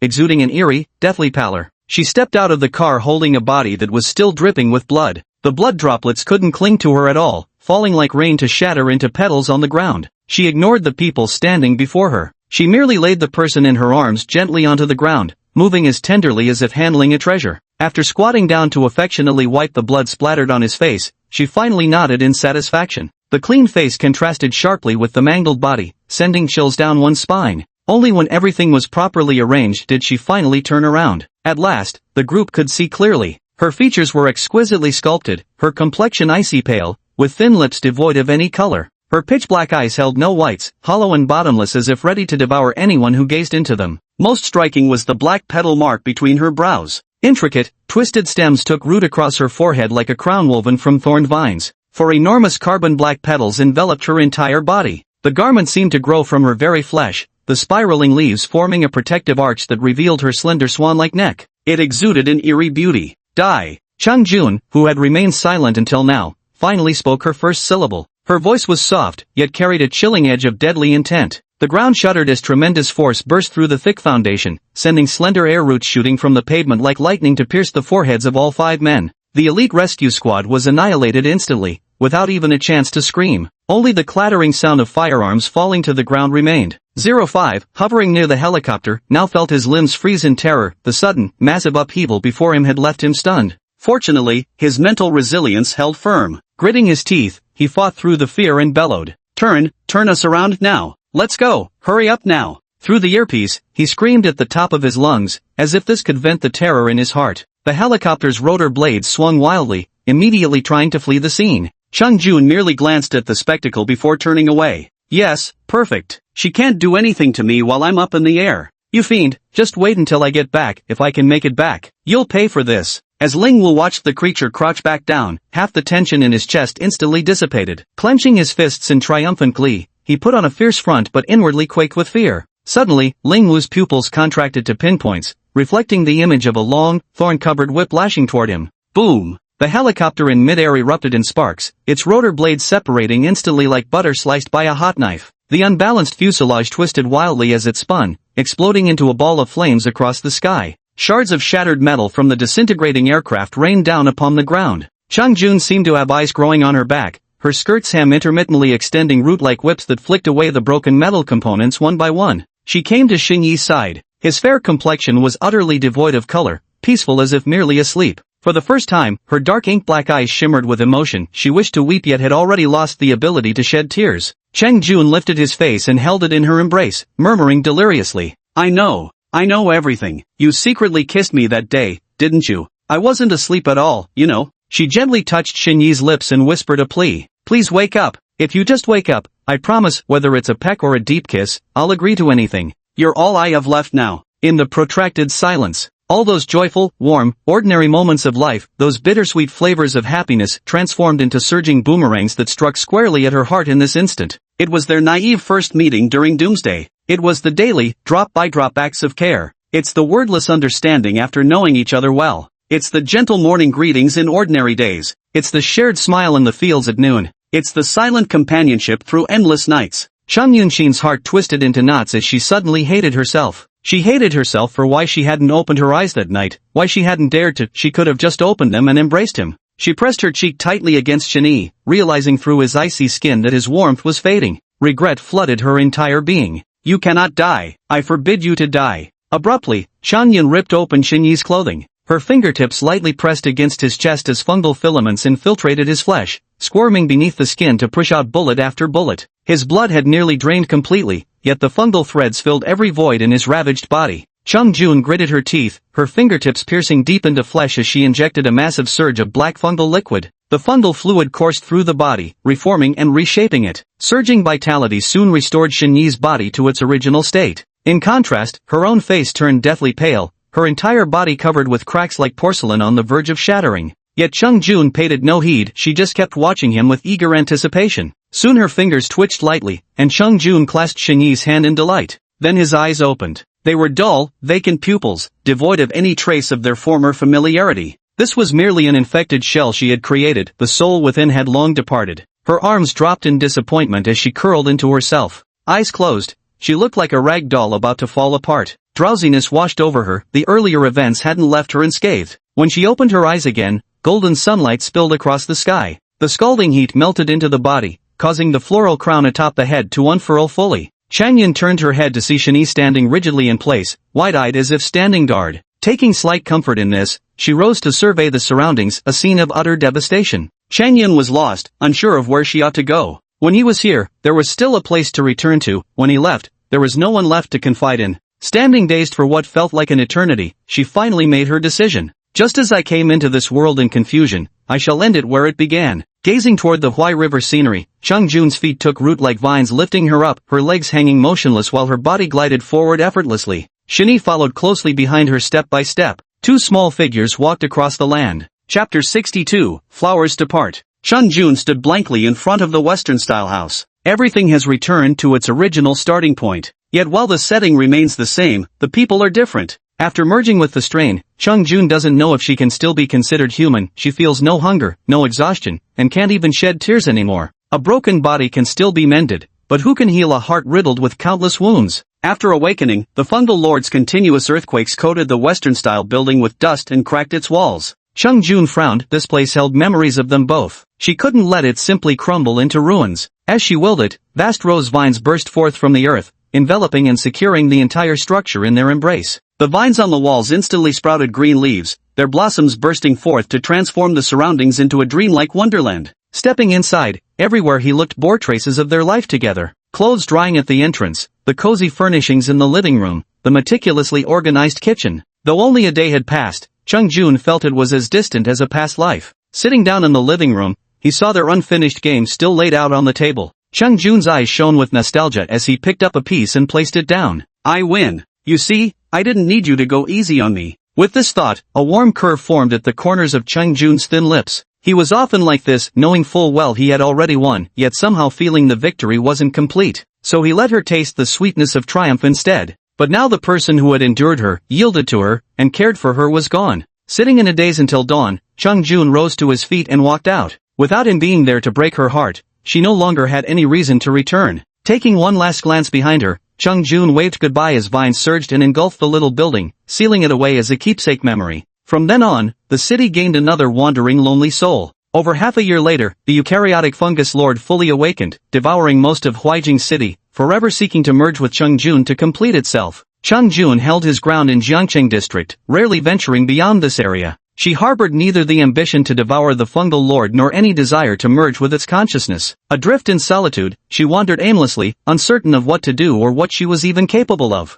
The sun set in the west, molten gold spilling across the horizon. At the very summit of Jiangcheng TV Tower, branches entwined in blossoms clustered in profusion. Countless aerial roots draped down from the steel structure, weaving through its framework. The gnarled vines coiled and spiraled upwards, forming a towering throne. Shani stood silently behind her, like a loyal guard keeping watch. Chung Jun sat upright upon it. Her cool expression was bathed in the afterglow of sunset, casting a golden glow upon her face. She rested her forehead in her hand and gazed into the distance, lost in thought. In the blink of an eye, a whole year had passed since arriving in this world, and Shani had been gone for 265 days. His departure was like the last wisp of sunset gradually swallowed by the descending curtain of night, leaving only endless longing beneath the starry sky and the desolation of evening. Changyan suddenly felt exhausted. This boundless energy of hers was experiencing weariness for the very first time. She didn't resist her instincts, slowly closing her eyes. Maybe it would be nice to sleep like this forever. She was very tired. Night fell, gray and hazy, as if even the moonlight couldn't bear to disturb her peaceful slumber. Her body gradually shrank, then dissipated, leaving only a floral crown upon the throne. Without Chung Jun's presence to sustain him, Shani, who had quietly stood guard, felt his feet turn into roots while his arms stretched and spread, gradually growing into a towering tree that blotted out the sky. The shade cascaded down, the branches stretching lazily to rest upon the blossom crown. The breeze blew past, the flowers on the crown swaying gently in the wind. The heart's nature differs from a tree's steadfast root. Why then must parting mimic blossom's fleeting flight? The cataclysm has ended. A timeless dream spanning centuries fades. Only upon waking do I grasp the wasted days. Chen Yun heard muffled cries drifting as if from beyond the heavens. Her consciousness traversed a long corridor, finally reaching an unknowable end. The sounds grew clearer, her senses gradually coming to life. The live-in housekeeper was cleaning the room as usual. Seeing Cheng Jun still hadn't gotten up despite the sun being high, she had no choice but to push the door open and call her. Young Miss, Miss Chang, wake up, you'll be late for work. Chung Jun was usually an avid gamer, so her aunt simply assumed she had stayed up late and found nothing unusual about it. Walking softly to the bedside, she nudged Chung Jun's arm and called her name in a low voice. Chung Jun's eyes snapped open, and she instinctively reached out to grab the intruder by the throat. Ever since merging with the fungal strain, no infected creature had been able to come within half a step of her without her permission. She instinctively surveyed her surroundings, then suddenly froze. Is this my room? Wasn't I in the apocalypse? Could this be a dream? The warm, bright room with light blue bedding, the running computer, and Aunt Zhang wearing an apron. Wait, Auntie Zhang? Cough cough cough. The live-in housekeeper had her throat suddenly seized by an unseen hand, choking until her face flushed crimson. Fortunately, Chung Jun's arm was limp and weak, and she only felt chest tightness and a cough. Chung Jun suddenly let go and looked down at her palm, slender, delicate, and still warm from her own touch. Her fingers pinched together, no aerial roots dangling down, no vines breaking through the soil, nothing at all. Cough. Miss, what's wrong with you? Aunt Chang, having caught her breath, asked in surprise. Having worked here for a long time, she was very familiar with Cheng Yun's temperament and wasn't angry with her, just puzzled by her actions. Cheng Jun replied subconsciously. I had a nightmare. Please leave me alone for a while. Aunt Zhang nodded understandingly and said, Oh, that explains why I got scared. Nightmares are all fake, it's okay, take a moment to calm down. With that,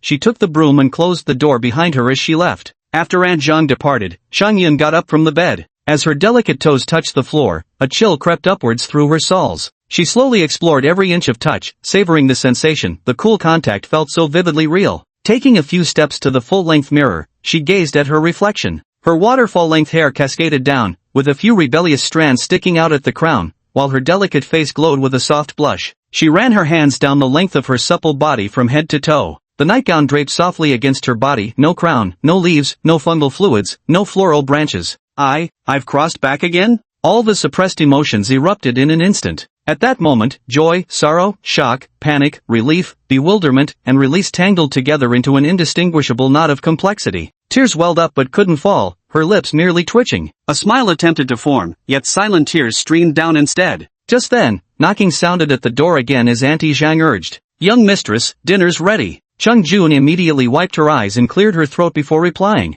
Okay, I'll be right there. Seated at the dining table, the breakfast was both nutritious and exquisite. Chung Jun picked up a boiled egg and began staring blankly again, her thoughts drifting to someone. I've come back, but will he return too? Miss, the food is getting cold. Oh, thank you Auntie Zhang. I'm really sorry about earlier, I was still half asleep. Chung Jun apologized sincerely. Don't worry about it dear. Everyone has nightmares sometimes. Auntie Zhang wiped the water droplets off her hands with her apron and smiled. Chung Jun smiled back. She ate her breakfast slowly, as if savoring a rare luxury. Stirring the porridge absent-mindedly with her spoon, Chung Jun fell into a daze. Chapter 63 Photosynthesis. Ah! Shani cried out in pain and woke up from his dream, drenched in sweat. He abruptly sat up from the beanbag chair, broad daylight already streaming through the windows. Morning birds chirped noisily outside while shouts from early exercisers drifted up from downstairs. He instinctively touched his chest, relieved to find it intact, with no bullet holes. If not for the lingering phantom pain, he would have thought it was just a dream.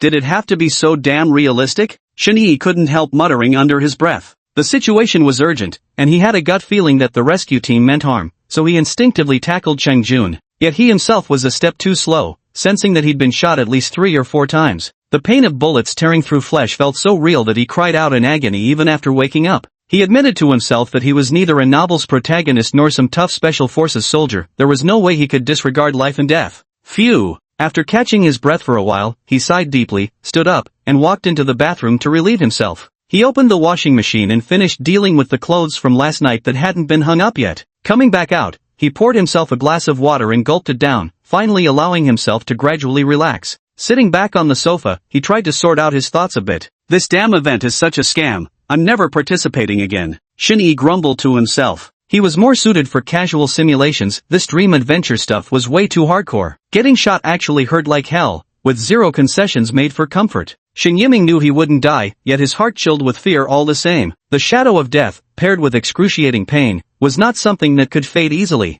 Hardships are one thing, but to die like this is truly wasted effort. Chung Jun was a fine girl, but alas, the apocalypse proved too perilous. She only managed to live safely for a little over 3 months. With a sigh, he opened the panel to check. Then his eyes widened in astonishment, his mouth half open with surprise. Displayed before him were the words, Chi-Chi Special Offer Event, fulfill your Chi-Chi wishes. Dream World, Cataclysmic Apocalypse. Strategy completed. Please claim your reward.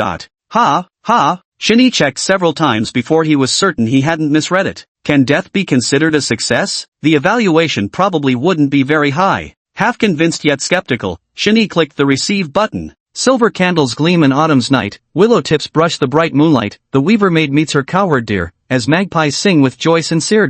Overall evaluation, A. Your charm has increased, your conquest experience has increased. Rewards, conquest points *1, free attribute points *1, charm *3. System comment, partings and reunions are always heartless, a fleeting dream of millet, drop by drop until dawn. You have received Weaver Girl's exclusive reward.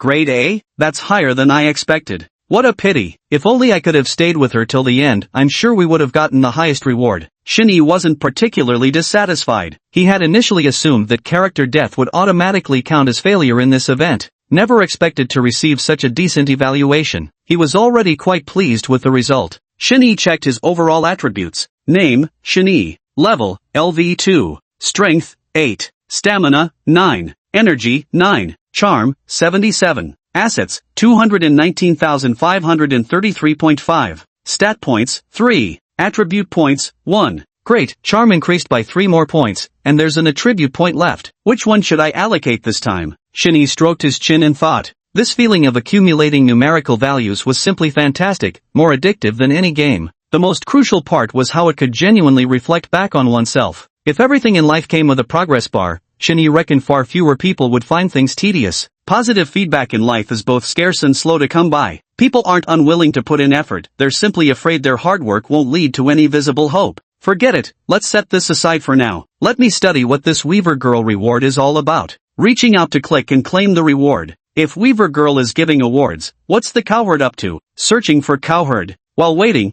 Shin-Yi couldn't help letting his thoughts wander. Magpies danced amidst colorful lights, and after some time, the reward was finally granted. You have received a skill blessing. Skill, Grace of the Eukaryotic Queen, Photosynthesis. Wow, there's even a skill reward? But who is this True Nucleus Queen? Wasn't it called True Nucleus Fungus Lord? Unable to figure it out, Shin-Yi didn't dwell on it too much. Instead, he eagerly turned to the description, impatient to know the purpose of this ability. Photosynthesis slowly restores your condition and heals injuries under sunlight. As expected, the ability turned out to be exactly what Shin-Yi had guessed. Nice. This state is quite broad, but who knows, it might synergize with my stamina talent. Standing in the sunlight, consuming here while recovering there, wouldn't that make a perpetual motion machine? Shin-Yi chuckled. A perpetual motion machine might be unrealistic, but without a doubt, it would still be an extremely powerful and convenient ability. He didn't have any god-killing delusions of grandeur, he just wanted to be a peace-loving, model young man. But who doesn't dream of gaining superpowers? I might not use them,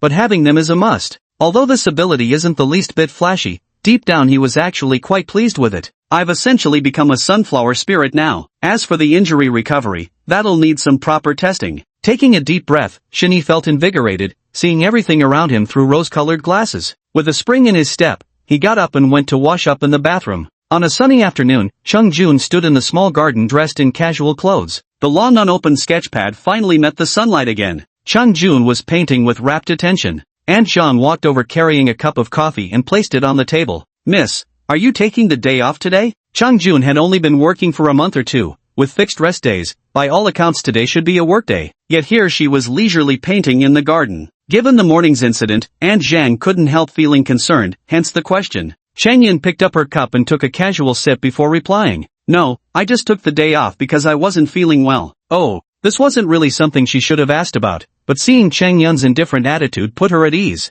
"Just in time, Auntie Zhang, could you take a look and tell me how my painting turned out?" "Ah, these are all you artists' things, how would I understand any of it?" Aunt Zhang hastily waved her hand in response. "Take a look, give me your thoughts." Unable to resist Chung Jun's pleading, Aunt Zhang turned her gaze toward the several upright canvases. One glance and goosebumps rose across her skin. The first painting depicted a horrifically grotesque figure, its face covered in speckled veins, interwoven with moldy roots, bloodshot eyes bulging from their sockets. The figure looked so lifelike it seemed about to leap straight out of the painting. The second piece depicts a grand structure intertwined with vines and dangling aerial roots, featuring leaves, stems, blossoms, and brambles in bizarre yet imaginative shapes. The third painting feels much more pleasant, a modest two-story house bathed in sunlight with warm tones overall, clothes drying at the entrance, brimming with the vibes of everyday life. Eek, what's this even supposed to be? Gives me the creeps. Aunt Zhang rubbed her arms with evident distaste. Then, perhaps realizing her words were too harsh and worried she might discourage Chung Jun, she quickly followed up with some praise. "That one behind looks quite serene. I can't really understand it, but surely it's good, painted with such realism." Fearing she might not believe him, he hastily gave a thumbs up. Seeing this, Chung Jun set down her brush with a faint smile. "No trouble, go about your business. I was just asking casually. Hey, call me if you need anything." Aunt Zhang responded and turned to leave, but couldn't help glancing at Chung Jun's fourth completed painting before she went. This painting was quite ordinary. Just a portrait of a man. Chapter 64 Playmate. Night. Chung Jun lay in bed lost in thought. She had no desire to play her favorite games, nor any inclination to stay up late binge-watching dramas. After a day of adjustment, she was in considerably better spirits. After such a major upheaval, she couldn't possibly muster the leisure of mind to go back to work. As she pondered her own circumstances, she found herself forming additional conjectures. Upon waking in the morning, she immediately checked the date. She'd spent an entire year in that other world while only a single night had passed in reality. The realization left her dazed as she changed clothes, the familiarity of her own home now carrying an unsettling sense of alienation.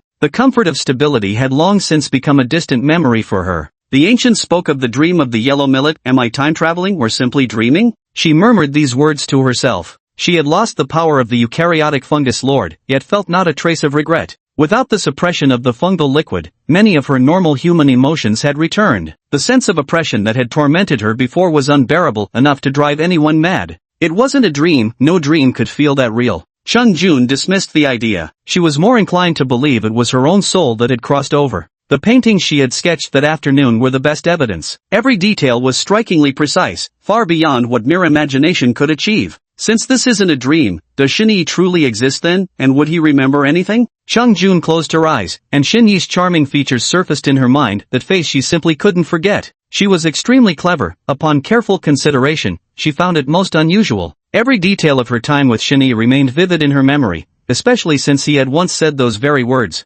Maybe this is just a dream? Every nightmare has its end. Perhaps one day you'll open your eyes and find yourself back home. Family, friends, warmth, peace, everything as it should be. Was this a prophecy? Or merely consolation? If crossing time was an event of extremely low probability, then what could be more extraordinary than encountering a fellow traveler in another era? There must be some special reason. Perhaps finding him will give us answers. With a name and a face, no matter what secrets you're hiding, you won't escape. With a faint smile curling her lips, she closed her eyes and drifted into peaceful slumber. The next morning, Chung Jun went to work as usual. Before leaving, she folded the portrait she had drawn the day before and took it with her in her bag. The administrative department was on the 17th floor, and everywhere she went in the company, everyone greeted her with smiles and laughter. It was as if she wasn't just a small supervisor, but the department manager instead. There was no helping it. Despite her impressive resume and initial confidentiality about her transfer, the office gossip still spread like wildfire. The fact that she was the daughter of a top executive simply couldn't be hidden. It wasn't that her colleagues were desperate to flatter her, it was merely subconscious workplace self-preservation. After all, building good relations with her might not guarantee perks, but it certainly wouldn't hurt. Over time, Chung Jun simply got used to it. Just as he pushed the door open, entered his office and sat down, his assistant Xiao Xiao knocked and came in. She was asking about yesterday's event arrangements. Chung Jun froze for a second, subconsciously wanting to ask what event. Opening the file, blurred memories slowly surfaced. After all, for the assistant it had only been one night, but for her it felt like a year had passed. With a few brief explanations, she sent her assistant away. Handling the work at hand with slight unfamiliarity, she finally tucked the drawing paper under her arm and headed out. She reached out to press the button for the 23rd floor as she entered the elevator. At the company, she seldom took the initiative to approach her father, mindful of appearances, and most of the time it was Mr. Chang who invited her over. But today, she needed to ask him for a favor, so she had no choice but to make an exception. As soon as the elevator doors opened, the secretary stepped forward to greet her. Naturally, she recognized her. Watching the secretary make a gesture, Chung Yun understood. Are there guests inside? Yes. How long have they been here? Just arrived about 10 minutes ago. Who is it, a client or his friend? The secretary gave the name. Who? Sister Nan? Chang Jun's eyes flew open in astonishment, then she smiled and said, "It's fine, I know this guest." The secretary didn't dare stop her. Seeing her say this, they reluctantly let her enter. Bang, bang, bang. Chung Jun knocked on the door and pushed it open to enter. As soon as she stepped inside, her eyes lit up. There indeed sat Fu Nanji properly on the couch. "Nanji Jie, what brings you here?" "It's me, Zhu Yun." She was aware of her elder cousin's condition, so announcing her name first was the polite thing to do. Zhu Yun was her pet name, only family members called her that. Fu Nanji was just about to leave with the files in hand when someone suddenly pushed the door open. At first glance, she didn't recognize the person at all until she heard that familiar voice, which immediately brought a smile to her face. "Zhu Yun's here. You really have changed after studying abroad, almost unrecognizable in a good way. So beautiful now." Chung Jun smiled and sat down beside Fu Nanji, affectionately taking her hand. "I think you're the one who's changed the most, Sister Nan. I rarely see you wearing makeup." Only then did she have time to turn and greet Cheng Tianwei. "Dad, MHM. Cheng Tianwei suppressed his inner unease and responded affirmatively. No one knows a daughter better than her father. He was acutely aware of what his girl was truly like. While Fu Nanji's remark about her significant changes might have carried some complimentary undertones, the present-day Chung Yun appeared truly transformed in his eyes. The former Chang Yin could be generously described as cunning in character, or more bluntly put downright slippery. Smart but never applies it properly, yet manages to charm everyone effortlessly, making you reluctant to scold or lay a hand on them. Cheng Tianwei had long been plagued by headaches over this. Yet today, observing Cheng Jun, there was an unmistakable aura of tranquility emanating from him, a subtle shift in demeanor that was difficult to put into words. It was as if the entirety of his being had settled into calmness, refined over many years. If this appearance hadn't been nurtured over 20-some years, he'd truly think someone was impersonating her. The two of them were chatting away happily over there. Chang Yun held tightly onto Fu Nannua's hand and said cheerfully, "Don't leave now, Sister Nan. Let's have lunch together during the break. Come stay at my place tonight. After not seeing each other for years, we should properly catch up and get close again." In the past, Fu Nanrui would likely have resisted internally, but after being socially conditioned by Shani in her past life, she'd adapted quite well by now. Besides, childhood friends like Chung Jun were rare. Deep down, she really wanted to spend more time with her. She was anxious about Shinyi's situation, but she also knew these things couldn't be rushed. With the clues now in hand, she felt much more at ease and replied, "All right." Seeing that Nanji had no objections, Chung Jun was also pleased and cheerfully gave an instruction. "Wait for me just a moment, I'll talk to my dad about something and then we'll go." She stood up and moved to sit beside Cheng Tianwei, gently pushing his elbow with both hands as she said, "Dad, can I ask you for a favor?" "Humph, I knew nothing good would come of you showing up. Just spit it out. No guarantees I can help though." Cheng Tianwei gave a light hum as he picked up his teacup with practiced poise, though inwardly he breathed a sigh of relief. He thought to himself, the familiar feeling was back. This was exactly how it should be. Whatever could make her lower her guard was definitely not a good thing. Cheng Tianwei, long accustomed to being manipulated, had already raised his guard in secret. Cheng Yun chuckled lightly. "It's really a small matter. Could you ask Uncle Zhang to help me find someone named Shani?"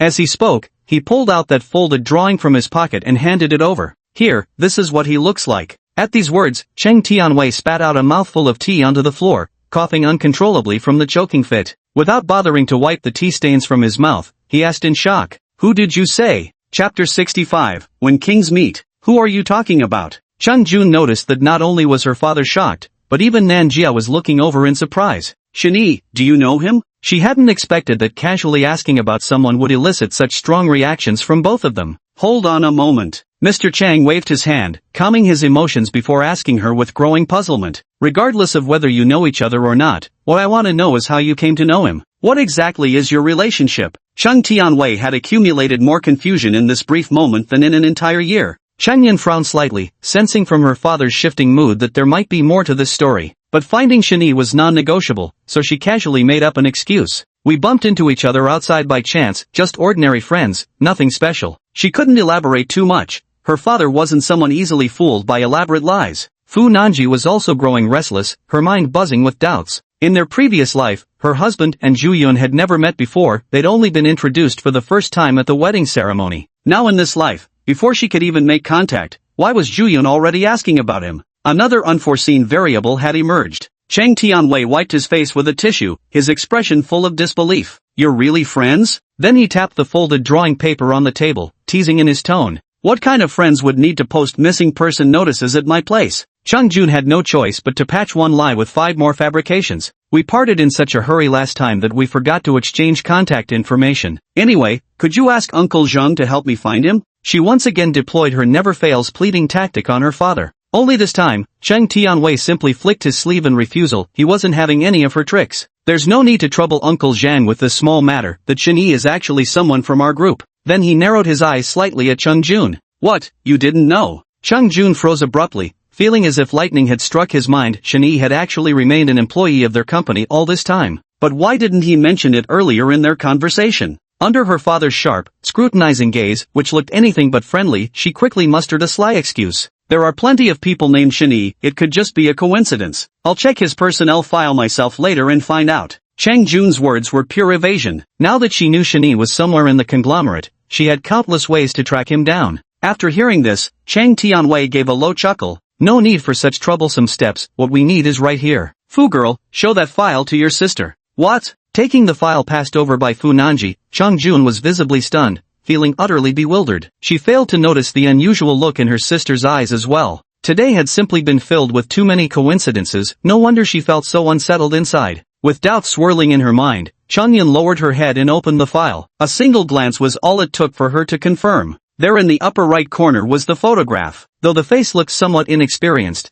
she'd recognize him even if he were reduced to ashes. This was Shani, the very man she'd been searching for. Joy surged through her chest like a tidal wave. Every second since Shani's death in this apocalyptic world had been torture for her. The endless solitude had nearly driven her mad. How she wished Shani would speak to her just one more time. But by then, regret would already be too late. Now seeing news of him again and learning of his existence was undoubtedly the greatest comfort. Cheng Yin's demeanor became vividly radiant, her eyes and brows overflowing with joy, something impossible to hide from the other two. Cheng Tianwei was utterly stunned. His own daughter looked exactly like Fu Nanji had just 10 minutes ago. If there wasn't something fishy going on here, he'd twist his own head off. Suddenly, he felt like his entire worldview built over decades had been overturned. Just who the hell was this Shani? How come he'd never heard of him before? When the Fu girl came asking, he could still tease her with a cheerful expression, but when it came to his own daughter, his smile faded. Cheng Jun's daily activities were under his watchful eye, and the Fu girl had only been transferred here less than 2 weeks ago. How on earth did this guy manage to get in touch with both of them? Even though Cheng Tianwei prided himself on his sharp mind, he couldn't for the life of him figure out how it had happened. One was his own daughter, the other practically his goddaughter. He couldn't bear to speak harshly to either. So he could only calm himself and ask Cheng Jun, "Is it him?" "It's him." Cheng Yin nodded as she flipped through the pages, then suddenly asked in confusion, "Dad, why do you have his file here?" The file contained detailed records. Shani was just an ordinary employee in the advertising department, not some big-shot executive. How could such a file end up in Cheng Tianwei's hands? "I asked Uncle Cheng for it." Fu Nanji suddenly broke the silence to speak up. She too had been processing plenty of speculations in her mind. Cheng Tianwei sighed. "What's going on today? Both of you, one after the other, are asking me to find the same person." "What? Nanjie is looking for him too?" Chung Jun suddenly understood his father and Nanjia's strange attitudes finally had an explanation. So none of what happened just now was a coincidence. The two women on the sofa exchanged glances but quickly looked away, each harboring their own complicated thoughts. Ironically, Chung Tianwei was the most troubled among the three. Earlier, when the two women had just heard the news, their faces had lit up with excitement. It wasn't like he was blind. The furrows creasing his forehead at this moment spoke volumes about the deepest doubts in his heart. You both claim to be friends with this Shani. Then didn't your so-called friend tell you he'd resigned? The moment these words were spoken, the two men simultaneously rose to their feet and exclaimed in unison, "Quit your job? When?" Cheng Tianwei couldn't help but shut his eyes and lean back, wishing he could faint on the spot, seething with silent rage towards this never-before-met Shinya. Getting no response, Chung Jun didn't comfort his father but instead started pestering the old man. Cheng Tianwei replied weakly, "Just yesterday." "Yesterday? Where did he go?" Having just gotten some information before slipping away, Chung Jun asked out of habit. Cheng Tianwei's temples throbbed with veins, nearly laughing in exasperation as he clenched his teeth. "This is a company, not a prison. We don't have rules about tracking people's whereabouts after they resign. Aren't you supposed to accompany your Nanjia to dinner? Hurry up and go instead of bothering me here." With that, he couldn't help but wave his hand to shoo the two women away. Oh. At this moment, Fu Nanji also stood up with Chung Jun, deftly retrieving the file back into her hands as she bid farewell politely. "Goodbye, Uncle Cheng." Cheng Tianwei weakly waved his hand, looking utterly exhausted. Seeing the two women leave, his expression abruptly changed as he immediately called out, "Shaoli, come here for a moment." "President Cheng, you asked for me. Go to the advertising department and ask around about this Shani, his performance, character, how he handles things, every aspect you can find out." "Alright, I'll go now." After Secretary Shaoli left, Chung Tianwei picked up the drawing paper on the desk and unfolded it. He didn't need to think to know it was his daughter's handiwork. It seemed she still hadn't given up on painting, and he couldn't help but feel a pang in his heart. And she says they're just ordinary friends, drawing each other already. Upon closer inspection, she curled her lip disdainfully. Looks completely ordinary and unremarkable. Chapter 66, Mutual Probing. At a restaurant beneath the company building, the two women sat facing each other. They should have been chatting freely, but now both remained silent, each seemingly waiting for the other to speak first. Soon, the dishes arrived. It was Chung Jun who finally broke the silence first. "Just eat whatever, Nanjia." Without waiting for a reply, she picked up her chopsticks and began eating, a habit formed during the apocalypse that made her unwilling to waste food. Fu Nanji obediently picked up her bowl but had little appetite, taking only 2 bites before stopping. Taking a sip from her cup, her face brightened as she said cheerfully, "Zhu, you've changed so much, you've matured and seem much gentler now." Her thoughts tangled as these words struck her chopsticks froze midair for a split second. Cheng Jun murmured something non-committal, "So even you could tell." After a pause, she continued wistfully, "People always think they'll grow up gradually, but later realize that growth actually comes quickly and briefly. So briefly that perhaps it takes just one night." Fu Nanji, who had experienced the fleetingness of a dream, sighed with deep understanding. That's right. The two had been childhood playmates, with Fu Nanji being a year older and thus 1 grade ahead of her. During adolescence, Fu Nanji's personality underwent a significant change, and it was around that time their interactions gradually dwindled, meeting only occasionally during family gatherings. Later, Fu Nanji remained in the country for university while she went abroad. Separated by oceans, after each pursued their own lives and studies, their contact nearly ceased altogether. Now that we meet again, it should be a warm moment for reminiscing, certainly not one for such awkward silence. The clinking of bowls and chopsticks masked each other's thoughts. Being more forthright by nature, Chung Jun considered for a moment before speaking directly. "Nanjia, do you know this Shani?" Fu Nanji nodded as if it were perfectly natural. "Of course I know him. So what kind of person is he?" While asking, Chung Jun secretly observed the expression on Fu Nanji's face. At the mere mention of Shani, Fu Nanji would begin smiling before even speaking, her eyes softening with a gentle and intoxicating warmth. "Him? On the surface he pretends to be an adult, but deep down he's just a child who never grew up." They had been husband and wife in a past life, and this single sentence perfectly captured Shen Yi's character. Chung Jun watched discreetly from the side, an indescribable bitterness welling in his chest. Fu Nanji's expression couldn't possibly be feigned. Mentioning Shen Yi makes her whole demeanor transform radiant like a blooming flower, swaying uninhibitedly as if no one else existed. Could it be that he's already with someone else in reality? Then why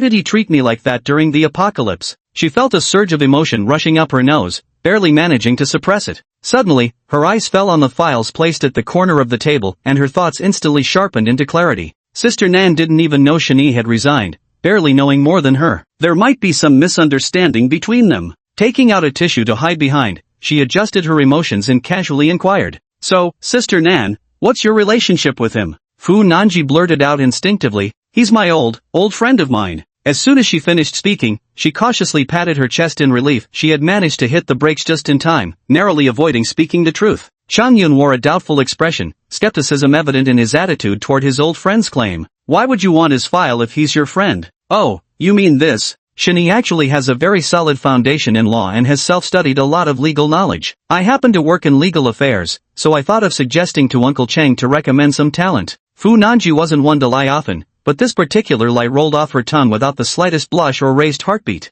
Following closely, she also voiced the question that had been lurking in her heart for a long time. How did you meet him again, Ju-Yun? Me? Well, he saved my life. Chang Yun was caught off guard, thinking that telling the truth might make her seem insane. After huffing and puffing for a while, she finally concocted an explanation, not exactly a lie, as it was genuinely true. Fu Nanji hadn't expected such an explosive story and quickly wore a concerned expression as she asked, are you hurt? Does Uncle Chang know about this? Cheng Jun hastily waved her hands to reassure her. My dad doesn't know, and don't tell him either to save him the worry, it's all in the past now. Then he added, I'm fine, it's just, back then, Shinny saved me, but he didn't leave any contact information. Now I'd just like to find him to express my gratitude. After hearing this, Fu Nanji nodded in sudden understanding. She had complete trust in Shinny's character. This was exactly the sort of thing her husband would do. Then she frowned and thought, he's just a bit too eager to help. In her previous life, many young girls from the department came to him for assistance every day. But a life-saving favor weighs more than heaven itself, so Chang Jun's current desire to seek him out was perfectly reasonable. Then should I help arrange a meeting with him? Fu Nanji had been struggling to find a good reason to get close to Shinny. Now this seemed like a perfect excuse. Fu Nanji was utterly confident as long as she could make the first move on Shinny. With her charm, how could she possibly fail to win him over? At the same time, she would quickly establish her status and cut off any foolish notions her cousin might harbor. She, Fu Nanji, was no fool. She had heard all about heroes saving beauties and the suspension bridge effect. Zhu Yun's family background and looks were no worse than her own. There was no guarantee they wouldn't hit it off. If she ended up losing out to her, there wouldn't even be a place to cry about it later. No thanks, I'll contact him myself to thank him in person. It'll seem more sincere that way. Cheng Jun refused immediately. She only wanted to meet Shinny alone, while also verifying whether he too had experienced that particular incident. What's the deal with 3 people together? Besides, she just made everything up. If she got caught on the spot, she wouldn't even know how to explain herself. Oh, alright then. Fu Nanji felt disheartened by her refusal but could only nod in response. The meal, filled with unspoken thoughts, came to an end, and the two stood in the elevator to say their goodbyes. One pressed for the 11th floor, the other for the 17th. They went their separate ways. As for getting together intimately that evening, neither brought it up again. Sitting at her desk, Fu Nanji couldn't focus on work matters and spread out Shinyi's file once more. Her past life's experiences had taken a dramatic turn. Fu Nanji didn't know which butterfly's wing had flapped wrong, leaving her with a deep sense of insecurity. Originally, she planned to proceed gradually, following the trajectory of her past life. But given the current situation, if she didn't act carefully, her husband might even end up taking someone else's surname. Nanji could compromise on everything except this. How could she possibly retreat on this matter? No more hesitation. I need to take the initiative and make contact. She secretly pondered while analyzing Shinyi's personality, considering approaches that wouldn't seem too deliberate. With both contact number and current address listed in the records, finding him wouldn't be difficult anymore. Call him directly? But what should I say? I'm your wife from a past life. Or should I just wait at his doorstep after work? Would that scare him? Fu Nanji cupped her cheeks in her hands, pouting thoughtfully. On the other side, Cheng Jun pushed the door open and returned to her seat. Grabbing a pen, she scribbled down an address and phone number. Her memory wasn't bad. After briefly glancing at the file earlier, she had managed to recall Shinyi's contact details. Her slender fingers moved swiftly, the pen dancing up and down as she focused intently, lost in thought. Didn't Shinyi ever mention having a girlfriend? Could it be that Sister Nan has unrequited feelings? She was much smarter than Fu Nanji. No matter how well the latter tried to conceal it, Cheng Jun could see right through her forced words. In recent years during holidays, Cheng Jun had never seen Fu Nanji show anyone in their circle a pleasant expression except for Shinyi, who stood as the sole exception. Humph, old friends. Cheng Jun curled her lips in disdain. Suddenly, Cheng Jun stopped writing mid-sentence, slapped the pen onto the desk with a decisive thud. I'll go find him after work. Better that than letting Sister Nan discover the truth. Chapter 67, Testing. As soon as she clocked out, Fu Nanji impatiently grabbed her bag and rushed out the door. Recalling Shinyi's address, she racked her brains but could only come up with the most clumsy method, pretending to run into him by chance. I'll contact the landlord directly, buy up the nearby units around his place, and move right opposite him. Gripping the steering wheel, Fu Nanji puffed out her cheeks. After all, she had managed to save up a tidy sum. For Shin-Yi, a little money meant nothing. They'd be seeing each other constantly, bumping heads every day. Familiarity was bound to blossom. Then, as if remembering something, Fu Nanji's cheeks flushed pink while she hummed a light tune. The cool evening breeze swept across the lake's surface, dissipating the sweltering summer heat. Shin-Yi had an exceptionally carefree and leisurely day-to-day. Not having to work provided a kind of mental relaxation that's probably hard for others to comprehend. His phone remained as quiet as a well-behaved child, never crying without reason, wandering about leisurely, indulging in the sheer delight of doing absolutely nothing. Even just sitting on a stool watching the hurried passers-by is a kind of enjoyment. Secondly, it's mainly to relax his mind. The last dream simulation nearly gave him psychological trauma. He really needs to take a good break for a while. The simulator was bound to him, no one could take it away, and every aspect of his life was steadily improving. Shin-Yi wasn't greedy, there wasn't a single thing he felt unsatisfied with. Running along the lakeside, what satisfied him most now was his physical condition. This profound inner strength, the feeling of endless stamina, made him want to shout aloud to vent the exhilaration in his heart.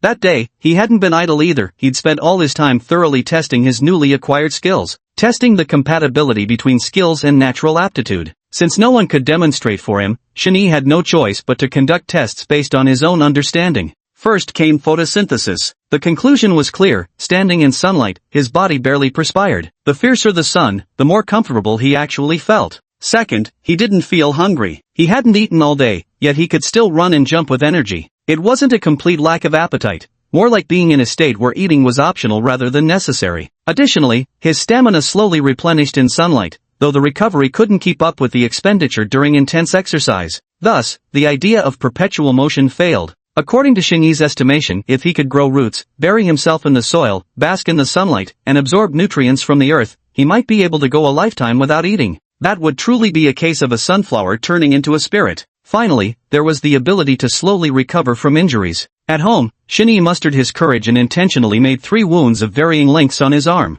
Then they stood on the balcony, basking in the sunlight. The shallowest cut stopped bleeding almost as soon as it was exposed to sunlight, and healed completely within about 10 minutes. As for the longest and deepest wound, while the bleeding stopped quickly too, the scab had only just been rubbed off, taking roughly 8 or 9 hours to heal. Though the healing wasn't extraordinarily fast, nowhere near Wolverine level, much less the legendary ability to regenerate from a single drop of blood or regrow lost limbs, it was still beyond ordinary. But the good news is, it leaves no scar. The arm is now smooth, just like before the injury. Following this discovery, Shin-Yi decided to expose the childhood scarring on his knees, left from playful tumbles, to sunlight. Exactly as he expected, the scars vanished. That's not the crucial point. For a grown man like him, scars don't matter. What truly captivated Shin-Yi was the sheer beauty of this self-exploration process, something he found utterly intoxicating. This evening's outing would test the final parameter. The objective was to determine whether photosynthesis could still function effectively across different times of day, even at night. Running along the lakeside, Shin-Yi mentally calculated as he faced the sunset, probably between 0.4 to 0.5. Unsure how to quantify it, Shin-Yi used the strongest noon sunlight as his baseline, marking it as 1. By comparison, the morning sunlight around 8 or 9 o'clock would roughly register between 0.6 to 0.8. It was now between 6:30 and 7 in the evening. The summer days being longer, there was still some lingering sunlight, so the intensity remained around 0.4 to 0.5. It's almost perfect timing. Now we just need to wait until nightfall to fully experience it. The intensity of the sun could affect the efficacy of his abilities, though thankfully the fluctuations weren't particularly severe. Additionally, he'd have to factor in whether overcast or cloudy conditions might diminish the effects. The sunshine today is perfect with not a cloud in sight. These matters will have to be saved for testing one by one later on. For now, this was all Shin-Yi could think of. Perhaps photosynthesis has even more uses, they can be explored slowly over time. Shin-Yi slowed his pace and began walking instead. Young man, you're in great shape. Not many youngsters these days are willing to come out for a run like you. Just as Shin-Yi was strolling along the lakeside, a slender middle-aged man came up and struck up a conversation. Shin-Yi wasn't quite sure what to make of it. He certainly couldn't speak for all young people, but he replied politely nonetheless. Thanks, not bad. Just running for fun. The middle-aged man familiarly moved alongside him and continued walking in stride, saying, I've been watching you for quite a while. Great pacing. Are you training for long-distance running? Shin-Yi had circled the lake at least a dozen times, making it impossible for the middle-aged man not to notice. One glance revealed that Shin maintained almost the same speed throughout, with steady breathing and powerful arm swings, clearly no ordinary runner. Hearing this, Shinee waved his hand in denial. I'm not a long-distance runner, just an amateur at best. He had only been running for a few days, relying entirely on his natural talent and the system's slight boosts, so he certainly didn't dare take credit. The man gave Shinee a skeptical glance, thinking to himself that he seemed quite modest. In his eyes, Shinee's physique, whether innate or the result of rigorous training, with his long legs, slender upper body, and streamlined build, was the epitome of a long-distance runner's body. But he didn't dwell on it too much and instead said with a smile, "Hobby? That pace you just maintained would put many professional athletes to shame. Excessive modesty is hypocrisy." This left Shinee with no choice but to chuckle softly in agreement, finding it difficult to respond. His mind had been preoccupied earlier, silently calculating the effects of his abilities, with almost no focus on the actual running. As for this pace, it was only slightly more strenuous than a leisurely stroll for him. He hadn't even exerted half of his full effort, so it couldn't really be considered fast. But since the middle-aged man had already said so, anything Shinee added would sound disingenuous, so he could only smile along. "You seriously don't do long-distance running?" The man still refused to believe. "No, really," Shinee replied helplessly. "It's really not." Seeing Shinee respond this way, he could only shake his head and sigh. What a pity. Shinee didn't want to engage with him any longer and lifted his leg to walk away. "You go ahead with your work, goodbye." Hey, young man, don't be in such a hurry to leave." The middle-aged man tugged at Shinee's sleeve to hold him back. "There's a big marathon competition coming up in the city recently, quite a major one. The prize money is substantial too. You might want to consider registering. Just sign up on the official website. It's very straightforward." This is just a personal hobby of mine. Better not challenge the professionals." "Come on, I think you're pretty capable. Besides, you won't know unless you try. If it doesn't work out, just treat it as participation. You're running either way, and this way you might even get a bonus. Besides, don't you want to compete with someone else?" The middle-aged man rambled on endlessly, his words dripping with concern for Shinee from start to finish. Shinee, exasperated beyond endurance, could only offer verbal assurances. All right, I'll think about it." With that, he fled as if on wings, leaving the middle-aged man sighing repeatedly in his wake. Meanwhile, on the other side, Chung Jun parked his car and arrived at the entrance of a residential complex. The building was old and the surroundings shabby, leading her to assume that Shinee's financial situation was rather modest. This must be the place. Chapter 68, Joyful Reunion. At the doorway, Fu Nanji took a deep breath to calm herself, carefully adjusted her expression, and then gave herself a little fist pump for encouragement. "Hello, I'm here to look at the apartment. May I ask?" "Hello, I'm here to look at the apartment. May I ask?" She silently repeated the lines she had prepared several times before finally knocking on the door with a mix of nervousness and anticipation. Bang bang bang. He knocked several times, yet no one answered after quite a while. What? Moved out? Only after finally calling the landlord's number posted on the wall did he learn that Shinee had already moved away. When did he move out? Fu Nanji pressed further. The landlord scratched his head thoughtfully. Not long ago, at most 3 days. I haven't even found the next tenant yet. Do you know where he moved to? Who could know that? Thank you. Putting down her phone, Fu Nanji felt rather disheartened. She felt aggrieved, unable to understand why everything had gone against her wishes since being reborn. Pursing her lips, she couldn't help but open her contacts and scroll down to the favorites row. After obtaining Shinee's number, she had specifically set it aside in this category. Her finger hovered over the green call button, ready to press it. She didn't want to interfere anymore. Even if she said nothing after the call connected, just hearing his voice would be enough. Thump thump thump. The unmistakable sound of rapid footsteps climbing the stairs came from behind. Fu Nanji glanced back instinctively when their eyes met. Both stood frozen in mutual astonishment. Sister Nan?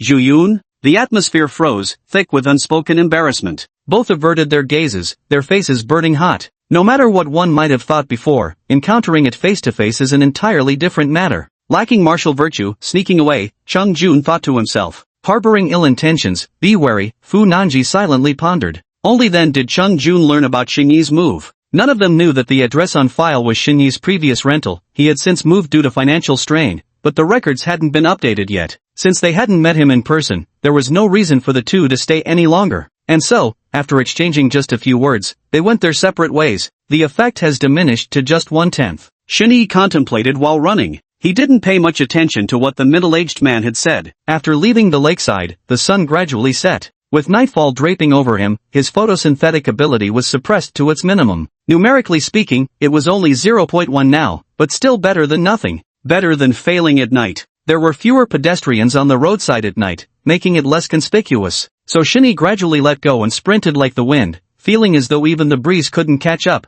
His energy surged endlessly as he breathed in the fresh air, as if he would never tire. Only a few passers-by noticed Shenyi's astonishing speed, but before they could even pull out their phones, he had already vanished from sight. Shenyi had no particular destination in mind, he simply ran forward, following his heart. Time passed indeterminately before Shenyi gradually slowed to a stop to catch his breath. Having gone a full day without proper food, his stamina, deprived of sunlight's nourishment, began to wane noticeably. Walking along the roadside, Shenyi looked around to figure out where he was now. How did I get here? Looking up, he found himself right in front of the north gate of Songping Garden. Without realizing it, Shenyi had actually run to the place where Fu Nanji lived. The security guard at the entrance was dutifully standing his post. In the simulation, Shenyi had even rammed his car into the guard booth, but in reality, they had no memory of it. I wonder how she's doing. Suddenly, Shenyi thought of Fu Nanji, and a wave of longing welled up in his heart. He had been thinking about her constantly, but wasn't sure how to approach her. Fu Nanji had built walls around her heart, and any rash attempt to get close would only make things worse. Whatever happens, I won't just stand by and watch you come to harm, Shenyi silently vowed to himself. According to the simulation, Fu Nangxi would drown on a Thursday evening 6 months from now. Shenyi wasn't sure whether this was destined to happen naturally or occurred because of his interference, but he dared not gamble with the possibility. No matter what pretext or excuse he had to use, he was determined to save her. Excuse me, sir, are you here for a visit? Perhaps noticing Shenyi's prolonged hesitation at the entrance, a security guard approached him politely to inquire. His train of thought interrupted, Shenyi quickly waved his hand and replied, "Oh no, I'm just taking a stroll." Realizing he was disturbing their work, Shenyi casually offered an excuse before moving along. At that moment, headlights approached as a car entered, so Shenyi naturally stepped aside to make way. The security guard immediately went to salute the resident, while the barrier arm lifted up. As the car slowly passed by, Shenyi inexplicably found the vehicle familiar. It seemed Nanchi Fu's first car in the simulation had been this very model. Glancing subconsciously at the car's occupant, he froze in astonishment. Feeling gloomy, Fu Nanji drove all the way home. Not only had she failed to see Shenyi,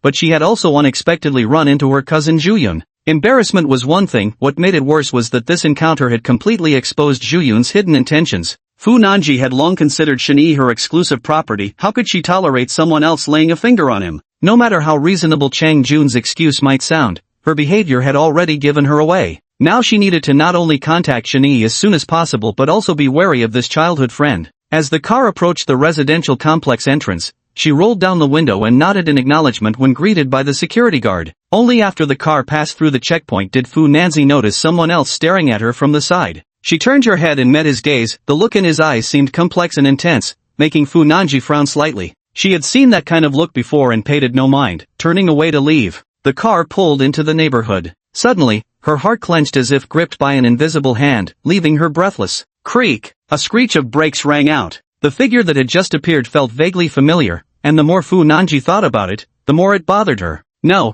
I have to go down and check, she murmured to herself. She knew she might be mistaken, but she also knew she would regret it forever if she didn't verify the truth. She unbuckled her seatbelt and got out of the car, not even bothering to close the door behind her. The sentry noticed something amiss and rushed over to question her. What's wrong? Do you need any help? Fu Nanji paid no attention. Without a backward glance, she dashed out heedless of her high heels, leaving the bewildered security guard behind. Outside the neighborhood gate, Fu Nanji paused to get her bearings. Sure enough, there was a figure slowly walking away in the distance. She took a deep breath and hurried after them. Shenyi stepped on the grid pattern of the floor tiles, his emotions tangled and inscrutable. This was the first time he had seen Fu Nanji in person in real life. It's reasonable not to recognize me, after all, it was just a simulation. Shenyi kept convincing himself, struggling to maintain his composure. To say there were no expectations in my heart would be a lie, yet seeing her turn and walk away still left me deeply disappointed. With a sigh, he prepared to head home. Clip-clop, clip-clop.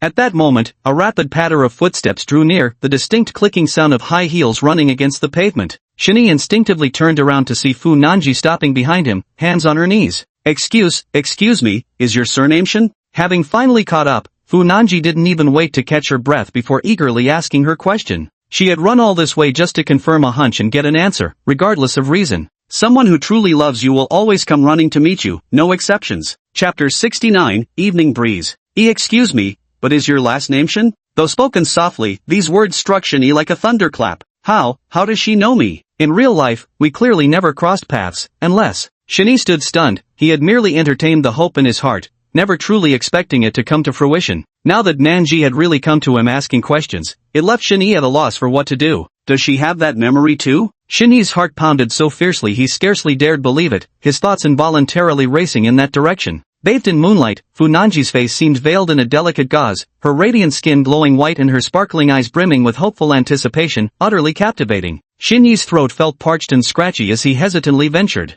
Nanji? This was his unchanging term of endearment for decades, spanning past lives and present existences. At the sound of the familiar voice, Fu Nanji's eyes widened instantly, her entire face lighting up with recognition. An indescribable joy surged from her chest straight to her forehead. Before a smile could even form, tears of excitement had already begun to fall. Her lips trembling, she couldn't utter a single complete word before burying herself into Shinyee's embrace. The force of her impact was so strong it actually made Shinee take a step back. Holding the soft figure tightly in his arms, even this grown man Shinee couldn't stop his eyes from reddening, nearly brought to tears. The emotional impact made Fu Nanbai cling tightly to Shinee, her arms locked around his waist like a vice, terrified that if she loosened her grip even slightly, he might vanish without a trace once more. Tear stains dotted his chest, yet boundless joy overflowed within Fu Nanbai's heart. I knew it. I just knew this couldn't possibly be fake. She whispered softly, tears streaming down her face as she wept. You've come back too, so why didn't you come find me? Her tone was a mix of joy and reproach. Do you have any idea how hard I've searched for you? The choked sobs made Shinyee's heart twist with pain, and he kept blaming himself for not having the courage to take that first step. At this point, he had no choice but to whisper words of comfort to her. I thought it was just a dream. You're the unattainable young mistress, while I'm just a humble office worker. How could I have taken it seriously? Fu Nanji grumbled and gave Shinee a light punch on the chest. Nonsense. You know I don't care about that at all. Having you is enough for me. Shinee felt warmth spread through his heart. Being loved by her was his good fortune. If he hadn't come jogging here at night, who knew how long he would have remained in the dark? Fu Nanji actually possessed memories of that simulation too. It had to be the system's doing. No matter how vivid Shinyee's imagination was, he never would have considered this possibility initially. Unable to explain the simulation to her, Shinee had no choice but to deceive Fu Nanji with good intentions. Shinee cupped her face in his hands. Her smooth cheeks were streaked with tears, so he carefully wiped them away, though it did nothing to diminish her beauty. I'm sorry, it's all my fault. Fu Nanji was easy to appease and immediately let go of her anger, nestling against his chest without wanting to leave.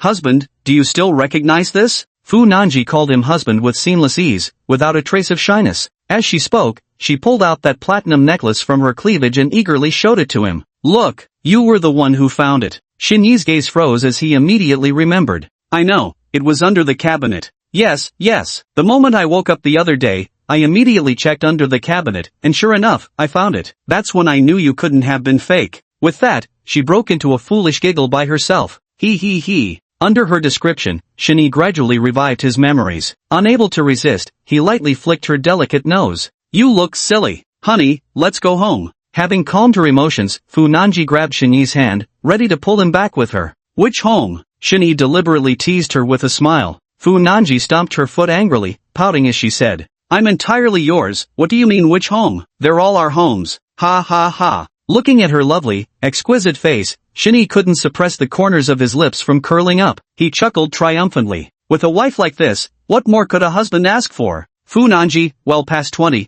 acted like a little girl in front of Shinee, coaxing him sweetly. Honey, I want you to carry me home. For such a small request, Shinee naturally had no reason to refuse. He crouched down and said, got it, hop on. Fu Nanji smiled as she leaned onto Shinee's back, feeling an overwhelming sense of safety. Shinee stood up and suddenly, with a playful glint in his eye, said, hang on tight, we're taking off. Then suddenly accelerating into a sprint, moving swiftly and steadily. Between movements emanated a vibrant vitality, stirring boundless winds. Yet it was the evening breeze, though the wind came late, the person had not tarried. Fu Nanji's dark tresses flew wildly as the headwind rushed straight toward her. She felt only crystalline clarity in her emotions and comfort suffusing her body, unable to restrain a joyful exclamation. Hoo-hoo! The two of them cheered all the way back to the neighborhood entrance like excited children. The car was still parked in the same spot, its doors left wide open. Fortunately, being near the guard booth meant nobody had approached it. The security guard came forward to meet them, only then realizing that Shinee was actually the same person who had been loitering at the entrance earlier. At the same time, the security guard also spotted the girl lying on Shinee's back. Fu Nanji, feeling utterly bewildered.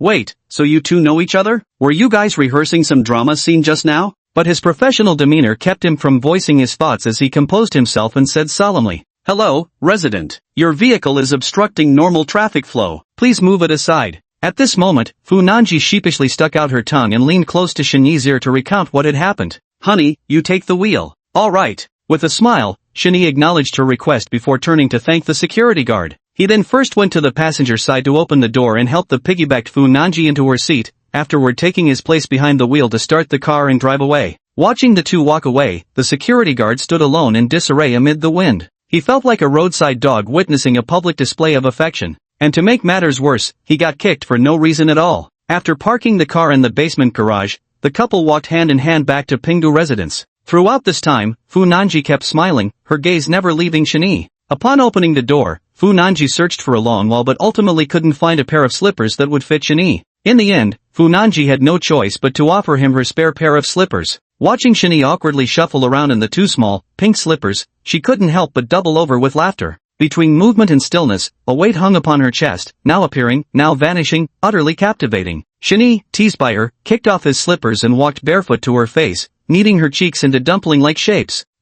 How dare you laugh at me? Fu Nanji's delicate face was distorted by his playful squeezing, her rosy lips glistening with moisture as her words came out in garbled tones. I poked, don't dare anymore, let me go." Shenyi was just teasing and soon released her. The two of them fell silent when their eyes met. The spacious living room was so quiet you could hear a pin drop, leaving only faint panting sounds. Their faces drew closer together, as if pulled by magnets. Chapter 70, Intoxicated Together. They inched closer. Fu Nanji felt her cheeks grow warm, her heart pounding so hard it might leap from her throat. With lips slightly parted, she'd forgotten to breathe. Uncontainable joy surged within her, sending her lips curling upwards irresistibly. With closed eyes, their lips met, tender affections passing between them. Completely immersed in the moment, Fu Nanji's entire body went limp, swaying unsteadily as if intoxicated before collapsing into Shenyi's embrace. The stray strands of hair framing her delicate face were gently tucked behind her ear by Shenyi, her fluttering lashes beneath closed eyelids betraying her turbulent emotions. Her pliant lips and melting form left Shenyi insatiable, an intoxicating draught he could never drink his fill of. They say they're an old married couple by now, but absence makes the heart grow fonder. This was their first real reunion, and they lost themselves in the kiss. After what felt like an eternity, they finally parted. Fu Nanji's lush red lips were slightly swollen as she gazed at him in a daze, her eyes like spring rain, soft and nurturing, melting into his heart with boundless affection. She clasped her hands behind Shenyi's neck, tilting her chin up to cling to him. "Darling, carry me upstairs." Their understanding needed no words. Shenyi felt a surge of heat rush through his chest as he scooped up the delicate, pliant figure in his arms and strode straight upstairs. It seemed like fate had arranged everything, as if in a past life, they were reunited once more in this bedroom. The bedside lamp cast a dim yellow light, illuminating half the bedroom. In the interplay of light and shadow, Fu Nanji's smooth figure appeared hazy and indistinct, as if something enormous lurked beneath the shadows. A blissful smile graced her face, her eyes tender as water, brimming with infatuation for Shenyi. Sitting gracefully at the bedside, Fu Nanji crooked her finger at Shenyi. "Come here." Shenyi felt as if his breath had stilled. No matter how many times he looked, he could only marvel at the divine craftsmanship of the goddess Manhwa. Fu Nanji seemed favored by the heavens, growing even more delicately alluring with each passing year. In simulations, everyone was obsessed with her even in middle age. "I'm here." Shenyi couldn't bear it for another moment and moved closer to stand before her. Fu Nanji leaned back casually, the sight nearly making Shenyi's head spin. "Gentler. Past and present hard to see through, good things take time to come true. The southern gardenias hold fragrance as the late wind arrives, fleeting glories fade like scattered clouds in rain." The rain had ceased, leaving Shenyi lying on his side as he gently wiped the fine beads of sweat from Fu Nanji's forehead. Carefully brushing the stray wisps of hair aside, Shenyi lowered his head and kissed her forehead. Fu Nanji's small mouth was slightly open, as if she hadn't quite recovered yet, her delicate arms flushing with a rosy hue. Only after a long moment did she regain her bearings, nestling close to Shenyi's side. "Darling, I love you so much." Shenyi reached out and wrapped his arm around her. "I know, we've both proven it already." "Right." After a moment's thought, Fu Nanji chuckled softly. They had each spent a lifetime proving it, and now, holding Shenyi in her arms, she desired nothing more. "By the way, hubby, wasn't your name Shenyi in your past life? Why has it changed?" Playing with Shenyi's earlobe, she pouted and said, "I searched everywhere for you." "Well," Shenyi was caught off guard by the question and couldn't explain it properly at the moment, so he could only defend himself. "It's just a former name I used before changing it." Fortunately, Fu Nanji didn't pay much attention to this anyway, and the matter was brushed aside with a few words. No matter what name he used, all she really cared about was the person himself. "Oh, so you won't come find me? Not only that, you even resigned. Are you trying to avoid me?" As the love-struck haze faded, Fu Nanqi's little brain seemed to spark with clarity during this moment of enlightenment. Her words, though unintentional, struck Shani with piercing precision. Though the weather outside was sweltering, the air conditioning in the room was cranked up high, keeping the interior pleasantly cool. Shani's back was slightly damp with nervous sweat at this moment. Each of Fu Nanji's questions was rather tricky to answer, and Shani couldn't simply disclose the truth to her. However, an idea suddenly occurred to him, and he quickly offered an explanation. How could I possibly be avoiding you? If I were, why would I come here tonight, right? Fu Nanchue rested her chin on Shani's chest and, after a moment's thought, nodded in agreement. That makes sense. As for quitting my job, being a small office worker definitely has no future. I plan to start my own business. Shani casually made up something on the spot. His genuine thought at the time was to slack off, simply worn out from work with no survival pressure and every reason to indulge. Start a business? Fu Nanji pinched Shani's arm in a twist, turning her face toward him with a look. Need money? I've got some petty cash here, it's all yours. Don't move around, you'll catch a chill. Shani watched her squirming on the bed and reached out to pull the covers over her exposed calves. He pinched her nose before replying. Don't bother, keep the money for yourself. According to the memories in the simulation, the money in Fu Nanji's hands wasn't small change. From childhood through adulthood, all her lucky money had been carefully saved up. After marriage, she'd only given Shani access to it once. When Shani checked the balance back then, hundreds of thousands sat quietly in there, waiting for him to withdraw whenever he pleased. Fu Nanji hummed non-committally. As an old married couple, there was no need to dwell on such things. After all, what was hers was his, and he only needed to ask if he wanted anything. Thinking this way, she mischievously buried her head under the blanket. Suddenly, Fu Nanji stopped her playful hands and said, Wait, why go through the trouble of starting a business? Wouldn't it be easier to just go work for my dad? You could start as his assistant, take over in a few years after transitioning. In his past life, Shani had considerable knowledge of legal matters, making it most fitting for him to retread familiar paths. Moreover, with his existing experience, he would only handle things with greater ease and proficiency. After all, no matter how much you dabble outside, you'll never surpass Jin Hang. Shani knew she spoke the truth, yet he still had to save face for his father-in-law. Dad's in the prime of his life and full of energy right now, why should I interfere? Fu Nanji was like a leaking padded jacket, her words always siding with Shani. He's not getting any younger, running between home and the office every day, isn't that exhausting? Besides, he'll have to hand it over to you eventually. It's not like you're incapable, why keep clutching it so tightly? In the simulation, it wasn't until over a decade after their marriage that father-in-law Fu Yuanyu finally handed over control to Shani. This was actually reasonable, as Shani was still very inexperienced at the time and needed guidance in every aspect. Shani covered her mouth that was about to burst into raucous laughter and cautioned. You know my capabilities, but Dad doesn't. If you rashly push me forward, there's no way he'd accept it easily. This is our little secret, don't go blabbing and scare the old folks. Shani abruptly shook off her wet hand, laughing and scolding. You little dog, why'd you lick me? Fu Nanji chuckled mischievously, making excuses. Who asked you to cover my mouth? Not only will I lick it, I'll bite you too, I'll bite you to death. As she spoke, she threw herself at him and began gnawing wildly at Shani's neck. Shani kept blocking her with both hands. Hey, did you even hear what I just said? I know, I won't talk nonsense. Fu Nanji rubbed her cheek against Shani's impatiently. I'm not an idiot. Idiot? You look more like a complete moron to me, Shani said mercilessly. Fu Nanji didn't argue. Instead, she tightened her arms around Shani's neck and giggled deliriously. Come on, dummy wants it again. Shani hesitated, glancing at her flushed face as he asked. Are you sure you're up for this? Your health comes first. Who was it that begged for mercy just now? After all, it was their first time. Even if Fu Nanji threw caution to the wind, Shani still had his wits about him. But what greeted him instead was Fu Nanji's challenging gaze. Chapter 71, Sprinting into Married Life. Faced with Fu Nanji's provocative gaze, Shani immediately clamped onto her arm and began tickling her mercilessly. The husband's authority is failing, can this be endured? He just awakened his talent. Fu Nanji couldn't hold back her uproarious laughter, her provocative gaze crumbling completely as even her facial expression contorted. Are you wrong? Wrong, wrong. I surrender, I surrender. Fu Nanji laughed so hard her whole body shook. Long having lost the strength to resist, she could only bow her head and beg for mercy. Hoof. Shani released her wrist with a light hum, tilting his chin upward arrogantly. Fu Nanji squinted her eyes and nestled into Shani's arms like a kitten, murmuring coquettishly, Honey, I want a kiss. What official could withstand such a temptation? Anyone who could resist kissing her for 3 seconds would be a god. Shani was just an ordinary mortal, he didn't hesitate for even a second before responding. The voices faded, leaving only the intimate whispering between them. The night was quiet and stretched endlessly. There was still plenty of time. The next day dawned bright, and Fu Nanji woke from sleep. She opened her eyes and instinctively reached for the space beside her, but found it empty. The absence of her bedside companion sent a ripple of panic through her chest, and she couldn't help but call out, "Darling!" "Yeah, what is it?" Just then, a voice answered from outside the room, and immediately after, Shinny pushed the door open halfway, poking his head in with a shovel in hand. "You're awake. What do you want from me?" At the sight of Shinny's figure, Nanji's heart instantly settled, and she flashed him a sweet smile, saying, "Nothing, just missed you. Nerves, if the pot burns later, you're finishing it all, understand?" Shinny couldn't help rolling his eyes at her before closing the door and leaving. After Shinny left, Fu Nanji hugged her pillow and rolled around on the bed, giggling uncontrollably, her heart overflowing with joy. Wasn't this exactly the kind of life she had always dreamed of? It's back, everything's back. She didn't lie in bed for long before getting up.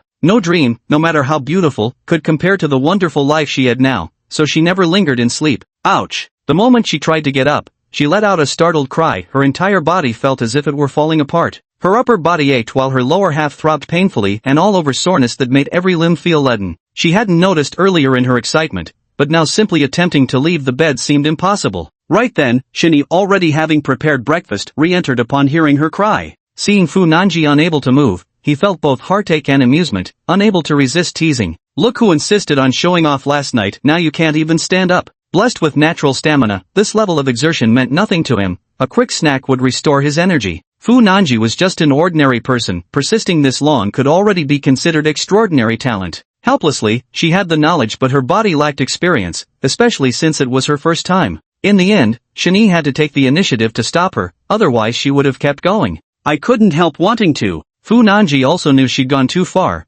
wearing an awkward smile as she begged for forgiveness. "You have to take responsibility for your own body, understand?" I know. Fu Nanji stuck out her tongue and tried to cozy up to Shinny. Get away. You haven't washed up yet, filthy." Shinny quickly feigned an expression of disgust. Fu Nanji paid no mind, shamelessly reaching out toward Shinny. "Husband, carry me over." "Wait a moment, I'll get you a pajama set." Turning into the walk-in closet, Shinny found a nightgown and helped her put it on. Then Shinny picked up Fu Nanji and carried her into the bathroom to freshen her up. After working late into the night, she had been completely exhausted and unable to move. It was Shinny who had carried her over to wash up. He set Fu Nanji down on the toilet seat and handed her a toothbrush with toothpaste squeezed on it. "Here, spit the foam here." At the sink, Shinny pulled out a wet facial towel and walked over, supporting the back of her head as he said, "Good girl, lift your head." With that, he began carefully wiping her cheeks bit by bit. Fu Nanji's little feet dangled in the air, thoroughly enjoying Shinny's attentive care, practically humming with contentment. "Alright, let's go have breakfast before it gets cold." Bending down to pick Fu Nanji up again, he carried her downstairs to the dining room. After settling Fu Nanji into her chair, Shinny went into the kitchen to bring out the food. He poured her a bowl of porridge and set it before her, then handed over the spoon and chopsticks before finally taking a seat across from her. "Eat up." For breakfast, Shinny had cooked porridge, fried several eggs, and stir-fried some greens. Simple fare, mainly because ingredients were scarce, but enough to make do for a morning meal. "Hey honey, where are the bedsheets we changed last night?" Fu Nanji kept stirring her spoon in the bowl to cool it down. Shinny frowned and said, "They're in the laundry basket. We're having breakfast now, don't talk about that." Last night the sheets were so dirty they were unbearable to sleep on, so Shinny had to hastily change them before the two could settle down. "Oh, I was just asking." Having gotten her answer, she took a satisfied sip of porridge, her eyes sparkling as she praised. "Wow, hubby, you're amazing. This tastes so good. Cut the dramatics, it's just ordinary porridge, nothing like some magical elixir. Hee, my husband made this. I wouldn't trade it for any celestial broth." Fu Nanji lavished praise without restraint, and Shinny, though knowing she was teasing him, couldn't help but let a small smile curve his lips. "Alright, if it's good then eat more. You need the nourishment." At the mention of this, Fu Nanji glanced vexedly at her chest and said, "If I nourish them, they'll just grow bigger." "I'd rather not." Shinny pushed the plate closer to make it easier for her to reach, grumbling at the same time. "This is to replenish what you lost last night. You're barely able to move today, take the day off at home and rest. Don't forget to ask for leave from work." Fu Nanji nodded. "Yeah, my legs are sore and swollen." "Oomph, you asked for it. Remember to exercise restraint next time." Breakfast was quickly finished, and Shinny got up to clear the dishes. Fu Nanji instinctively stopped him. "Let me do it, dear." Shinny gently brushed her hand away and said softly, "Alright, you're a wounded patient now, save your energy." Then carrying the tableware, she turned and walked into the kitchen. Fu Nanji giggled, cupping her cheeks as she stared blankly at Shinny's retreating figure. There weren't many dishes to wash, and Shinny finished them in no time. Wiping the water droplets from his hands, he said, "Come on, I'll carry you up to rest. You shouldn't move around recklessly yet. Fu Nanji obediently wrapped her arms around Shinyi's neck, letting him do as he pleased. On the bed, Fu Nanji took out her phone to request leave in the group chat. Shinyi walked over and propped a pillow behind her, letting her lean back more comfortably. Then she began picking up the scattered clothes on the floor and the used tissues. Fu Nanji had no interest in playing with her phone at all, simply watching Shinyi busily moving back and forth. Seeing that he was about to mop the floor, Fu Nanji quickly said, "Ah, darling, don't bother with that. Come over here and chat with me. I'm bored to death. We'll just hire a cleaning lady when the time comes." Shinyi planted his hands on his hips, surveying the now much tidier room, and finally relented. He walked over and sat down by the head of the bed. "Alright, what do you want to talk about?" "Just casual chit-chat." Fu Nanji rolled her eyes and asked him, "Honey, did you save my cousin before?" "Who?" "My cousin Chang Jun. You met her at our wedding." Her words made Shinyi's heart skip a beat. Chapter 72, suspecting it might be Zhu Yun. "What? Chang Yun is your cousin?" Shinyi was utterly astonished, never imagining there was such a connection between them. "That's right. Uncle Chang even served as our wedding witness when we got married. Chang Yun is his daughter." That jogged Shinyi's memory immediately. But he'd gotten so drunk later with old Dai and the others that even if introductions had been made, he'd probably forgotten. Sort of remember, maybe drank too much that night. Shinyi could only give a vague reply. Fu Nanji nodded in understanding. She couldn't remember everything clearly either, as many of the details had grown hazy in her mind. "Oh, I happened to run into her yesterday. We just chatted casually, and she mentioned that you'd once saved her life. She wanted to repay you, that's all." Then Fu Nanji glanced at Shinyi. "Is that really true? She's looking for me?" Shinyi froze abruptly and glanced at Fu Nanji before suddenly realizing the situation. If even Fu Nanji retained memories from the simulation, then wouldn't Chang Jun also? And considering how she's currently searching the world for herself. Bad. The system betrayed me. Fu Nanji retaining her memories has caused her to indulge in this tender dreamscape, which while delightful is also. But if Chang Jun were added to the mix, that pleasant surprise would probably turn into a shock. Extending this to future simulations if new people kept showing up every time. Shinyi shuddered, not daring to imagine that potential disaster. Hey, darling, are you even listening to me?" Fu Nanji waited for a long time without getting an answer, so she waved her fingers in front of Shinyi. Yes, that's right." Shinyi snapped out of it, not understanding why Chang Jun said this to Fu Nanji, but at that moment, he could only play along with her lie. Upon hearing this, Fu Nanji couldn't help but raise her chin mischievously and said, "Truly worthy of being my husband, doing good deeds without leaving a name. So, how did you save her back then?" "Help.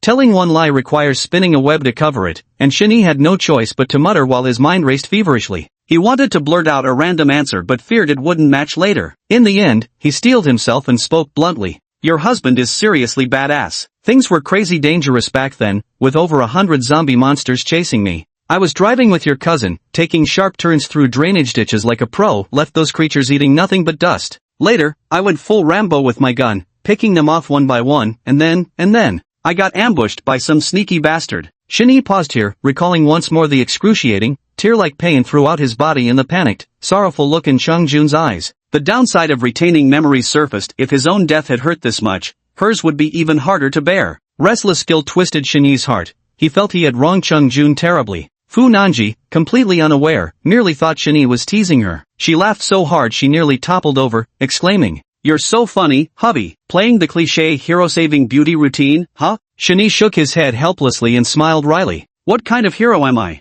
I didn't even succeed in saving the beauty." Fu Nanji gripped Shinyi's fingers playfully and said nonchalantly, "My husband is a hero, he's the best, no arguments allowed." Aside from that exaggerated display of power earlier, everything else could be considered true. It's just that this truth was so unbelievable no one would ever accept it. "Alright, then I'll invite her out another day so we can all have a meal together and thank her in person." Nanji clapped her hands together and made the decision. "Bringing this up serves two purposes, to dispel lingering doubts in my heart, and to assert dominance, snuffing out any budding notions before they can take root. Who says saving a damsel in distress has to end with pledging one's heart in return? Alright." Shinyi reluctantly mumbled an assent, his mind currently a tangled mess. Fu Nanji lay immobilized on the bed, aching all over, too bored even to play with her phone. So she went to tease Shinyi. Shinyi frowned, sensing something unusual, and shot her a sideways glance, saying, "Better not play with fire. Once it starts, no one's going to put it out for you." "Oh." Fu Nanji pouted resentfully as she pulled her hand free from the elastic band. Shinyi wasn't wrong. When her body felt uncomfortable, it would be herself who'd suffer when the mood struck. Having just tasted carnal pleasures, Fu Nanji found herself craving more, though her physical constitution limited how far she could indulge. "I'll get you a glass of water." Shani saw her looking all fidgety, as if covered in lice, and stood up intending to leave her alone for a while. He went downstairs, fetched a glass, and waited by the water purifier for it to fill. Just then, his phone jingled noisily in his pocket. Ever since resigning, Shanyi's phone rarely rang, only occasionally for telemarketers or the odd message from his mother. Checking his phone, Shanyi saw an unfamiliar number and swiped to decline the call. However, the caller was persistent and immediately dialed back. Shanyi raised an eyebrow, considering hanging up again, but after a moment's thought, he answered instead. "Hello? Who's calling?" There was a long silence over there. Just as Shanyi was growing impatient, a crisp female voice suddenly rang out. "True nucleus fungus lord." This single, lonely sentence left Shanyi utterly dumbfounded. Shang Yun. Who else could it be if not her? The eukaryotic fungus lord was the origin of this apocalyptic world, a secret known only to the two of them. Sure enough, the moment Shanyi called out her name, her voice instantly brightened with joy. "Shanyi, I knew you came back too. I thought you were already dead. Where are you? I'm coming to find you right now." A torrent of words came firing like rapid gunshots, the outpouring of longing so fierce that not even signals could hold it back. Chang Jun was overjoyed. After obtaining Shanyi's phone number, she had devised this very method to test her theory. If Shanyi had also crossed over back to this time, there was no way he wouldn't react to those 4 words, "True Fungal Lord." As long as there's a reaction, she could be sure that Shanyi was the person she was looking for. The familiar voice made Shanyi feel as if he had returned to the little Western-style house. He couldn't help but ask, Are you doing okay?" "I'm fine. Nothing could be better than hearing from you." Long-lost concern instantly brought tears to Chung Jun's eyes. "I want to see you, right now." She decisively cast aside her reserve. Regrets from Doomsday would not repeat themselves. This was a request Shanyi couldn't refuse. He replied, "All right." After hanging up the phone, Shanyi let out a sigh and picked up the water glass as he headed upstairs. Fu Nanji was absorbed in playing Candy Crush on her phone. Shanyi gently brought the glass to her lips. She tilted her head slightly to take a sip, her eyes never leaving the screen during this critical moment in the game. Placing the glass on the bedside table, Shanyi spoke up. "Nanji, I'm going out to buy some groceries to cook you something delicious for lunch." Fu Nanji pouted and said, "Oh no, I don't want you to go. Let's just order delivery for lunch." "No way, some takeout isn't clean." "Nothing beats homemade food for peace of mind. Besides, don't you want to try my cooking skills?" Fu Nanji's eyes lit up as she nodded in agreement. "That's right, it's been ages since I've had a meal cooked by you, my husband. Take my car. The keys are in the usual spot. Go quickly and come right back." "Good. Call if anything comes up. I'm off." "Wait, what's the matter now? I need a kiss to leave." Fu Nanji tapped her fingertip against her own cheek. Shanyi wore an expression of resigned helplessness before reluctantly leaning in. "Mua, that's enough then. Go on then, off you go." Chapter 73, Lakeside Spring Scenery Fair. Today ends yearning. Shanyi took the keys by the door and set off. With his hands on the steering wheel, Shanyi pondered many things along the way. He used to believe simulations were simulations and reality was reality. The two should never be conflated. Yet change came too swiftly, and now reality had become scrambled beyond his power to alter or prevent. Despite all current feedback being positive, with both a blissful life and love embracing him. But if poorly handled, all that beauty might slide into the abyss. He let out a slight sigh, parked the car, and walked toward the meeting spot. Shanyi had chosen the meeting place right by the lakeside where he'd last gone for a run. It was just past 9 in the morning. The weather wasn't particularly clear, misty and humid by the deserted lakeside. Shanyi turned a corner after crossing a bridge and spotted a woman. Upon closer look, it was Chung Jun. She was pacing near a bench. But since she was expecting someone, she had taken extra care with her appearance. The lakeside carried a morning chill, and Chung Jun stood tall and slender in a long overcoat, her figure graceful against the cold. Her slender and graceful figure, a face as pure as a snow lotus, long legs so straight and elegant that even a trench coat couldn't conceal them, clad in short socks and delicate sandals. Such a breathtaking sight stirred waves in Shanyi's heart, surpassing even the ripples on the lake. As the footsteps drew near, Chung Jun noticed the approaching figure, and a smile instantly bloomed across her face. "Chang Jun, Shanyi." She called out his name and came running over almost at a trot. Though she had only returned to modern times for a day or two, her soul still seemed to wander alone in the apocalypse. It felt as if everything she was experiencing now was ephemeral, weightless and unsettled. The moment she saw Shanyi now, everything finally found its fulcrum, and her suspended heart at last settled down. This time she didn't hesitate and rushed straight into Shanyi's embrace, pressing her face against his chest to feel the warmth anew. She took a deep breath. "It's so good to see you again. It's alright, it's all in the past now." Shanyi gently patted her back in comfort. After a long pause, she straightened up and raised her head, her eyes clear and bright though still slightly red-rimmed. "Finding you wasn't exactly easy. By the way, Why didn't you tell me you're also a Tiancheng employee? Were you deliberately waiting to see me make a fool of myself? Shani clearly also recalled her bold claim and chuckled lightly. How could that be? As a small potato like me, how dare I aspire so high? You can just say the word, and you're no small potato. Chung Jun gazed intently at Shani, his solemn tone suggesting something far more significant than mere job arrangements. Shani avoided her gaze and said instead, I'm not as good as you think I am. But Chung Jun was unabashed, her wide eyes fixed on him as she pressed forward step by step. No, you are good. I don't care what others say to me, you're the best. Shani couldn't respond to that comment and had to change the subject, asking her,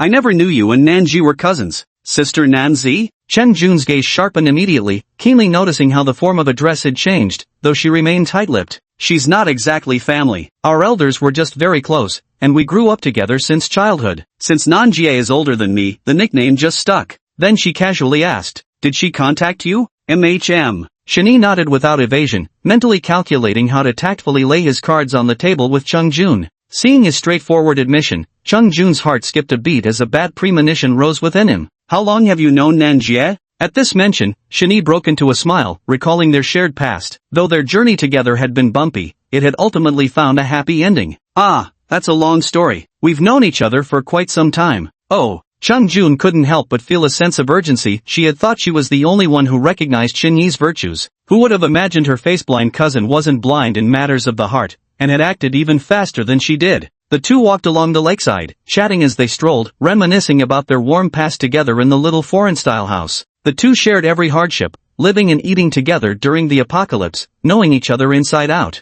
Chang Yun had long since realized her feelings, firmly setting her heart on Shinyi. Her emotions were barely concealed. Anyone who wasn't blind could see her words brimmed with affection for a certain someone. Such a simple thing. When a flower loves a tree, it strives to grow, offering everything it has when spring arrives. His footsteps stopped beneath a willow tree as Chung Jun gathered his courage to look at Shani and confess. I like you, Shani. Her thin lips curved into a perfect arc, anticipating Shinyi's response. Such scorching passion assaulted him, leaving Shani flustered and overwhelmed. The words he had prepared swirled in his mind, yet he found himself utterly unable to voice them. Shani's heart ached with bitterness. This was truly the hardest kindness to repay, especially when it came from a beautiful woman. Had Fu Nanji never existed, he wouldn't be suffering like this. Being favored by someone as stunning as Chung Jun would have made him ecstatic under different circumstances. Had he been a selfish scoundrel without principles, he wouldn't be tormented either. To be loved by two women simultaneously and enjoy the blessings of both, what man wouldn't dream of such fortune? What's wrong with you?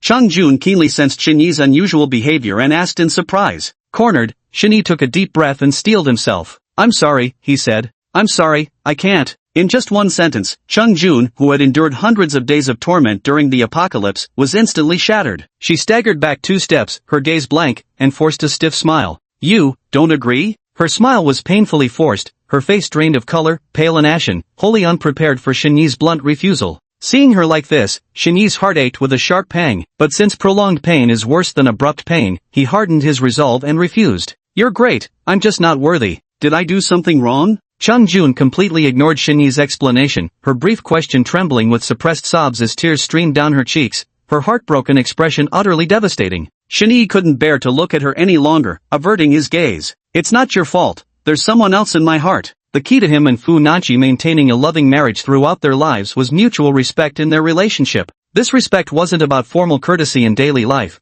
but about learning to consider each other's feelings when facing challenges. Chung Jun wasn't wrong, neither was Shinyi. If anyone was to blame, it was her for arriving too late. Shinyi had already accepted Fu Nanji's affection. If he were to recklessly accept Chung Yun now, it would not only betray Fu Nanji but also deny the lifetime of love he had committed to. Chang Yin watched Shinyi's evasive gaze, her eyes tinged with a shade of gray. Shinyi, I need you to look at me. Just look me in the eyes and say you don't like me, and I'll leave immediately. You'll never have to see me again. Shinyi had intended to speak up directly, but facing Chung Jun's lifeless gaze, his heart felt as if gripped by a massive hand, rendering him utterly unable to utter a single word. Amid Shinyi's hesitant words, Chung Jun seemed infused with newfound strength, his eyes regaining their sparkle. Her view on love was simple and unpretentious. It had to be mutual, she had to like the person, and they had to like her back. Shinyi was the one she had made up her mind about. Never settle for less. Chen Jun had always been decisive and tenacious by nature, but now her fighting spirit was truly ignited. Wiping the tears from the corners of her eyes, she said resolutely,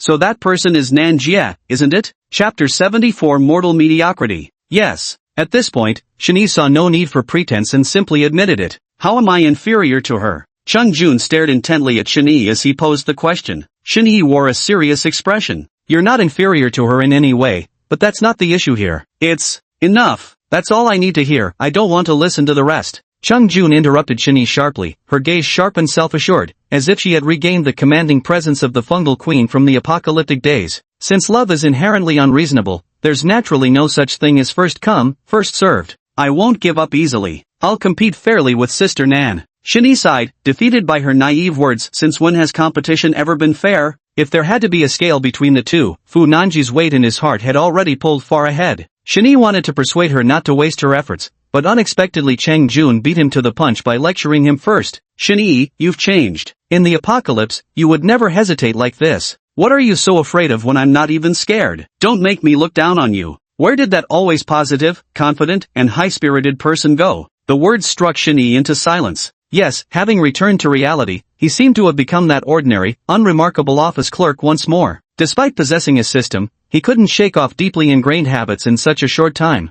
The affection from Fu Nanxiao and Chang Yun's admiration both threw his mindset off balance, leaving him in a state of insecurity. You wouldn't understand. Shani weakly tried to defend himself. Don't I understand? Chung Jun furrowed her delicate brows, suddenly bringing her lovely face close to Shani's. Why don't you admit it if you like me? Kiss me, she suddenly said. Before him lay a face of breathtaking beauty, like a jade artifact meticulously carved by the heavens, its contours smooth and natural, with tear tracks still glistening like two naturally formed streaks of color in the jade. What? Shini's breath caught in his throat at the sight of such splendor. Chung Jun leaned in even closer, close enough to feel each other's breath against their faces. Kiss me, haven't you secretly kissed me before? Why don't you dare to now? So you weren't drunk after all. Shini wanted to say more, but the brave Chang Yun had already silenced him. Her kiss was utterly inexperienced, almost crashing into me clumsily, the awkward clack of teeth against lips making for a rather poor sensation. But Chung Jun was completely immersed, savoring it with half-closed eyes. The crystal-clear lake surged wildly, willow branches danced in the wind, while beneath the tree two lovers kissed obliviously to the world. In just a few dozen seconds, Chung Jun's face turned completely red. Her beautiful hair flowed in the wind, strands moving as her heart trembled, her hands clenched tightly, clearly not as relaxed as she appeared. Soon the two separated, and Chang Jun retreated 2 steps, forcing her voice steady as she spoke. Just a little sweetness for you first. Anything Nanjia can do, I can do too, even better. Anyway, I won't give up. You can just tell Sister Nan directly, it doesn't matter, I'm not afraid. Besides, I know your secret too. With that said, he turned around and prepared to leave. Xinyi's expression flickered, and he couldn't help but step forward to press for answers. What secret? Tell me clearly. Want to know? I'll tell you next time. Chung Jun shot him a sidelong glance. And from now on, call me Zhu Yun. Chung Jun didn't linger at all, walking faster and faster until he crossed the bridge and left without looking back. Xinyi stood rooted to the spot, his thoughts churning tumultuously within his chaotic mind. Just moments ago he'd firmly resolved to refuse outright, yet at the crucial moment his heart softened again. Those shared moments during the apocalypse hadn't been false between them. Xinyi couldn't simply remain indifferent. This momentary weakness had instead ignited Chung Jun's fighting spirit, an unintended consequence whose ripple effects remained unpredictable for now. Perhaps Chung Jun's words had an effect, as Xinyi deeply analyzed his own inner thoughts. To be fair, he was a mundane man, the very definition of mediocrity. Like anyone else, he'd read novels and watched TV dramas, seeing countless plots about men enjoying the company of multiple wives and concubines. To claim he'd never entertained such thoughts would be pure nonsense, but fantasies ultimately remain fantasies, they must eventually give way to reality. On one hand, he wanted to remain faithful to his love with Fu Nanxian, while on the other, he secretly reveled in Chang Jun's admiration. Bearing his soul so nakedly, with reason and impulse coexisting, that was what truly defined him as a person. Xinyi sighed, he barely recognized himself anymore. Immature people speak only of affection, while mature ones also speak of responsibility. Liking comes easily, but love demands caution. Despite the headache, for now he could only take one step at a time. Leaving the lakeside, Xinyi didn't forget his grocery errand and immediately drove to the supermarket. After a flurry of activity, Xinyi pushed open the door and returned home carrying shopping bags. Hearing the noise, Fu Nanji called out, "Honey, is that you?" "Yes, it's me. I'm back from shopping," Xinyi responded as he put the groceries in the kitchen. Walking into the living room, I saw that Fu Nanji had actually come downstairs already, sitting on the tatami near the garden arranging flowers. She had always had this hobby, which suited her formerly unsociable personality perfectly. "How did you manage to come down by yourself? Isn't your body still hurting?" Xinyi walked over and sat down beside her as he asked. The moment Fu Nanji spotted Shinyi approaching, she slumped against him bonelessly, her soft body leaning halfway into his, murmuring lazily, "It still hurts, but lying alone was too boring. Anyway, upstairs isn't far." I managed to shuffle down slowly by myself. Shinyi kissed her forehead in approval, praising her. "Wow, you're so amazing, here's a kiss for you." Fu Nanji proudly lifted her chin. "Of course I am." Then she held up the vase like a treasure to present to Shinyi. "Honey, take a look. How does it seem? Is it pretty?" Shinyi took it and examined it while saying, "Of course it's pretty. Could there be any flaw in your handiwork? Let me admire it properly." The vase held a mix of bellflowers and chamomile, giving off a touch of that minimalist elegance, quite suitable for indoor display. Nanji had always favored campanula blossoms above others, for their floral meaning speaks of undivided devotion, a lifetime's love reserved for one soul alone, a heart moved solely by that singular presence. After a thoughtful pause, Shinyi offered, "Excellent choice. We'll place them by the bedside later, perfect for quiet admiration." "I think so too." Hearing this, Fu Nanji nodded her little head like a rattledrum. Shinyi chuckled as he patted her head and stood up, saying, "You must be hungry. Today your husband will show off his cooking skills." Fu Nanji lay sprawled on the tatami, the view before her blurring like watercolors, and teased with playful exaggeration. "Alright, I approve," with both hands and feet raised. Shinyi stood up and headed for the kitchen, rolling up his sleeves as he walked. Tying an apron around himself, he exuded the air of a devoted house husband. Actually, Shinyi only knows how to cook simple homemade dishes. He can't handle anything too elaborate, but they're enough for everyday meals. There was a plate of scrambled eggs with tomatoes, another of sautéed garlic sprouts with pork, a third of stir-fried shrimp with lettuce stems, and finally, a soup. All done, that's everything. Shinyi brought each dish to the table and set the bowls and chopsticks in place before calling out to Fu Nanji, "The food's ready, come eat." In the living room, Fu Nanji was still sprawled on the tatami, taking full advantage of his injury to act spoiled. "No, I want a hug." Chapter 75, Daily Life. Shinyi bent down and picked up Fu Nanji, noticing her playful grimacing, and asked, "Does it still hurt?" "It's much better than this morning."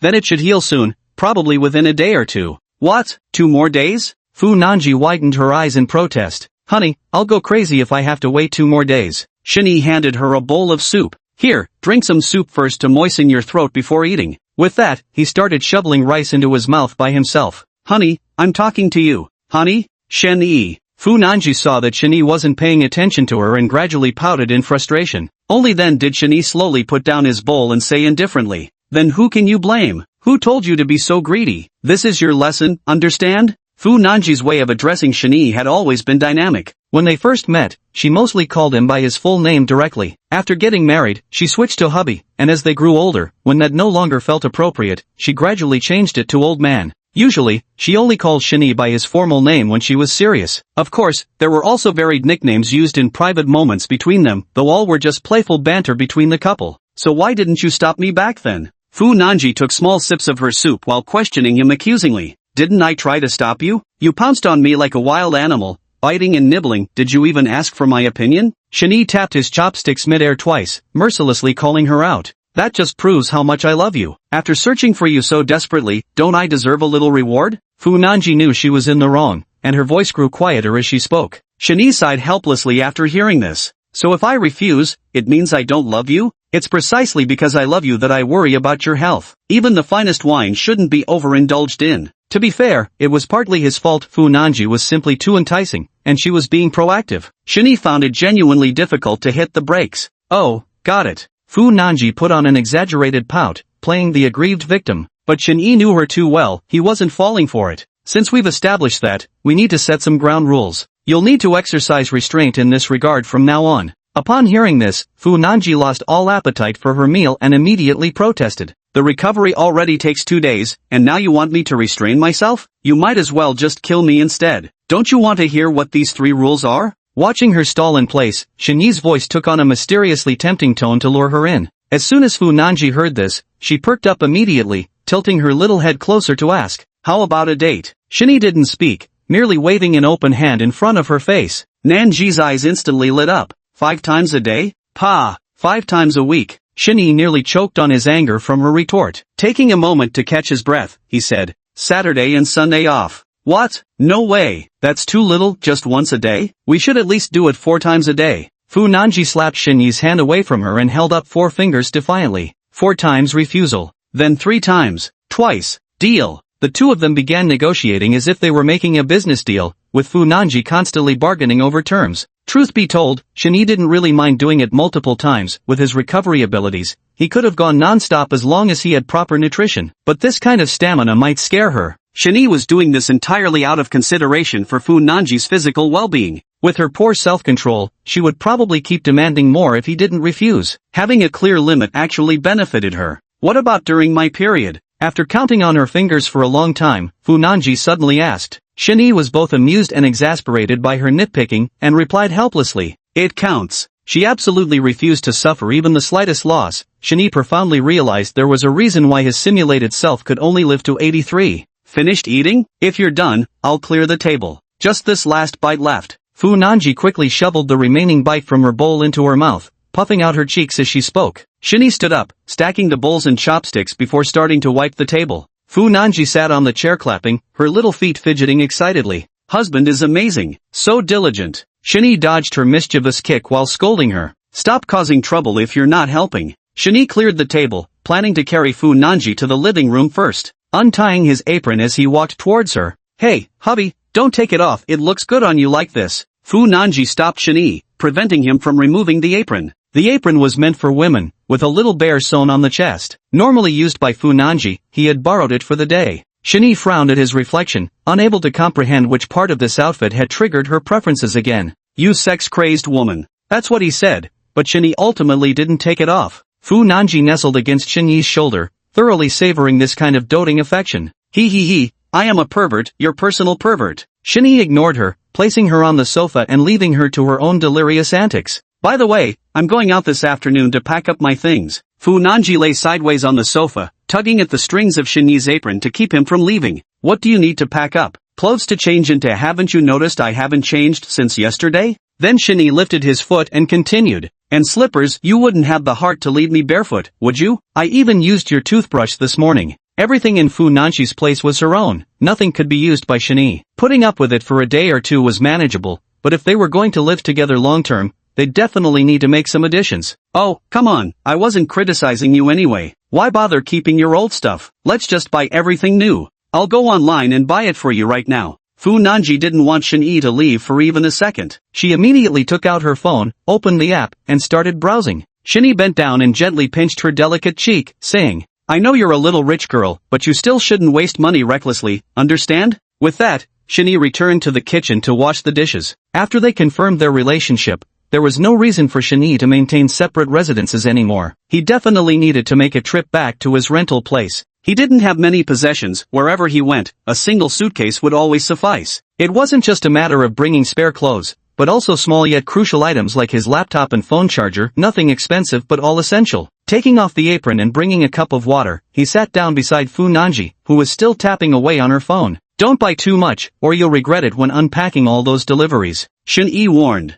Unpacking packages is my favorite, but the quality of clothes online is usually mediocre. Wait for me to recover, dear husband, we'll go shopping. I must dress you up properly. Fu Nanji was full of enthusiasm, as if she had just acquired a new doll. Shinyi tapped Fu Nanji lightly on the forehead. I'll accompany you shopping, but within a time limit, no endless trying-on sessions. Fu Nanji was immediately deflated upon hearing this, but she also knew Shinyi's habits. It was already rare for him to agree to accompany her out shopping. Got it. I'll listen to you. Shinyi shopped quickly. He usually decided what he wanted to buy in advance. Once the objective was clear, he would go straight to the destination, finish the purchase, and return without any hesitation. Chapter 76 A Perfect Ending? In the afternoon, after finishing lunch and lulling Fu Nanji to sleep, Shinyi finally stepped out. As he drove past Jingyuan University, Shinyi couldn't help feeling a wave of nostalgia. With September approaching, many students had already returned to campus, though some might be freshmen registering for the first time. Watching the bustling crowd, a sense of melancholy also arose in his heart. The people and events of youth always leave an indelible mark on one's memory. He tested into Jingyuan University, a prestigious institution ranked within the top 20 nationally. The villa area of Songping Garden happened to be quite close to his alma mater. Shinyi had studied design in college, and after graduation, he was recruited into the colossal Tiancheng group.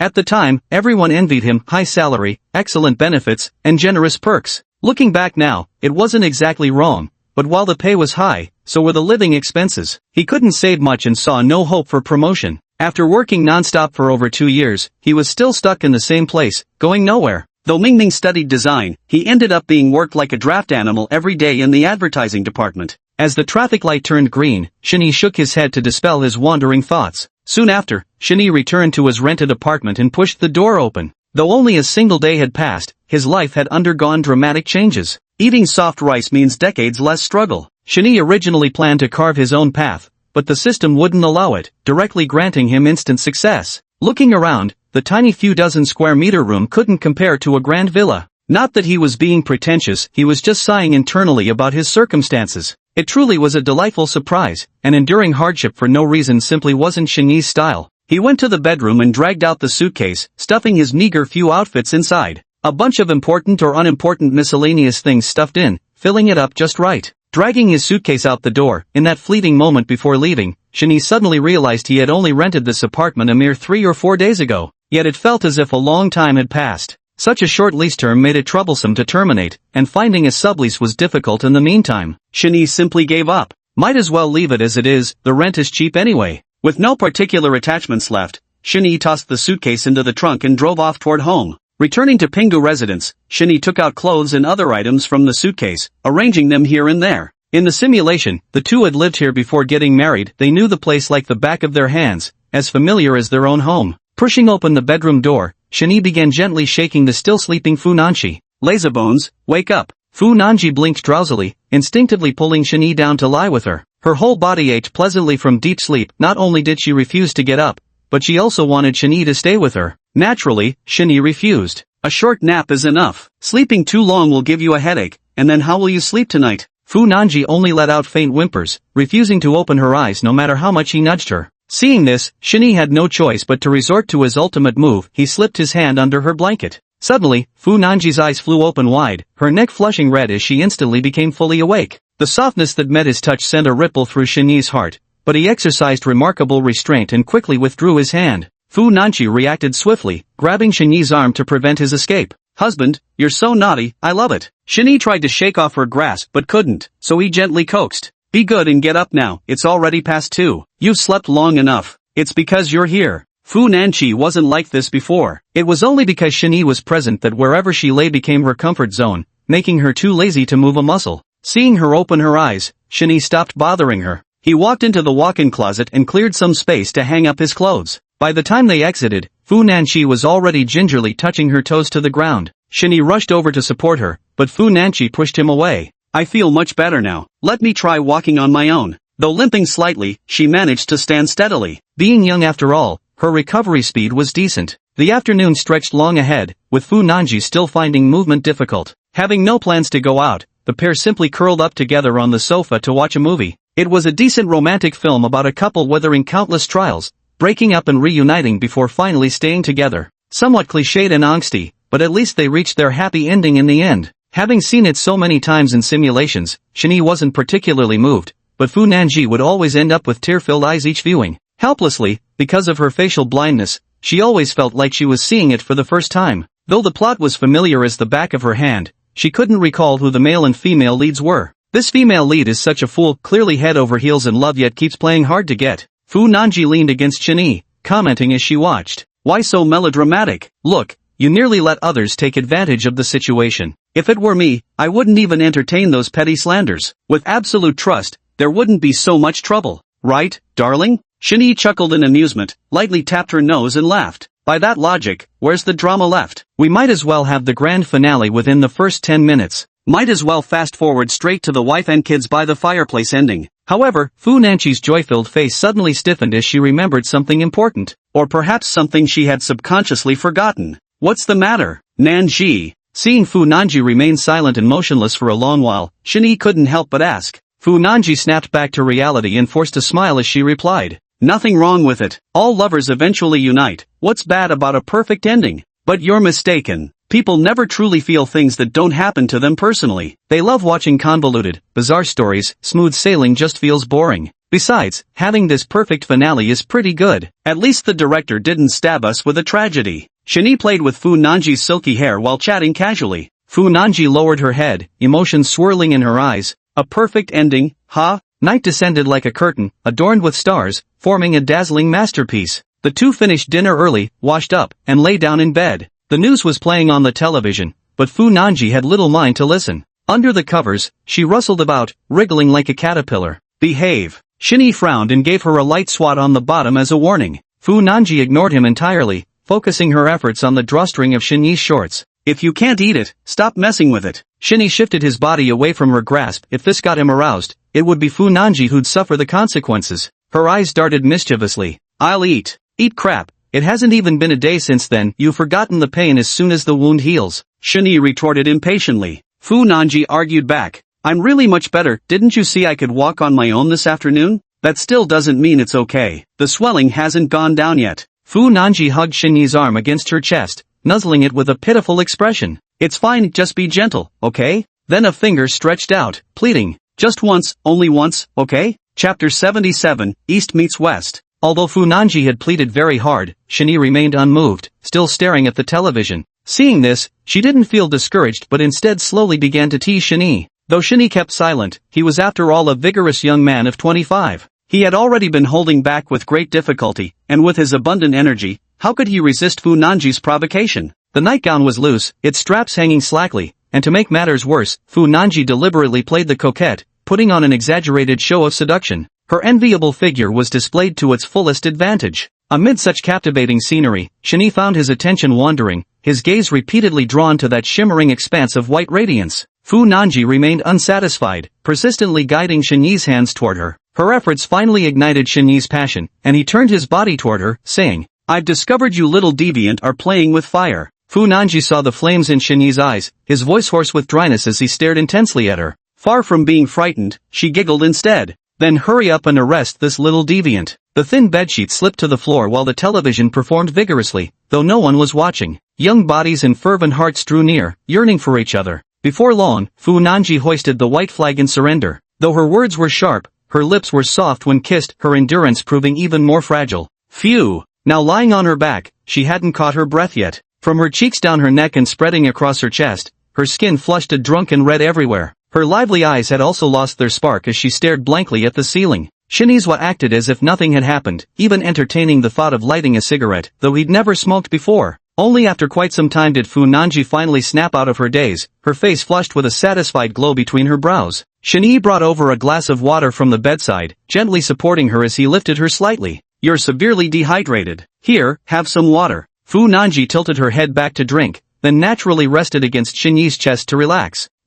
Husband, life is perfect now, I love you so much. She exhaled deeply and sighed emotionally. Shinee chuckled and flicked her smooth forehead lightly with his finger. Having your post-nut clarity moment now, with so many thoughts? Not at all, I'm being serious here. Fu Nanji's fingers glided over Shinyee's toned, ridged abdomen, giving it a playful pinch as she exclaimed in surprise. Honey, you've got such a great body, not even a trace of belly fat. Shinee found it ticklish and brushed her hand away with a laugh. I'm not middle-aged yet, and besides, I've been keeping up with running exercises. It's perfectly normal not to have any. In the simulation, Shinee took over the law firm, spending long hours seated and indulging in frequent drinking and social engagements, which inevitably led to some weight gain. Now with the system and no lapse in his workout routine, Shinyee's physical condition was incomparably better. You should exercise too, you know? I do. I swim and do yoga regularly. Wait, honey, are you saying I'm fat? Fu Nanji suddenly realized something, running her hands over her slender, smooth waist for reassurance before finally relaxing.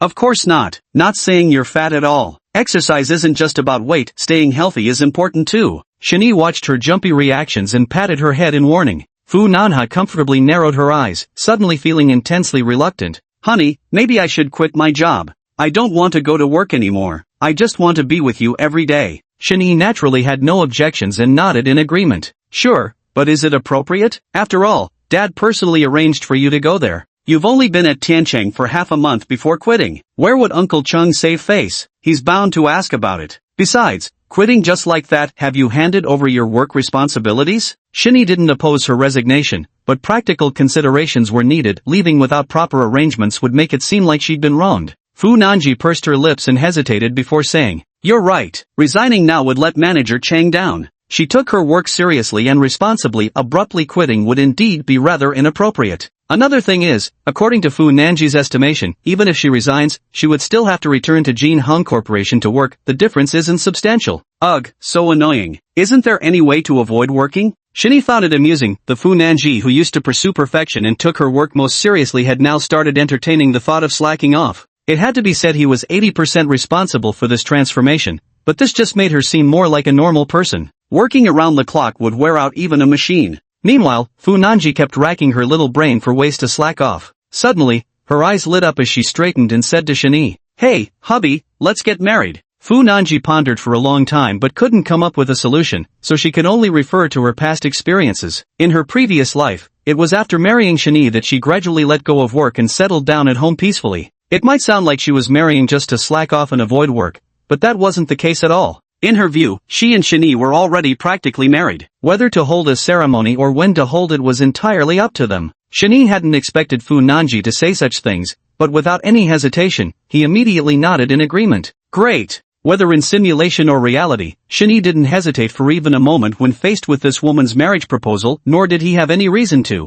Having the chance to marry her was a blessing from 3 lifetimes. Any hesitation on his part would have been a betrayal of their relationship. Last time we had a Western-style wedding, this time we can do a traditional Chinese one. At the mention of marriage, Nanji's eyes sparkled with excitement as her enthusiasm soared. The traditional Chinese red wedding dress is stunning, I've come across it so many times. Nanji grasped Shini's large hand, fingers intertwined with a dreamy expression, then burst into a foolish giggle. Hee hee, getting married twice with a perfect blend of East and West, I must be the happiest woman in the world. She gazed at Shini, the love in her eyes practically melting him. Whether in her past life or this one, holding a wedding with the person she loved most was the ultimate romance to her. Hey, snap out of it. Stop grinning like a fool. Shini pinched her cheek, tugging at the corner of her grinning mouth until it twisted sideways. I have no objections to whatever arrangements you have in mind, but I should still pour some cold water on the idea first. Shouldn't we inform both sets of parents about our marriage? Fu Nanji's laughter trailed off as she gazed at Shini in confusion, seeming not quite to grasp his meaning. What I mean is, shouldn't we give your parents a heads up beforehand? These words made Fu Nanji stiffen, reminding her that she still needed her parents' approval. Just now, she had unconsciously slipped into her past life memories and hadn't considered this issue at all. Shini's words made absolute sense. While Fu Nanji knew in her heart that Shini was her lover from a past life, her parents were completely unaware of this. Coming from an excellent family background of even higher status, Shini could only be considered a poor boy by comparison. The imbalance in their statuses was already a hurdle in itself, coupled with the fact that they'd only known each other in real life for a mere 2 days. No matter how open-minded their parents might be, they'd surely raise some doubts when hearing the reasons upon returning home. That seems to be the case. Let me think about it some more. Fu Nanji muttered sheepishly. Chapter 78 Conflict. Watching her finally understand, Shini shook his head with a wry smile. Then next time you should come back with me and make an appearance first. I'll introduce you to my dad properly, and incidentally recommend you as his assistant at the law firm. Fu Nanji thought for a moment and said, Hey, don't even think about it. If I go with you, the fact that your parents don't kick me out on the spot would already count as them being extraordinarily magnanimous. Although Fu Nanji's parents were both well-educated and could be considered extremely open-minded, but even the most open-minded people have their limits. Imagine your precious daughter suddenly gets swept off her feet by some penniless nobody who wooed her in just 3 days, and now she's clamoring to get married. Any parent in that situation would probably feel their head about to explode. All you can picture is some punk with bleached hair, looking like trouble with his slouching posture. And if he tops it off with, Hey old man, my ghost scooter's parked downstairs, the whole scene becomes even more painfully authentic. This matter still requires a gradual approach. You should casually drop hints more often. Shini draped his arm around Fu Nanji's shoulders and said, Mei-chum, I'll bring it up next time then, just to plant the seed in their minds. Since Shini made sense, Fu Nanji could only nod her little head in agreement. What about your parents? Do we need to visit them too? Mine will be easy to handle. You know how my mom has been wishing for me to get married right after graduation. She's been hoping for this forever.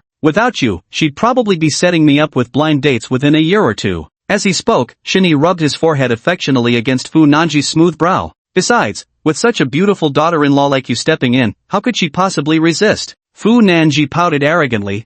Of course. So when should we go see our parents? Shini stroked his chin thoughtfully and said, Any time would work. Let's wait until your next day off. Going back to the hometown and returning would take at least 2 days anyway. Fu Nanji had naturally visited many times in her previous life. She'd even moved the elderly couple to live with them later, so she nodded in agreement. Alright, I'll follow your lead. I'll just adjust my schedule when the time comes. Even though she had been married once before, she still spoke with eager anticipation when mentioning it now. I wish time would hurry up. I can't wait to get married again tomorrow if possible. Ugh, just thinking about having to go to work tomorrow morning drains all my motivation instantly. Shinee couldn't resist planting a kiss on her cheek as he watched her tilt her head in that adorable way. Then will giving you some energy be enough? Alright, it's getting late, time for bed. Didn't you say you have work tomorrow? But I'm not sleepy at all. Let's chat a bit longer, honey. The afternoon nap's aftermath had arrived. Nanji currently felt no trace of drowsiness. Shinee had no choice but to hold her in his arms and soothe her. Be good. Close your eyes and let me hold you. You'll fall asleep soon.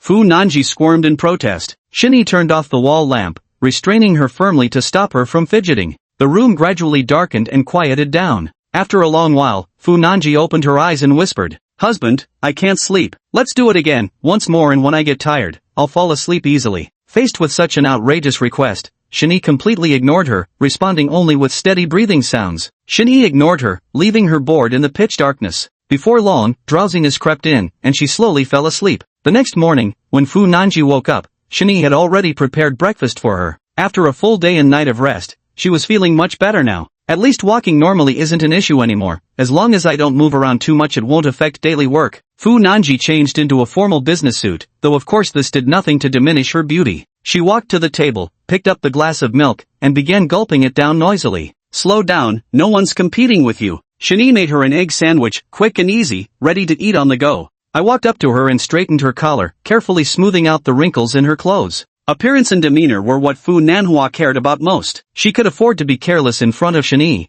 but in front of outsiders, she always maintained perfection. After breakfast, Shinee handed her the small purse again as they were about to leave. Why do I feel like a house husband now? Shinee grumbled. Fu Nanji laughed delightedly and planted a kiss on Shinee's cheek. You're absolutely right, hubby, you're the best. Wait for me to come home from work like a good boy. I'm off to work. With that, she was ready to leave, but as she reached the door, she turned back. Shinee asked in confusion. What's wrong? Forgot something. Fu Nanji walked to the coffee table, picked up the big black framed glasses, and put them on before heading out again. Of course, she didn't need to wear these glasses in front of Shinee, but wearing them to work was still necessary. The oversized black frames were tacky and ugly, but at least they could somewhat conceal her involuntary charm. Standing by the door and waving as Fu Nanji disappeared into the underground garage, the empty little villa fell into silence. Shinee tidied up the tableware and sat back on the sofa to rest. Finally having some free time, there was nothing left to do at the moment. Simulator, activate. It had been 2 days since he last opened the system, and everything remained normal. Name, Shinee. Level, LV2.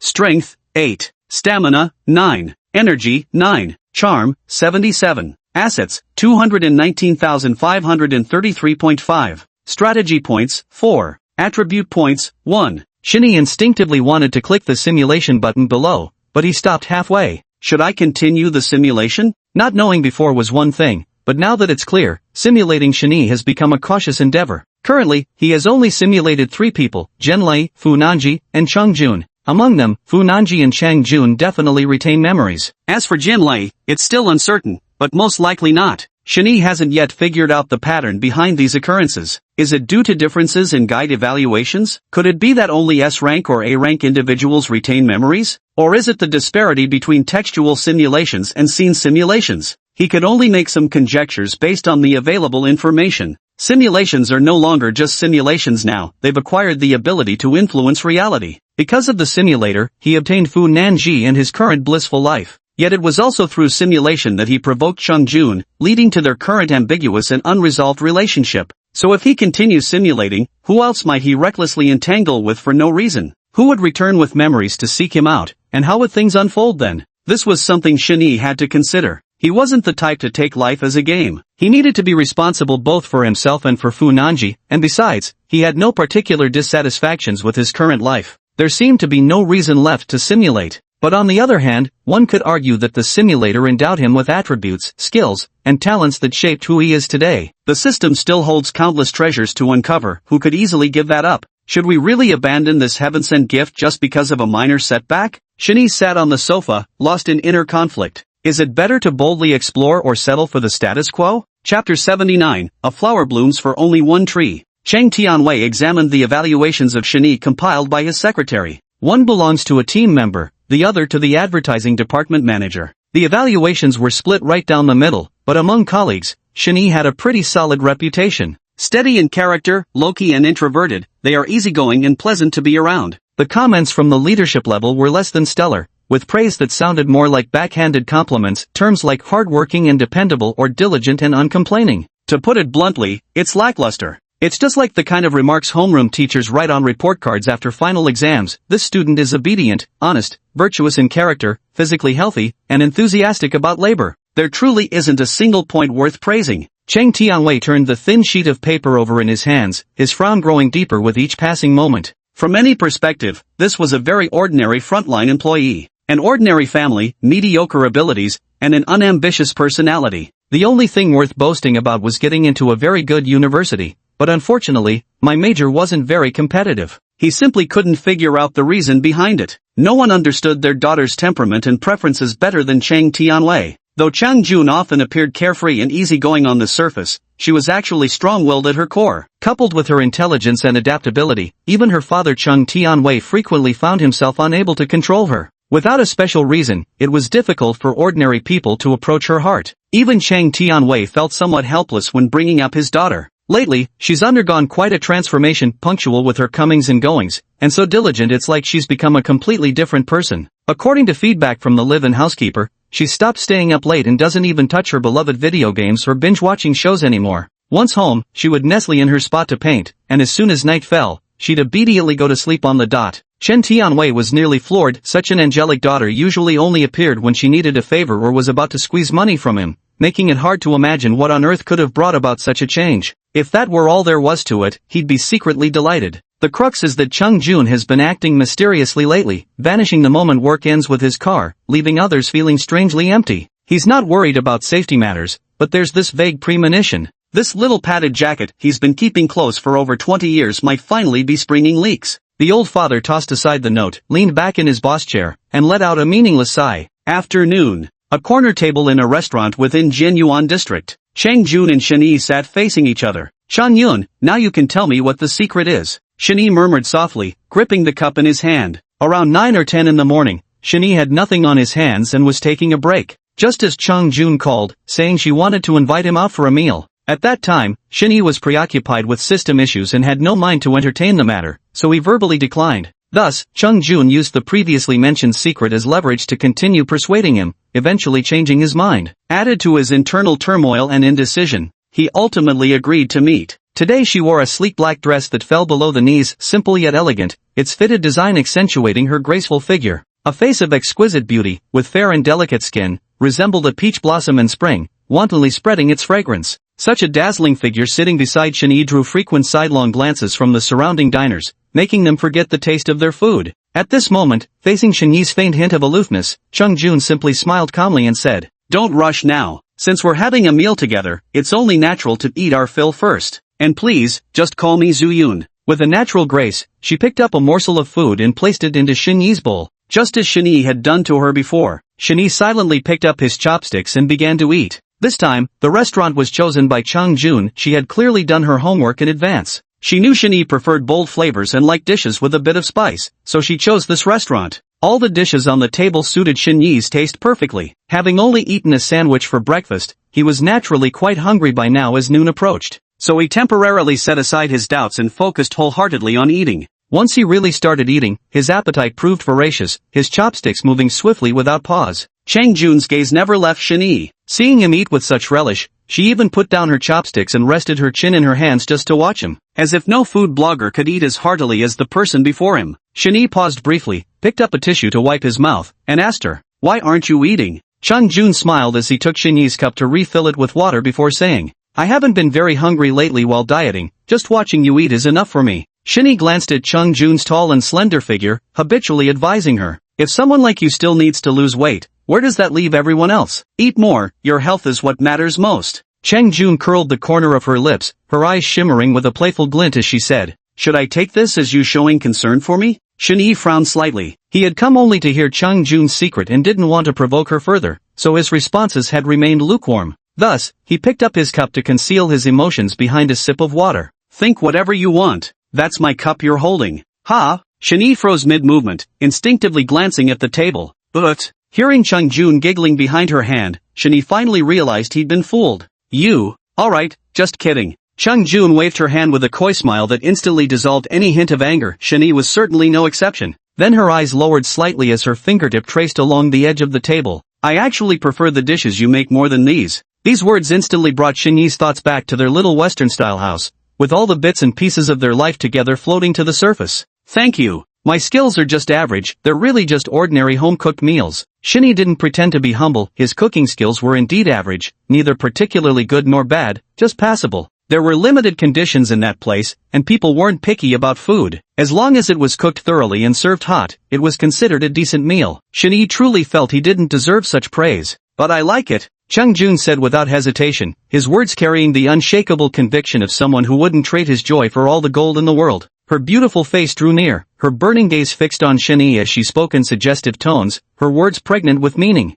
Shinyi's heart seemed to skip half a beat. Chung Jun's intentions were laid bare. Just as the taste of dishes is hard to measure with everyone having different standards, what pleases one's palate is what one likes, such is the way with people too. He wasn't a fool, so he averted his gaze and deliberately pretended not to understand. To be fair, when a woman like Chung Jun, with such looks and family background, is willing to humble herself and go out of her way to please someone, especially when that someone happens to be you, who could resist? Who wouldn't be moved? And who could possibly remain indifferent? Shinyi lacked that transcendent detachment, so he could only clumsily change the subject. You said you'd tell me a secret next time we met, didn't you? Chung Jun didn't expect an immediate positive response anyway, since Shinyi had just turned her down. Seeing this, she simply turned around and pulled out a rolled-up drawing from her bag. Pushing the scroll toward Shinyi, she tilted her chin slightly to indicate he should look at it himself. Shinyi unfurled the scroll with curiosity. The unfolded paper revealed not just one painting, there were many. Shinyi examined them one by one. This is Chapter 80, A Lonely City, A Grieving Soul. Shinyi recognized it at first glance. Most of the paintings before him actually depicted scenes of apocalyptic catastrophe. Strange plants, fungal-infected beings, street views of Huijing City, and so forth. Gazing at the scrolls seemed to pull Shinyi back into that apocalyptic world. Did you draw all of this? Shinyi continued flipping through the pages, his expression shifting, because among the subsequent paintings, many appeared unfamiliar to him, depicting scenes he had never encountered before. The small Western-style villa they lived in was also depicted by Chung Jun, but in the painting, the villa underwent drastic changes. Not only were the walls cracked, but they were also overgrown with vines. The next scene completely changed Shinyi's expression. Eukaryotic fungal sovereign? The painting depicted exactly that extraterrestrial plant. Its bizarre form and intricate root system had made an unforgettable impression on Shinyi after just one distant glance. Wait, how could you possibly know what it looks like? Shinyi could be certain that Chung Jun had absolutely never seen it, only he had gone there at the time, and she certainly hadn't secretly followed him. Without close observation, such detailed rendering would be impossible. Could it be? Faced with Shinyi's inquiry, Chung Jun gave a slight nod and said, "What's so strange about that? Must have seen it before." Shinyi suddenly froze, his thoughts in disarray. After a long silence, he finally asked the question that had been buried deep within him. After I died, did something happen? At that time, the gunfire had been too dense. When the barrage of bullets came at them, there'd been no time to think. He just instinctively shielded Chung Yun with his body. The excruciating pain made it impossible for him to focus. He had assumed the dream world would end once they both died, which was why he'd said at the time that the nightmare should be over. But now it appeared she hadn't died at all. In fact, the dream was far from ending. Recalling those desolate days, Chung Jun's gaze grew distant, clearly still deeply affected by memories he couldn't escape. After you died, I had planned to follow, until I heard. I swallowed the strain, and then... Chang Yun tucked a strand of hair behind her ear and deliberately recounted what happened next in a casual tone. Shinyi listened, his fists gradually clenching tighter as shock reverberated through him. The actions of the rescue team made him suddenly realize, Chang Yun's choice left him silent, and the subsequent upheaval utterly shocked him even more. Though her tone was casual, as if recounting an ordinary story, Shinyi could still detect the complex undertones hidden beneath. So what happened next? You just got through it alone? Unconsciously, Shinyi's voice had grown hoarse, as if something was stuck in his throat. Chang Jun seemed indifferent and said offhandedly, "Of course not, I still have you." Me? She flipped to the second-to-last page, pursed her lips and said, "See, adorable isn't it?" The drawing depicted exactly Shinyi transformed into an infected person, his vacant expression, turbid eyes, stiff body posture, with all these characteristic behaviors vividly portrayed. Then she lamented, "What a pity it has no consciousness, merely your appearance, serving only as poor solace." Shinyi studied the painting's familiar yet strange face that vaguely resembled his own. Yet such an ungainly visage could hardly be called endearing. His fingers brushed over the coarse paper surface, and a wave of immense regret surged through him. emotions churning violently in his chest. It was unimaginable what kind of desperate despair could have driven Chang Jun to swallow that fungal strain. And how did she survive alone in that desolate, empty city? Shinny could even picture it vividly in his mind, her wandering through the city day after day, like a lonely ghost. Neither weary nor hungry, neither aging nor dying, knowing no fatigue, only a heart gradually shattering into 1,000 holes. How much longer did you stay after that? Shinny felt restless inside, even afraid to look at her face. Chang Jun's gaze drifted away, turning toward the bustling street outside the window. 265 days and 3 hours. That was the first time I felt sleepy, so I fell asleep, and then woke up at home. Shinny died on the 100th day, and every minute thereafter was sheer torment for her. By some cruel twist of fate, fungi had taken hold of her body, making even a moment's rest impossible. Like a soul trapped in its shell, she could only endure the torment. 1 year, truly 1 full year. Shin-Yi muttered to himself. The system's arrangement left no room for compromise. 1 year meant exactly 1 year, not a second less. The precision of Chang Yan's answer only deepened Shin-Yi's remorse, mingled with pity. To her, this was an endless cage, with no one telling her it was merely a dream with an expiration date. It's hard to imagine what conviction kept her going. Call it fate or the system's choosing, either way, her current plight was entirely Shin-Yi's doing. She was never particularly strong-willed, just clinging desperately to a single belief that forced her to persevere. Shin-Yi reflected that even if he were in that situation, not being driven insane would already count as fortunate, and this was while knowing the outcome in advance. If we'd known it would turn out like this, we might as well have both been shot by the rescue team. Guilt gnawed at Shin-Yi's heart. His actions had allowed Chung Jun to survive, only to subject him to greater torment. I'm sorry. For some unknown reason, Shin-Yi apologized. Chung Jun seemed to have already let it go, appearing more composed than Shin-Yi, and responded with a gentle laugh. Why apologize to me? I wouldn't have survived without you. It's me who should be thanking you. Meeting her clear, guileless gaze, Shin-Yi felt a sharp sting in his heart and couldn't stop murmuring. It's all my fault, all my fault. He turned to the final page. There was a self-portrait. The painted face bore a 90% resemblance to Chung Jun, yet carried an entirely different aura. Mysterious, austere, chilling, the fair complexion had perfect contours, while the inky black eyes possessed not a trace of white. The bizarre and exaggerated figure moves with trailing vines and aerial roots, exuding an aura of noble beauty. It resembles both a monster and a deity combined into one. So lifelike was the painting that Shin-Yi stood transfixed before it. Do you like it? Shang Yun suddenly spoke up to ask him. After this experience, the most remarkable change was Chung Jun's dramatic improvement in painting technique. His brushstrokes were no longer mere hollow piles of color but carried a soul for the first time. She breathed life into the paintings, making them come alive. Very beautiful. Despite its bizarre and exaggerated appearance, beauty remains beauty. Not to mention Shin-Yi, even if anyone else were to judge, they couldn't give an insincere criticism. Chung Jun smiled contentedly, her gaze shifting between the painting and Shin-Yi. This beauty I only wish to share with you. The two parted ways. Having declined her offer to see him off, Shin-Yi watched Chung Jun's car gradually disappear into the distance before finally averting his gaze. Instead of immediately hailing a cab to return, Shin-Yi aimlessly wandered along the street. His legs moved in rhythmic strides, as the enchanting faces of Fu Nanji and Chung Jun alternately flashed through his mind. Sometimes smiling with captivating charm, eyes sparkling like stars, other times with delicate features and graceful elegance. On one side stood lifelong companionship, on the other, a bond forged in life and death. His heart was in turmoil. Chapter 81 Coming Home. Wait, what's the secret she hasn't told us yet? Shin-Yi suddenly remembered the original purpose of keeping this appointment. He couldn't help it, the news he'd just received was too shocking, and in the back and forth, he'd completely forgotten about it.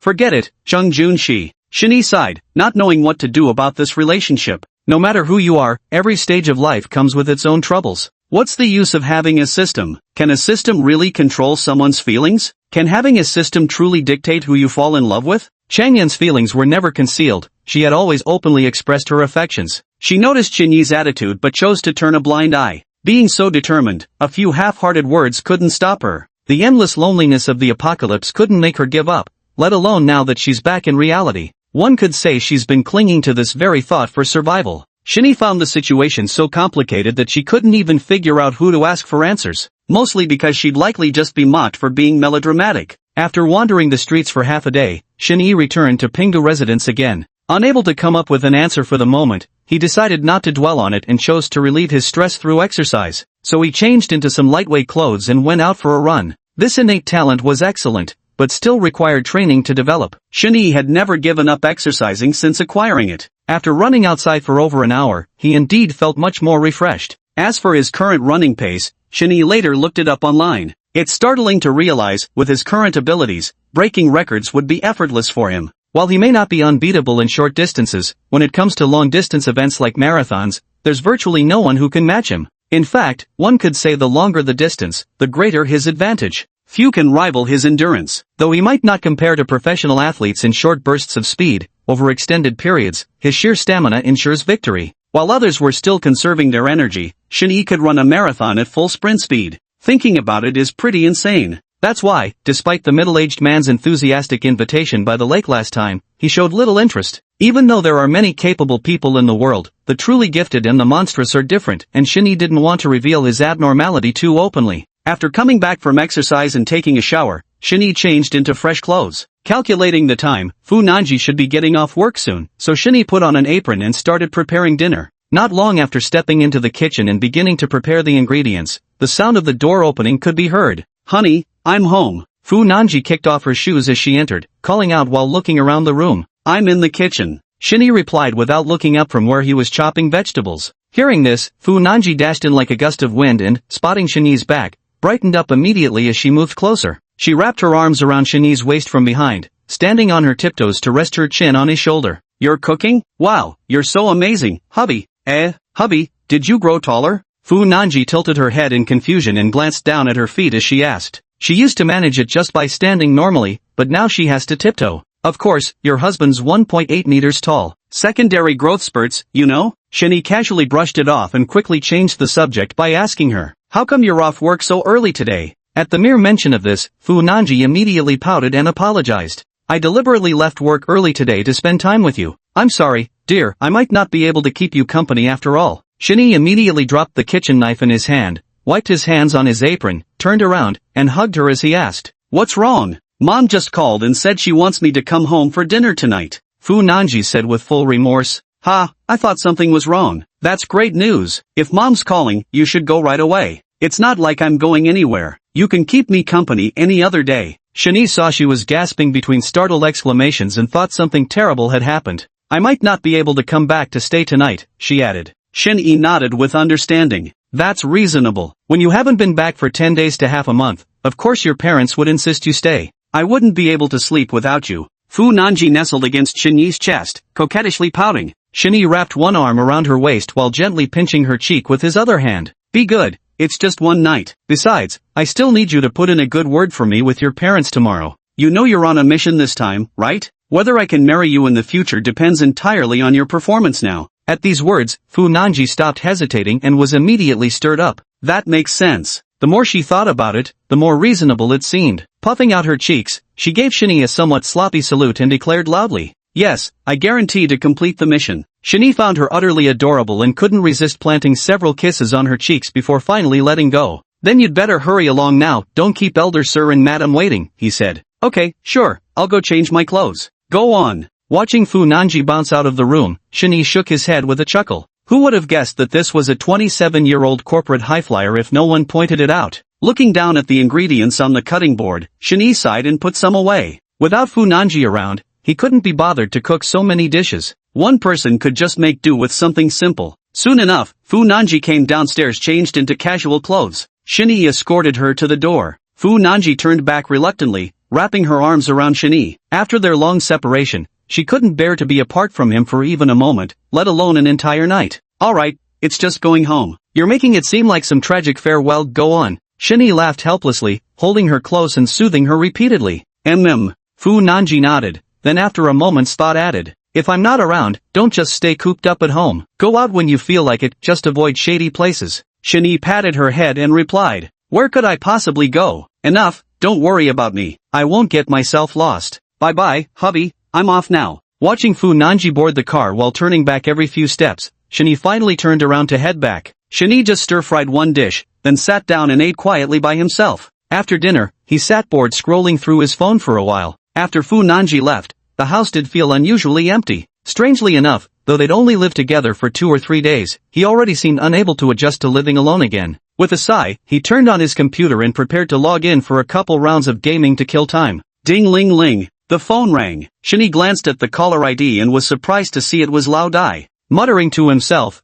Shin-Yi answered the call. "Hello, Lao Dai. Hey Shin-Yi, you free right now? Old Dai's hearty voice came through from the other end. After a moment's thought, Shani replied. Yeah, what's up? Shoot. My wife took the kids back to her parents' place. I'm finally free. Figured I'd call you out for a drink. Shinny chuckled to himself. No wonder old Dai had been speaking so loudly just now. His domestic leave had officially begun. Middle age sure wasn't easy. Remembering how often old Dai had looked out for him at work, and since he had nothing else going on anyway, Shinny agreed. Sure, who else is coming? Chapter 82 Heart-to-Heart Words. Shinny reckoned it was probably a team gathering, and since he was already an outsider now, it wouldn't be appropriate for him to attend. No one else, just our own brothers. Just come along. Old Dai said warmly and straightforwardly. Shinny gave a light chuckle, feeling it would be impolite to refuse the enthusiastic invitation, and asked, Alright, where is it? I'll head over now. Northeast-style barbecue. I'm sending you the location, hurry up and get here. Alright, gotta go. Hanging up the phone, Shinny got up and rushed over. The barbecue restaurant was a bit far in Shenyang district, about a 20-minute drive. Shinny pushed open the car door and got out. After scanning the barbecue shop,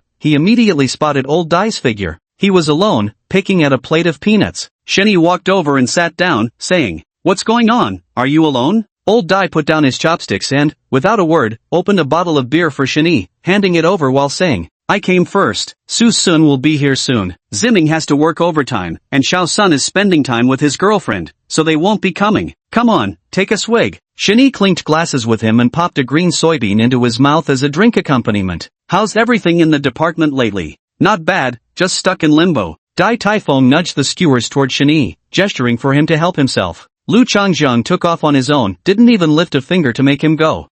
Let's not bring him up, it's a real appetite killer. Shinny shook his head, picked up a skewer of rice cakes, and took a bite. With your wife not around, you must be having the time of your life. Hee, I'm gonna savor these good days one by one, watch soccer on the first day, drink on the second, and maybe take a day off to go fishing the day after. Old Dai chuckled with immense satisfaction, clearly thriving these past few days. Then he rubbed his slightly balding head while sizing up the compliments. Quitting your job really does wonders, you look so much more spirited now, just casually tidied up and already this handsome. Shinny waved his hand with a smile, declining graciously. It's got nothing to do with resigning. I've just been exercising a lot lately, makes a fellow look more spirited. Old Dai nodded in agreement, patting his singular abdominal muscle, the consolidated remains of what was once a six-pack, as he lamented. Exercise is necessary alright, one's got the will but never the time. Someone gave me a gym membership last year that expired before I even remembered to use it. I never get enough sleep, and my hair keeps falling out in clumps. Shinny quickly interrupted him, raising his glass as he said, It's not even midnight yet, no time for online melancholy. Come on, drink up.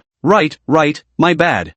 Beneath the surface of our glamorous lives, who doesn't have their struggles? Old Dai heaved a long sigh before plastering on a smile again, raising his cup and downing it in one gulp. At these words, Shinny also felt moved by the sentiment and couldn't hold back, rubbing his wine glass as he asked, Old Dai, I have this friend, you see, who's recently been troubled by something. Dai Taifeng gave him a sidelong glance. Your friend? Tell me about it. Ahem. Shinny cleared his throat and poured out all his troubles in one go, concluding with, His heart is in turmoil right now, and he doesn't know what to do. Dai put down his cup, staring at him with wide eyes. You mean your friend already has a girlfriend, but there's another girl pursuing him now, and he's stuck between these two girls, currently wavering back and forth, right? Seeing Shinny nod, he immediately jumped to a conclusion. Is this friend you're talking about actually you?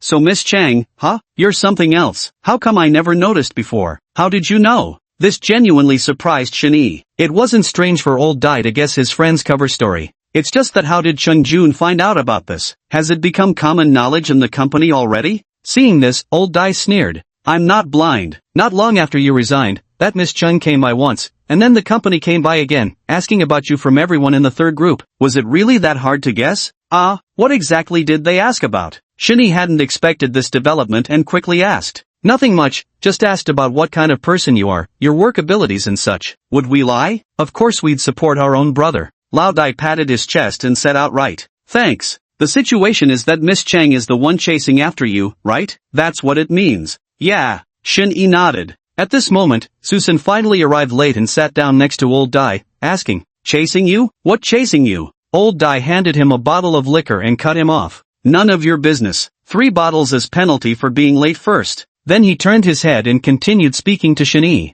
It's simple, just choose whoever you like in your heart. Shin-Yi poured himself a full glass of wine and faced his innermost thoughts, saying, Both are beloved, but if I must weigh them, Chung Jun would tip the scales ever so slightly lighter. Deep down, he was undoubtedly biased towards Fu Nanji. It was just that greed clouded his judgment, making it impossible to let go of either side. Dai was a bit angry as he set the wine glass back on the table. You bastard, isn't this just being a scumbag? Never taking initiative, never saying no? No, it wasn't like that. She took the initiative, and I made it clear that I refused. It's just, Shani didn't spell it out completely, but the meaning was already quite clear. Damn, bro, you really gotta die, you motherfucker. Susan finally understood now, his eyes bloodshot and teeth gritted in rage. Some die of drought, others drown in flood. While he was pining hopelessly for Lin Ruoyu without reciprocation, here was Shani already choosing between two options. Old Dai clearly hadn't anticipated this situation either. Scratching his head, he finally said, if you put it that way, I think you should still stick with your current girlfriend. First of all, we shouldn't despise our humble wives, who's to say noble ladies will be easier to serve? For all we know their households come with endless troubles. We're just ordinary folks even if we barely meet their standards. Would that necessarily lead to good outcomes? Shin-Yi nodded. Though the actual situation differed somewhat from old Dai's description, the words still rang profoundly true. There was no need to tell these two that Fu Nanji happened to be wealthy as well. Just then, Susan, having just downed a cup of wine, leaned over again to interject. Brother, emotionally I support you standing your ground, but rationally I support you choosing the wealthy woman. But only kids make choices, a real man takes both. Old Dai smacked Susan on the head, scolding him. Get lost, quit giving terrible advice. As he spoke, he continued addressing Shani. Brother, I'm speaking from experience here. There's an old saying, if you want to ruin your day, wear shoes that are too small. If you want to ruin your life, marry two wives. Unless you can keep both sides perfectly content, getting along like real sisters, you'll face endless difficulties later on. Most men don't have that ability. Do you think you're the exception? Old Dai's words could be considered earnest admonishment, and Shin-Yi's mind raced with countless thoughts.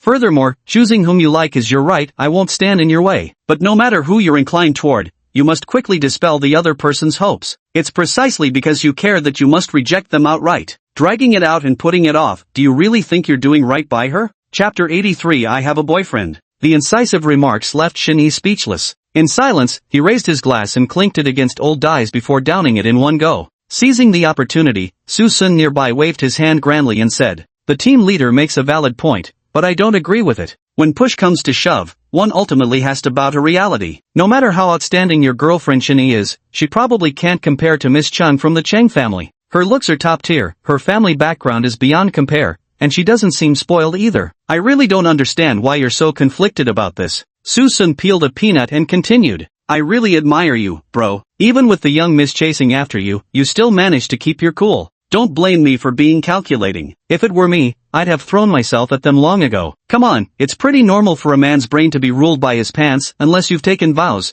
What's with all the monkish pretense? The remark was sharp and blunt, leaving Shin-Yi at a loss for words. He could only smile awkwardly and say, so you're saying you don't want Lin Ruoyu anymore? Su-sun, who usually prided himself as Lin Ruoyu's staunchest supporter, hesitated for a good 10 seconds before reluctantly admitting, then I'll still choose Lin Ruoyu mainly because I'm used to worshipping her. You know, sunk cost and all that. Wait, you almost had me sidetracked there. We're talking about your situation. Suddenly realizing he'd nearly been derailed, Su-sun turned to Shin-Yi with a questioning look. You can't even confirm your own thoughts, can you? Deep down, you still have feelings for that Miss Chung, don't you? Shin-Yi didn't understand why, but still nodded in acknowledgement. Su-sun clapped his hands decisively and said, then it's simple. I'll just ask you one question. Immediately after, he lowered his head and whispered softly into Shin-Yi's ear. Ask yourself honestly, can you truly let go after the breakup? Can you watch her walk into someone else's arms and smile while wishing her a lifetime of happiness? When night falls and dreams revisit, won't there be even a trace of aching regret in your heart?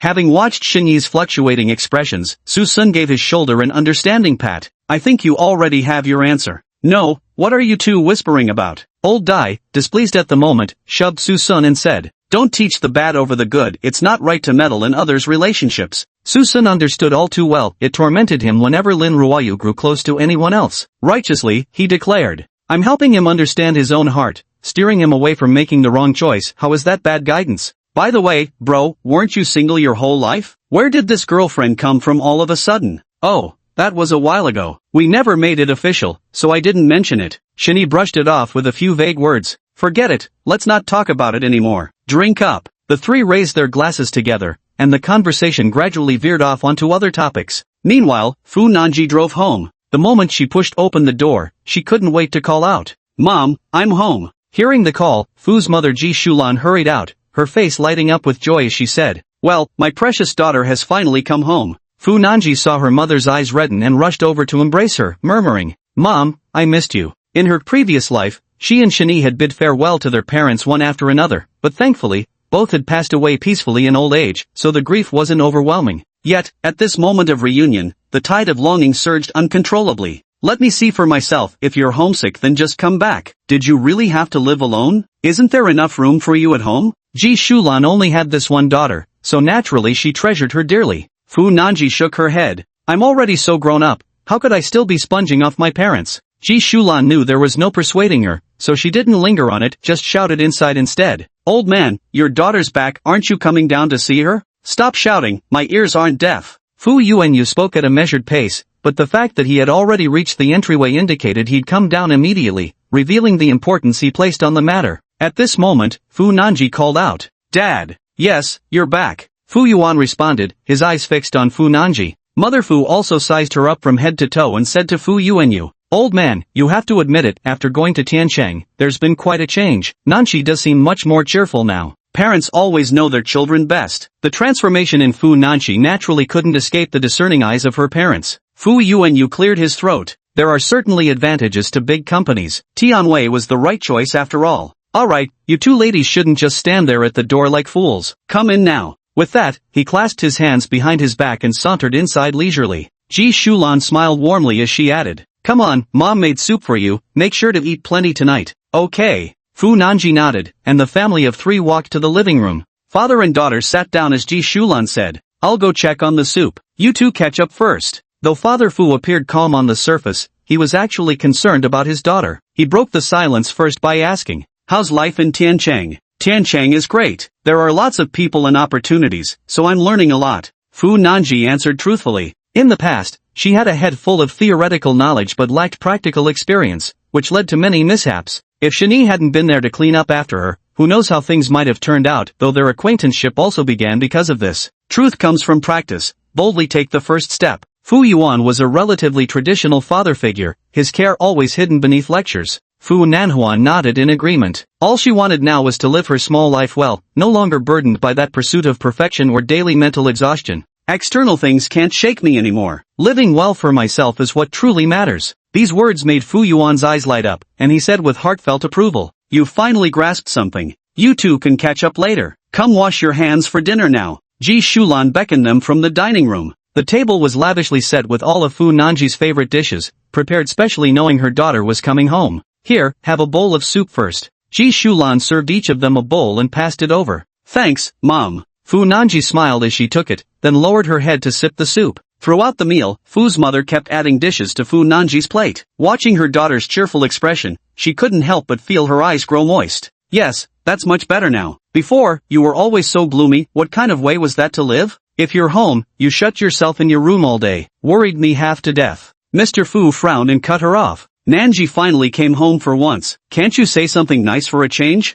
Ji Shulan quickly wiped the corners of her eyes and said with a smile, "Yes, things are quite good now. Nanji, look here, you're not getting any younger. It's about time you considered your personal matters. How about this? Shall we introduce you to someone, or would you prefer to go out and meet people on your own?" By the time Fu Nanji blinked, she was almost 28. In the past, it wasn't something easily brought up, but now that things had improved somewhat, Ji Shulan couldn't help but feel anxious and started nudging her about it. Fu Nanji was just worrying about how to bring up Shani when her mother's words gave her the perfect opening. "Actually, I have a boyfriend." Chapter 84, If he asks, you just give it? What? Ji Shulan blurted out in surprise. She had only intended to make some introductions, never expecting her daughter to have already progressed to confirming a relationship so quickly. "Who? What's their name? How did you meet? How long have you been together?" Ji Shulan fired off her questions like rapid-fire arrows. Truth be told, Fu Nanji had never shown interest in anyone since childhood. Now hearing she was actually dating someone, Ji Shulan was utterly shocked. "His name is Shani. We met at Tiancheng too. We've been together for a while now." Fu Nanji only shared what she could comfortably reveal.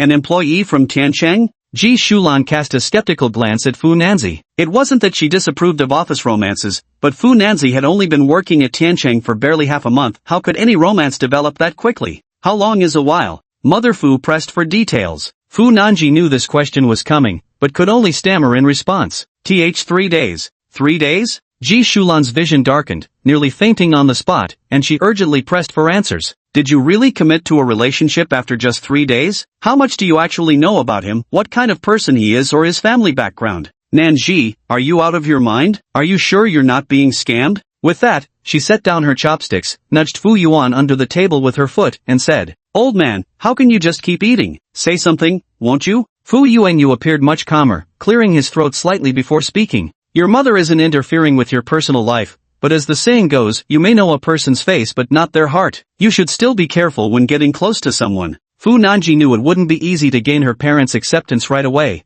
but she was confident she could persuade them. I understand. He treats me very well and takes good care of me. I'm completely clear-headed about this. I wouldn't misjudge someone's character. Ji Shulan couldn't bear to listen any longer, knitting her brows disapprovingly. But the time is far too short. How could you fully understand someone in just 3 days? No wonder Mother Fu was skeptical. In their past life, the couple had dated for over a year before gradually earning the elder's acceptance. There had been some initial resistance, but as time passed, Fu Nanji's personality had indeed shown progressive improvement through their interactions. At that time, seeing their daughter become better and better, the two of them sincerely agreed. Now that they were reunited, all these steps were skipped. How could Ji Shulan not be furious? Fu Nanji couldn't refute. After all, she couldn't very well reveal the truth to her mother. Something like being reborn would surely frighten them. She could only stick to her guns, leaving no room for compromise. I've made up my mind about him. Next time there's a chance, I'll bring him over for you to meet. Seeing Fu Nanzi's utterly devoted expression, Ji Shulan's suspicions grew even stronger in her heart. It looks like you've been bewitched. After saying this, she turned to address Fu Yuan. Yuanyu, shouldn't we call Cheng Tianwei and tell him about this? How could his employees behave like this? Fu Yuanyu shot her a glance. He wasn't senile yet. Call to say what? Do you think he'd help us break up your daughter? Nanshi is in this relationship by her own choice. Don't let concern cloud your judgment. Of course, his heart felt hollow too. His daughter's transformation left him with an unfamiliar ache. What do you mean there's nothing to talk about? We should find out what kind of person this Shini really is. What if he's trying to trick her for money or take advantage of her? Ji Shulan's words were exceptionally blunt. Hearing this, Fu Nanji grew displeased. She disliked her mother disparaging Shini this way, so she stated frankly, he didn't trick me for money or take advantage of me. Your daughter went to him willingly. Ji Shulan's heart trembled as she caught certain key words. What do you mean by that? You've given him everything? Yes, we're living together now. Fu Nanji was shrewd. She had never expected her parents to understand immediately, so she decided to administer the bitter medicine in one strong dose. They simply took matters into their own hands and forced the issue, so that no matter how unwilling the two were, they'd have no choice but to grit their teeth and accept it. Watching Fu Nanji openly admit it, Ji Shulan's hands trembled as she pointed at her and said, just because he asked, you gave it to him? At this moment, Fu Yuanyu could no longer maintain his composed fatherly demeanor. He choked on his soup and broke into a fit of coughing. Fu Nanji stood up and walked over to her father's side, patting his back to help him catch his breath while nodding without the slightest hesitation. I was the one who initiated it. Ji Shulan was utterly dumbfounded, as if seeing the daughter she had raised for over 20 years for the first time. She stood rooted to the spot, her expression shifting between shock and disbelief. Oh dear, old man, this life is unbearable now. Ji Shulan, who had been gentle and graceful her entire life, was completely overwhelmed with anger this time, wailing and lamenting at the dinner table. Fu Nanji also felt heartache for her mother, but she knew this hurdle had to be overcome. Steeling herself, she stood firm in the confrontation. In her past life, Shini had actually gotten along quite well with this mother-in-law. Fu Nanji firmly believed that as long as her mother truly understood Shini's character, she would eventually accept him. Fu Yuanyu now had no choice but to stand up and mediate the situation. Having experienced countless storms in life, his emotions weren't as agitated as Ji Shulan's. He walked over to his wife and whispered comforting words, first calming her down before escorting her upstairs to rest. Before leaving, he left Fu Nanji with a final remark. Go wait for me in the study, we need to have a proper talk. At any rate, separating mother and daughter first would give them both time to cool off before continuing the conversation. The wisdom of life lies in treating both sides fairly. Fu Nanji silently apologized to her mother in her heart, then calmly went upstairs to the study. I randomly picked a book from the shelf to read, quietly waiting for my father to arrive. Before long, Fu Yuanyu pushed the door open and sat down. He boiled water and began brewing tea. Why be so confrontational? You've really upset your mother. Nanju solemnly replied. Don't always treat me like a child. I've decided he's the other half of my life. After hearing this, Fu Yuanyu neither affirmed nor denied it. Instead of retorting, he nodded approvingly and said, It seems you've changed quite a bit in the half-month at Tiancheng. Is it because of this, Shani? Seeing her nod, Fu Yuanyu went on. Nanji, there were things I didn't say before because you wouldn't have listened. Now I can tell you. You're mentally exhausted and tangled up inside, stuck in a cycle where your thoughts, words, and actions never align. That's why life feels so exhausting. Always striving for success and perfection, setting such high standards, failure is bound to follow. You used to live too falsely and exhaustingly, always at risk of trapping yourself in a dead-end alley. Fu Yuanyu poured a cup of tea and handed it over, his face filled with earnest sincerity. The present you brings me great solace. You've become so self-consistent and enlightened. Holding the cup, Fu Nanju wore a blissful smile and said with emotion, Dad, I understand you're in Mom's concerns, and I know you only want what's best for me. I have the ability to discern right from wrong. To grow old together with someone for a lifetime, meeting him was my good fortune. Fu Yuanyu felt warmth in his heart. Just stay true to yourself. Whatever choice you make, your father supports you. Just be gentler with your mother. She probably won't accept it anytime soon, no matter how you try to persuade her. After taking a sip of tea, Fu Yuanyu cautioned, pay attention to your methods. Chapter 85, easily left, easily broken. Alright, as long as you're aware, go back and rest now. Okay, Dad, you should get some rest early too. Fu Nanji responded and got up to leave. Returning to her long unvisited boudoir, she flopped onto the bed with a thud. The sheets and duvet cover had already been changed to fresh ones by the housekeeper, carrying a pleasantly fragrant scent. You're amazing, Fu Nanji. Fu Nanji rolled on the bed several times, excitedly giving herself a little fist pump. No matter what, she'd finally managed to push Shin-Yi away. It was a good start. As for the future, she could take her time to persuade. After all, a lifetime is long, and Fu Nanji was in no hurry to overcome these minor obstacles right away. This was the first time she had quarreled with her mother for Shin-Yi's sake. Going this far was truly no small feat for her. Lying on her back in bed, Fu Nanji suddenly pulled out her phone and called Shin-Yi, hoping for some affectionate praise. Beep, beep. The call connected after just 2 rings. Husband, I miss you. Fu Nanji couldn't wait to speak. Shin-Yi's side was rather noisy, and it took a while before his voice came through. Hey, Nanji, it's a bit loud here. Are you home? Yes, I'm home now. Where are you, dear? Why is it so noisy there? Fu Nanxian pressed her ear tightly against the phone, listening closely. Ugh, don't even ask. I'm out having barbecue with my old team leader. He got wasted, and I'm sending him home now. Shin-Yi's voice came through, telling the driver to pull over. Oh, you didn't drink too much, did you? Do you need me to come get you? Nanji was worried about him, so she temporarily set aside the matter with his mother for the time being. Shin-Yi said casually without a care. I only had a couple of bottles. I'm not drunk at all. You just focus on keeping Mom and Dad company over there.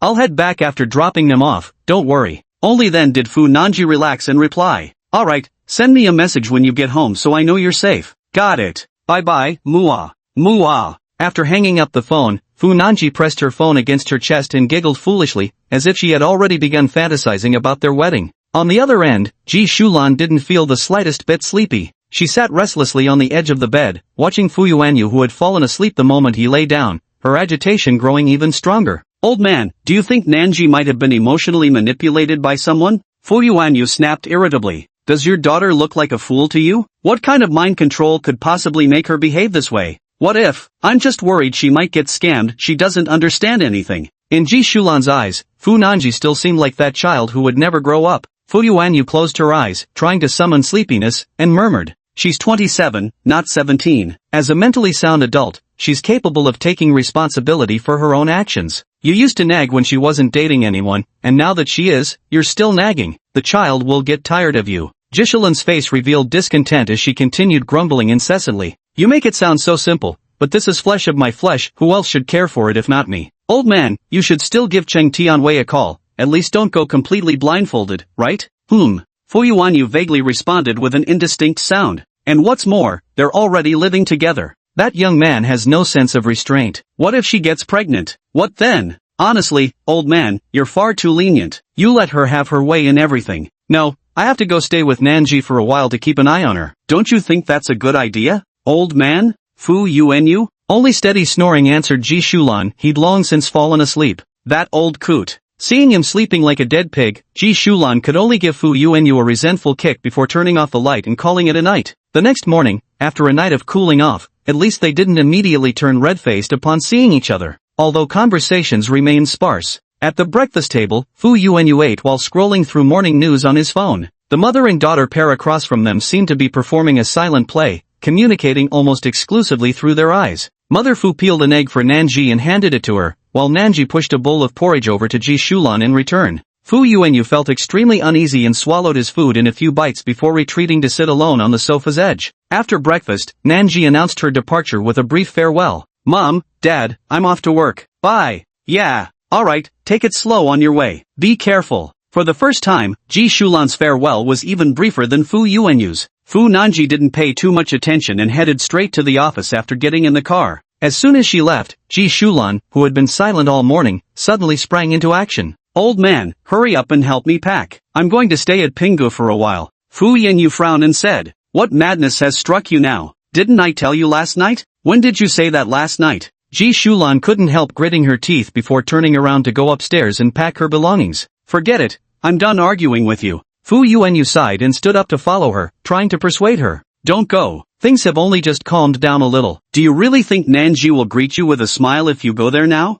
I'm doing this for her own good. Nanji used to be such a reserved girl, and now she's been corrupted in just 3 days. She even dares to move in with someone. Ji Shulan packed clothes into the suitcase while saying, if she dared to confess openly, she wouldn't fear your words. Wouldn't your visit just make her feel awkward? Those two are in the passionate stage of their relationship, when love is stronger than gold. Your interference would only backfire. The elderly father saw through human nature with crystal clarity. Ji Shulan paused her hands and turned her head to say, then when she gets pregnant, will you just have to grit your teeth and accept it? Fu Yuan muttered under his breath. If it happens, it happens. What's so bad about having a child? Are you trying to piss me off on purpose? Get out, get out. If you can't help, just leave. Ji Shulan glared and chased Fu Yuanyu out. Before long, Ji Shulan had tidied herself up and came downstairs dragging a large suitcase. Old man, give me a ride. Fu Yuanyu shook his head while sitting on the sofa. I won't see you off. I still need to stop by the law firm later. There was no stopping him now, but being an accomplice was out of the question. Ji Shulan pointed a finger at him reproachfully. Fine, fine. If you won't take me, I'll drive myself. With that, she pushed her suitcase out the door. Fu Yuanyu stood up and followed her to the entrance. After a moment's hesitation, she finally added, be gentle with the child, won't you? Don't go throwing tantrums or making faces. Ji Shulan didn't even turn her head, and Fu Yuanyu couldn't tell if she'd listened or not. He shook his head with a wry smile and turned back into the house. In the blink of an eye, his wife and child were both gone, leaving him all alone in the world. Early came fleeting partings and broken bonds, for fate's reunions and separations are ever unpredictable. He murmured softly, lost in thought. Shani woke up a bit late today. Last night he got home very late after dropping off old Dai, and having drunk a bit, he didn't wake up on time. Now he was fixing himself something to eat. Since Fu Nanji wasn't around, he couldn't be bothered to cook, so he just warmed up some milk and nibbled on bread. If he wasn't full, he could always go bask in the garden later. The sunlight would take the edge off his hunger. Crunch! The sound of the door unlocking came, and Shini turned around in bewilderment. Nanji? Chapter 86. Being a villain is hard. Shini set down the cup and walked to the entrance hall. Normally, Fu Nanji shouldn't have come back at this hour. She had work today and would be late if she didn't leave soon. At that moment, the door opened and a middle-aged woman entered, pushing a suitcase. She appeared to be around 40 years old, with her hair elegantly pinned up and delicate facial features. Though the skin on her face had begun to loosen slightly, revealing faint fine lines, one could still glimpse the graceful charm she must have possessed in her youth. The two stared at each other, both momentarily stunned. It was Shini who snapped out of it first, extending a greeting with, "Hello, you must be Auntie G. I'm Shini." With that, he stepped forward to help take the suitcase from her. Ji Shulan was startled to find someone home at this hour. Instinctively shrinking back a step, she asked, "How do you know me?" Shini didn't insist when he saw her step back, withdrawing his hand and standing still as he explained, "You're Nanji's mother. She showed me your photos before, so of course I recognize you." Truth be told, he'd been calling her mom for 20 to 30 years in the simulation. There was no way Shini wouldn't recognize her. Though Ji Shulan's sudden arrival wasn't something Shini had anticipated, he had no reason to feel flustered. Fumu had a good temperament, stubborn in speech but soft at heart. Our relationship in the past life had been fairly harmonious. Ji Shulan sized up Shini's appearance, and her expression softened slightly. Regardless, the young man before her wasn't bad-looking and had decent height. Her daughter was face-blind, but her taste was acceptable. At least she hadn't brought home some odd-looking fellow. Appearance is the first impression one makes, and it always adds a few points to the score. "You're Shini? How did you meet my Nanji?" At this moment, she still suspected that Shini had used some underhanded tactics to deceive Fu Nanji, and her words were laced with hostility. As soon as these words were spoken, Shini faintly sensed that this future mother-in-law had come with ill intentions. Having never met before, there was naturally no pre-existing like or dislike between them, which meant the issue must stem from Fu Nanji. Shinny guessed that yesterday's interaction between mother and daughter hadn't gone very smoothly. Thinking this way, Shinny seemed unaware of Ji Shulan's disapproval and said with a smile, "Auntie, please come in and sit down. It's not proper for you, our elder, to keep standing like this while we talk." He then bent down to fish out Fu Nanji's slippers from the shoe cabinet and placed them by her feet. "Please use Nanji's slippers for now. She didn't tell me you were coming, otherwise I would have prepared a pair in advance." Ji Shulan glanced at the slippers by her feet, hesitant to comply, yet his words rang true. Should she really keep standing there like this? Just as she bent down to change her shoes, Shinny seized the moment to take her suitcase and wheel it inside. By the time Ji Shulan had finished changing her footwear, Shinny was already striding into the living room, leaving her no choice but to swallow her protests.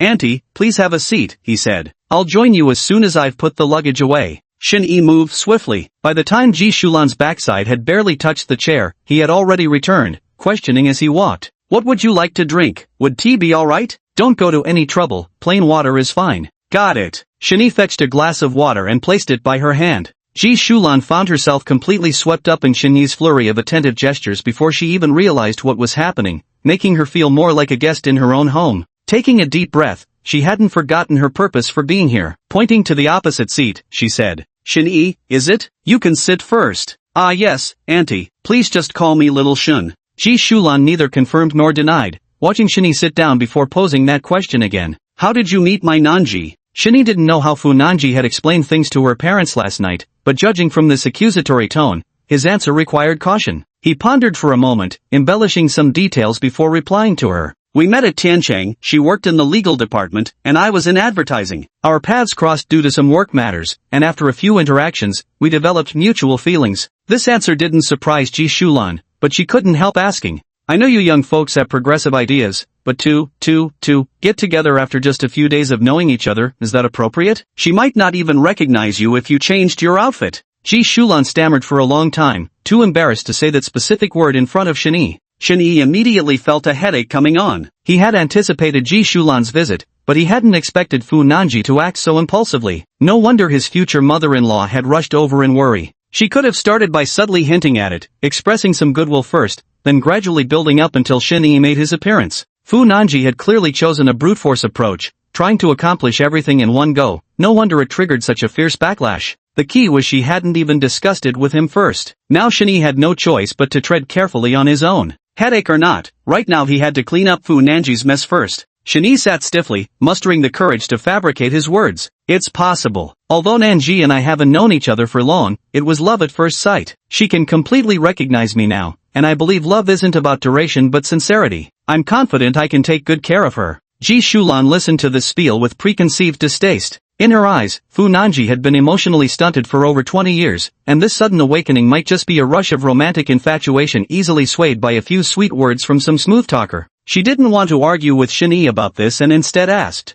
"How old are you? Where are you from? And how many people are in your family?" It was inevitable for elders to conduct this census-style questioning. Shin-Yi remained unfazed and answered truthfully, "I'm 25 this year. My hometown is a small county in Gusu province. I'm an only child, there are 3 of us in the family." After hearing this, Ji Shulan contemplated for a while and roughly understood the situation of Shin-Yi's family. "So how's your current situation at Tiancheng? What position did you hold?" "I've actually resigned now, planning to venture out on my own," Shin-Yi replied straightforwardly without glancing aside. At these words, Ji Shulan furrowed her brow as if suddenly enlightened by a realization that had been lingering in her mind. A knowing smile spread across her face. "Oh, so you mean you're unemployed?" "Yes." There was no lying about this, it could easily be checked. Ji Shulan thought to herself that he was quite honest, and thus remarked pointedly, "Xiaoshen, our family isn't stuck in the old ways. We don't believe in those outdated notions of marrying within one's social class. It's just that material stability forms life's foundation. After all, love alone can't keep hunger at bay forever, can it? You may not have such thoughts at the beginning of your relationship,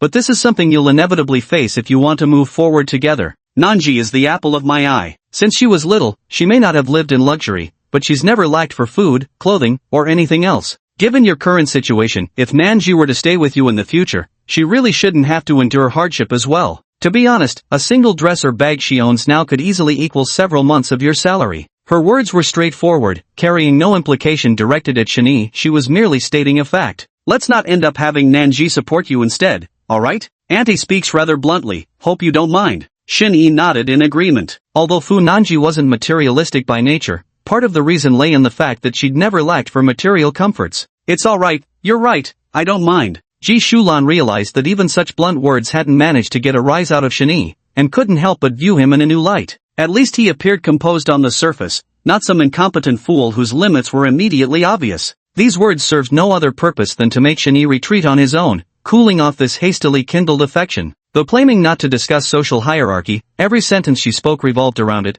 Most people would have lost patience long ago. Yet the conversation had to continue, and the role of the villain still fell to her.